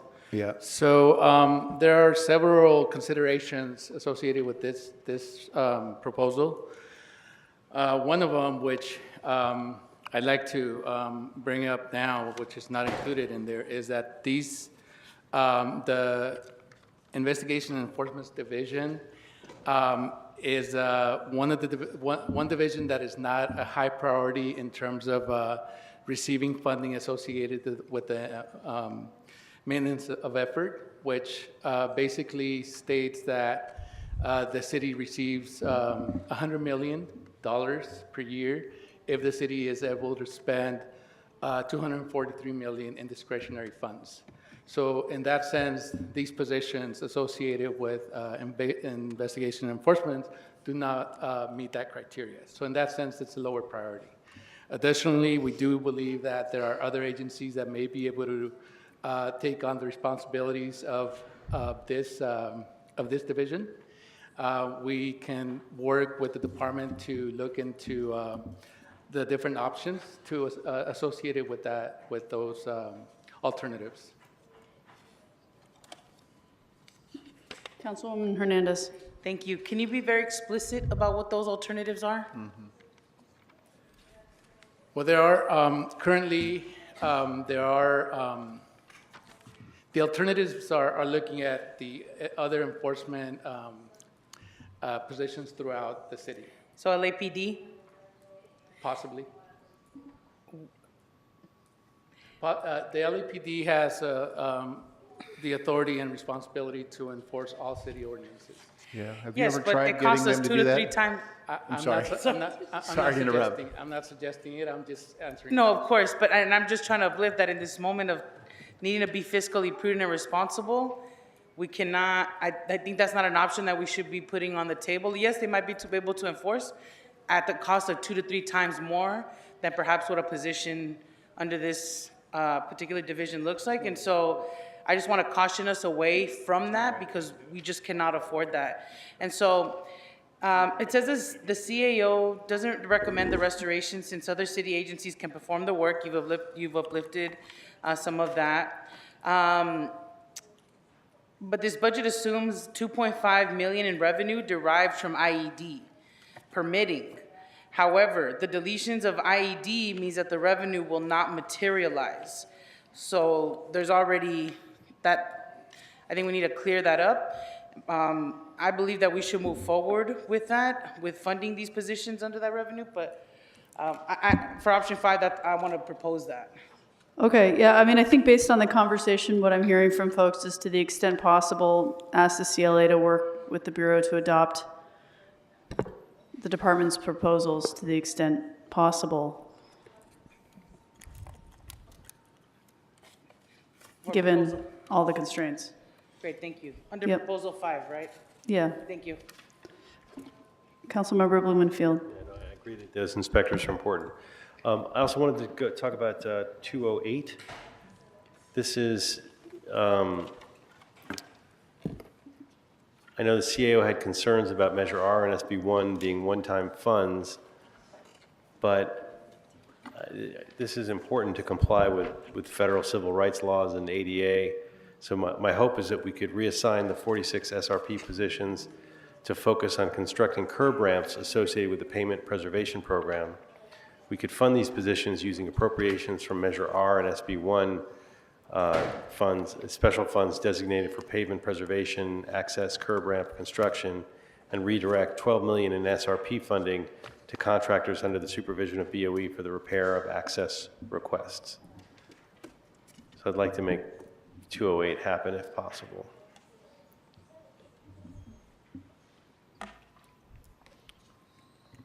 And then I think I had something on 74, but I think you were going to go back to that anyway, so.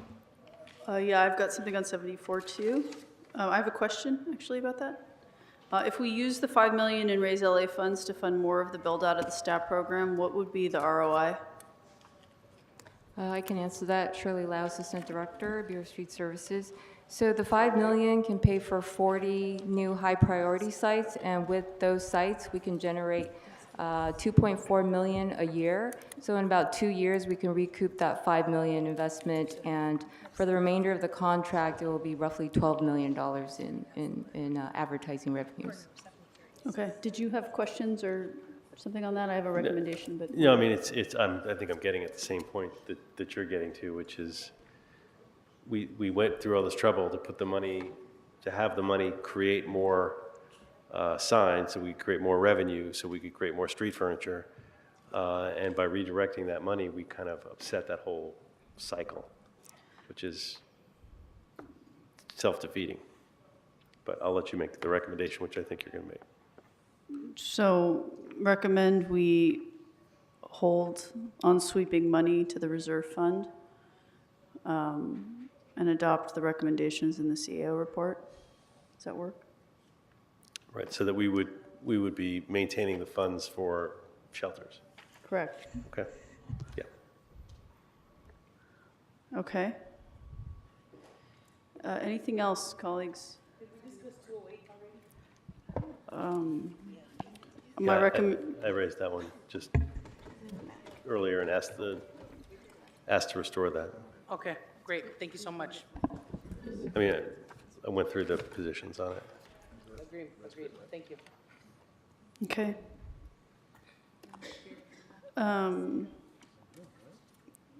Great.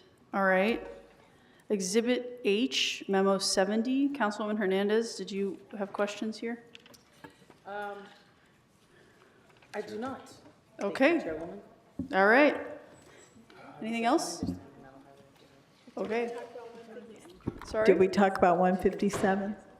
157. Restoring the positions, that's my request, that the CLA restore the positions. We did not. I recommended we note and file it. Thank Pay you. for all this somehow, team. But we can ask for her to look at it. Please. Okay. Thank you so much. Appreciate your working with us through all this. Next, Rec and Parks. Let me see, I don't know, Jimmy, before you come up here, let me just work through these real fast. So on Memo 154, I recommend we note and file that, and 155, and 162. Memo 161, I'd like to ask the CLA to work with the department on the proposed revenue adjustments and review the alternative restoration proposals that were submitted. See if there's a way we can restore some of these. And then on 163, I would direct the CLA to work with the department on the feasibility of their proposals. I'd like to note that I think we all want you to have greater flexibility, General Manager, to how you work with both part-time and full-time employees. I think it's important for you to have that. Can you ask the general manager to come forward? Yeah, sure. General Manager. Come on down. I have some recommendations on those that you said note and file. Sure. Thank you, Madam Chair. On 154, of course, have the CLA look at restoring the positions, and on 155, exempt RAP from prioritized critical hiring process. And then you did restoration on 161. That's all for me. Thank you. Mr. Kent, sorry, Mr. McCosker. Thank you. I think following up on that, Jimmy, could you walk us through 154 and your recommendations which weren't recommended by the CAO? Just walk through 154 and how it would work. And why is it revenue neutral?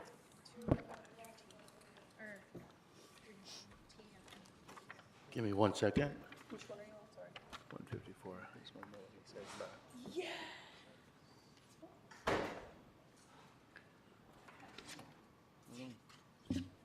So first off, Jimmy Kim, General Manager, Recreational Parks. Good evening. Thank you for having me here. Two things before I begin. First, I will respectfully like to ask if next year we could start from the end of the alphabet and work our way down. As a Y, I'm fully supportive of that. All right, You got so noted. a lot of approval from the zoo. Yes. And secondly, just a shameless plug, Griffith Observatory will be celebrating the 90th anniversary this coming Wednesday. So I encourage those that are listening and council members, please join us. It's going to be a full day of great events over at the observatory. And now I'll go into memo 154 and just kind of walk you through our process. And then I also have our CFO that could also give additional details. The alternate proposal that we're proposing is to offset our deletions that was proposed in the mayor's budget by restoring some positions through the deletion of our 1070 funding. That will allow us to, again, number one, in priority order, avoid layoffs. Number two, restore positions that were halted from our PCH process. And number three, restore and fill positions that have been recently vacated in the last year. We believe that the alternate proposal will provide us the flexibility to be able to best provide services with as minimal impact as possible. Is that essentially saying taking your part-time accounts, zeroing those out, putting it into your full-time accounts? It's not a zeroing account. It's a A reduction of 9.2 million. 9.2 million. Reducing when you say 1070, that's your part-time account. That's right. Right. So reducing that amount, moving it over to your full-time accounts to restore those positions. And why would you do that? Well, there's a couple of reasons. Number one, you need full-time positions to help manage part-time staff. We still have a significantly large as-needed budget, somewhere in the area of $45 million, which is, Can you bring the mic a little closer? I'm sorry, I'm having a hard time hearing. Is that better? Yes, much. Yeah, sorry about that. We will still have a significant part-time budget in the area of general fund part-time budget of $45 million. Some of the positions that we wish to restore, especially like in recreation, last year's reductions and this year's reductions for facilities, we'll leave some facilities with no management. So we need to have a full-timer there to just supervise part-time. And typically, your part-time would also not be skilled labor. We would like to have enough plumbers and electricians and things to go around to maintain our facilities. So there is a need for critical positions to be filled. So just to paraphrase then, you would take the $9 million out of the part-time accounts, put it into full-time so you can actually manage the part-timers, because without full-time managers, you might not even be able to avail yourself of some of the part-time money? To a certain extent, that's true. And the then full-time money also will allow you to have expertise like plumbing and electrical? We kind of surgically, not with a buzzsaw, we surgically went through the proposed, which were about 193 positions, and we're asking for 126 to be restored. And they are spread among our various programs, including aquatics, recreation, maintenance, construction. And so it's not like just one group of people that's going to, even admin, in terms of having accounting staff to do the reconciliation of grants and stuff. And I think, I just want to make it clear that the department is leaning into, as Council Member Blumenfield noted, that we do receive general fund money, but it's restricted by charter. He made that comment the other day. But we do also have revenue that we generate, and we also have a significant number of grants that we generate as well. So, and just to get back to the harbor department, because I know that, or the aquarium, you know, if you don't fill, you don't bill, because you don't provide the service. So in some cases, we will be billing, we bill grants, we do a lot of stuff where we bring other revenue into the department. That is not general funded, per se, restricted. But again, the last thing is, I just want to say, whichever proposal, we have been working for the last 12 years to live within our means. And this is the final step for us. We will be, if you will, a semi-proprietary department not receiving a subsidy. And exactly the same as the library. And, you know, with that would come, we would hope to be released from the PCH so that we can, like the library, make effective and quick use to be responsive. You're getting ahead of yourself. That's memo 155. Well, on 154, though, I would ask the CIO, what are we missing? Because this sounds like it is neutral and good management. This is Ann Johnson with the CAO. So in the CAO's calculation, we used a 12-month salary, whereas the department used 11-month salary. And so the related cost calculation and the salary direct cost calculation is more than what the department is proposing. And therefore, it's resulting in about a $1.45 million additional general fund appropriation that would be required to the department. So if the math is a little bit off, if the number of, if the amount moving from the 1070 account over to permanent accounts, in your estimation, in CAO's estimation, is off, why wouldn't we just sit with Rec and Parks and do a reconciliation rather than just reject the whole thing? So our office had several other concerns related to the proposal. We weren't able to do a full evaluation of the revenue projections that the department submitted to understand if they would be one-time revenues or if they would be fully ongoing structural revenue proposals. In addition, we do feel that the salaries as needed account is significantly underfunded. Typically, in the last 2 years, the department has spent about $70 million, and this reduction would be bringing it down to $45 million. In addition, we feel that it's more fiscally transparent to fund the accounts directly with the amount of funding that's needed. The department has historically used salary savings by not filling positions and then transferring funds to either the hiring hall salaries or overtime to utilize those salary savings for other accounts, and we feel that it's more fiscally transparent to just fund those accounts directly with the amount that's needed. We also feel that there could be, if the department does not fill all of the positions, there could be a significant general fund reimbursement that would be owed to the department in the following year, based on the fact that they would be overpaying for their related costs this year in 25-26.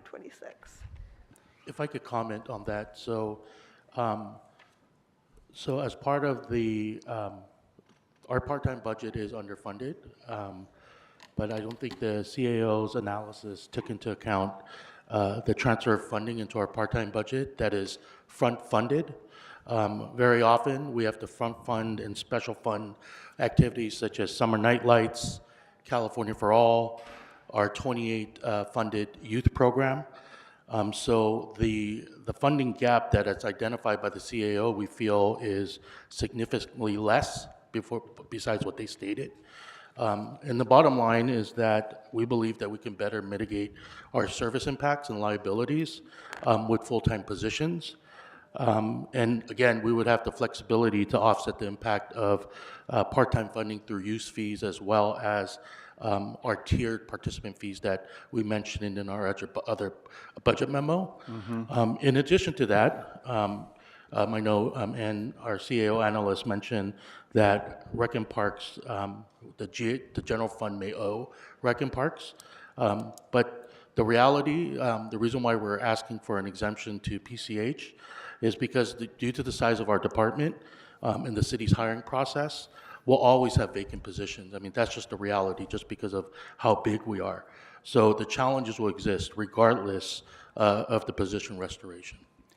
I would just like to clarify a couple of things. On the revenue side, we went back to pre-COVID to look at historical, and you can obviously see where the department on March the 20th of 2020 kind of went out of business, so to speak, and it did other things. And it's taken us a while to sort of get back in the groove, if you will. But we did look at not just, we looked at last year's, and the areas that we recommended have recovered. And that's, the observatory, because we instituted a new planetarium show. Recreation centers, there's more permitting going on. Tennis is very popular, along with pickleball now. The harbor department, we are filling and billing, if you will. And the Greek theater is also doing significantly better. Okay. And then I would just like to go back to the comment as it relates to overspending. The department is not necessarily overspending, and I will give you an example. So in order to make payroll every 2 weeks, you have to have both funding and an appropriation. So for example, Mr. Kim mentioned California for All.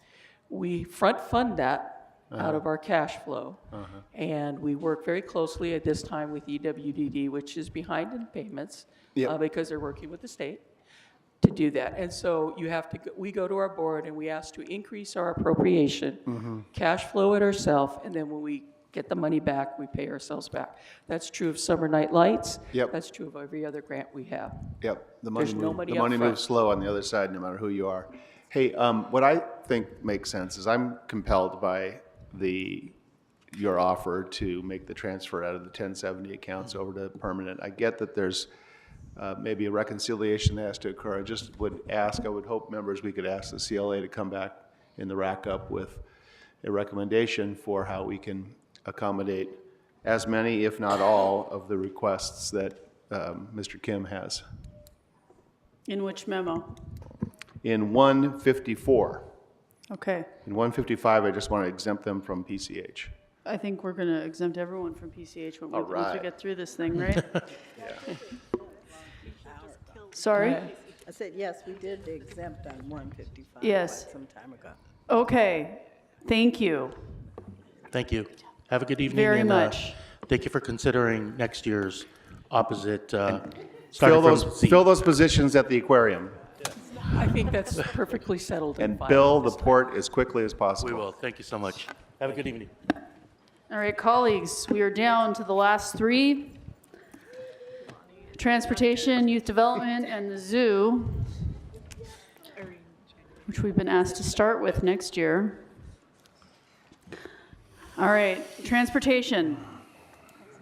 I'm going to make recommendations. Y'all are going to ignore them, but we're going to try it anyway. All right, my recommendation is that we note and file memo 26. We note and file memo 27. We note and file 63, 65, 66, 68, 69, 76, 107, and 110. On memo 61, I would like the CLA to restore the Office of External Affairs if funding is identified. On memo 67, direct the department to prepare a board report on fee adjustments.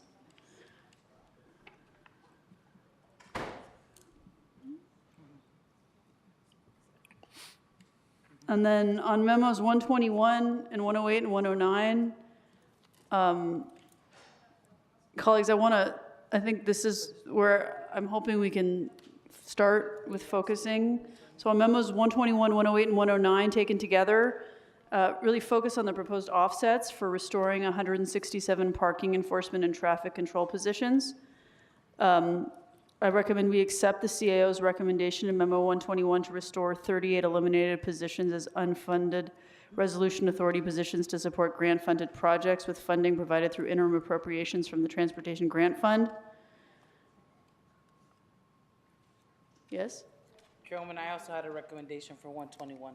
Okay. Instruct the CLA to work with LA DOT on restoring all positions outlined in Memo 121. Offsets should include positions using option 1 of DOT's letter to restore traffic officers, and both overtime and special funding reallocations to offset and restore 19 parking adjudication and parking management positions, 11 engineering positions, 15 Vision Zero project delivery positions, 26 management and administrative positions, 9 maintenance labor positions, 16 ADSAC positions, 11 district administrative, supervisory, and planning positions, and any other position that can be restored through LA DOT's identified offsets. And instruct DOT to implement a 50-cent parking meter rate increase in fiscal year 25-26 and extended hours as outlined in Memo 61. That's it, thank you. Okay. Okay. Yes? Sorry, Memo 67. Yes. Thank you. Okay. Councilwoman Hunt? Thank you, Madam Chair. Good to see you, Transportation team. On memo number 26, I'd like to ask a few questions. One is, 26 is the restoration of funding for Los Angeles Neighborhood Initiative. When was the contract executed? And has the DOT received any invoices in the last 6 weeks? So normally we look to Lonnie to help us with Can you pull the mic up close? Normally we would work with Lonnie to help us with supplemental community engagement efforts, and that's on a project-by-project basis. I don't have information with me right now that can respond to your question about having been invoiced within the last 6 weeks. So what we found is that the CAO says 0. They haven't sent any money or any invoices. But Lonnie is saying $325,000. So how much you think has been expended to the state, or do you have any information on it? We can provide that as a follow-up. We'd have to look into that to confirm. Okay, I'd be interested in that information.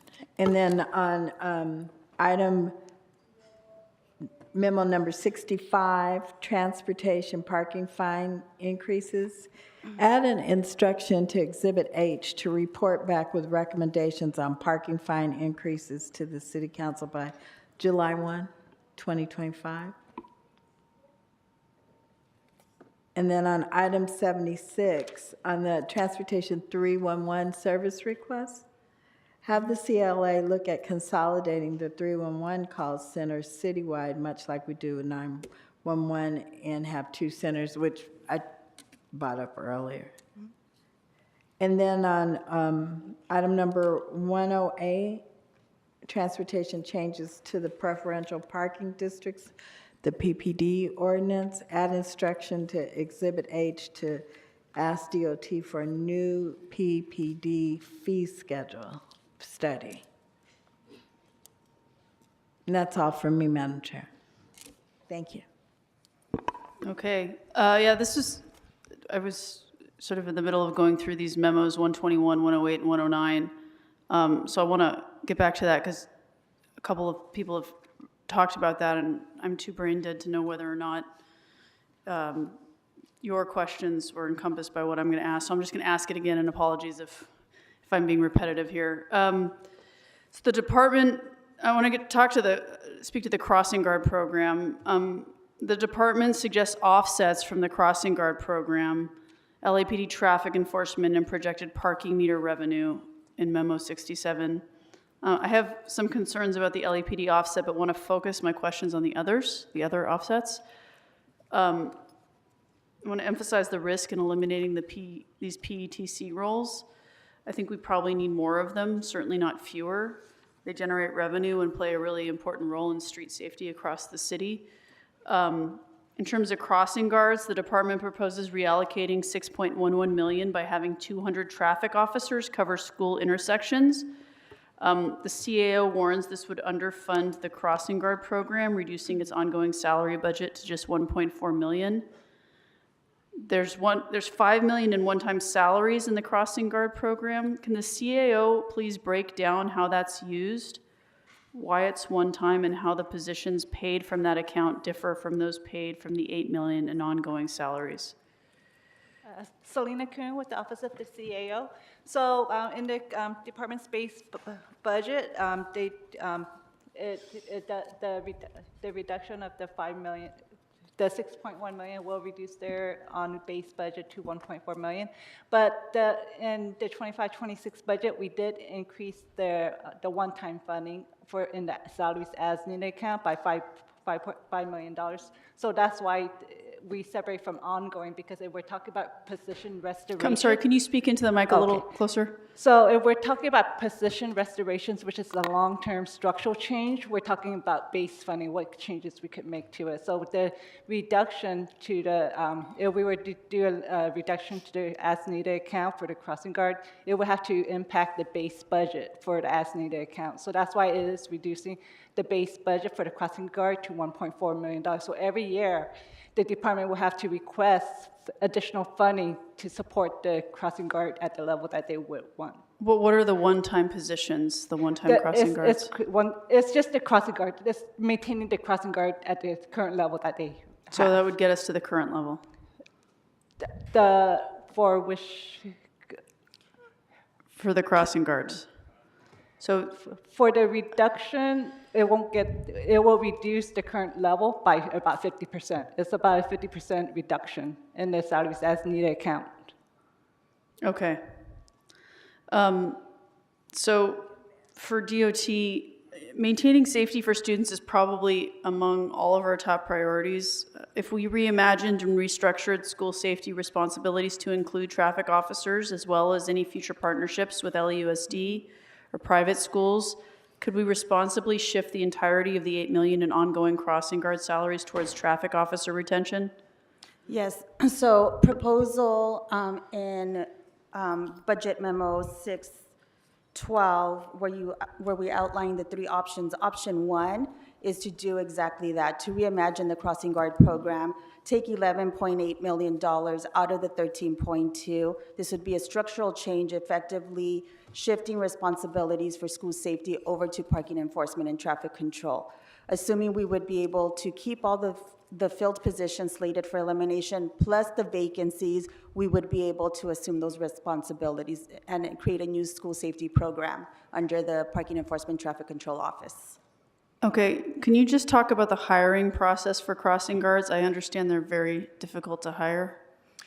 So what's difficult is that when someone comes in and wants to become a crossing guard, the preference is always to be at a school nearby where they live.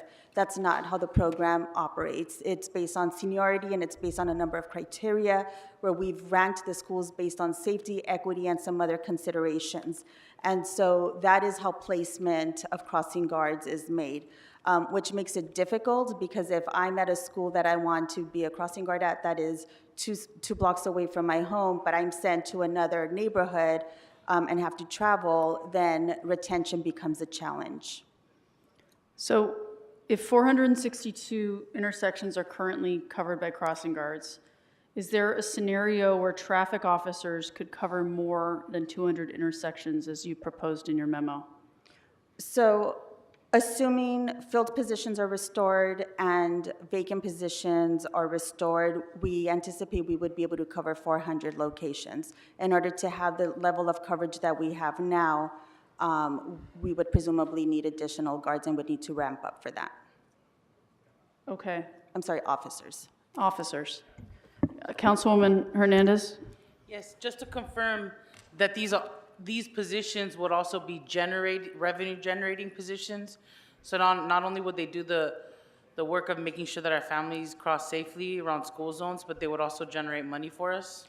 Correctly. We would modify the shifts in order to accommodate time before schools start to do the normal traffic or parking enforcement and other calls that we have to respond to, carve out time for officers to be able to carry out their school safety duties, keep a reserve so that we can still respond to certain safety calls, and then once school starts, they can go about their day with parking enforcement, inside safe, RV response, all the other duties that they carry out on their normal, as part of their normal duties. Thank you. I have another question, but it's around the parking rate, so I'll wait. Okay, yeah, I have some questions around that as well. Anything, Councilmember Blumenfield? Crossing guards, so, I want to make sure I understand this. So we'd have officers who would cover the spots that crossing guards would have been at. Correct. So then we would no longer have a crossing guard program, is that right? Correct. So does that mean that volunteers could be crossing guards? I would not recommend a hybrid program. I would recommend, if we wanted to go towards a volunteer, then that is all we would pursue. Well, because my understanding is, well, because one of the reasons we had a crossing guard program, that meant that we couldn't have volunteers. And so by having traffic officers, we no longer have a crossing guard program. So I'm asking, like, if a school wanted to have a volunteer parent come, particularly to a location that was not covered, would they be able to? Because currently they cannot, right? The challenge is having labor-represented employees do certain work while you have volunteers doing similar work. And so that's the challenge. So that challenge remains. What I was getting at is I didn't know if, since the work is now being performed by Traffic officers, correct. traffic officers and not crossing guards, if that changed that labor issue in any way. No, the labor issue remains. Okay, so we still have the issue of if a school that is not covered wanted to have a volunteer crossing guard, they cannot do it. Correct. And that's a couple hundred schools. That's most of the schools. Yeah. I mean, it's the vast majority of schools. And is there any workaround for that? I mean, if the school district wanted to have their own program or something to that effect?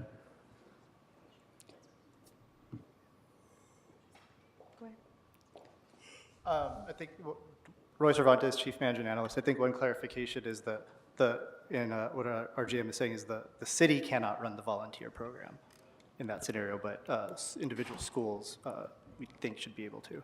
So the schools could, but is anything changed by the? I mean, or is that true now, or is that different because we're shifting from crossing guards to traffic officers, or does that have nothing to do with anything?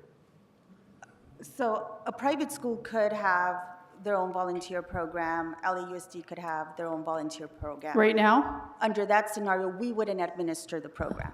Okay, Under the scenario, if we had our crossing guard, if we had our traffic control officers or crossing guard program, we cannot operate a volunteer program as well. The labor issue comes into play. But you're saying that the school district currently, with crossing guards, could have a volunteer program. That's the opposite of everything I've been told. Right, that's me too, that's why I'm asking. And then, but I didn't know if this changed that dynamic at all. But it would be, I'm sorry, to clarify, if we had a program and the school wanted to have one, they would be responsible for it. They would administer it, they would handle the training, they would take on the liability, gotcha. all of that. So it would be a program housed within the school itself or the school district, but we cannot house it. Right, but under our current scenario with our crossing guards, could school districts do that now? Because I thought they couldn't. They could, presumably. But they don't, but they I've been told that they can't. I mean, I've talked to school board members who are very frustrated that they can't. Right. Councilwoman Hutt, follow up? Thank you, Madam Chair. I believe we should kick this to the CLA so that she could come back with a recommendation on how to fund the offsets, because I can't support eliminating crossing guards. They're so important, and you know, being a single mom with kids who had to cross the street for school, I thought that was super important to have them available, those that are trained and paid for by the school, and then understand what's available, what's possible. Although under their scenario, they're going to have a traffic officer at every intersection that there's currently a crossing guard. So we'll actually have a more trained person than a crossing guard. Is that, that's what you're Correct. saying? Correct. But the cost effectiveness is, Well, we're trying to save jobs. That's the thing. Like right now, the crossing guards are not, are they? yes, they are. They're part-time employees. They're part-time employees, but we're trying to save revenue-generating positions. And this is one of the ways where we still get the coverage for our crossing security for our families, and also though, saving revenue-generating positions that once they're done with their job of the crossing guards, they can go and make revenue for our city. So I think that we're not trying to remove any of the coverage, because it is a priority for us for our kids to be able to walk safe in our families. What I think is being offered is a different way to do this under the current budget constraints, which is keeping jobs, keeping us safe, and generating revenue at the same time. That's That what's being sounds proposed. good. However, I would like the CLA to give us a recommendation. I think hear that's you. right. I think that's right. There's a couple different options here, CLA. So I think figuring out how to make sure we're looking at the options, right? One of the options is for this to be a volunteer program that the school districts take on or pay for themselves. Another option is for us to have this role taken up by traffic officers as part of their duties. What are the potential cost savings there? There might not be any if they're making more than the crossing guards. And then, or just, And there could be the hybrid, which Or if it's allowed legally, which is what I'm hearing, which is our traffic officers take on the responsibility for all the current intersections that they take on, and the school is permitted to do a voluntary to take on all the schools that we don't get, because the vast majority of schools are not covered. It'd be great to get them covered. they're not covered and they're not allowed to be covered. That's how I've understood it, but I'm hearing differently today. Okay. Clear as mud? Yes, clear as mud. I just want to make a couple of comments because we've gone through many departments. To the and microphone. we're doing really, really well at the beginning of this, starting with some of the priority areas that the committee was willing to look at to fund a lot of these programs. Restoring positions and maintaining services are at the top of everyone's priority. We don't want to give up anything. We don't want to give up any of the existing services. But right now, we're at a very, very difficult time. And so you've given us a very difficult charge of looking at a whole bunch of things. And so in looking at that whole bunch of things, when everything is a priority, nothing is a priority. And so you're asking us and to help decide that for you. And so we will try and do our very best, but just doing a quick tally of what we are willing to remove, we have probably about a $300 million gap. And so I'm telling you right now, there's not $300 million in this budget to do anything. And if there were, because of the financial headwinds that we have coming, I wouldn't recommend that you spend it all, even if we had it. So, but with that said, we will analyze all the areas that we think that we can get some savings, that we can hopefully, and members, you made some very good comments about trying to transition this year. I think that that is one area, and I know the CAO will hate this, but some of this may be just a transition year. Maybe we try to keep some of the positions in place for a year, kind of like what you were talking with, street lighting, just to see if we can get through to the next year and hopefully not lose positions, because we don't want to do that. We don't want to go through when we lost positions through the early retirement or through the separation plan. It's going to be very difficult to get those people back. And so if there is some way that we can get a balance between some of the one-time monies used to maintain the positions for another year, I tell you, we will be looking at that. And I know the CAO will hate that. But at the end of the day, we also need to make some very serious structural changes because the horizon doesn't look good. But we're willing to give it a shot for, 6 months, a year, to maintain positions, to maintain services, to do as few layoffs as possible. So we will do our very best. But this one, it's going to be tough. So on that, colleagues, I want you to consider, our lower socioeconomic communities.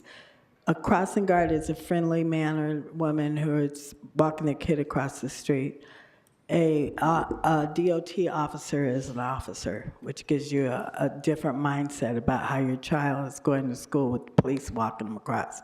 It's not the police, but their mind will say that, and we don't need to over-police them at all. So I just want to add that while you're thinking about getting rid of crossing guards and comparing them to a DOT officer. What happens in their mind before they even try to go explore any learning is that they're being policed to school. But if you're crossing the street with plain clothes, with a light jacket and a little sign, it gives you a different mindset. Just keep that in mind while we're making a decision. Thank you. All right. Colleagues, I just have a question about, or comment about PPDs. According to Memo 108, there's currently $28.3 million in the Permit Parking Program Revenue Fund, which according to the memo can support enforcement. I understand annual revenues alone aren't enough to support salaries associated with the PPD program, partly due to outdated fees, which haven't been updated since 2008. Almost 20 years. I know the CAO does not recommend these funds for ongoing costs, but legally speaking, could these funds be used for PETC salaries if even for a year while a fee study is completed? Kevin Min, Assistant General Manager.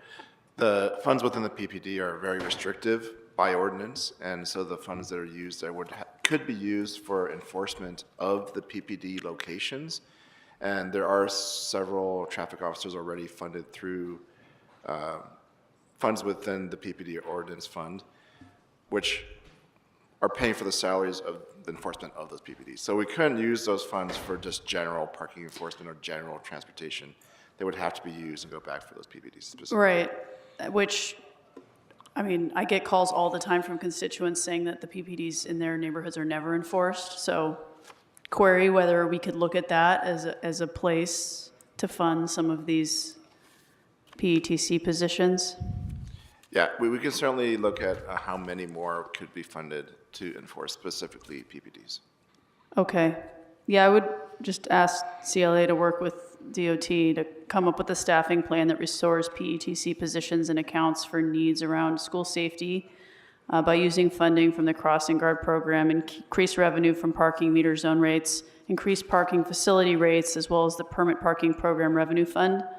I'd also like to include instruction to the department to conduct a fee study for the PPD program to achieve cost recovery, not just for current operations, but for operations that actually lead to increased enforcement of PPDs.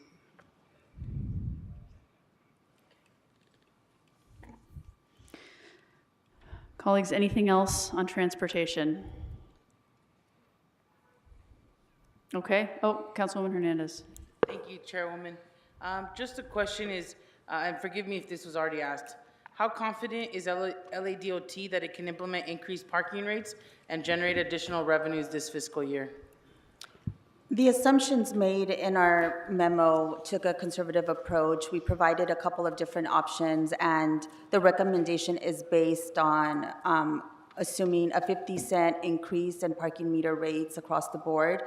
It assumes we offered a tiered approach for extending the hours, so we assumed all three of those tiered approaches would advance. And then for the parking lots, we only included in our assumptions charging 50 cents an hour on our off-street parking lots.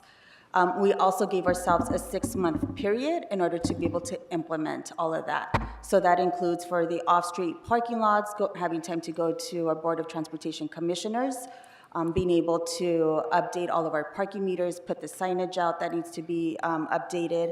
And so a conservative estimate is what is reflected, and we feel confident we could meet that if given that direction. Great, thank you so much. And I already put in that instruction for you all to work with the CALA on that. Thank you. Thank you, Chairwoman. Thank you. Thank you very much. Appreciate the time and all the work. Okay, youth development, my recommendation is that we note and file memo 160. Colleagues, is there anything you want to discuss on youth development?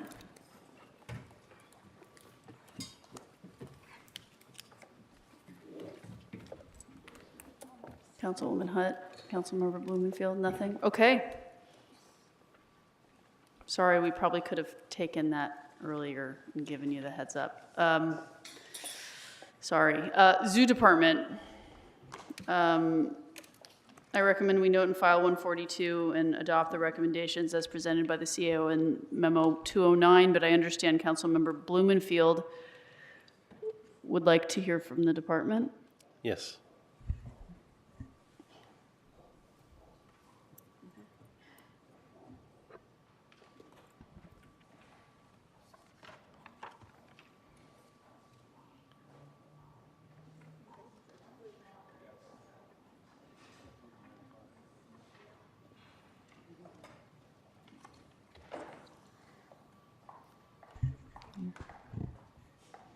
First, welcome, and I want to start by saying I agree with the suggestion that next year we start with the back of the alphabet.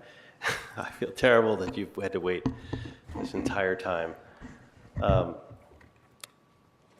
Ms. Barrett, I wanted to ask you about the elephant situation. You got a letter, which I have a copy of, from Last Chance for Animals saying that they would pay the entire cost of sending Billy and Tina, the elephants, to the sanctuary. So I wanted to ask you, because you had said yesterday that the one thing you could promise was that we're going to do what's in the best interest of Billy and Tina, the elephants. So and I understand that it's your desire to send them to the Tulsa Zoo instead of the AZA accredited sanctuary. So I guess I want to just sort of broadly ask the question,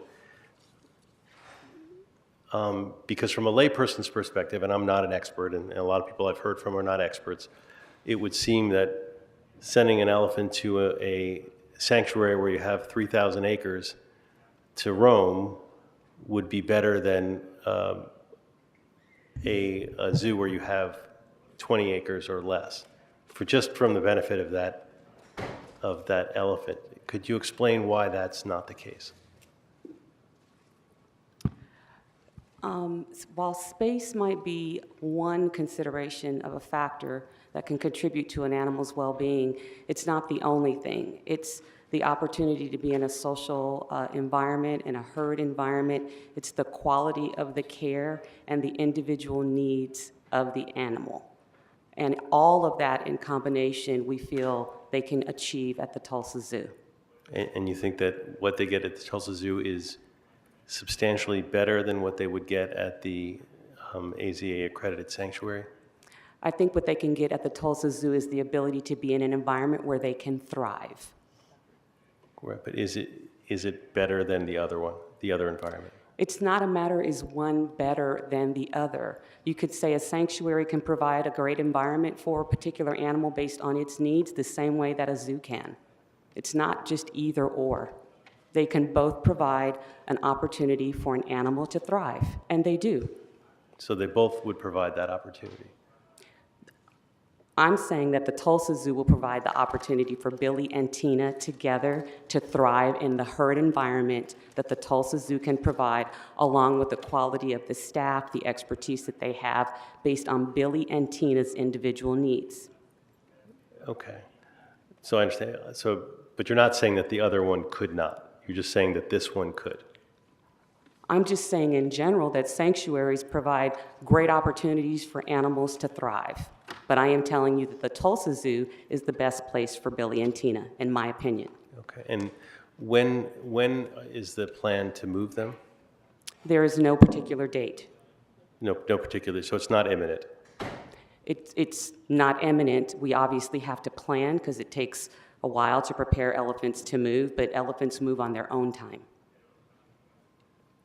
What do you mean? Well, you don't just ask an elephant, would you please, get into this crate so I can drive you where you need to go. They have to be prepared to do that, and that takes time. Right, okay, so it's not a matter of days, it's a matter of weeks or months? Again, I don't have anything specific. We don't have any date specifically on when the animals will be moving. Okay, and have we signed a contract with the Tulsa Zoo to do this, or is that still, has there been a contract signed to do this? No, there has not been a contract signed. Okay, and then in terms of the accreditation issues that you raised, just want to be clear, reporting the data to the council and showing us the comparison of the pros and cons like was asked for in the memo, does that have any impact on accreditation of being asked to report to this council? I'm not sure I understand your question, Councilmember. Well, in your memo, you said, one of the concerns was that you had a concern about the zoo losing its accreditation if you were to comport with the motion, which was to come forward to the council with the pros and cons and the cost of comparisons of the Tulsa Zoo versus the Tennessee Sanctuary. And to me, I didn't understand how that could have any impact on the accreditation, the AZA accreditation, by reporting, oversight to the city council. But I wanted to understand if I was missing something on that. Yeah, you might have misunderstood because that's not what the report says.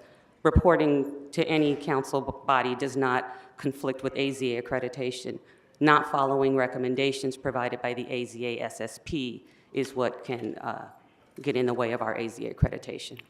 Okay, and did the AZA, I don't know, ABC, whatever you said it was, did they mandate that the elephants have to go to the zoo, the Tulsa Zoo versus the Tennessee Sanctuary?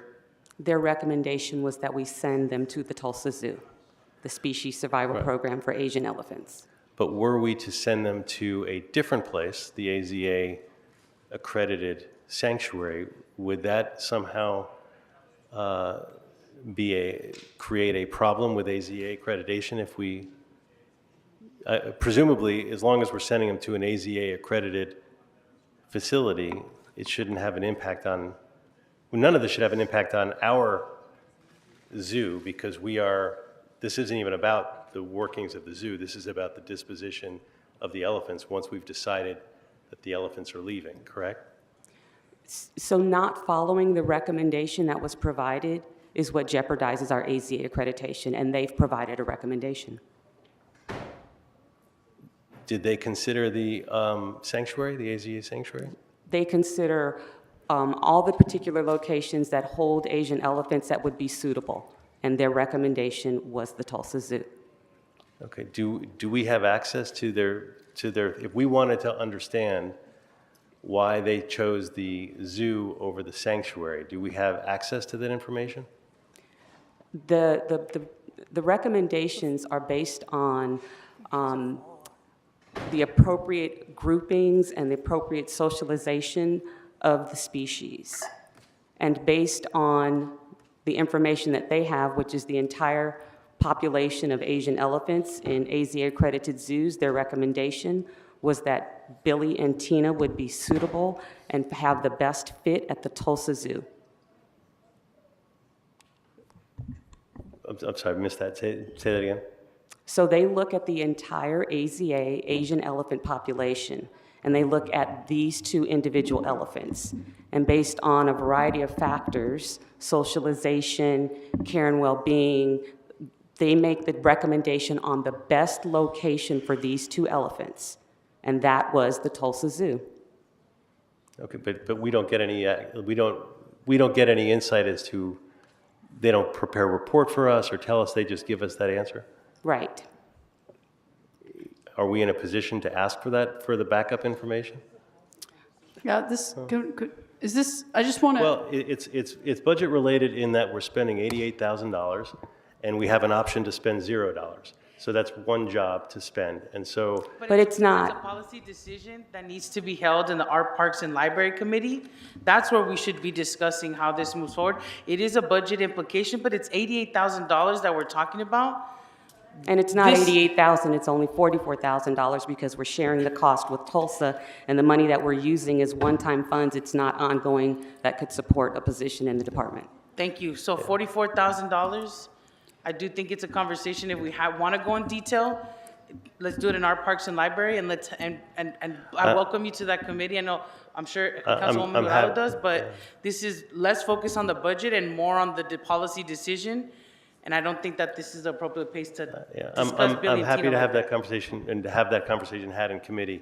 My concern initially was the timing, which is why I was bringing it into budget, because I was hearing that this was imminent and that we wouldn't have a chance to discuss this before it was a foregone conclusion and done. So if I'm hearing from the director that that's not imminent and that there's time for us to have that discussion in policy committee, then I'm more than happy to postpone all of this until the appropriate policy decision. The reason why I was making a point to bring it up here in budget and use the one little bit of leverage that we have to discuss it is because I didn't want it to happen in an opaque way without having a discussion in some public forum. But as long as I've been assured that there's time enough for us to hear it in committee, then I'm comfortable. So I appreciate that. I'm not assuring you that the move for the elephants is waiting for some other consideration. It's the decision that has been made.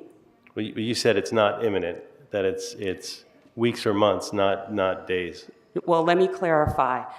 We plan to move the elephants, and we're going to move the elephants when the time is ready, and we're not necessarily waiting for anything other than for them to be ready to move. So I don't want to misrepresent what I'm saying. Because you don't need permission from us, because you're granted that authority under the charter. Correct.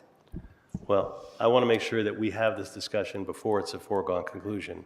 And I'm hoping that that means we can hear it quickly in committee, and that we'll be able to actually have this discussion. Because what I don't want to happen is, basically to happen next week before we've actually had a chance to vet this further. Otherwise, I agree with you, we shouldn't be having this a long conversation in budget. It's a small amount of money, but I also don't want it to happen. I'm already concerned, as you know, because I raised this a year ago about the report for the elephants that died, and I didn't get the report back. I was told to wait, and I waited on that, thinking that we would have the discussion on that. That didn't come, and then all of a sudden the elephants were moved before that report even came out or the decision was made. So that's why I have concerns about the timing, because I feel like I haven't been given the information in a timely way. So I am worried that this is going to happen sort of around, we're going to see an end run. So as long as we can get this conversation to happen in the appropriate policy committee, and we're not going to be rushing this through prior to that, then we can move on from there and we can note and file this.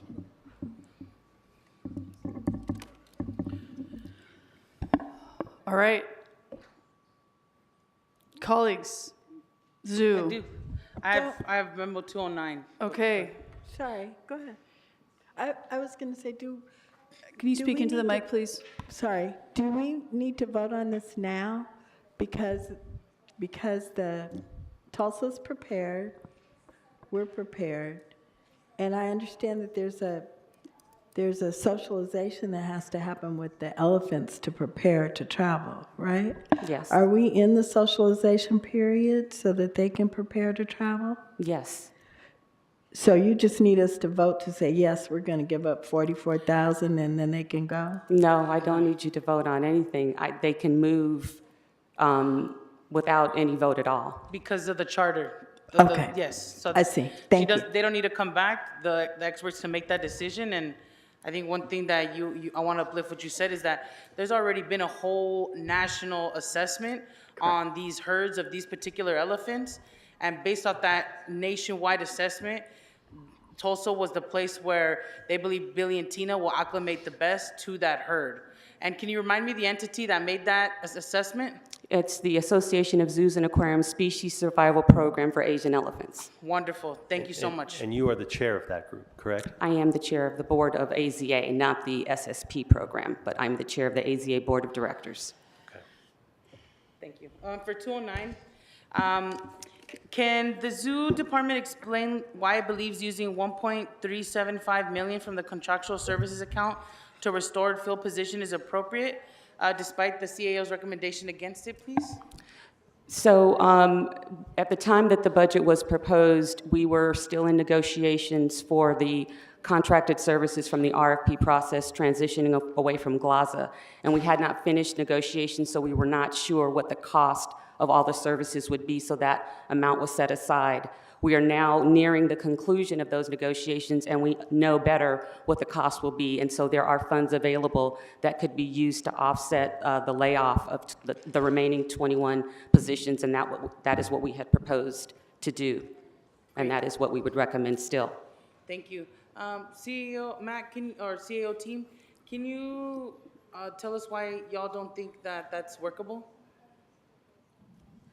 Hello, Daniela Cuevas with the CAO. The only reason it was not recommended is because the zoo is subsidized by the general fund. The general fund pays the related costs, and so the 1.375 wouldn't be sufficient to offset the restoration of the 21 positions as well as the related costs. Great, but what about the 10 positions? Because you're asking for 10 positions, right?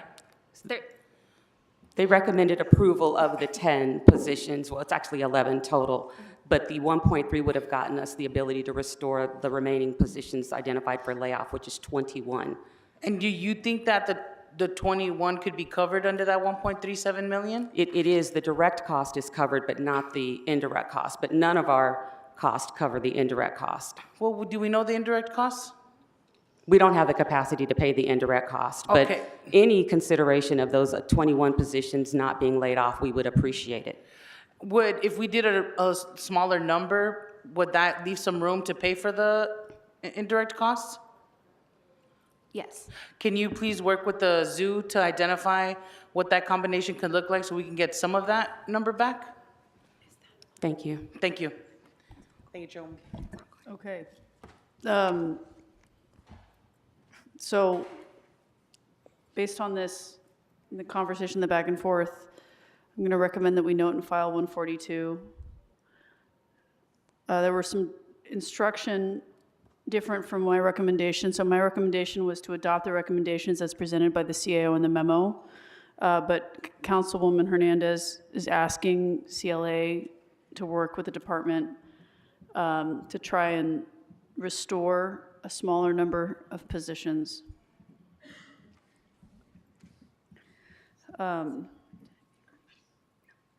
So let's see what we can do there. Anything else, colleagues, on the zoo?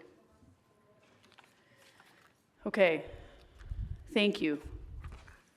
Colleagues, thank you. This has been a very long day, necessary, productive, long day. These are all tough calls. This budget forces us to identify more reductions, re-examine our assumptions, and make disciplined decisions on what we can afford to restore. We aren't just tweaking around the edges of the mayor's proposal. In many ways, that would have been easier. It would have been easier, but instead, we're reprioritizing, and in doing so, we've taken real steps to protect services, identify areas where additional revenue can be brought in, and think creatively about how we can save positions slated for layoffs in the mayor's proposed budget. Because the work that our city employees do, it matters.